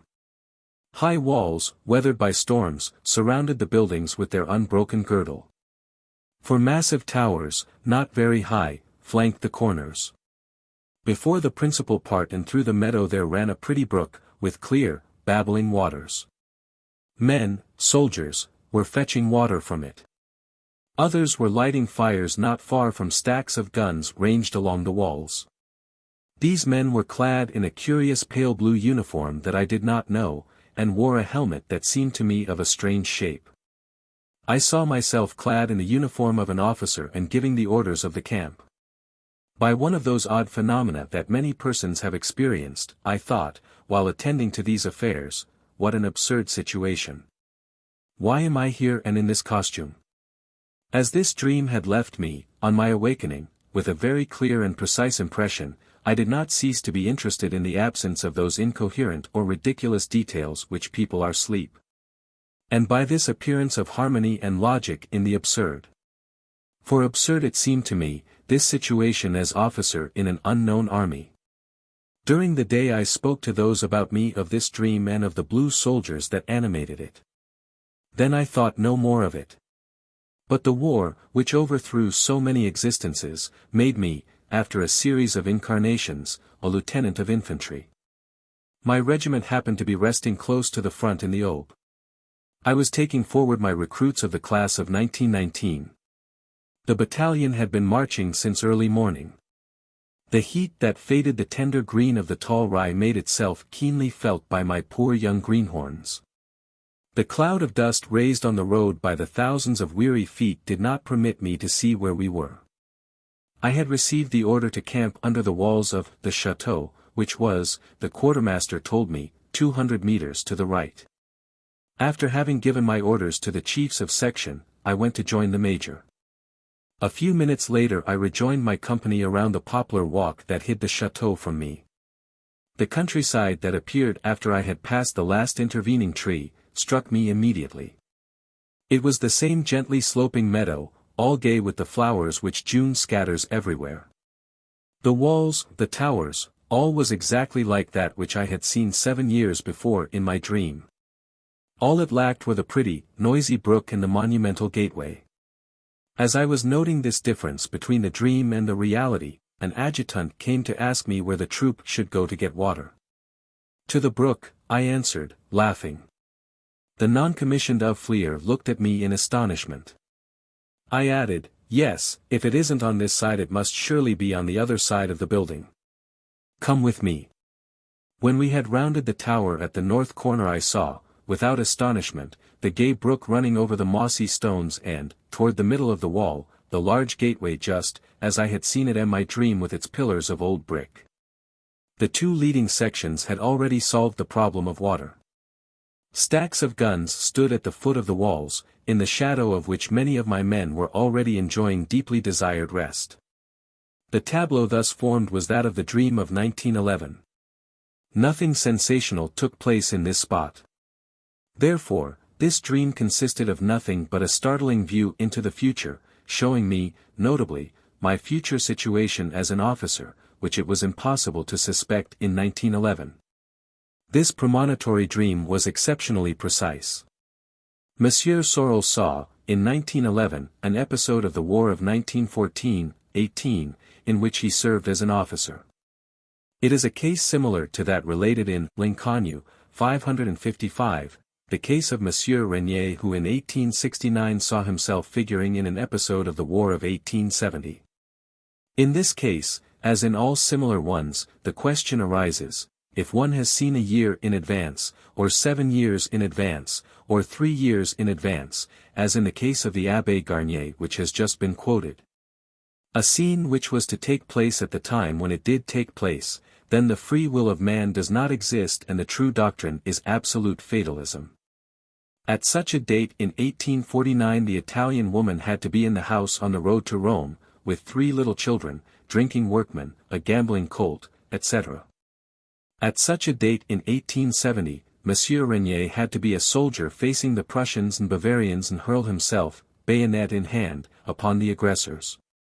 At such a date in 1918 Monsieur Sorel had to send the soldiers to get water in front of the unknown tower. And the same is true of hundreds of similar cases of provision. What remains of our free will, of our personal liberty? Is there not here an absolute contradiction? Is it possible to admit at one and the same time the liberty of our actions and the sight of the future? This question will be fully discussed in the following chapter. Suffice it to say, at present, that it is extremely subtle, but can nevertheless be solved by the reconciliation of 2 apparently contradictory terms. By imagining that the human will is one of the factors employed in the production of these events. That something will always happen, but that it is not inevitable, for all that. And that one sees simply what will happen, thought transcending, suppressing time, time not existing in itself, and the past and the future being able to exist together in an eternal present. If one refused to admit this reconciliation one would be obliged to admit that Bismarck was not responsible for having falsified the dispatch from EMS in order to precipitate France into the German abyss opened before her. And that in 1914 William II had no responsibility for the Austrian trickery in the exploitation of the murder of Sarajevo. Otherwise, we should have to admit that there are no bad men, profligates, knaves, impostors, murderers, nor any good men either, humanitarian, devoted, honest, sacrificing themselves to the moral and intellectual welfare of humanity. We shall speak of this subject in detail in the next chapter, in connection with the communication that was made MC in 1911 by Frederick Passy. Because of the astonishment that such experiences as these cause us, we seek for all the hypotheses contrary to the admission of the facts.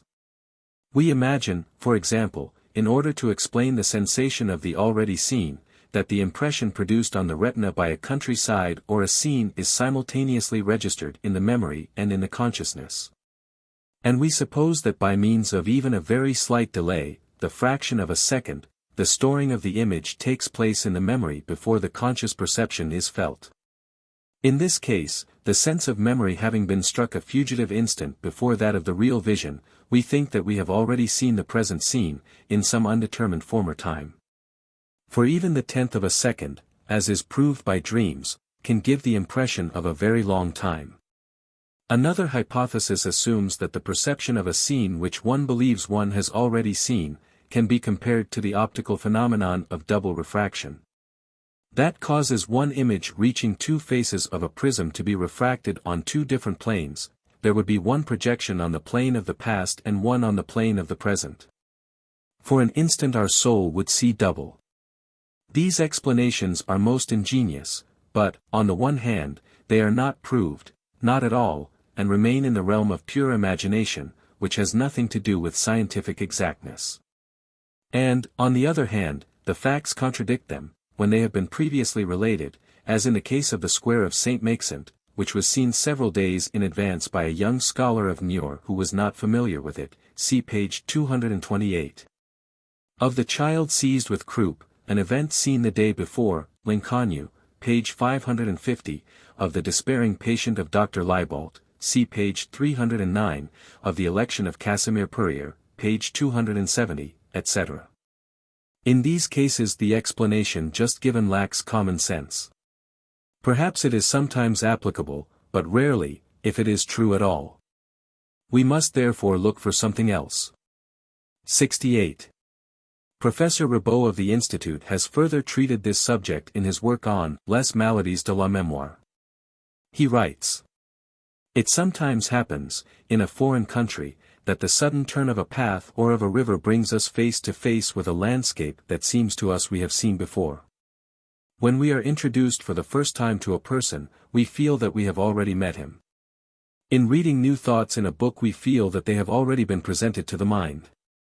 The author thinks that this illusion is explained by the following hypothesis.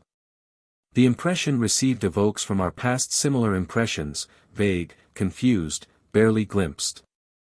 But they suffice to make us believe that the new state is a repetition.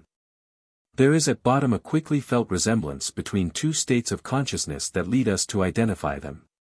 It is an error, but it is only partly an error, because there is indeed in our past something which resembles a first experience. This explanation is certainly not satisfactory. It does not explain any of the events that I have just described. The author remarks elsewhere, very honestly, that it does not apply to such cases as the following that he gives. A sick man called Sander, on learning of the death of a person of his acquaintance, was seized with an indefinable terror. Because it seemed to him that he had already experienced this impression. I felt that already, some time before, while I was lying here in this same bed, X had come and told me, Muller died some time ago. He couldn't die twice. Monsieur Ribot must have been very much embarrassed to explain physiologically these curious facts. He has also quoted the following example, which much resembles the former. Wigan in his book on La Dualité de l'Esprit, which he pretends to explain by the two hemispheres of our brain, reports that while he was present at the funeral services of the Princess Charlotte, in the chapel at Windsor, he had all at once the feeling of having already been a witness of the same spectacle. The illusion was fugitive. No hypothesis is acceptable. People used to suppose that the illusion of the already seen might be one of the unconscious memories inherited from our ancestors, who might have known what we see at present. This also is inadmissible. Assuredly, any explanation is almost impossible. Monsieur Ribot qualifies these coincidences as the actions of false memory. But that is not an explanation. He mentions, further on, the following incident, taken from a work by Dr. Arnold Pick, which is no less inexplicable. An educated man, who was very intelligent about his illness and who has given a written description of it, was attacked, toward the age of 32, by a peculiar mental state. If he was present at a fair, if he was visiting some spot, if he met someone, this happening with all its circumstances seemed so familiar to him that he felt sure he had already gone through the same experiences. Had been surrounded by precisely the same persons, or the same objects, with the same sky and the same weather, etc. If he undertook some new work it seemed to him that he had already performed it and under the same conditions. This feeling sometimes occurred the same day, or at the end of a few minutes or hours, sometimes the following day only, but with perfect clearness. 69. That is evidently a pathological case. In these phenomena of false memory, writes Monsieur Ribot, there is an anomaly of the mental mechanism which escapes us. But this designation, false memory, explains nothing to us. The learned physiologist, nevertheless, tries to understand, and he has good reason to try. We can admit, says he, that the mechanism for the localization as to the past works backward, and he proposes the explanation which follows. The image thus formed is very intense, of a hallucinatory nature. It imposes itself as a reality because nothing rectifies this illusion. As a result, the real impression is thrown into the background, with the indistinct character of memories. It is localized in the past, wrongly if we consider things objectively, rightly if we consider things subjectively. This hallucinatory state, in fact, while very vivid, does not efface the real impression, but as it springs from it, as it has been produced by it too late, it must appear like a second experience. It takes the place of the real impression, it seems the most recent, and such it is, in fact. To us, who judge it from without and in accordance with what has come to pass externally, it is false that the impression was received twice.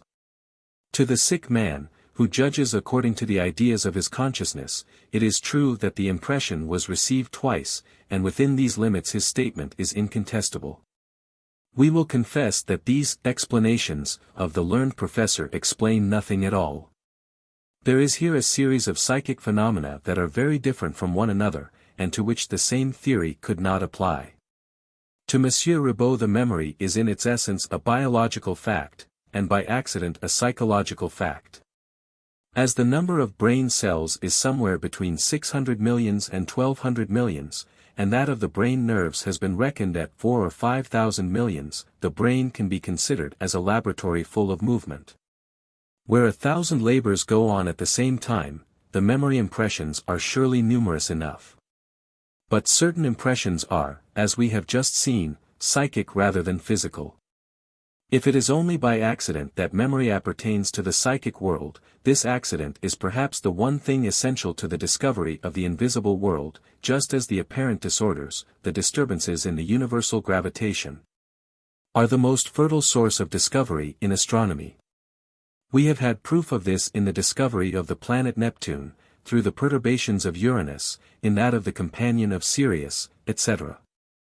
No, the already seen is not a physiological fact of the brain. It is a metaphysical phenomenon, the realization of what has been already seen. Let us now enter fully into the problem of the knowledge of the future. 9. Knowledge of the future. Will sits by the side of destiny as the directing power. Golden verses of Pythagoras. What we have been considering relative to the already seen is the natural introduction to that which follows. We shall now study observations verifying the premonitory visions that establish the knowledge of the future. I have published under this title, in La Revue, 70 of March 1st and of April 1st, 1912, the principal documents proving that, under certain conditions, the future has been seen and known in advance. Many writers have taken up this subject since the publication of these documents, and have reproduced them without always taking the trouble to mention my work, but that is an insignificant detail. What particularly interests us here is to know that the future has been known, described, announced, often with detailed precision, and that, therefore, there is in the human being a psychic principle endowed with faculties independent of the properties of matter, a soul as distinguished from the body. I shall first point out the case of premonition by dream that I published in 1911, in the Annales des Sciences Psychiques, then in La Revue, of which I have just spoken. Here is the curious account. Monsieur Frédéric Passy, the venerable member of the Institute whose long career has been so honorably consecrated to the cause of pacifism as opposed to the imbecility of human war. 71 came to see me one fine day in the month of January, 1911, having valiantly climbed my 5 flights despite his 89 years. It was one of his last visits and the incident described surely merited its selection by him. I did not find it in your L'inconnu, he said, and I feel sure it will interest you, as it comes from a scrupulous writer, a man of incontestable integrity, the Quaker Etienne de Grelet. I am giving you his account, as I have copied it down, of his trip into Russia. During his stay at St. Petersburg, the Countess Tauchkov told what follows to the Quaker traveler. About 3 months before the entry of the French into Russia, the general her husband was with her on their estate in Tula. She dreamed that while she was in a hotel in an unknown city, her father entered, holding her only son by the hand, and said to her these exact words. "Your happiness is ended, your husband has fallen. He fell at Iridino." She awoke in great distress, but seeing her husband near her she realized that it was a dream and succeeded in falling asleep again. The dream occurred again and was followed by so much melancholy that it was long before she recovered. The dream occurred a third time. At this she experienced such anguish that she awoke her husband and asked him, "Where is Borodino?" He did not know. In the morning they both began to search, with their father, on the map of the country, but failed to find it. At that time it was a very obscure spot, but it became famous through the bloody battle which was fought near it. Nevertheless, the impression which the Countess had received was profound and her anxiety was great. Then the theater of the war moved away, but soon it approached again. Before the French armies reached Moscow, General Tauchkov was put at the head of the reserve army. One morning the father of the Countess, holding her young son by the hand, entered the room in the hotel where she was living. He was sad, as she had seen him in her dream, and he said to her, he has fallen at Borodino." She saw herself in the same room, surrounded by the same objects with which she had been surrounded in her dream. Her husband had, indeed, been one of the numerous victims of the bloody battle waged upon the banks of the river Borodino, which gave its name to a little village. An exact copy, Frederick Passy. This premonitory dream, so tragically precise, is assuredly most characteristic. Can it be supposed that it had been formulated afterward in the mind of the narrator? No, as its realization had aroused in him an unforgettable emotion, and 3 months before its realization they had searched for this place on the map of Russia. It presents all the qualities of authenticity. But then, as I have remarked, if the death of the general at Borodino was seen several months in advance, were this death and this battle therefore inevitable? And in such case what becomes of free will? Napoleon, then, was forced to make the fatal Russian campaign and was not responsible. Are human liberty and responsibility only an illusion? We shall later analyze these undoubtedly confusing consequences. What shall we think? Fatalism seems in discord with all human progress. But it is a mistake to suppose that fatality and determinism are identical. In regard to this, a young girl of Naples, Mademoiselle Vera Kunzler, sent me in the month of April, 1917, a letter full of distress because of some sentences of mine which she had read concerning the incontestable cases of the sight of the future. Begging me to explain how it was possible to reconcile these carefully observed facts, which I vouched for, with free will, our sense of liberty, and our responsibility. She was all the more insistent because she was still under the shock of a profound emotion, caused by a tragic prediction which had recently been realized in her own family. I replied to her that fatalism and determinism are two doctrines absolutely different from each other, and that it was necessary not to confuse them, as is generally done. In the first, man is a passive being who awaits events that are inevitable. In the second, on the contrary, man is active and forms a contributing cause. One does not see what must happen but what will happen. Something will always happen. It is this something which we see, without its being inevitable, for all that. The distinction, it is true, is extremely subtle, but it seemed to me that her young soul of 17 years, pure and free of all preconceived ideas, and of a sensitiveness which in her correspondence struck me as particularly delicate, would perceive this distinction, if she gave it the necessary attention. I begged her at the same time to let me know of the prophecy which had been realized and which had so profoundly troubled her. Here is her letter, which I reproduce textually. Dear Great Master, how happy I was to receive your kind letter. It was doubly welcome, first because it came from you, and after that because it brought me a little light on the ideas that are whirling in my brain. I have spent a good deal of thought on your letter, and I have well understood what you had the goodness to explain to me, what will happen may be seen, but is not inevitable.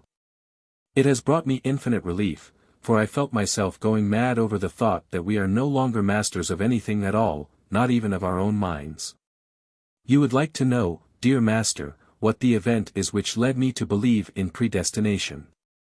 I will tell you of it as best I can. It was in the spring of 1910, 7 years ago. At the time we were very intimate with a German lady, named Helene Schmidt. She was a medium of extraordinary power, and as Mama was very much interested in spiritualistic séances, she asked her one day to hold one of these séances. I was not present, for at the time I was a little girl, about 12 years old, and I was at school, but Mama and our old servant have often described the incident to me. Helene Schmidt had only to place her hands upon the table for it to begin at once to rock violently. You know, Master, the manner of communicating with spirits, if there are spirits. When the table, a large and heavy dining table, which it would have been impossible to lift by muscular force alone, began to rap regular blows, indicating that a spirit was present, Mama asked its name. It named itself by the alphabet, saying it was called Anton. The medium was absolutely unacquainted with this name, and she had no knowledge either, who was in question when it was mentioned. Anton, I will add, was Anton Fiedler, an Austrian, the first husband of one of my aunts, a sister of Mama's, who had married as a second husband Adolf Riesbeck. Helene Schmidt was even ignorant of the existence of all these people. As this Anton Fiedler had been my aunt's nearest relative, Mama thought of asking something about her future. To the first question, will Riesbeck always keep his fortune, the spirit answered brusquely, no. In how many years will he lose it? The table struck 2 blows, 2 years. Mama then asked, will he live long after having lost his fortune, and the reply was clear and precise, 5 years. Then Mama wished to know how he would die, but the spirit answered only that my uncle would die suddenly. To the questions as to whether he would die of sickness, accident, suicide, shipwreck, or as the victim of a crime, it answered, no. It was impossible to know how he would die. At that time no one thought of war, otherwise a question concerning it would also have been asked. All that we were able to obtain from Anton Fiedler was the reply to this inquiry, how old will Riesbeck's son be when he dies? And the table answered very distinctly, 17 years. Then everything ceased. Dear Master, I do not permit myself to comment, I tell you simply what happened. Mama did not at once tell this to my aunt, for fear that she would repeat it to her husband. For that matter, she did not believe in such things. Unfortunately, everything that had been foretold happened with the most frightful precision. In the spring of 1912, that is to say exactly 2 years after the prophecy, my uncle Riesbeck lost his fortune on the stock exchange in a daring speculation. Some time after, Mama told my aunt, who was and still is at Geneva, of the prophecy which had been made to her, and told her the second part of it. My aunt replied, as anyone else would have replied in her place, that it was all nonsense and that we must not have faith in it. Nevertheless, the second part of the prophecy has also been realized. Mama and I often spoke of this séance, and I said to her, if the spirit spoke the truth, my uncle ought to die at the beginning of the year 1917. Well, Master, Adolf Riesbeck died at the front on February 12, 1917, a sudden death, a bullet in the head, when my cousin Mario was nearly 18. And this death, of which the spirit could not tell us precisely, which was not sickness, nor accident, nor crime, nor any of the known deaths, this death was death in battle, of which no one was thinking then. I am sending you in this, dear Master, a portion of a letter that my poor aunt sent us at the time of her husband's death. It is written High German, but I believe you know that language, and I shall ask Mama to add her signature to my letter. I hope this strange prophecy brings a modest contribution to your researches. I promise myself the greatest pleasure in reading the book that you have said you would publish after the war on the provision of the future. I am happy, dear Master, to know that everything is not inevitable, for the thought which tormented me was this: the death of my dear uncle was predestined, when the bullet which was to kill him was not even cast. Pardon me for trespassing on your precious time, and it is the thought of this that often restrains me from writing to you as I should love to do. But on my part one have been very happy to answer your request. All that I write you is absolutely true. I salute you, Master, respectfully and carement, an Italian word which you will surely understand. Your goddaughter of the Astronomical Society of France. Vera Kunzler. I certify that my daughter's account is exact in all its details. E. Kunzler. It would be superfluous, for my readers, to add any comment to this account, the complete sincerity of which cannot be doubted. The feelings of profound anguish and infinite curiosity expressed in the first letter that the narrator sent me had already convinced me of it.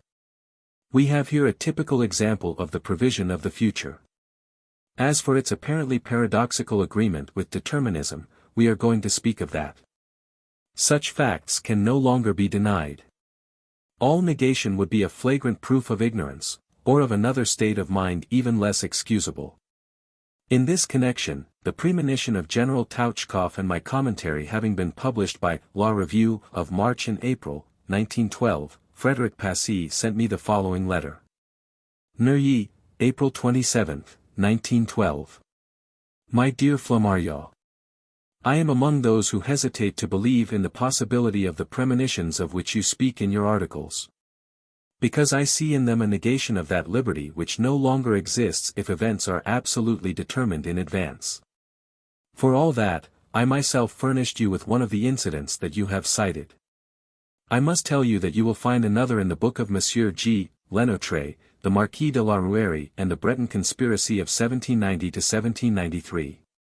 Madame de Saint-Hilaire, the daughter of Monsieur de Noyau, one of the conspirators, announced one morning to her father, who did not in the least believe it, that he would be arrested and taken before the Revolutionary Tribunal in Paris. But that she would succeed in saving his life. The incident is vouched for not only by her, who died long afterward, but by her son, at the time about 15 years of age, who was to be an important personage under the Restoration and under Louis Philippe as a member of the French Academy. You will judge for yourself what we ought to think of this event. Frederick Passy. This premonition was precisely realized. 72. The question of human liberty deserves to be analyzed. We still read with real aesthetic pleasure the works of our eminent geometrician Laplace, one of the greatest and most penetrating of the minds which are the pride of France, and at the same time one of our purest writers. This is what he wrote, concerning free will, in his Essai philosophique sur les probabilités, it is the second edition, of 1814, which I have before me. All events, even those that, through their insignificance, seem to have no part in the great laws of nature, are as necessary a consequence of them as the movement of the sun. In the ignorance of the bonds that unite them to the entire system of the universe, they have been supposed to depend upon final causes or upon chance. According to whether they occurred or succeeded one another with regularity or without apparent order, but these imaginary causes have been successively withdrawn, with the limits of our knowledge, and have disappeared entirely before the healthy philosophy which sees in them only the expression of the ignorance of which we are the veritable causes. The actual events have, with what preceded them, a relation that is founded upon the self-evident principle that a thing cannot begin to be without a cause that has produced it. This axiom, known as the principle of sufficient reason, extends even to the slightest events. The freest possible will cannot, without a determining motive, give them birth, for if, when all the circumstances of the two positions were exactly the same, it acted in one and refrained from acting in the other, its choice would, in fact, be without cause. It would then be, said Leibniz, the blind chance of the Epicureans. The contrary opinion is an illusion of the mind, which, losing sight of the fugitive reasons for the choice of the will among indifferent things, persuades itself that it has determined itself and without any reasons. We ought, therefore, to see the present state of the universe as the result of its former state and as the cause of that which will follow. An intelligence which, at a given instant, could understand all the forces with which nature is animated, and the respective situations of the beings which compose it, if it was vast enough to submit these data to analysis. and could include in the same formula the movements of the greatest bodies of the universe and those of the least atom, to such an intelligence nothing would be uncertain, and the future as well as the past would lie open before it. In the perfection which it has been able to bring to astronomy, the human mind offers a feeble outline of this intelligence. Point 73. We shall discuss this reasoning in a moment. We are accustomed to attribute the paternity of this to Laplace. But all thinkers had uttered it before him, and nothing is more natural. It almost dates from Laplace. The first edition of this Hook on Probabilities consists of a course given by Laplace in 1795 at the Normal School founded by the Convention. But in 1787 Immanuel Kant had written in his Critique of Pure Reason. From the point of view of time and its regular order, if we could penetrate into the soul of a man so that it will reveal itself by acts internal as well as external. If we could understand all its motives, even the slightest, and at the same time all the external influences, we could calculate the future conduct of this man with all the certainty of an eclipse of the sun or of the moon. 74. Kant is not the inventor of this argument either. We find it among the most ancient authors, as far back as the Romans, as far back as Cicero, for example. In his treatise on Divination, 75 he has his brother, Quintus, explain the connection between the sight of the future and fatality, he says. In order to account for divination, it is necessary to go back to the divinity, to destiny, to nature. Reason obliges us to confess that everything is governed by destiny. I call destiny that which the Greeks named ei:/ap:/vn-, that is to say, an order, a series of causes joined together and producing results. There is that perpetual truth the source of which is in eternity itself. According to this there is nothing in the future for which nature does not already contain sufficient causes. Thus destiny would be the eternal cause of all things, the cause that construes past, present, and future events. It is thus by means of observation that we can learn what are usually the consequences of each cause. Without it is this chain of causes and effects that explains inspirations and dreams.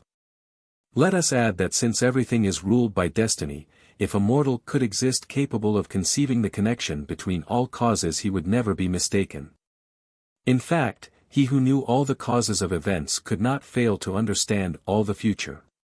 This mode of reasoning is impeccable in itself and, I repeat, what Monsieur de Laplace says approaches the truth. That there are no effects without a cause, is evident.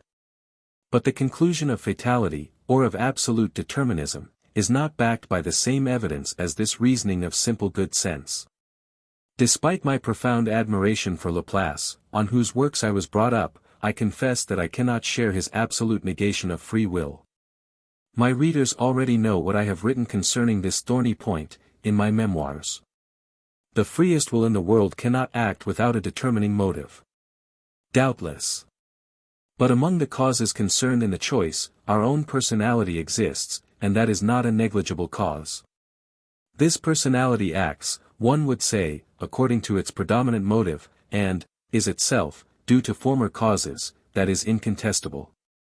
Nevertheless it exists, along with our character, and what is here perhaps even more important, even irrefutable, is that we feel very strongly, that we examine, weigh, consider within ourselves, when the matter is worth the trouble. And that we decide with a full sense of our responsibility. There are times, I admit, when the scales are just in balance, and the smallest added weight may tip them. But this little weight may be our own fancy, our whim, our will, even our own pleasure in frustrating a foreseen result, in a word, to the extent of the exercise of our liberty. No one has the authority to declare that all this is an illusion of our mind, or to state this hypothesis as a demonstrated truth. The principle of the sufficient reason is within ourselves, when we discuss it before the tribunal of our conscience. That we decide in accordance with the predominant motive does not prove that we do not act according to our character. Our own will is associated with this character, without being the slave of it. In his treatise on the heavens, Aristotle wrote, Book 2, Chapter 13, it is like the case of a man who, being both very hungry and very thirsty, finds himself at an equal distance from food and drink, necessarily he would remain motionless. Dante said the same thing in the fourth book of the Paradiso, Intra duo sibi, distanti e moventi. Dun moda prima si moris di fame, che liber uomo tian recas adenti. Buridan has the credit of having expressed this reasoning, putting a donkey in place of the man. There is no doubt in anyone's mind that neither the donkey or the man would die of hunger. There is nothing of the mechanical in nature. Is there absolute incompatibility between provision and free will?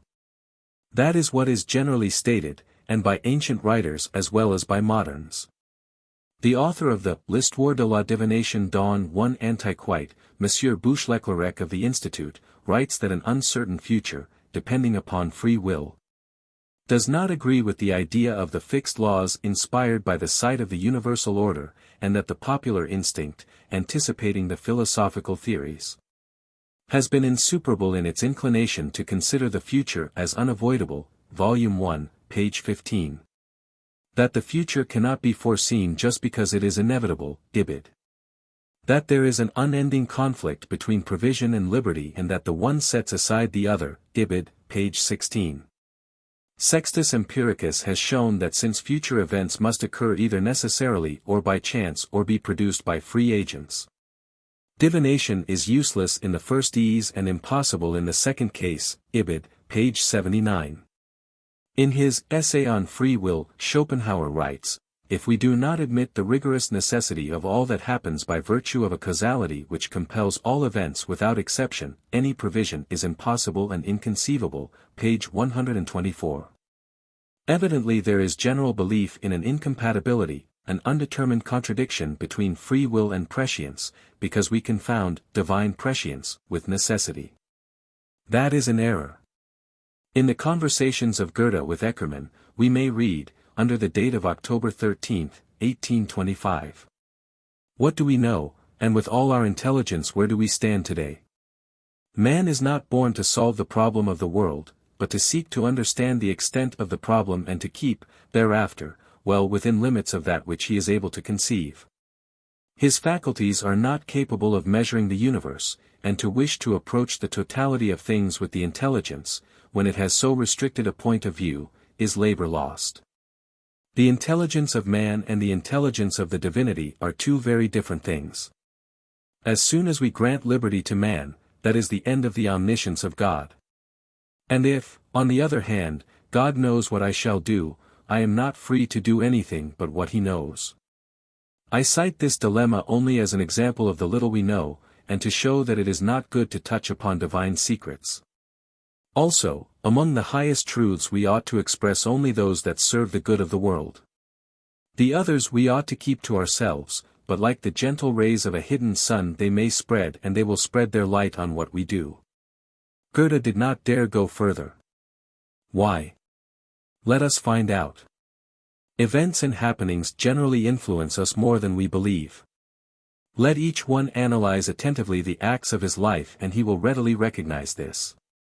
Our free will finds play only in a very restricted compass of activity. Man proposes and God disposes, goes an old saying. This is not entirely exact. God, or destiny, fatum, as the Latins called it, leaves us a little liberty. The proverb that is the opposite of the preceding one, each proverb has its opposite, puts it this way. Heaven helps those who help themselves. Yes, man proposes and events dispose, but at the same time we are the builders of our own destiny.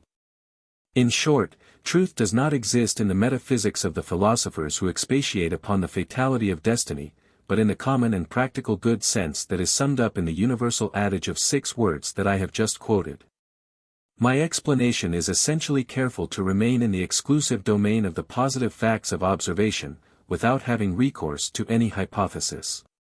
When we are told that our feeling of free will is an illusion, that is an hypothesis. I am sitting down at my desk, and I ask myself what I shall do, I ponder. I reason, I decide on this or that. I am assured that I am the dupe of circumstances external to my will. I maintain, on the contrary, that if I had no reason, should let events occur as they might, and that liberty consists precisely in the choice of what seems preferable to me. It is not absolute, no matter how much we might wish it to be, it is relative. We are constantly upset in our plans, there are even some days when nothing goes right. It is very imperfect, but it is our incontestable sensation, and we have not the right to suppress it in order to substitute a hypothesis for it. It is as evident as the day. It is an appearance, they may say. Yes, an appearance like the sun, like a landscape, like a tree, like an armchair, like a house, things which we know through the impressions they make upon us, but this appearance is confounded with the reality. There is in it a fact of daily observation, constant, legitimate, irrefutable. Oh! Assuredly, we are often very passive and form no radical determination.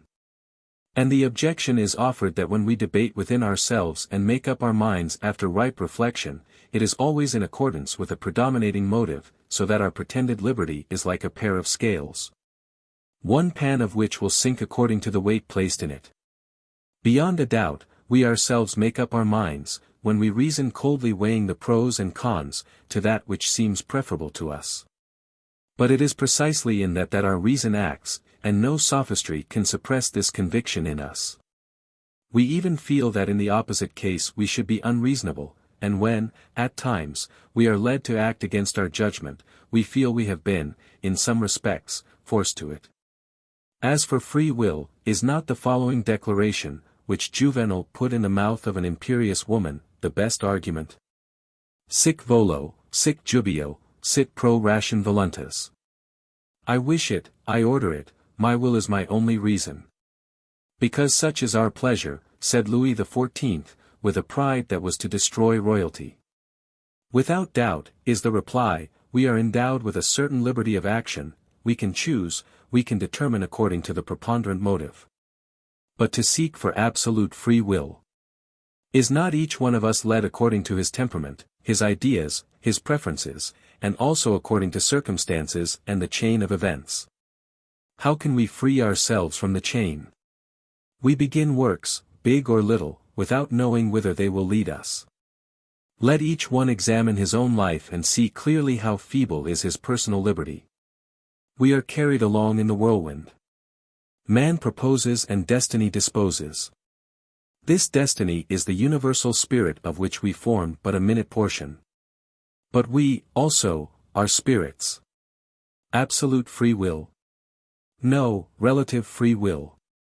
Undoubtedly, our liberty is much more restricted than it appears to superficial minds. The cosmic progress of the universe leads us on. We live under the influence of astronomical conditions, of meteorological conditions, of heat, of cold, of climate, of electricity, of light, of our surroundings, of our heredity, of our education, of our temperament, of our health, of our strength of will, etc. Our liberty is comparable to that of a passenger on a ship that bears him from Europe to America. His voyage is traced in advance. His liberty stops short at the ship's railing. He can walk upon his floating edifice, talk, read, smoke, sleep, play cards, etc., but he cannot leave his moving home. The sketch of our existence is traced in advance, like the movements of the portions of a machine, and we have a role to fill, with a certain amount of personal action. This conditional liberty is certainly very limited, but it exists all the same. You are, let us suppose, at a friend's table. You are offered certain dishes, you can choose between white and red wine, between Burgundy and Bordeaux, beer and pure water, and you know perfectly that you are free to choose, with due regard for your stomach, and by making use of your reason. If we observe with care, at any moment, our least acts, we shall see clearly that our liberty is extremely limited, that what we decide to do in the morning, when we awaken, may be disturbed for 1,000 causes. But that nevertheless our principal intention will be more or less realized, and that our choice will be felt. It is the same with great things as with little, our most important acts are determined both by circumstances and our will. We can admit the premonitory sight of the future without compromising, for all that, the principle of free will and of human responsibility. The present never stops, it is constantly continued by the future. Something will always happen. It is not inevitable for all that, if it is granted that the human will forms a part of the chain of events, and that this will enjoys a relative liberty, what it decides becomes real, but it might not have decided. The future is the succession of the past, and seeing it does not differ essentially from seeing the past. This fact does not at all prevent us from admitting that the human will is one of the causes of action in events. Something else might have happened than what did happen, and it is this other thing that would be seen in premonitions.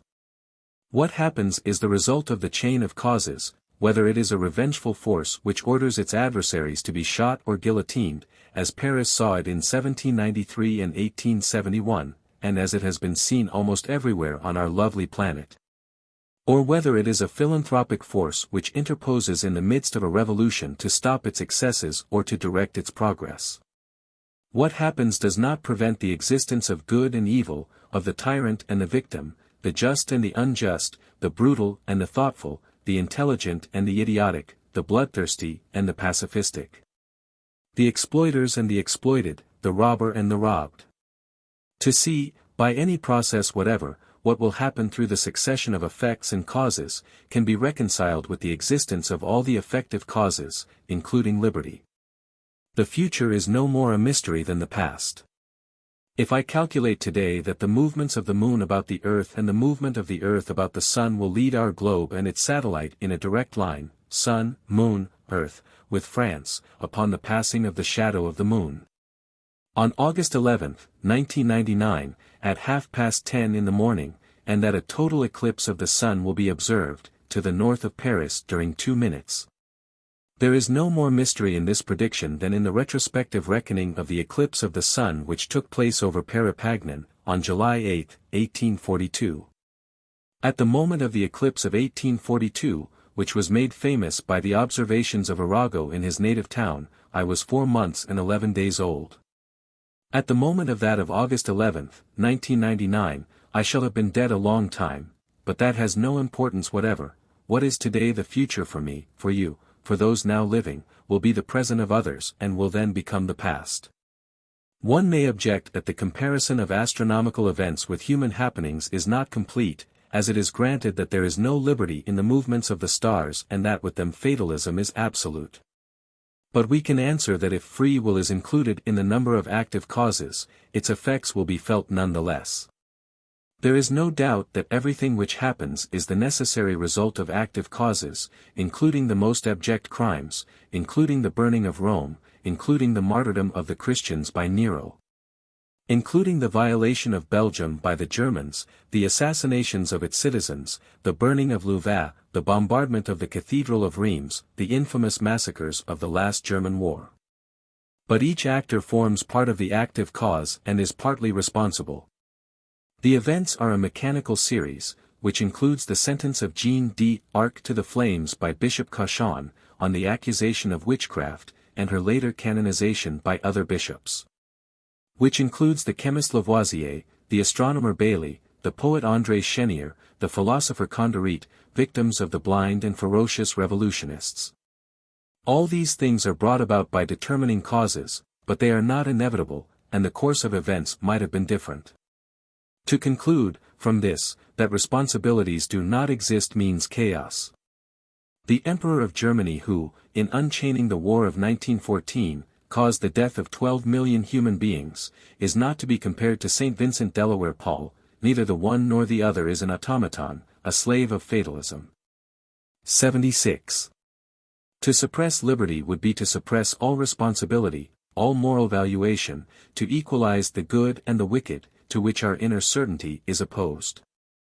In this case we should have to give up our clearest and most evident ideas.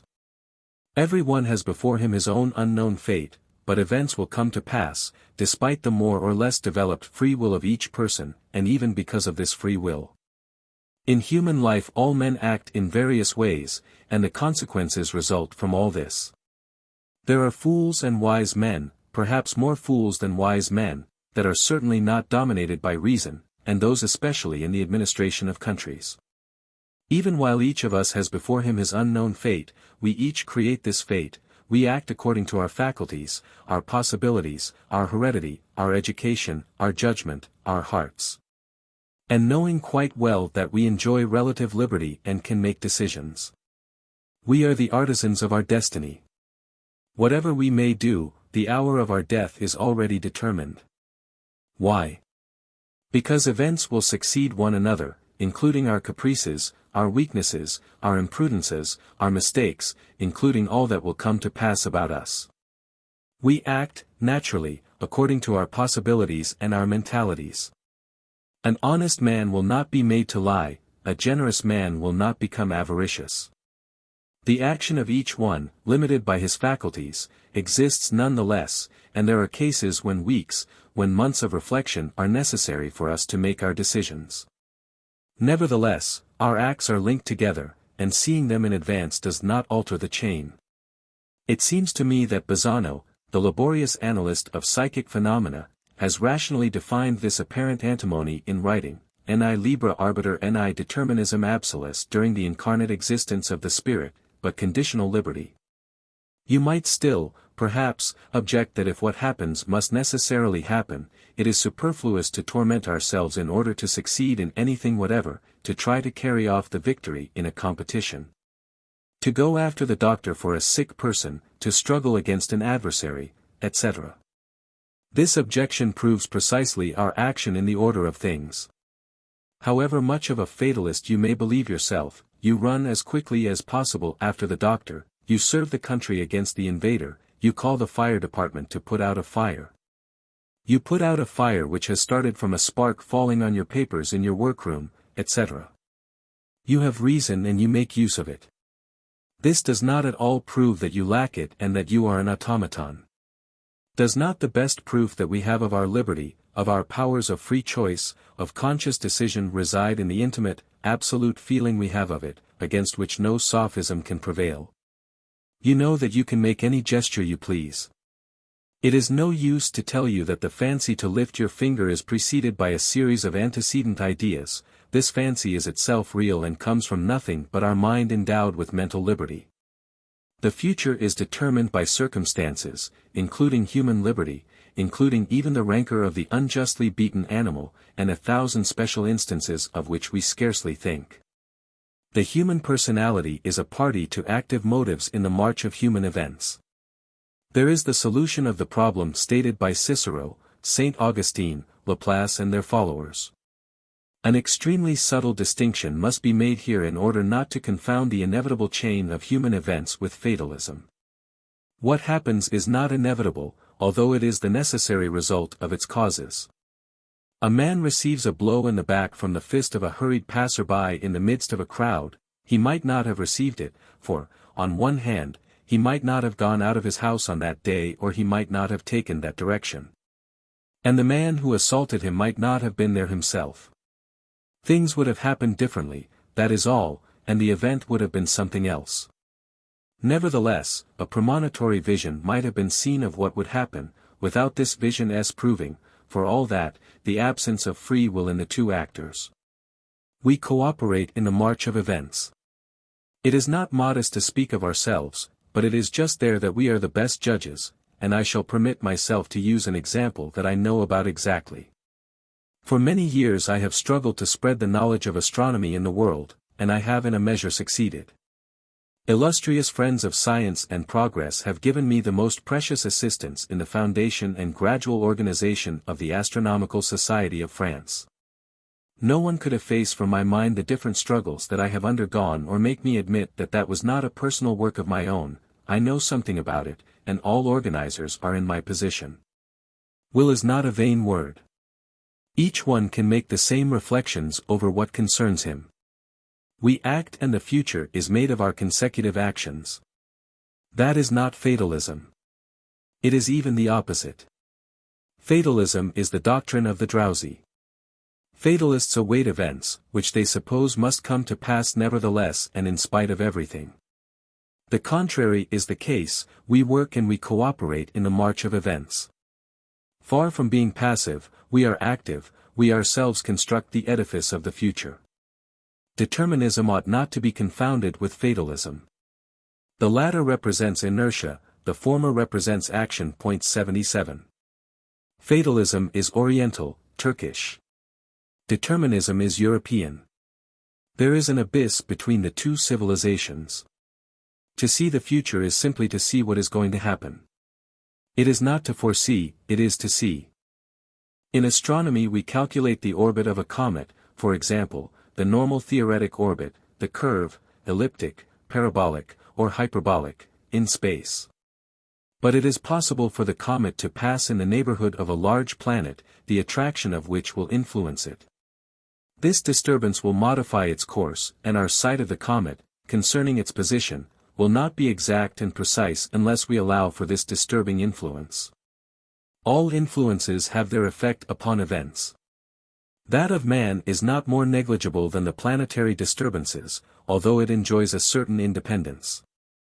Therefore it is not impossible to reconcile our feeling of liberty with a premonitory knowledge of human events. Suppose an observer is placed near the top of a mountain at the foot of which there stretches away a vast plain. He sees a man following a path that leads to a village, and he divines that this traveler is going to the village for some business or other. In what way would the fact of seeing his action contradict the liberty of the individual? The free will of the actor is not in contradiction with the sight of the observer. The anticipated sight of an event does not influence this event.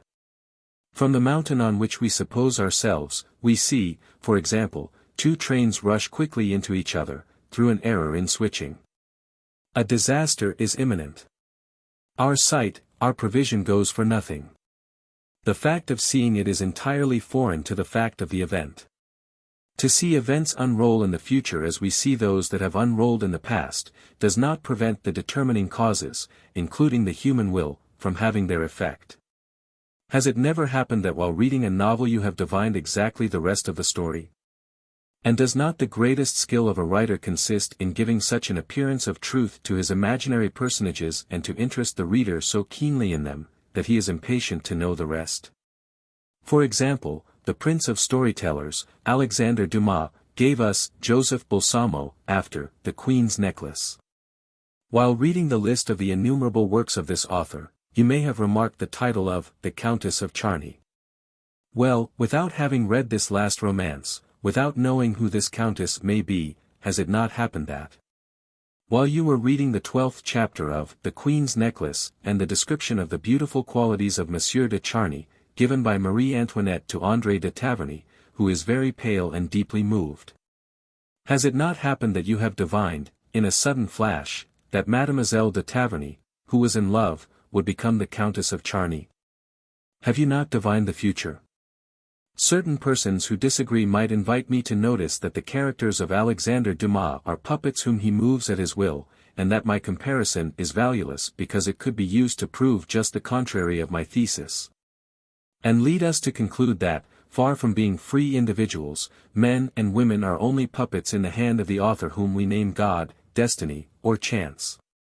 This objection would not be well founded. In arranging his romances after his own fashion, Alexander Dumas evidently did what he wished, what pleased him, what he preferred, what seemed to him most interesting to his readers, and his imagination played the most important role. His personages, imaginary or real, André de Taverny, the Countess of Charny, the bailiff of Suffren and his nephew Charny, Marie Antoinette, the Cardinal de Rohan, appear upon the scene following the caprices of his prodigious talent as a storyteller.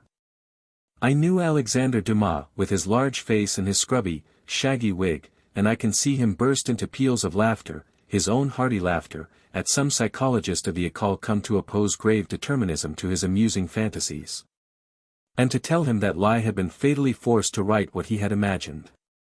From this assemblage of considerations we can, it seems to me, draw an indisputable conclusion. The cases of spontaneous vision of future events are so numerous and so adequate that the hypothesis of casual coincidence is a hypothesis devoid of value and must be absolutely rejected. Those who have sufficiently studied the question have no doubt at all of this subliminal view. There is no actual scientific explanation of it, but it does not abolish liberty. Despite appearances, and no matter what may be thought of it by philosophers who have not made sufficiently thorough study of this special question, the sight of the future is not at all in contradiction with the utmost extent of human liberty and free will. We see what is going to happen, we abolish time, which, for that matter, does not exist in itself, as it is a transitory product of the movements of our planet. It is thus, simply, an idea which is abolished.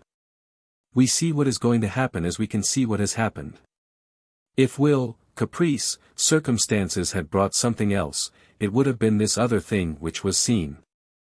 Knowledge of the future no more compromises liberty than does the knowledge of the past. In absolute space, time does not exist. If the earth revolved twice as fast, the days would be half as long. These measurements are relative, not fundamental. 78 Let us not confound the succession of events, that which to our human impressions constitutes time, with the absolute. Astronomy has already invited us to make this distinction. This evening, for example, look at Sirius, Vega, and Aldebaran. You see them not as they are but as they no longer are, as they were, the first, 8 years ago, the second, 25 years ago, the third, 32 years ago. Our actual present coexists with their past. We saw in the heavens, on February 22, 1901, a sidereal conflagration that had taken place about 1551.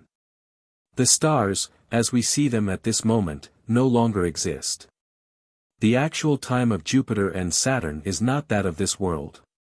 The metaphysicians are accustomed to associate space and time, which have, in truth, a certain relation, and to attribute common properties to them. That is an error.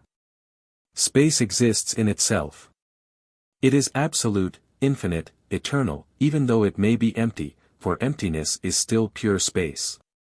Time, on the contrary, does not exist in itself. It is created by the movements of the stars and the succession of things. If the earth were motionless, if the stars were not possessed of movements, there would be no time, but there would still be space. In the absolute space, between the worlds, there is no time. I have discussed this question more than once, during 50 years, with our most eminent contemporary philosophers. 79 And I can testify that most of them prefer to sacrifice the possibility of our foreseeing the future rather than sacrifice liberty. They have not surmised that harmony can exist between the two. I hope that this harmony has been established here. In any case we cannot deny the facts of observation. Let us return to these facts. There was published in 1912 a French translation of the work of the German philosopher Schopenhauer on Animal Magnetism and Magic, published by him at Frankfurt, in 1836, as well as related writings on spirits and premonitory dreams. Published by him in Berlin, in 1851. Here is what we read, in this book. Dreams often announce important events, but at times also insignificant things, the realization of which is not worth the attention of a thinker. I myself have been convinced of this by an irrefutable experience. I wish to tell of this experience because it clearly exhibits at the same time the rigorous necessity of what happens, even of what is most accidental. One morning I was writing with great care a long and most important business letter in English. When I reached the end of the third page, I took the inkwell, instead of the sandbox, and poured it over the paper. The ink ran off the desk to the floor. The servant came in at my ring, brought a pail of water, and began to wash the floor to get off the spots. While she was doing this she said, "I dreamed last night that I took some ink spots off here by rubbing the boards." "That's not true." I answered her. "It is true, and I have already told it to the other servant, who sleeps with me." Just then the other servant, who was about 17 years old, chanced to come in, to call the one who was washing the boards. I went toward her and asked her, what did she dream last night? Answer, I don't know. Then I said, but she told you about it when she woke up. Whereupon the young girl replied, oh, yes. She dreamed that she washed an ink spot off the floor here. This tale, the absolute truth of which I vouch for, places the reality of this sort of dreams beyond doubt. It is no less remarkable because it concerned an act which can be qualified as involuntary, as it occurred entirely against my will, resulting from a very insignificant mistake of my hand. And nevertheless, this act was so necessary and so inevitably determined that its effect existed, several hours in advance, as a dream in the consciousness of another. Here appears the clearest manner the truth of my proposition, everything that happens, happens of necessity. 80. I should not have classed this tale among my positive documents, and I should have left it in the category of doubtful cases, for the testimony of servants is often to be suspected. And more than one takes a certain pleasure in deceiving his master, if Schopenhauer were not the author and if he had not offered it himself in support of his convictions concerning necessity. He declared he was convinced of the truthfulness of his two servants, and in his mind there was no doubt about the reality of the premonitory dream. But he was mistaken in the interpretation. He was not at all forced to upset his inkstand. The event was seen because it was what happened. This story of the German philosopher's servant reminds me of a similar vision of another servant which was told in the review, Übersinnliche Welt, of Berlin, August, 1904, which I give. Monsieur Buchberger, Counselor of Justice, chanced to be at Obermaize. One morning at about 5 o'clock he had a dream, which showed him his house at Olmütz and his servant, her clothes on fire, upon which a stream of water was directed. Next he saw the body of the unfortunate woman, whose skin was still quite white, and then he awoke. A short time afterward Monsieur Buchberger returned home, and when he had reached the house his wife told him that their servant had died as a result of burns. On the same day that he had had his dream, but at 10 o'clock in the morning, as she was warming some varnish, it had caught fire and had set fire to the servant's clothes. They had caught her as she ran about the room, flung her to the ground, and succeeded in putting out the fire with water. Then she had been taken to a hospital where a few days later she had died.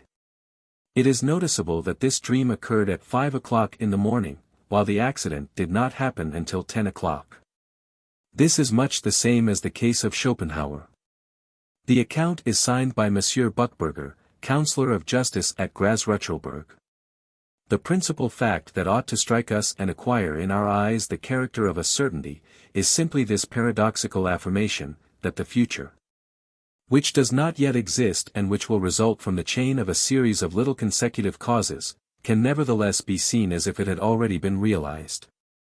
It is not merely in premonitory dreams that the future can be seen, but also in certain states of the soul that are difficult to define. One of the most curious examples that I know of this exact vision of the future is the observation reported by my learned colleague of the Metaphysical Institute, Dr. Gellie, whose works are well known to my readers. Here it is, literally, 81. On June 27, 1894, at about 9 o'clock in the morning, Dr. Gallet, who was at the time a student of medicine at Lyons, was working in his room, in the company of a fellow student, now Dr. Varey, himself a doctor of medicine at Annecy. At the time Gallet was very much occupied and preoccupied with the preparation for an examination that was about to occur, the first examination for the doctor's degree. And he was not thinking of anything but this examination. In particular, he took absolutely no interest in politics, gave only a hasty glance to the papers, and in the past few days had discussed only superficially and incidentally the election of the President of the Republic, which was to take place on this very day. The Electoral Congress was to meet at noon at Versailles. All at once, Gallet, who was entirely absorbed in his work, was dictatorially diverted from it by an obsessing thought. An unexpected phrase was imposed on his mind with such force that he could not help writing it down with a pen in his notebook. This phrase was, literally, Monsieur Casimir Perier is elected President of the Republic by 451 votes. This took place, I repeat, before the meeting of the Congress. We must notice, however, a curious thing: the phrase, of which Dr. Gallet has the most distinct memory, indicates the present and not the future. Stupefied, Dr. Gallet called his comrade Varey and held out to him the paper on which he had just written. Varey read, shrugged his shoulders and, as his friend, very much interested, became insistent, declaring he believed in the premonition, begged him, a little coldly, to let him work in peace. After lunch Gallet went out to attend a class at the Faculty. On his way he met two other students, Monsieur Bouchet, now a doctor at Cruzials, Haute-Savoie, and Monsieur de Horn, now a pharmacist at Thonon. He announced to them that Casimir Purier would be elected by 451 votes. Despite the laughter and mockery of his comrades, he continued several times to affirm his conviction. When they came out of the class, the four friends met again and went to refresh themselves on the terrace of a neighboring café. At this moment the newsboys arrived with the special editions which announced the result of the presidential election, crying, "Monsieur Casimir Purier is elected by 451 votes. We can assuredly believe the word of Dr. Gellie. But he has been careful to add to his tale irrefutable confirmations, the signed statements of the witnesses. 1. The affidavit of Dry Vary, former intern at the hospitals of Lyons. 2. The affidavit of Monsieur Deborn, pharmacist at Thonon. 3. The affidavit of Drive Bouchet, physician at Cruzials. Therefore, no one is justified in disputing this event. It is well to notice that the election of Casimir Purier, by a majority of only 28 votes 82, was unexpected and that people had rather counted on the success of Monsieur Brisson or of Monsieur Dupuy. To see in this only another simple coincidence passes the limits of a reasonable skepticism. These cases strengthen one another. If there were only one, isolated and lost in the number of possibilities, we might doubt. But such a mass as we have proved here leaves in the mind the absolute certainty of the reality of these previsions, however inexplicable they appear in the present state of science. Here, also, the involuntary medium saw what happened. But the election of Casimir Purier was not inevitable, for all that. Each one of the 945 voters certainly made his influence felt, even more than Schopenhauer did when he upset his ink, each one acted according to his judgment. This very example is a piece of typical evidence against fatality. Let us continue our free examination. Monsieur César de Vezem, the learned director of the Annales des Sciences Psychiques, told me in 1901 of the following extraordinary prediction. In the first days of the year 1865, a certain Vincent Sassaroli went to live at Sartino, a commune of 6,000 inhabitants. As there existed in this neighborhood a good musical band composed of 34 performers, Monsieur Joseph Frontini, who was in charge, being obliged to flee the country for political reasons, invited him to become the director of it. Monsieur Sassaroli accepted the offer, and he was at once presented to this body of musicians, in the room where they practiced, on the third floor of a house belonging to Canon Dom Bacciarini. After the rehearsal and in the presence of the whole society, he announced to Monsieur Frontini that the apartment in which they were was going to crumble with the rest of the building, from the roof down to the ground floor. He added that he seemed to see the debris of the ruined house bury and crush all those present, including himself. At these words they all looked at one another speechless, wondering whether the new director were joking or if he had gone mad. But Monsieur Sassaroli, imperturbable, insisted on mentioning the very day and hour on which the catastrophe would take place. At these last words those present no longer doubted that the unhappy man was out of his mind. They withdrew laughing. Naturally this absurd story spread at once through the country and every one laughed immoderately. At this, Monsieur Frontini, seeing that Sassaroli had become a laughing-stock and still persuaded that his fixed idea would lead him straight into madness, made every effort to bring him back to reason. With the consent of Canon Joseph Bacciarini, he had the building in question carefully examined from roof to foundations by architectural experts, who declared that the house did not show the least sign of deterioration. Fortified by this judgment, he reported it to Monsieur Sassaroli, counseling him to insist no longer on his foolish prediction, and wishing him as long a life as that of the solid building of which they were speaking. It was labor lost. Monsieur Sassaroli answered that he could not share the wish, as in that case he would have only 4 days left to live. Such obstinacy could only increase the doubts as to the maestro's sanity, and they began to keep an eye on him and to watch him, lest he should commit some enormity. In the cafés, in the homes, people spoke of nothing but this nonsense, which made the whole countryside laugh. At last the great day arrived. In the evening, as it happened to be one of the days fixed for practice, the musicians came together in the room as their custom was, and while they were waiting for the director they passed their time laughing at him. Monsieur Sassaroli soon arrived and, refusing to hear of work that evening, very much agitated because the hour of the catastrophe was approaching, he protested to such purpose that he succeeded in persuading all those who were present to leave. As they went down the stairway, which was built over massive arches, Monsieur Sassaroli, who went ahead of them all, repeated continually, "Gently, walk gently, the weight of all of us might hasten the fall." We can imagine the jokes and laughter of these 34 persons, who, feeling convinced that they were following a madman and taking part in an absurd farce, went down the long flights of steps, one after another. At last they came out into the street. A few moments later, and at exactly the hour foretold, the house crumbled from top to bottom. We can all picture to ourselves the sensation such an event created in the countryside. The report from which we have taken this abridged account, was written by Monsieur Joseph Frontini, whose father, the president of the municipality, had been the first to congratulate Monsieur Sassaroli the day after the catastrophe. There are also 3 affidavits, the first from all the members of the family with whom Monsieur Sassaroli lodged, the second from the guardian of the theatre, and the third from the family living in the house adjoining the theatre, all certifying to the event. Really, how can one still doubt in the presence of an occurrence so absolutely convincing? Would it not be a case for applying to the incredulous the biblical stigma, oculos habent iti non vident, oras habent iti non audient, eyes have they and see not, ears have they and hear not? To deny, always to deny notwithstanding, what does that prove? Very well, let us be still unsatisfied, we have not the weight of enough proof in our scales. Here is more weight. One of the most astonishing examples of the exact vision of the future that I know of, one of the strangest and most characteristic, of those due to hypnotic lucidity, is this, reported by Dr. Alphonse Test in his Manuel pratique du magnétisme universel. This is not a work of yesterday, as it was published in 1841, but it is none the less valuable for, as Molière says, time has nothing to do with the matter. Here is this truly fantastic case.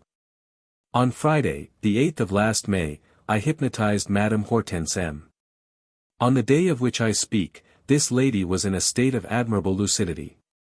I was alone with her and her husband, and she seemed especially preoccupied with her personal future. Among other unexpected things she said this to us: "I have been pregnant for 15 days, but the child will not be born at the proper time. This causes me bitter grief. On next Tuesday, the 12th of the present month, I shall be frightened by something and fall, and as a result I shall have a miscarriage." I confess that in spite of all I have seen, one of the points in this prophecy roused my senses. "What will you be afraid of, madam?" I asked, with an expression of interest that was far from feigned. "I don't know at all. But from what direction will it come? Where will you fall?" "I cannot tell you, I know nothing about it." "Is there no way of avoiding all this?" "None. If, however, we should not leave you, it will make no difference." "And will you be very ill?" "Yes, for 3 days." "Do you know exactly what will happen to you?" "On Tuesday, at 3:30, just after I have been frightened, I shall have a fainting fit which will last 8 minutes. Afterward, I shall be seized with violent pains in my back that will last all the rest of the day and continue all night. Wednesday morning I shall begin to lose blood. This flow will increase rapidly and become very abundant. However, there is nothing to worry about, for it will not kill me. On Thursday morning I shall be much better, I shall even be able to leave my bed for almost the whole day, but at about 5:30 in the evening I shall have a new loss of blood that will be followed by delirium. Thursday night will be good, but by Friday night I shall be quite out of my head." Madame Hortense said no more, and without taking everything she said literally, we were so much impressed, that we did not dream of questioning her further. Nevertheless her husband, who was very much disturbed, asked her with indescribable anxiety if she would be out of her head for long. "For 3 days," she answered with perfect calm. Then she added with a sweetness that was full of grace, "Come, don't be anxious. I shall not stay out of my head and I shall not die, I shall suffer, that's all." Madame Hortense was awakened, and, as is usual, retained no memory of what had happened. When I was alone with her husband, I especially urged him to keep secret from his wife all these occurrences that, although they were perhaps imaginary, would be quite capable of depressing her painfully if she were aware of them. Besides, in the interests of science, it was important for her to be left in ignorance of them. Monsieur H. promised everything, and I know his character well enough to feel sure that he kept his promise. As for me, I had carefully taken notes of all the predicted events, and the next day I had occasion to speak of them to Dr. Amédée Latour. The fatal Tuesday arrived. Fear for Madame H. was the only thing that occupied me. When I reached their home she was lunching with her husband and seemed in the best possible spirits. "My good friends," I said as I entered, "I am at your disposal until evening, if it does not disturb you." "You are heartily welcome," answered Madame Hortense, "but on one condition, which is that you will not talk too much about hypnotism." "Madame, I will not speak of it at all, if you will consent to sleep for me only 10 minutes. She accepted, and shortly after lunch I put her to sleep. "How are you, madame?" "Very well, monsieur, but not for long." "How is that?" She repeated her conclusive statement of Friday. "Between 3 and 4 o'clock, I shall be frightened by something, I shall fall, a copious loss of blood will result." "What will frighten you?" "I don't know." "Nevertheless, try to find out." "I know nothing about it." "Is there no way to escape this fatality?" "None." "This evening, madam, I shall be able to contradict you." "This evening, doctor, you will be very anxious about my health, for I shall be very ill." I had nothing to answer to that, for the moment. It was necessary to wait and I waited. When she was awakened a few minutes later, Madame Hortense remembered nothing.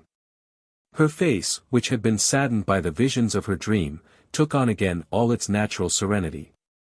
As she had done before she went to sleep, she talked and jested with us, with no mental reservations, and once more resumed those gay sallies which were so natural to her and which she knew so well how to utter.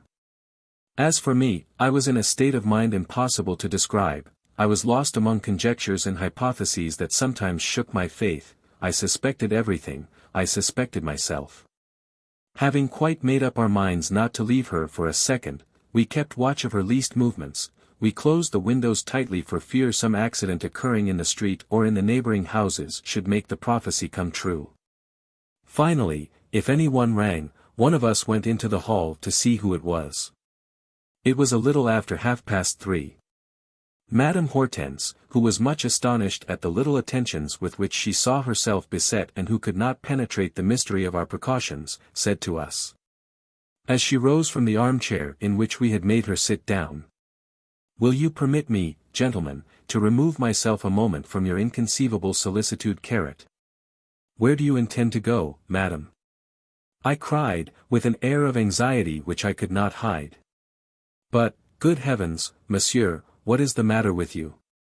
Do you think I have plans of suicide?" "No, madam, but..." "But what? But what?" "I know I am indiscreet, but the truth is I am concerned over your health." "Then, doctor," she answered laughing, "all the more reason for letting me go out." I understood. The reason was plausible, there was but little ground for insisting. Nevertheless, my friend wished to see the thing through and said to his wife, "Will you permit me to go with you as far as there?" "What? So it's a wager then?" "Precisely, madam, a wager between us, which I shall certainly win, although you have sworn to make me lose." Madame Hortense looked from one to the other of us and remained dumbfounded. She accepted the arm her husband offered her and went out with a peal of laughter. I laughed also, yet for all that I felt I know not what presentiment that the decisive moment had come. It is so true that this idea had taken possession of me that I did not dream of re-entering the drawing-room but stayed like a Swiss at the door of the antechamber where I had no reason to be. All at once there was a piercing cry and the sound of a body falling on the landing. I dashed upstairs. At the door of the bathroom my friend held his wife fainting in his arms. It was indeed she who had cried out. The noise I had heard had been that of her fall. At the moment when she had left the arm of her husband to enter the room, she had suddenly come upon a rat, there where they swore they had never seen a single one in 20 years, and had been so suddenly and terribly frightened that she had fallen backward, without its being possible to catch her. After that events took place as she had foretold they would. Who, after such happenings, would still dare to set a limit to what is possible or to define human life? We cannot doubt the veracity of the author. He was himself too profoundly impressed by this stupefying clairvoyance for us to fall to be as impressed as he. To deny everything, as is often done, would be to deny the whole history of humanity. Was I not right in calling it one of the most extraordinary eases in the whole series that we are studying at this moment, and which is so rich in variety? Here also, it is impossible to apply the banal explanation of chance. At the most one might suppose that the sick imagination of the narrator produced everything through subconscious autosuggestion, and that she herself created this future that she saw, but what an untenable hypothesis. A hypothesis, for that matter, diametrically opposed to the preceding case, the collapse of the theatre, as well as to those that follow. It is certainly quite right for us to receive cautiously the accounts of persons who assure us that they have foreseen extraordinary events. For all that, there has been evidence that it is impossible to doubt, and to this class belongs an account, rather banal, but curious in a way, which was brought in by my friend, Colonel Roches, and which happened to our famous surgeon, Baron Larry, who told it to him. All in one night he dreamed 4 numbers for the lottery, and the next morning, as he was in haste to begin his calls, he asked Madame Larry to make the bets on them herself. But what was his annoyance, when he returned home, to find that the numbers had appeared, and that his commission had been forgotten. It is impossible to attribute this coincidence to chance. The player had 2,555,189 chances against him. 1 number, yes, perhaps even 2, but 4. Today we know that the future can be seen. This event is as interesting as the preceding ones. I used to know Baron Larry, as distinguished as a man of the world as he was honest as a scholar. His testimony is that of a man of honor. Let us notice, in this connection, that the examples that I am submitting to the impartial attention of my readers have the most diverse origins. It is not merely a question of premonitory dreams, or of divinations in a state of somnambulism, or of palmistry, or of fortune-telling with cards, or of any special series whatever. All the forms of brain activity are represented, as are all social conditions and all countries. It would therefore be impossible to object that there was any suggestive influence of any sort whatever. Let us continue our study. One of the most tragic examples of premonitory dreams of death that I know is that of Dr. de Sermon, of the death of his own son. Let us hear his account of it. My first child was just beginning his 4th year. I had a quite particular attachment for him, such as I have felt for none of my other children. His glance and his smile seemed to me angelic, and I believed his intelligence was exceptional for his age. He was my joy and my consolation, and the thought that I was to see him and talk with him, when I returned home, filled me with happiness. I forgot then all my fatigue and care. One night I dreamed that I was holding the child in my arms before a lighted stove. Suddenly he slipped, I know not how, and fell into the flames. Instead of hastening to pull him out of the fire, I precipitately closed the stove doors. What led me to act thus was the following reasoning. I said to myself, if I pull the child out of the fire, he will die in a few days in frightful suffering, because of his many and deep burns. But if I close the stove he will die quickly, perhaps in a minute, in any case he will not suffer long. Strange and stupidly cruel reasoning, but in my dream this idea seemed luminous to me and my act a duty. When I had thus closed the 2 doors of the stove I heard, with inexpressible anguish, the movements of the child roasting inside.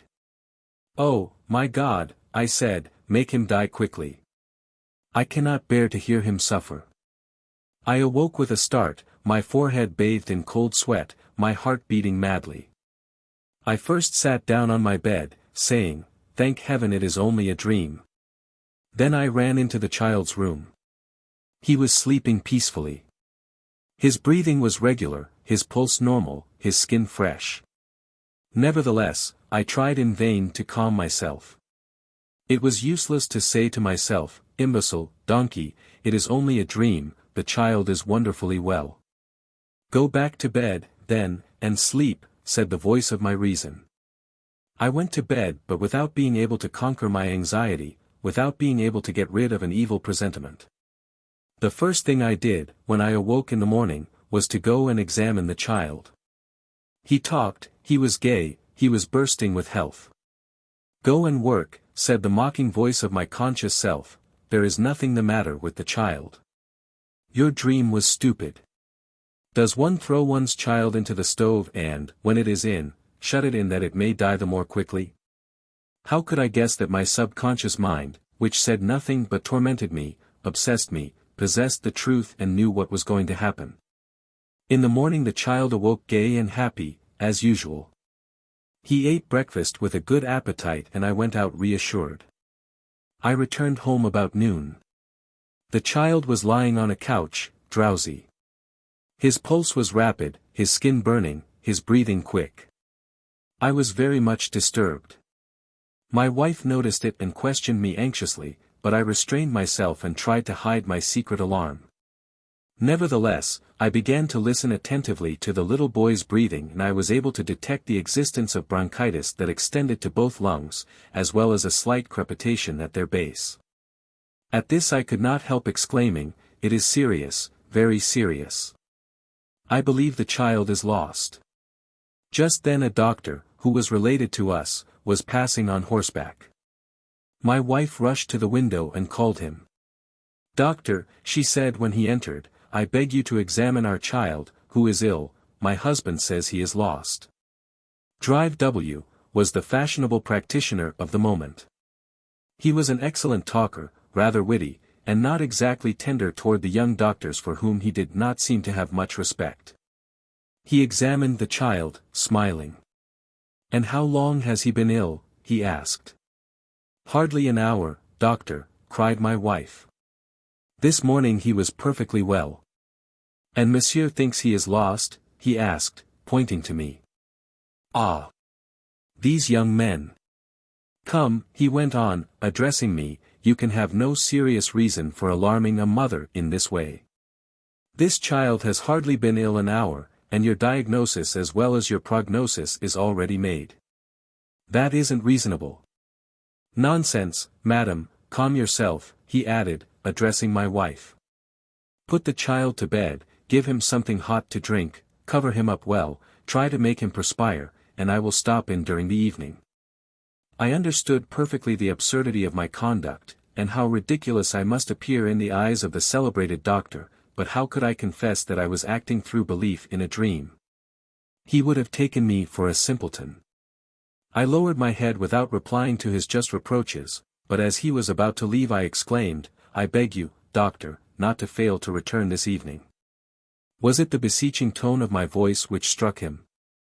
He stopped, looked at me fixedly for a few seconds, and then went slowly toward the child and began to examine him a second time, more attentively than at first. Without doubt he said to himself, here is a father who is a doctor, and who seems to be very anxious over the state of his child. Has he discovered some terrifying symptom which has escaped me? When he had finished his examination, he said to me, it's quite true one can distinguish, here and there, a few hissing rattles in both lungs, and you seem to believe that serious bronchial pneumonia is about to appear. But at this moment we cannot be certain of any such eventuality. All that we can actually say is that there exists light bronchial pneumonia which may perfectly well disappear in a few days.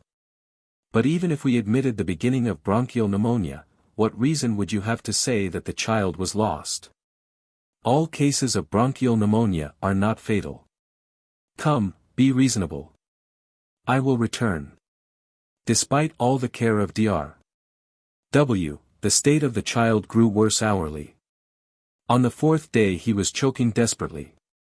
When I saw him suffering so cruelly and foresaw the end, I experienced the same anguish which I had felt in my dream. I said once more, in my heart, my God, make him die quickly. If this agony lasts it will drive me mad. Since this dream, which announced the death of my son George, nothing has been able to take away the conviction that our mind acquires, during sleep, the power of foreseeing certain future events. But whence came the form under which the prediction of my child's death was produced? Why the stove into which I dropped my child? Why this strange mise en scene? Whence came the idea of closing the doors so that he might die more quickly? This act cannot be reconciled with the horror I felt in performing it. I have often thought about this, and here is the most probable explanation I can find. I had gone to bed very late, on that night. I had been reading, stretched out in an armchair before a fire, which I often stirred. My nerves had evidently kept the impression of the burning coals and of a stove with two doors that one could open and shut at will. It seems to me that we can attribute to this excitation of the brain the illusion of a blazing stove in which my child writhed and which I tried to close in order to put an end to his agony. This premonitory dream clearly shows our dual mentality. We do not like to put our faith in a dream, especially when it foretells something disagreeable. Reason revolts in such a case, without, however, being able to dominate the profound and anguished feeling of the subconscious. 83. The narrator adds that he has often thought of this struggle between his conscious and his subconscious self. The latter was sure that the dream would inevitably be realized. However, reason revolted against it and clung to a wavering hope, as a man flung in the ocean grasps a floating bit of wreckage. Our secret intuitions often have their reason for being, and we are wrong to despise them without seeking for their cause.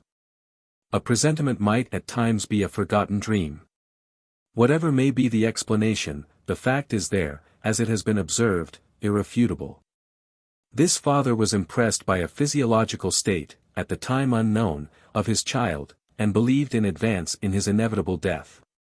This is a very characteristic proof of the human soul's power of premonition, of the existence of a real psychic world, suggesting the conclusion that the apparent vital organism is not all.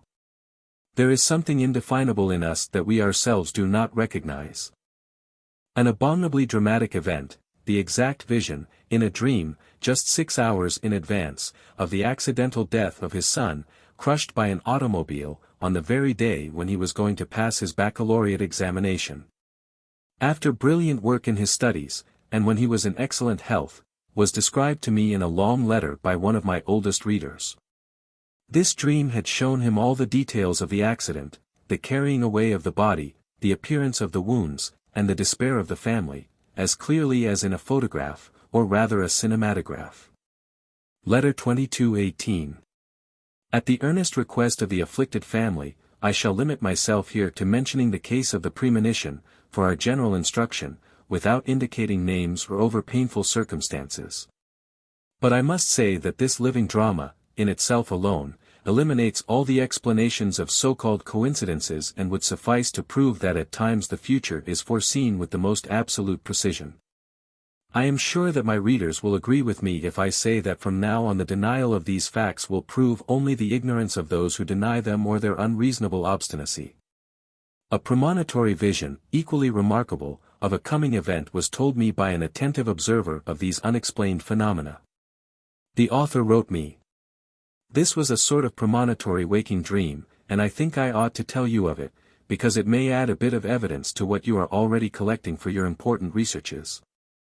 You yourself may judge of its value. Quite recently, in a drawing room, when the conversation turned on those psychic studies of which you are making so thorough an examination, a lady who is one of our relatives told us the following story. Once when I was leaning out of my balcony, I suddenly saw myself in the street in deep mourning, following a hearse. The impression was so strong that I went to my dressmaker the same day to revoke the order for a dress, as I could not stop thinking, some great misfortune is going to happen to me. Well, 4 days later, my child, a little boy 4 years old, fell from the top of the staircase and was instantly killed. This was what I heard with my own ears, from a woman in mourning, still under the impression of what had happened to her. There could not have been any question of error or imposture. P. Drevet. Lieutenant in the 14th Infantry, at Grenoble. Letter 985. This principle often takes the form of a communication from a spirit through a medium, as if this spirit saw the future exactly, especially the death of the subject in question. My regretted colleague and friend William Stead, editor of The Review of Reviews, who was a victim of the shipwreck of the Titanic, received one day, from his spirit Julia, a singularly astounding prediction. He wrote, 84. A few years ago, I had as an employee a lady of truly remarkable talent, but of a variable character and of less than robust health. She became so impossible that in January I was seriously thinking of letting her go, when Julia wrote by my hand, "Be patient with E.M. She will come and join us here before the end of the year."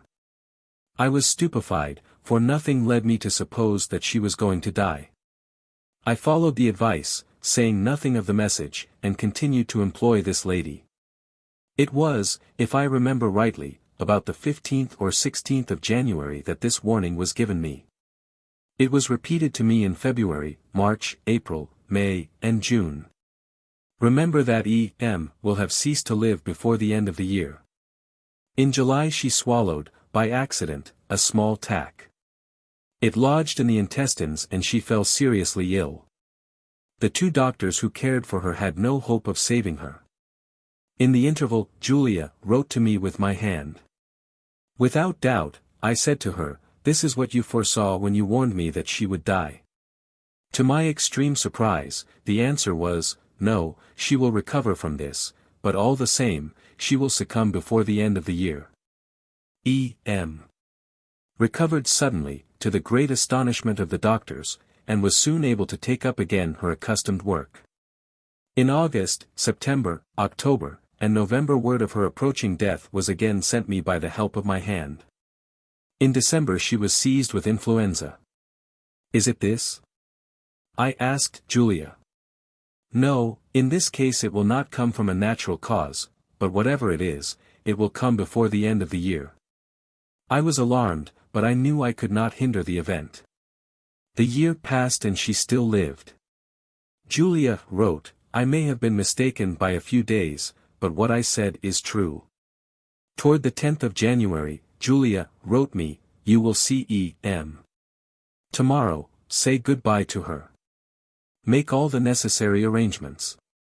You will never see her again on this earth." I went to find her. She was feverish, with a bad cough. They were about to take her to a hospital. 2 days later I received a telegram informing me that she had flung herself from a window of the 4th floor, in an access of delirium, and had been picked up dead. The date had overpassed, by a few days, the 12th of which the first message had spoken. I am able to prove the authenticity of this tale by the manuscripts of the original messages themselves, as well as by the signed affidavits of my 2 secretaries. It would seem, indeed, that the spirit must have known in advance the time of her death and even that this death would be accidental. But can the prediction be surely attributed to a spirit? This is not proved. I knew Stead well enough to have noticed his rare psychic powers, although he did not make use of them for his own security. This premonition is assuredly most remarkable. Who is this Julia, so well known to the psychics who have kept up with Stead's writings? A spirit? The subconscious? Special mental faculties? We do not know. But it is not the material of the brain that sees the future in this way. In his work, Lucidite et Intuition, which is so judiciously thought out and so carefully certified, Dr. Eugene Osti has given on his part the following case of intuitive autoperception. Madame D., a lucid subject, who was given to automatic writing, was astonished, at a certain period of her life, to see that her hand continually traced the word R, a name which she had never heard and which seemed to her to have no significance. For several months, in the midst of her occupations, whether her hand was lying on a table or whether she was getting ready to write a letter, the same word was traced. She ended by considering this involuntary movement just a bad habit, and paid no attention to it. One evening her husband told her that he had just signed, on the spur of the moment, a contract as engineer at R, a small town in the province of Oran. Later her hand began to write June.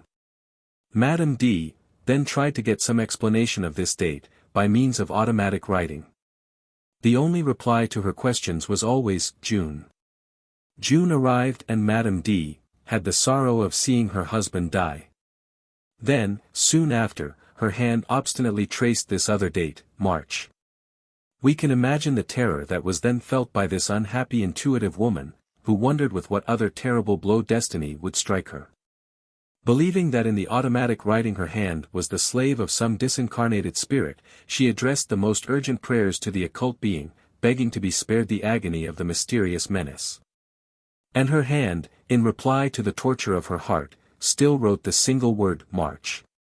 The fatal and dreaded period arrived.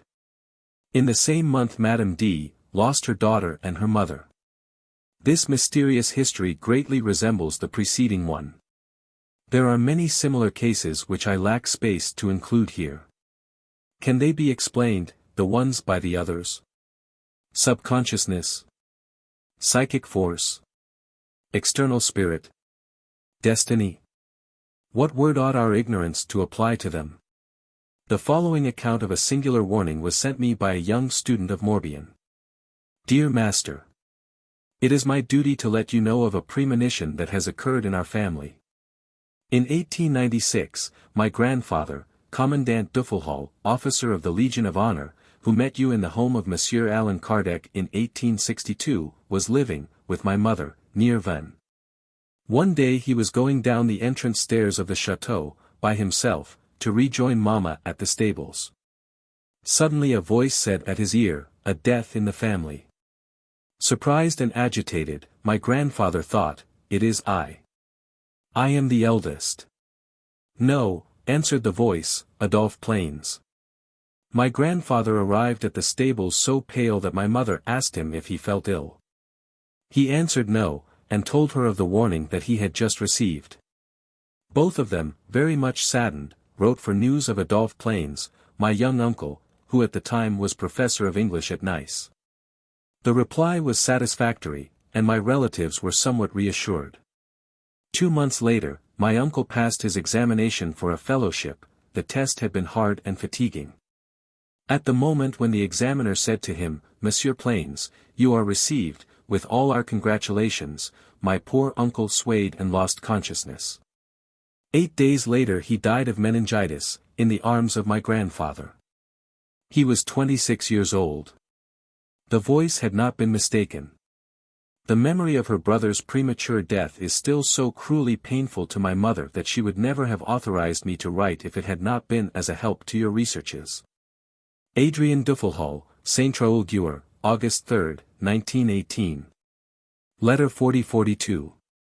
Premonitory auditions are more rare than premonitory visions, but their number is large enough for us to lack the right to deny them.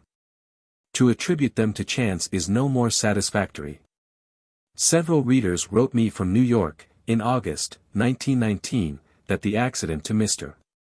William Cooper, the celebrated manufacturer, who was crushed by a trolley car, had been seen from Philadelphia by his mother, Mrs. Ella Cooper. Twice that very night, she dreamed that she saw her son falling in the street, crushed in this fashion, and this repeated dream had so alarmed her that she could not prevent herself from taking the train from Philadelphia to New York. Exactly at the hour of her arrival, in the morning, having taken a 34th Street car, as she was crossing 7th Avenue she saw a crowd about a man who had just been run over by a trolley car. It was her son. These letters read, "This accident which will probably result in the death of Mr. William Cooper." Did death follow? I do not know, but the premonitory dream is no less remarkable. We can have no doubt that this mother was warned of what was about to happen to her. How? By whom? By what? By what means? That is the object of the researches in this book. There it was a mother who saw her son run down. Here is an experience somewhat similar, which took place by means of an intermediary. The following account was sent me from Biarritz, July 9, 1917, in reply to the desire that I had expressed to Madame Storms Castlot, my learned colleague of the Astronomical Society of France, who had told me the dream. To receive a first-hand account from the one who had experienced it. It was the vision, 3 days in advance, of a sudden death. Extract. In spite of all the sadness that such a communication awakes in me, I can solemnly declare to you that the death of my son Jean was announced to me on the Thursday before the Sunday on which my dear child, who was abroad with his brother Louis, left us forever. Here is this very simple dream. I saw, in an unknown house, my son Louis in tears, and when I asked him the reason for his grief, he answered me, "Oh, Mama, Jean is dead." My dear child was 19 years old, superbly well, and nothing could have led us to foresee so terrible an end. An embolism, during a peaceful bicycle ride, in company with his brother and an uncle. Long after, I learned that the Thursday on which I had had this frightful presentiment, my child had had an attack of fainting, caused by a cut in his finger, a strange coincidence. Another strange coincidence, this last concerns myself. Once when I happened to be in Hamburg, on one of my numerous concert tours, I was seized on the morning of one of the concerts with such a frightful pain in the neck that it threatened to prevent my keeping my engagement for the evening. I hurried off to a medical specialist who treated these disagreeable little ailments with electricity. But almost at once I fainted from the effects of running. The same day I received a telegram from Paris, from my mother, telling of her anxiety on seeing me in a faint in a dream. That astonished me. In fact, my mother had all her life a veritable gift of second sight, as the expression goes. B. Marx Goldschmidt. Letter 3750. This letter was countersigned by the brother of the dead man.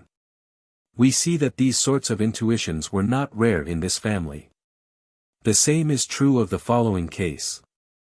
It was from the Argentine Republic that I received the story of the remarkable premonitory dream given here.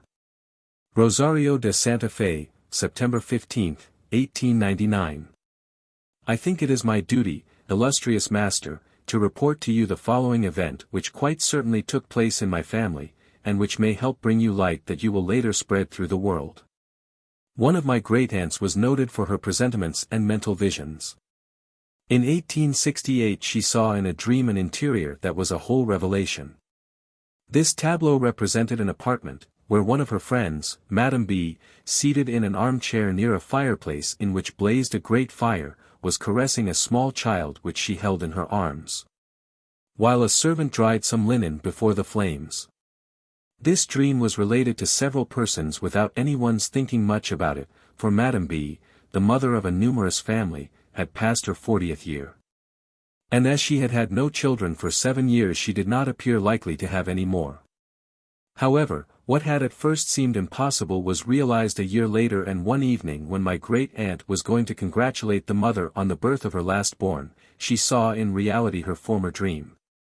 The apartment, the arrangement of the furniture, the lighted chimney, the servant drying clothes before the fire, in short, all the details of the dream, were faithfully reproduced. The prophecy had been entirely fulfilled.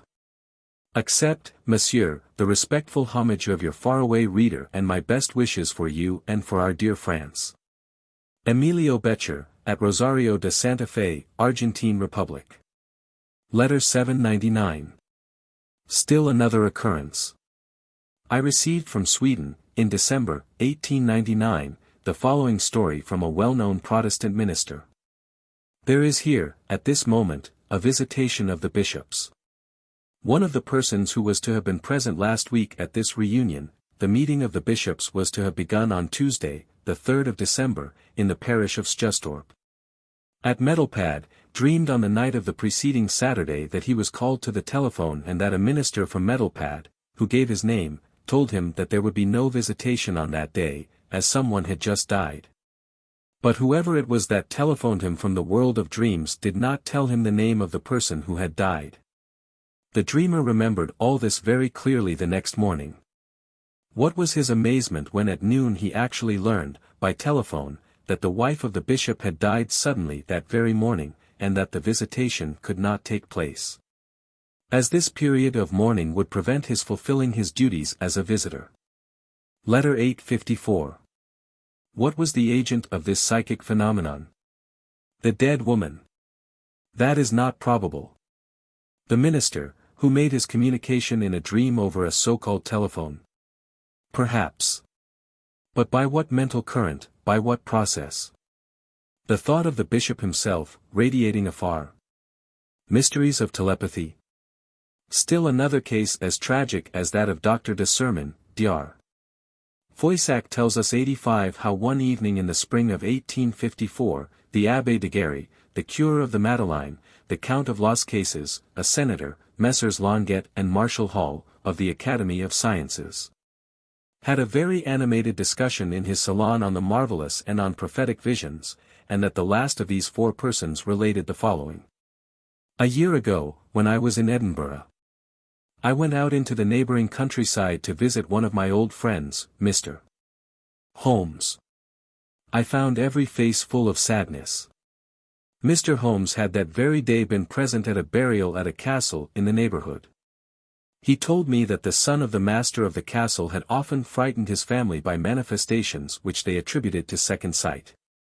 At times they saw him gay or sad without cause, his glance profoundly melancholy, uttering words without meaning, or describing strange visions.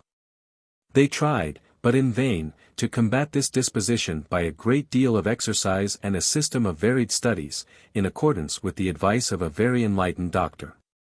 8 days before, when the family was all together, they had suddenly seen young William, who was barely 12 years old, turn pale and become motionless. They listened and heard these words, "I see a child asleep, lying in a velvet box with a sheet of white satin and wreaths and flowers all around. Why are my parents weeping? That child is I." Filled with terror, the father and mother seized their son, whom they covered with tears and kisses. He came to himself and devoted himself with high spirits to games suitable to his age. The week had not passed when the family, seated in the shade, after lunch, looked for William, who had been there a moment before. They did not see him and called, no voice answered. The family, the tutor, the doctor, the chaplain, the servants searched all over the park, there was a medley of 1,000 cries of distress, William had disappeared.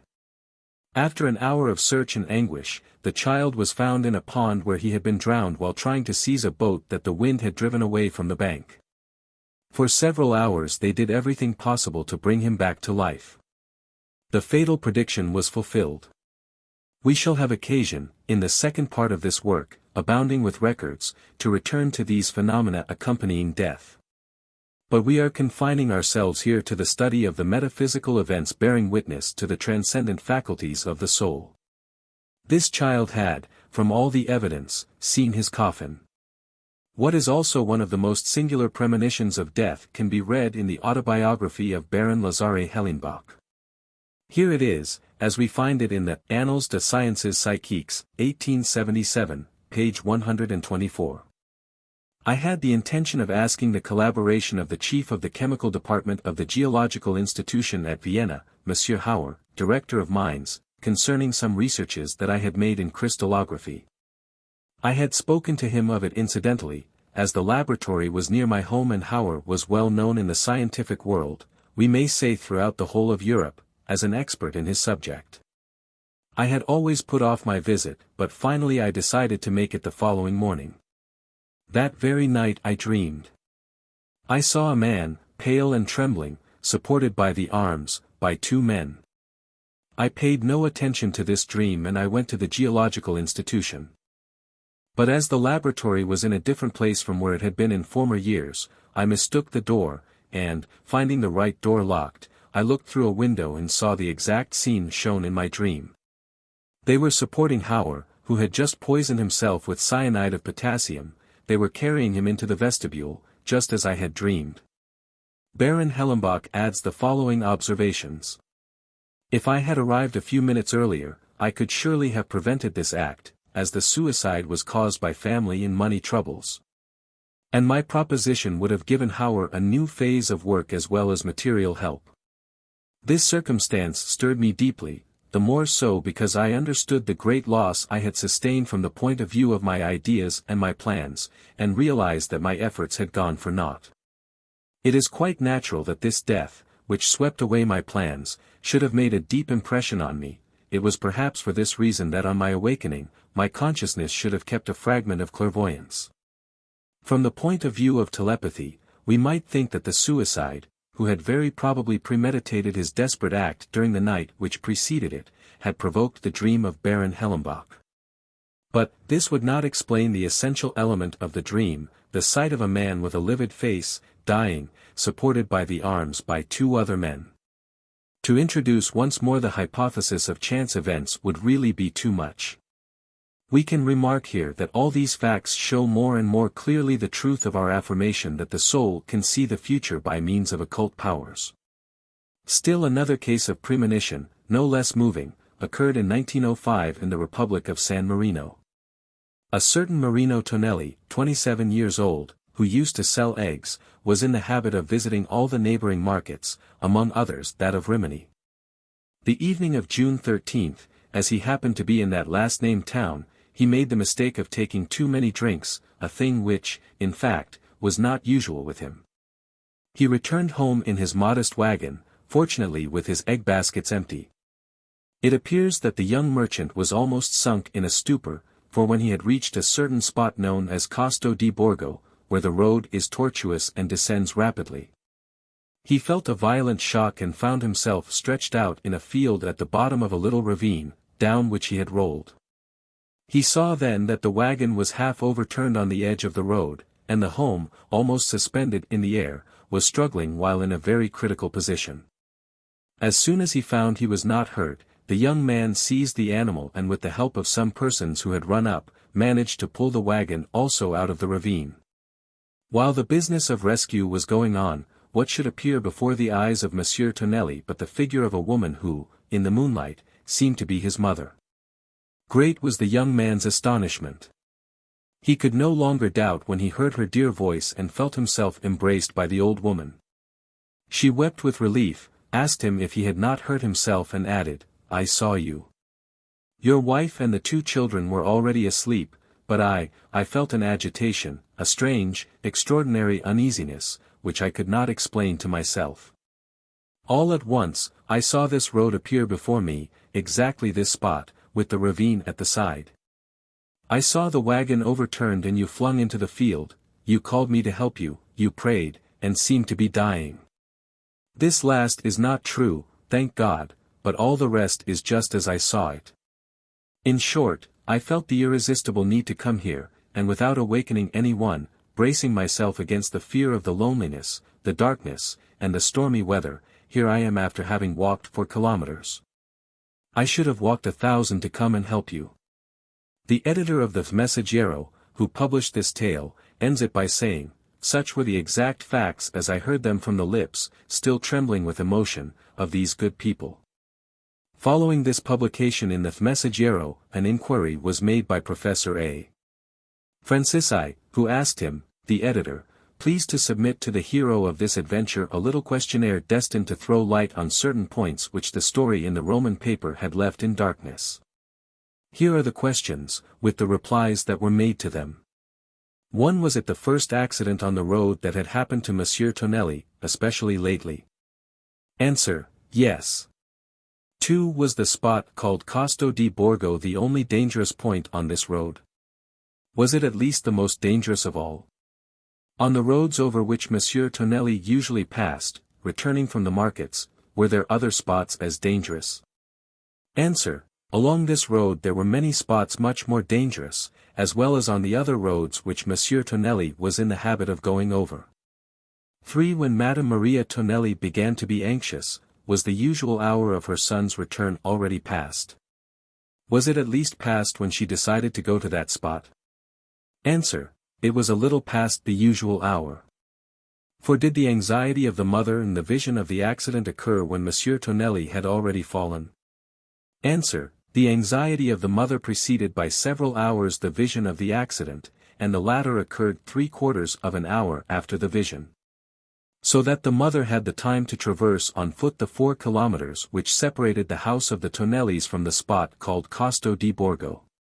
5. Did Monsieur Tonelli remember having thought of his mother at the time of the accident? Answer, he states that he thought of her with great affection, as well as of other members of his family, but especially of her. 6. Has any other supernatural experience ever occurred to Madame Tonelli or her son? Answer, no. This examination of Professor Francisi's establishes beyond all doubt the authenticity of this case 86, which greatly resembles the one we related above, page 105. This vision of an accident before it had happened was a vision seen by the spirit of the mother. That which preceded it, the child's vision of his coffin, was a sort of personal presentiment. I have already recalled, chapter 4, the presentiment of the astronomer Delaunay, director of the Observatoire in Paris, in an interim, 1870–72, between the two administrations of Le Verrier, who was drowned in the harbour at Cherbourg, where he had gone almost in spite of himself. And I followed this recollection with that of the sister of Arsène Houssaye, carried off by a groundswell on the coast of Penmark H. Here is a case of the same sort, even more significant and more remarkable for its decisiveness. Baron Joseph Kronlielny, of Podolia, Russia, is responsible for the following account of the death of a high official of the Ministry of the Russian Marine, which occurred in the month of June, 1895. As the result of a collision between two boats on the Black Sea. At the beginning of the year 1895 Madame Lukowski was awakened one night by the groans of her husband, who, in his sleep, uttered the cry, "Help! Save me," and struggled with the movements of a drowning person. He was dreaming of a terrible catastrophe at sea, and, as soon as he was completely awake, he told how he had been on board of a great ship which sank suddenly after a collision with another ship. And that he had seen himself thrown into the sea and swallowed up by the waves. When he had finished his tale, he said, "I am convinced, now, that the sea will cause my death." And so strong was his conviction that he began to put his affairs in order, like a man who knows his days are numbered. 2 months had passed and the impression caused by the dream had already grown weaker, when an order came for the minister to prepare to leave, with all his subordinates, for a port on the Black Sea.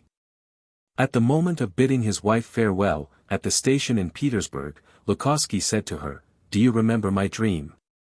"My God! Why do you ask me?" "Because I am sure that I shall not come back, and that we shall see each other no more." Madame Lukowski forced herself to be calm, but he continued, with deep sadness, "You may say what you wish, my convictions will not change. I know that my end is near and that nothing can prevent it. Yes, yes, I see the harbor again, the ship, the moment of the collision, the panic on board, my end, everything lives again before my eyes." And after a short pause he added, "When the telegram reaches you announcing my death, and you put on mourning, I beg you not to put over your face the long veil which I detest."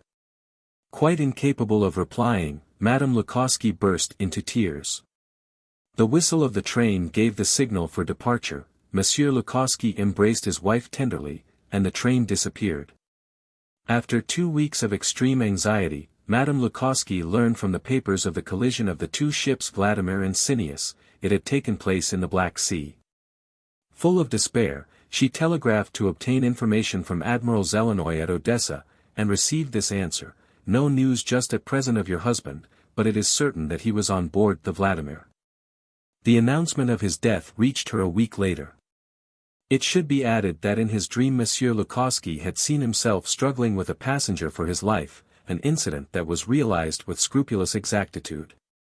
In the catastrophe, a passenger on the Vladimir, Monsieur Hennick, had flung himself into the sea with a life buoy.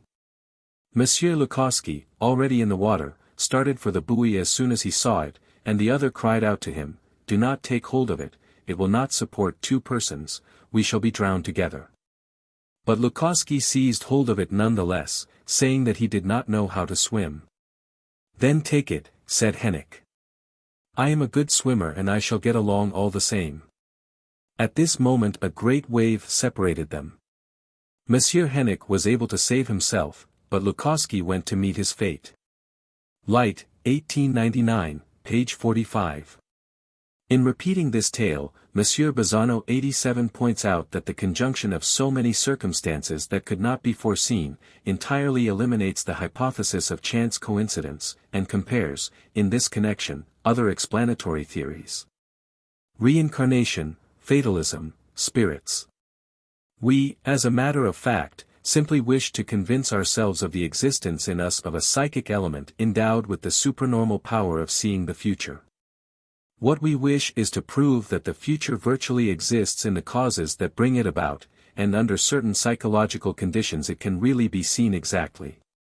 We find examples of this vision of the future in all ages. But they have never been interpreted as they deserve to be. No one has ever seen in them the manifestation of the inner powers of the human soul. Here is one, little known, of the famous Captain Montluc, which we can read at the end of Book 4 of his Commentaries. We know that he received the baton of Marshal of France, and no one has forgotten that Henry II was mortally wounded, in 1559, in a tournament, as he was jousting against Montgomery. Here is what Montluc tells of his vision. The night before the day of the tournament, in my first sleep, I dreamed that I saw the king, seated on the seat, his face all covered with drops of blood. And it seemed to me that it was thus that they paint Christ when the Jews lay the crown of thorns upon him and he holds his hands clasped. I looked at him carefully. The face seemed his, but I could not discover his trouble or see anything but the blood on his face. It seemed to me that I heard some say, "He is dead," and others, "He is not yet dead." I saw the doctors and surgeons come from and go to his room. And it must be that my dream lasted a long time, for when I awoke I discovered something which I had never believed before, that a man can weep while he sleeps, for I found my face all covered with tears and my eyes still shedding them. And I had to let them continue, for I could not keep from weeping for a long time after. My wife thought to comfort me, but I could believe only in his death. Many who are now living know that this is not a mere tale, for I spoke of it as soon as I was awake. For days later a messenger arrived at Nerac, who carried a letter to the King of Navarre, from Monsieur the Constable, in which he gave information as to the king's wound and of the small hope for his life. The most surprising thing about the work which we are undertaking here is that all this should have passed unnoticed for so many centuries, and should have even been disdained, denied, laughed at, and despised. I have found a curious letter of the year 1615, from Nicolas Pusquier to his brother, the counselor to the king and sheriff of the city of Paris, on the death of their father, Etienne Pusquier, born in 1529, died in 1615. Whose death was announced in a premonitory dream exactly a year before, to the day. Here is this document. Point 88. I have received your letters this 3rd of September, 1615, on the death of our father, which took place the 30th of August, about 2 hours after midnight. I have something memorable to tell you on this subject. Last year, on the night of the same 30th of August, about 5 o'clock in the morning, I dreamed that I was with our father, who was lying in bed, from which he rose and fell on his knees to pray to God. This he did devoutly, his clasped hands lifted, his eyes raised to heaven. When his prayer was finished, he changed color and fell dead in my arms. I awoke trembling, and told the dream to my wife, and in order to keep it fresh in my memory, as I was already up, I set it down in writing. Consider the two coincidences in this case, the one, that I saw the death of our father 1 year, to the very day, before his decease, the other that, the very day he died I came across this paper which I had not thought of since. If you analyze this dream you will find that everything that took place at the time of his death was foreseen by me, that he would not be ill for long, and he was ill for only 10 hours, that he would die a good Christian, as he did. That all his senses would remain sound and healthy up to his last breath. In conclusion, his death was like his life. Just as he had enjoyed great peace for 86 years, 2 months and 23 days, so his death was peaceful, without sorrow, difficulty or pain. Yes, all of these psychic facts have been known for centuries. The Latin authors have told us that the assassination of Julius Caesar had been announced to him that morning by his wife Calpurnia, that Brutus foresaw his defeat in the battle of Philippi which was foretold by his genius. That Arterius Rufus had seen in a dream the net fighter who was to stab him, 89 etc. But all this has remained misunderstood. And the premonition of the tragic death of Henry IV, reported by his confidant Sully. And so many others. Astronomy has had its Copernicus, its Kepler, its Newton. The psychic sciences have not yet had their Hipparchus, their Ptolemy, their Aristarchus, they await their Copernicus. We have only to read a little to find everywhere these observations that we are just now beginning to take seriously. One of the profoundest and most original scholars of the 17th century, Pierre Gassendi, the friend of Galileo and of Parish, has told of the following premonitory dream. Monsieur Parish set out one day on a trip to Nîmes with a friend, a certain Monsieur Renier. The latter, noticing in the night that Parish was talking in his sleep, awoke him and asked him what was the matter with him. He answered, I dreamed that we had reached Nîmes, and that one of the jewelers offered me a medal of Julius Caesar for 4 écus. Just as I was about to give him the money you awoke me, to my great regret. When they had reached Nîmes, and as they were walking about the town, Monsieur Parish recognized the jeweler's shop that he had seen in his dream. He entered and asked if he had nothing curious to sell him and received the answer, yes, a medal of Julius Caesar. When asked how much it was worth, the merchant answered, 4 écus. Monsieur Parish hastened to pay him and was delighted to see his dream happily realized. Here the fulfillment of the premonition seems to have been determined by the memory of the premonition itself, for Parish recognized the jeweler's shop which he had seen in his dream. Drive E. Asti, who was especially versed in this subject of lucidity, held a conference, duly recorded at the General Institute of Psychology, on March 24, 1919. I will select from this the following case that had occurred to him personally. 90 He reports.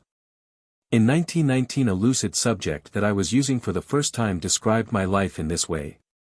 You are living in a little town in the center of France, I see the house where you live, on a small square, but your work is not there. You go for your work to a house where you have a desk, there you handle a great many sheets of paper. How many sheets of paper you touch? They bring them to you from another office room, next to yours, where several men are writing. There is a perpetual going and coming between the room in which they are and your own. You look at the papers they bring you and give them back to them. People also come from outside bringing you papers. You look at them, you write and you give them back. How many papers you touch? How many sheets of paper? All this was false. My existence at the time was composed of little else than the practice of medicine, and personal work in psychology. All this came true after August, 1914, when I became head doctor of the hospital and of the post at VIII. During the first 2 years of the war, the fragmentary vision of the medium became one aspect, I should even say the principal and most characteristic aspect, of my daily life. I was immersed in administrative red tape. This vision of the future was exact, like a window opened on a future scene. It is quite remarkable that these personal visions are so frequent, while general events and especially the frightful political catastrophe of the German War of 1914-18, are not the subject of any characteristic foresight of this kind. It would seem that the vision concerned only the sensations passing from soul to soul. My laborious and much regretted friend, Dr. Moutin, who made remarkable experiments in hypnotism at my house, in 1889, of which I shall have occasion to speak later, was occupied in 1903 with analytical studies in spiritualism. Among which is worth noting the singular example given here. During a séance, held on August 19, of which be kept the written account, following his excellent habit, a spirit manifested itself at the table, saying that it was a lady, Hermance V., who had recently died. The doctor had known this lady and her husband for a long time. The following statement astonished him very much. My husband will remarry next September. Before he marries he will come to Paris, but will not have time to make you a visit. What you tell me is impossible. I know V, and I know all the affection he had for his wife, I could never believe that he would remarry 4 months after her death. It is true, nevertheless, and in a few days you will receive the confirmation of what I say. Then it is interest which guides him and not affection. Interest has nothing to do with it. You know well that Lucien, this was the first name of V, cannot live alone. Will he marry a woman of his own age? No, a young girl, 23 years of age, and shortly after his marriage he will leave Provence and come to Paris. How is that possible, with the position which he occupies in the Midi? It is quite inadmissible. Unfortunate circumstances, especially a large loss of money, forced him to come to Paris, to seek a new situation. We shall see if your prediction is realized. I doubt it very much. But, admitting that what you say is true, do you see this union with displeasure? On the contrary, since Lucien cannot live alone. At these last words the table remained quiet. After a few minutes of waiting I asked if the communication were ended. Yes, was the answer. Madame V. did not appear again, and that was the only manifestation that she gave. In the present case nothing could have made anyone expect these revelations, nothing could make us take this communication seriously. The members of my family and I were the only ones who knew the dead woman, and we were far from believing what she had just told us. The other persons who were present at our meetings had never even heard the name of V.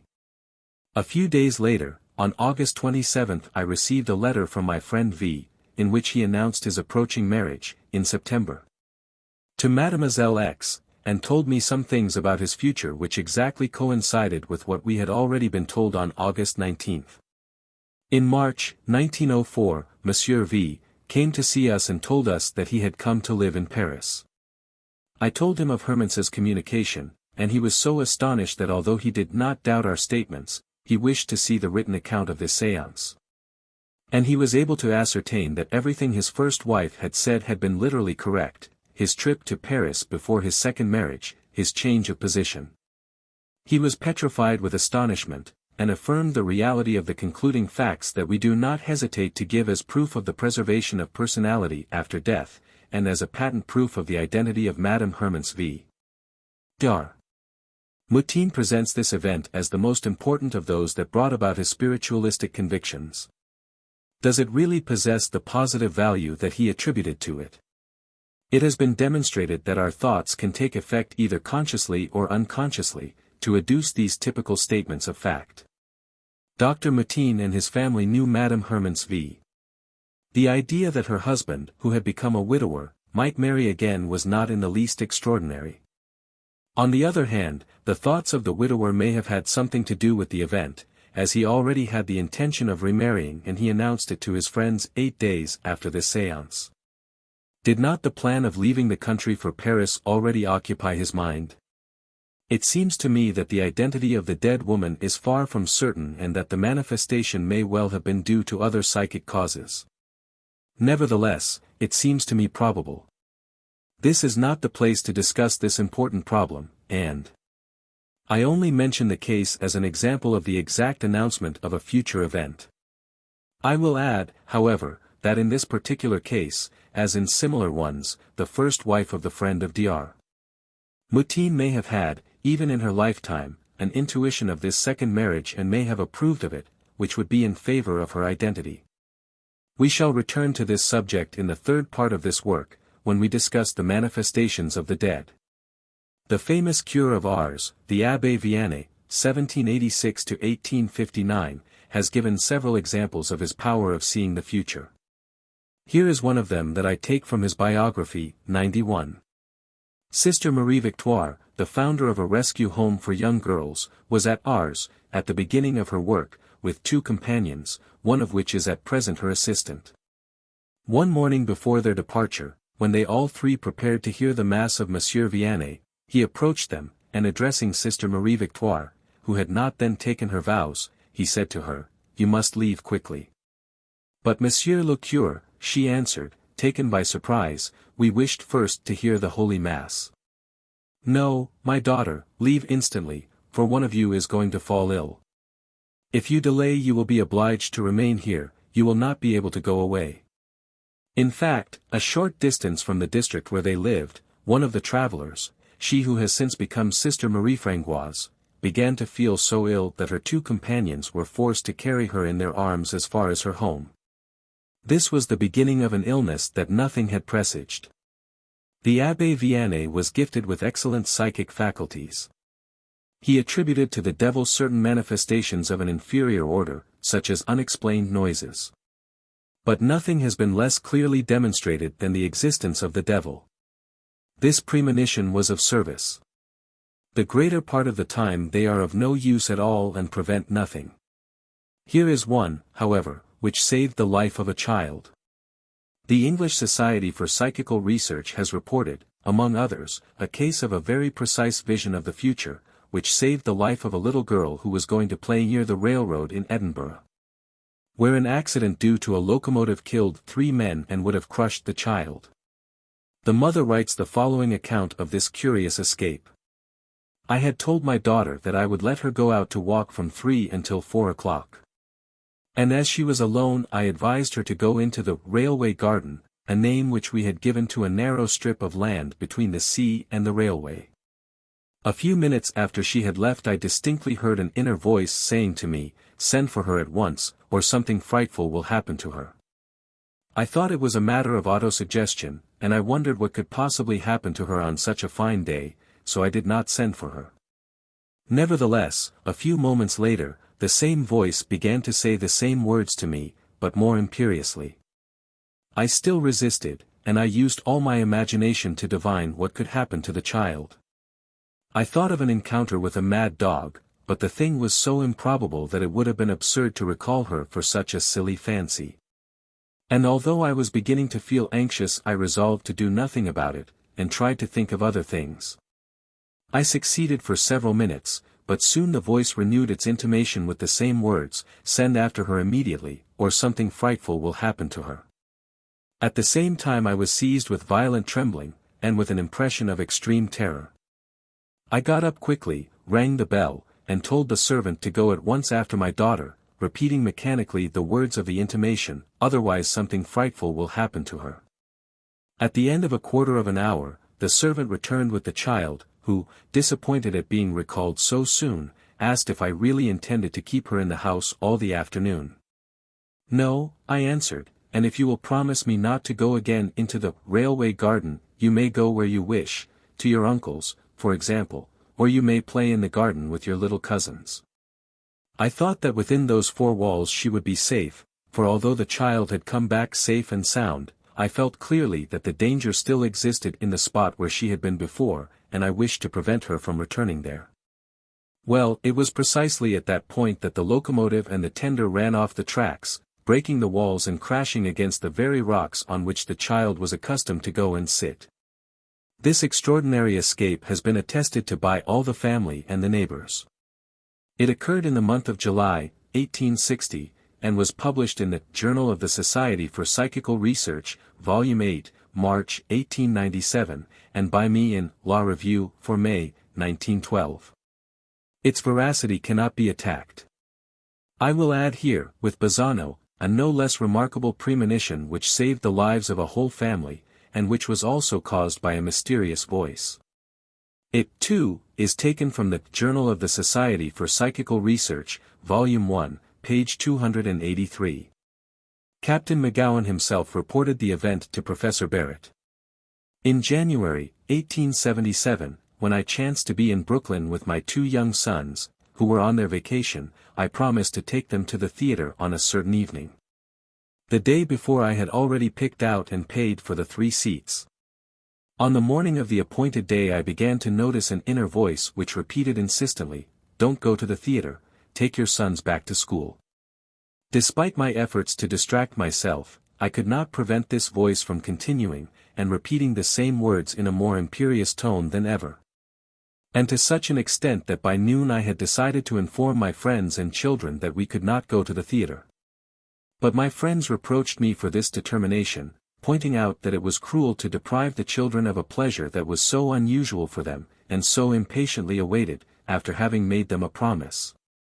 And that caused me to change my mind again.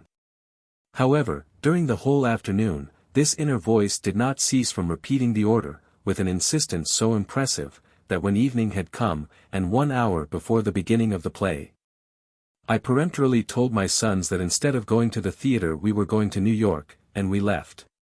Well, it happened that that very evening the theater was entirely destroyed by fire, and that 305 persons perished in the flames. If we had been at the theater, my sister, who was there, would have perished as well as we, for we should have gone out by a staircase on which every one was crushed to death. I have never in my life had another presentiment, and I have not the habit of changing my mind without good reasons, and on this occasion I did it with the greatest reluctance, quite in spite of myself. What was the cause which obliged me, against my will, not to go to the theatre, after having paid for the 3 tickets and arranged everything for passing the evening pleasantly? Captain McGowan explained to Professor Barrett that the inner voice 92 had sounded very clearly to him, as if someone had really been speaking from the inside of the body, and that it had persisted from breakfast time up to the moment when he took his children to New York. His sister still preserves the 3 tickets that he had bought the day before. 93. These events are so convincing, so thoroughly demonstrated, that they strongly confirm one another and together from a mass of evidence that no force would be able to destroy. It seems superfluous to add other examples to the preceding ones. However, there are some so typical that it would be a pity not to recall them, to anchor fast the idea of truth in the minds of the most stubborn. The following observation, which is so carefully reported by the very exact experimenter Leibold, 94 in his Therapeutique Suggestives, is especially remarkable. The learned doctor of Nancy tells how on January 7, 1886, at 4 o'clock in the afternoon, according to his authentic daily memorandum book, one of his clients, Monsieur de Ch., came, in a state of nervousness easily understood, to consult him. Let us hear the story. 6 years before, on the 26th of December, 1879, as he was walking in a street in Paris, this young man had seen, written over a door, "Mine." Lenormand, necromancer, and, pricked by curiosity, had gone in. On examining his hand the prophetess had told him, "You will lose your father in a year, to the day. You will soon be a soldier," he was then 19, "but you will not remain one very long. You will marry young and have 2 children. You will die at 26. This amazing prophecy, which Monsieur de Ch. confided to his friends and to some of his family, he did not at first take seriously. But when his father died on the 27th of December, 1880, after a short illness, just a year after the interview with the fortune-teller, this misfortune rather shook his incredulity, when he became a soldier for only 7 months. When, having been married shortly after, he became the father of 2 children, and was on the point of becoming 26, definitely shaken by fear, he believed that there only remained a few days of life for him. It was then that he came to consult Dr. Leibold, and to ask him if it would not be possible to conjure fate. For, he thought, as the 4 first events of the prophecy had come to pass, the 5th must inevitably be realized. The doctor writes, "That very day and on the following days, I tried to put M. de Ch. into a deep sleep, so as to dissipate the black impression engraved on his mind, that of his approaching death, which he imagined would take place on the 4th of February, the anniversary of his birthday. Although the prophetess had not been definite on this point, I could not produce even the lightest sleep, so greatly agitated was he. However, as it was urgently necessary to take away his conviction, for we have seen predictions fulfilled to the letter by autosuggestion, I proposed to him to consult one of my somnambulists, an old man called the Prophet. Because he had announced the precise moment of his own recovery from a 4-year-long attack of rheumatism and even the time of his daughter's recovery. Monsieur de Ch. accepted my proposal with eagerness, and did not fail to appear promptly at the rendezvous.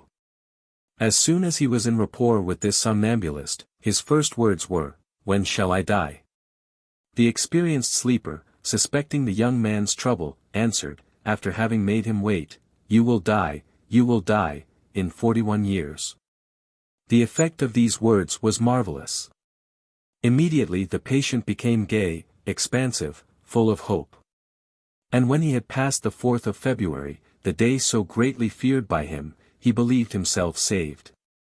I thought no more of all this when, at the beginning of October, I received a letter announcing that my unfortunate client had passed away on the 30th of September, 1886, in his 27th year, that is to say, when he was 26. As Madame Lenormand had foretold.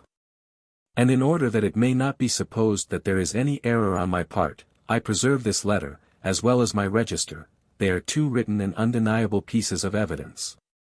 Such is the account of Dr. Leibold, whose works are well known.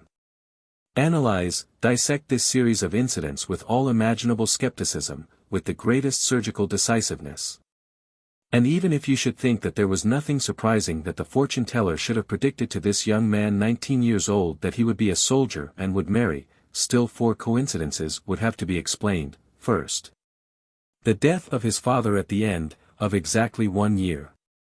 Secondly, his release from military service before the usual time. Third, the birth of 2 children. Fourth, his own death at 26 years.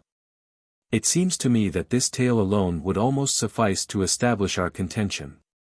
It would perhaps show us also that it is imprudent to ask these questions, even when one does not believe in them, because one's peace of mind suffers inevitably, and it is not necessary to arouse anxiety. But is one always the master? We must confess that the whole of this study of the conditions of death bristles with interrogation points. The following case also is most odd. How can it also be explained? On the night of May 24 to 25, 1900, Monsieur Renaud, who at the time was 28 years old, and living in a large city in the north of France, dreamed that when he was at his barber's the latter's wife told his fortune by cards. Let us mention in passing that the person in question had never shown proof of this social talent. She then said to him, "Your father will die on the 2nd of June." On the 2nd of May, in the morning, Monsieur Renaud told this dream to his family. At the time he was living with his parents, and all these good people, who were most skeptical about this sort of warning, laughed at it without attaching any importance to it. Monsieur Renaud, the father, had, at long intervals, a few attacks of asthma, but at this moment he was very well. On the 1st of June, while he was present at the funeral of a person of his acquaintance, he told the dream to one of his friends, and concluded gaily, "If I must die tomorrow, I haven't much time to lose." The entire day passed without his feeling indisposed. In the evening, one of his sons, a soldier at Verdun, came home on furlough. The whole reunited family talked joyously, well on into the evening. At 11:30, Monsieur Renaud, the father, went to bed, not in the least indisposed. At midnight he was suddenly seized with an attack of breathlessness, intense dyspnea, a violent cough, a mossy and bloody expectoration. They ran for a doctor. It was too late, all was over. At 20 minutes past midnight, therefore, on the 2nd day of June he died. This tale, in which only the name is changed, at the request of the family, was published in Les Nouveaux Horizons de la Science, Douai, June, 1905. Dr. Sammis, who reported this event, searched for the explanation. Skeptics will make an easy matter of it, he says, by objecting that there was nothing but mere coincidence. Monsieur Renaud, already affected with heart trouble, consequently impressed by this dream. The return of his son, the second cause for emotion, his already overexcited imagination determined, by reflex action, the ultimate crisis. But we have just seen that neither he nor any other member of his family attached the least importance to this strange dream. Then, let us consider, also, the following premonitory dream of death, which was associated with an apparition. On March 8, 1913, I received this important account from Madame Suzanne Bonnefoy, President of the Union of French Women, of the French Red Cross, at Cherbourg, the wife of the head doctor of the Maritime Hospital. I feel, dear master, that I must tell you a case of personal premonition, which may be of use if added to the list of your psychic documents. On the 18th of last January, at about 8 o'clock in the morning, the servant of Monsieur Furin, an attorney, living in Rue Christine, and first deputy of the town of Cherbourg, came to tell me of the sudden death of his master, which had occurred 10 hours before. The affection that I bore Monsieur Furin was rather that of a sister than of a friend. Very much moved, I ran to offer my services to his wife Madame Furin, who, having been married for 28 years to a husband who constantly petted her, was in despair and wished to die. And to think, she cried on seeing me, that for a month he has repeated constantly that he would never see the end of January. Just lately, he had been to the burial of one of his friends, and had, on the following night, a very strange dream, in which this friend had appeared and had said to him, "On such a day you will come and join me." As Madame Furren finished this tale, broken with sobs, Madame La Flambe, who lives here, on the Place Napoleon, entered. Madame Furren repeated her tale, and added, "My husband, in consequence of a dream, predicted not only the death of his mother but also of your husband, madame. When you were leaving for Vichy, in 1911, where Monsieur La Flambe had insisted that you should go for your health, he said to me, 'Our friend, Monsieur La Flambe, is going to Vichy for his wife's health, but he will not return.' Monsieur La Flambe, who was very well when he left, contracted there a fatal case of pneumonia. On coming down from this visit, of which I am telling you very simply, I met the servant, Monsieur Furren. I said to him, was at the town hall only last evening, very well and not knowing he was to die so soon. 'Oh, madam,' he answered, 'on the contrary, Monsieur Furren told us that he had dreamed that he would never see the end of January, and he seemed very much struck by it.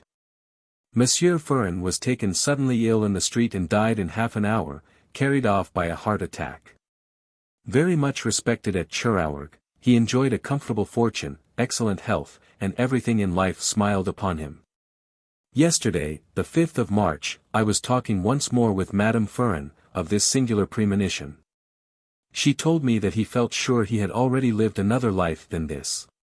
Suzanne Bonnefoy, 13 Rue de la Paule, Cherbourg. Letter 2325.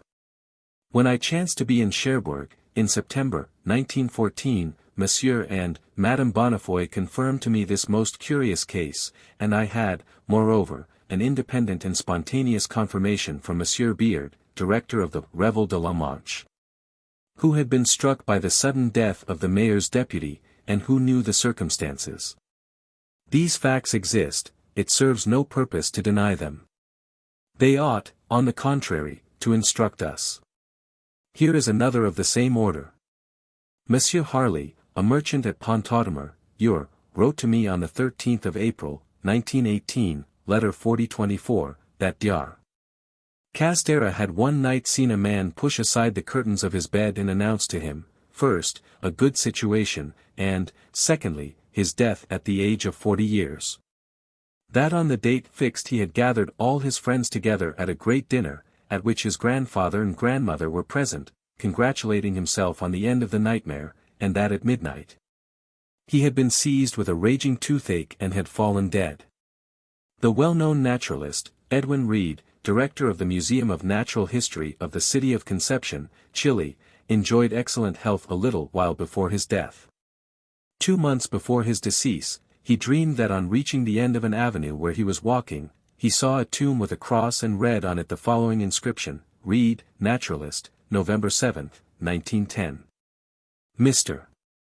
Reed jokingly related this strange dream on different occasions to several friends. A short time after, Madame de R., the daughter-in-law of Mr. Reed, who was living at Mendoza, dreamed one night, as she was about to celebrate the anniversary of her marriage, which fell on that very day, the 7th of November, that all the presents which reached her on that day were funeral wreaths. Well, Mr. Reed died November 7, 1910. During the days which preceded his death he recalled that date to those about him, without seeming to attach the least importance to it. 95. I could cite a great number of events similar to the preceding ones, proving that the future can be seen. That is not the aim of this book, and I have consecrated a special book to them that will be published shortly. The examples which we have before us are more than sufficient for this chapter, which was simply but expressly destined, as were the former ones, to point out the existence of faculties of the soul independent of the exercise of the material senses. To add more evidence here could give no better proof of these faculties. It seems to me that the attentive reader of these pages can no longer doubt the existence of the soul and its purely psychic faculties. Before the knowledge of telepathy, in the past ages, they attributed these sorts of warnings to angels or demons, or, 50 years ago, to disembodied spirits. Today we can think that there is telepathic transmission from brain to brain, that cerebral waves overcome distances. This is possible. But it is also possible that the science of the future will smile at our present theories as we smile at those of the ancients. Whatever may be the explanation, premonitory dreams, visions of the future, in various ways, are authentic, investigations have confirmed them, and that is what concerns us here. We might, in this account of the statements relating to a vision of the future, have spoken of the premonitions, the previsions, the predictions calculated by astrology, however inexplicable they also may be. That our destiny can be read in the stars seems inadmissible and absolutely illogical to our understanding, since the geocentric and anthropocentric appearances have been demonstrated by modern astronomy to be false. However, there are singular examples of the realization of these predictions. We lack space to give them here, but I shall cite briefly a few of incontestable authenticity, which we owe to men of the highest standing, celebrated astronomers. David Fabricius, a Protestant pastor, born at Essen in 1564. Died at Westerhaft in 1617, the astronomer to whom we owe the discovery of Mira Ceti, the marvelous, a variable star of the Whale, had intercourse, through his studies, with Tycho Brahe and Kepler, and, like them, was occupied with astrology. Which, by the way, he believed in.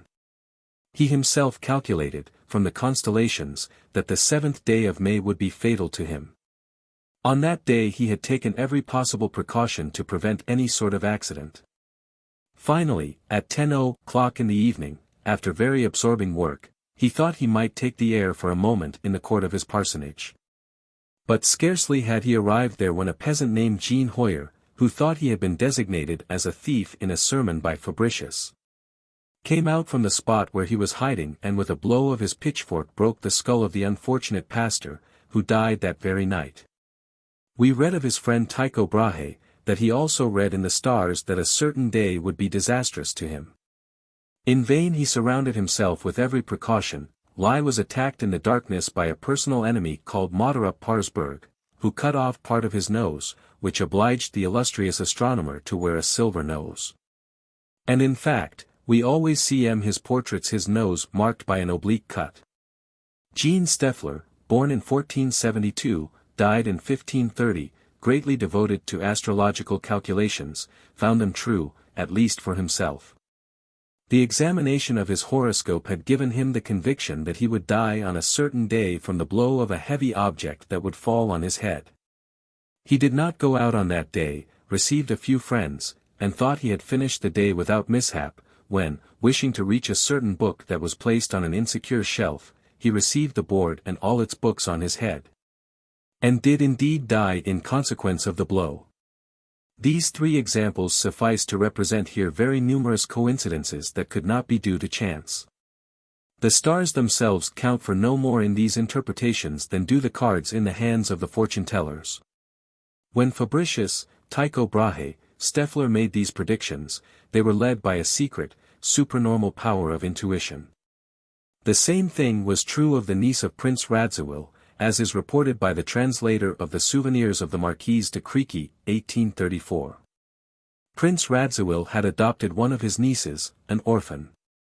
He lived in a castle in Galicia, and this castle had a very large room which separated the apartments of the prince from those of the children, so that in order to communicate with them, one had to cross this room, or pass through the court. The young Agnes, who at the time was 5 or 6 years old, always uttered piercing cries whenever she was made to cross the large room. She pointed out, with an expression of terror, an enormous picture hung over the door, which represented the Cumean Sibyl. They tried for a long time to overcome this repugnance, which they attributed to some childish obstinacy. But since serious accidents resulted from the use of force, they finally no longer allowed her to enter the room, and for 10 or 12 years the young girl preferred to cross the vast courtyard or the gardens, even in snow and cold, rather than pass through that doorway which made so disagreeable an impression on her. The time had come to marry the young countess, and when she was engaged there was one day a great reception at the castle. The company wished, in the evening, to play some lively game, and they went into the big hall, where, as a matter of fact, the wedding ball was to take place. Excited by the young people about her, Agnes did not hesitate to follow her guests. But hardly had she crossed the threshold of the door when she confessed her terror and wished to draw back. They had made her go in first, according to custom, and her fiancé, her friends, her uncle, laughing at her childishness, shut the door upon her. The poor young girl wished to resist, and while shaking one of the doors, she caused the picture above to fall. This enormous mass broke her skull with one of its corners, and killed her on the spot. 96.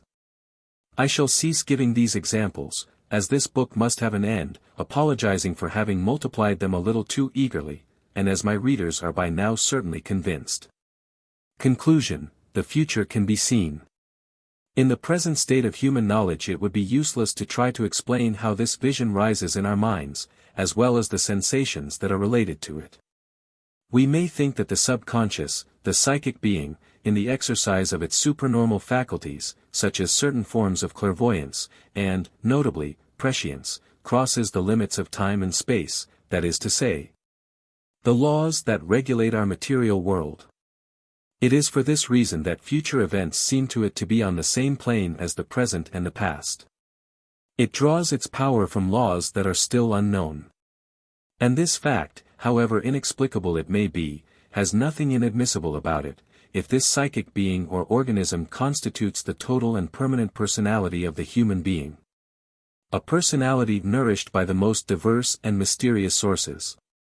In this order of ideas there would therefore be no temerity in supposing that, under certain conditions favored by sleep, hypnosis, or such and such personal predispositions, the influences that have come from the invisible world could invade the subconscious and inspire it with knowledge of which it makes proof by the discovery of past, present, or, above all, future events.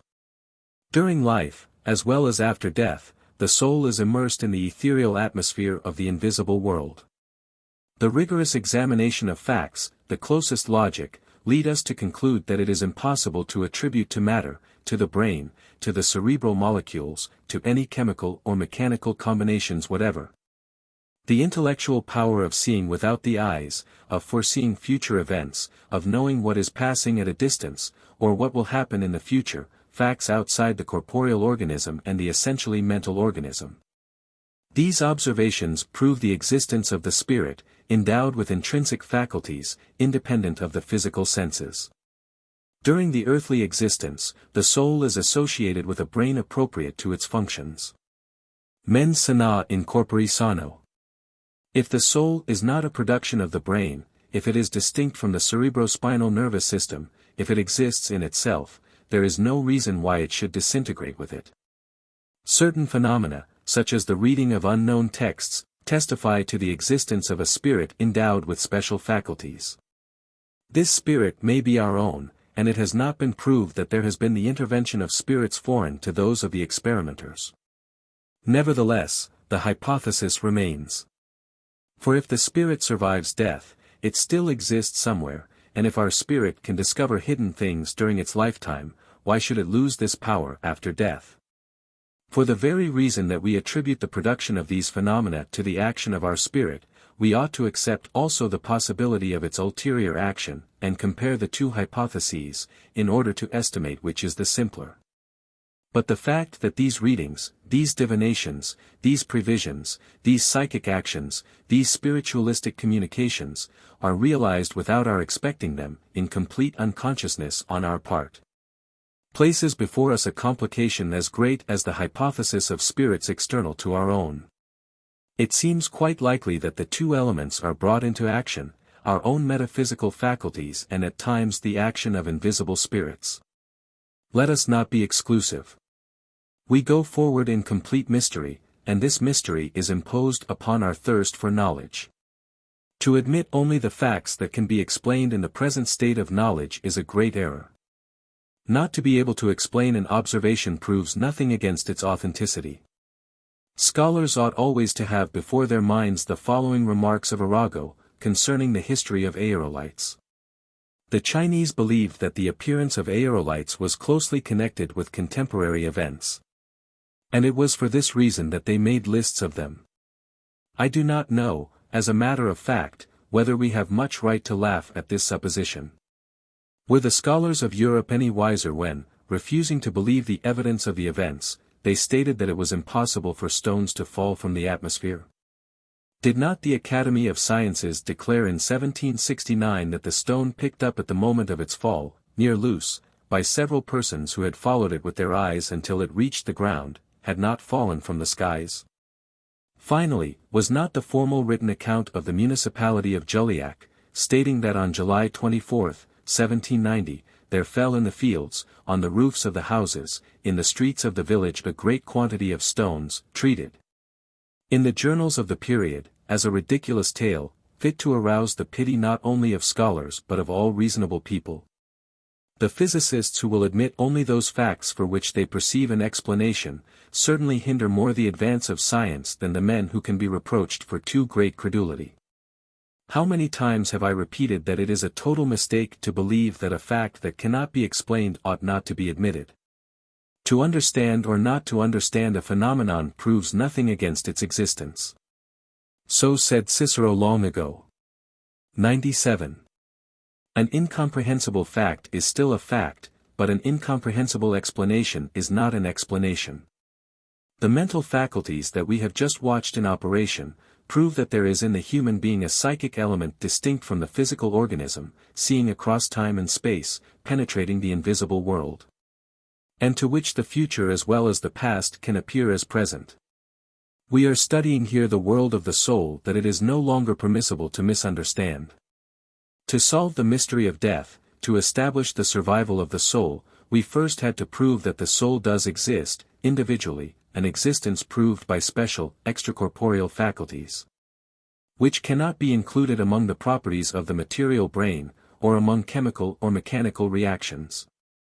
Faculties essentially spiritual, such as the will, acting without the spoken word, autosuggestion, producing physical effects, presentiments, telepathy, intellectual transmissions, reading in a closed book, the sight by the spirit of a far-off country, of a future scene or event, all phenomena outside the sphere of our physical organism, lacking any common measure with our organic sensations and proving that the soul is a substance which exists in itself. I hope that this proof has been rigorously made. Psychic observations prove that the universe is not limited to things that can be reached by the 5 or 6 senses derived from our animal inheritance. There are other orders of creation.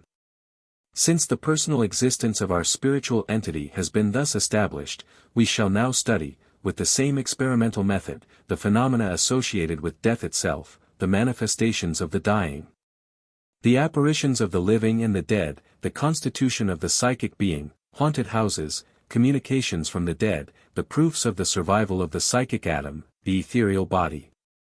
What has preceded belongs to life. We are coming now to what concerns death, and to what goes on after the last corporeal hour.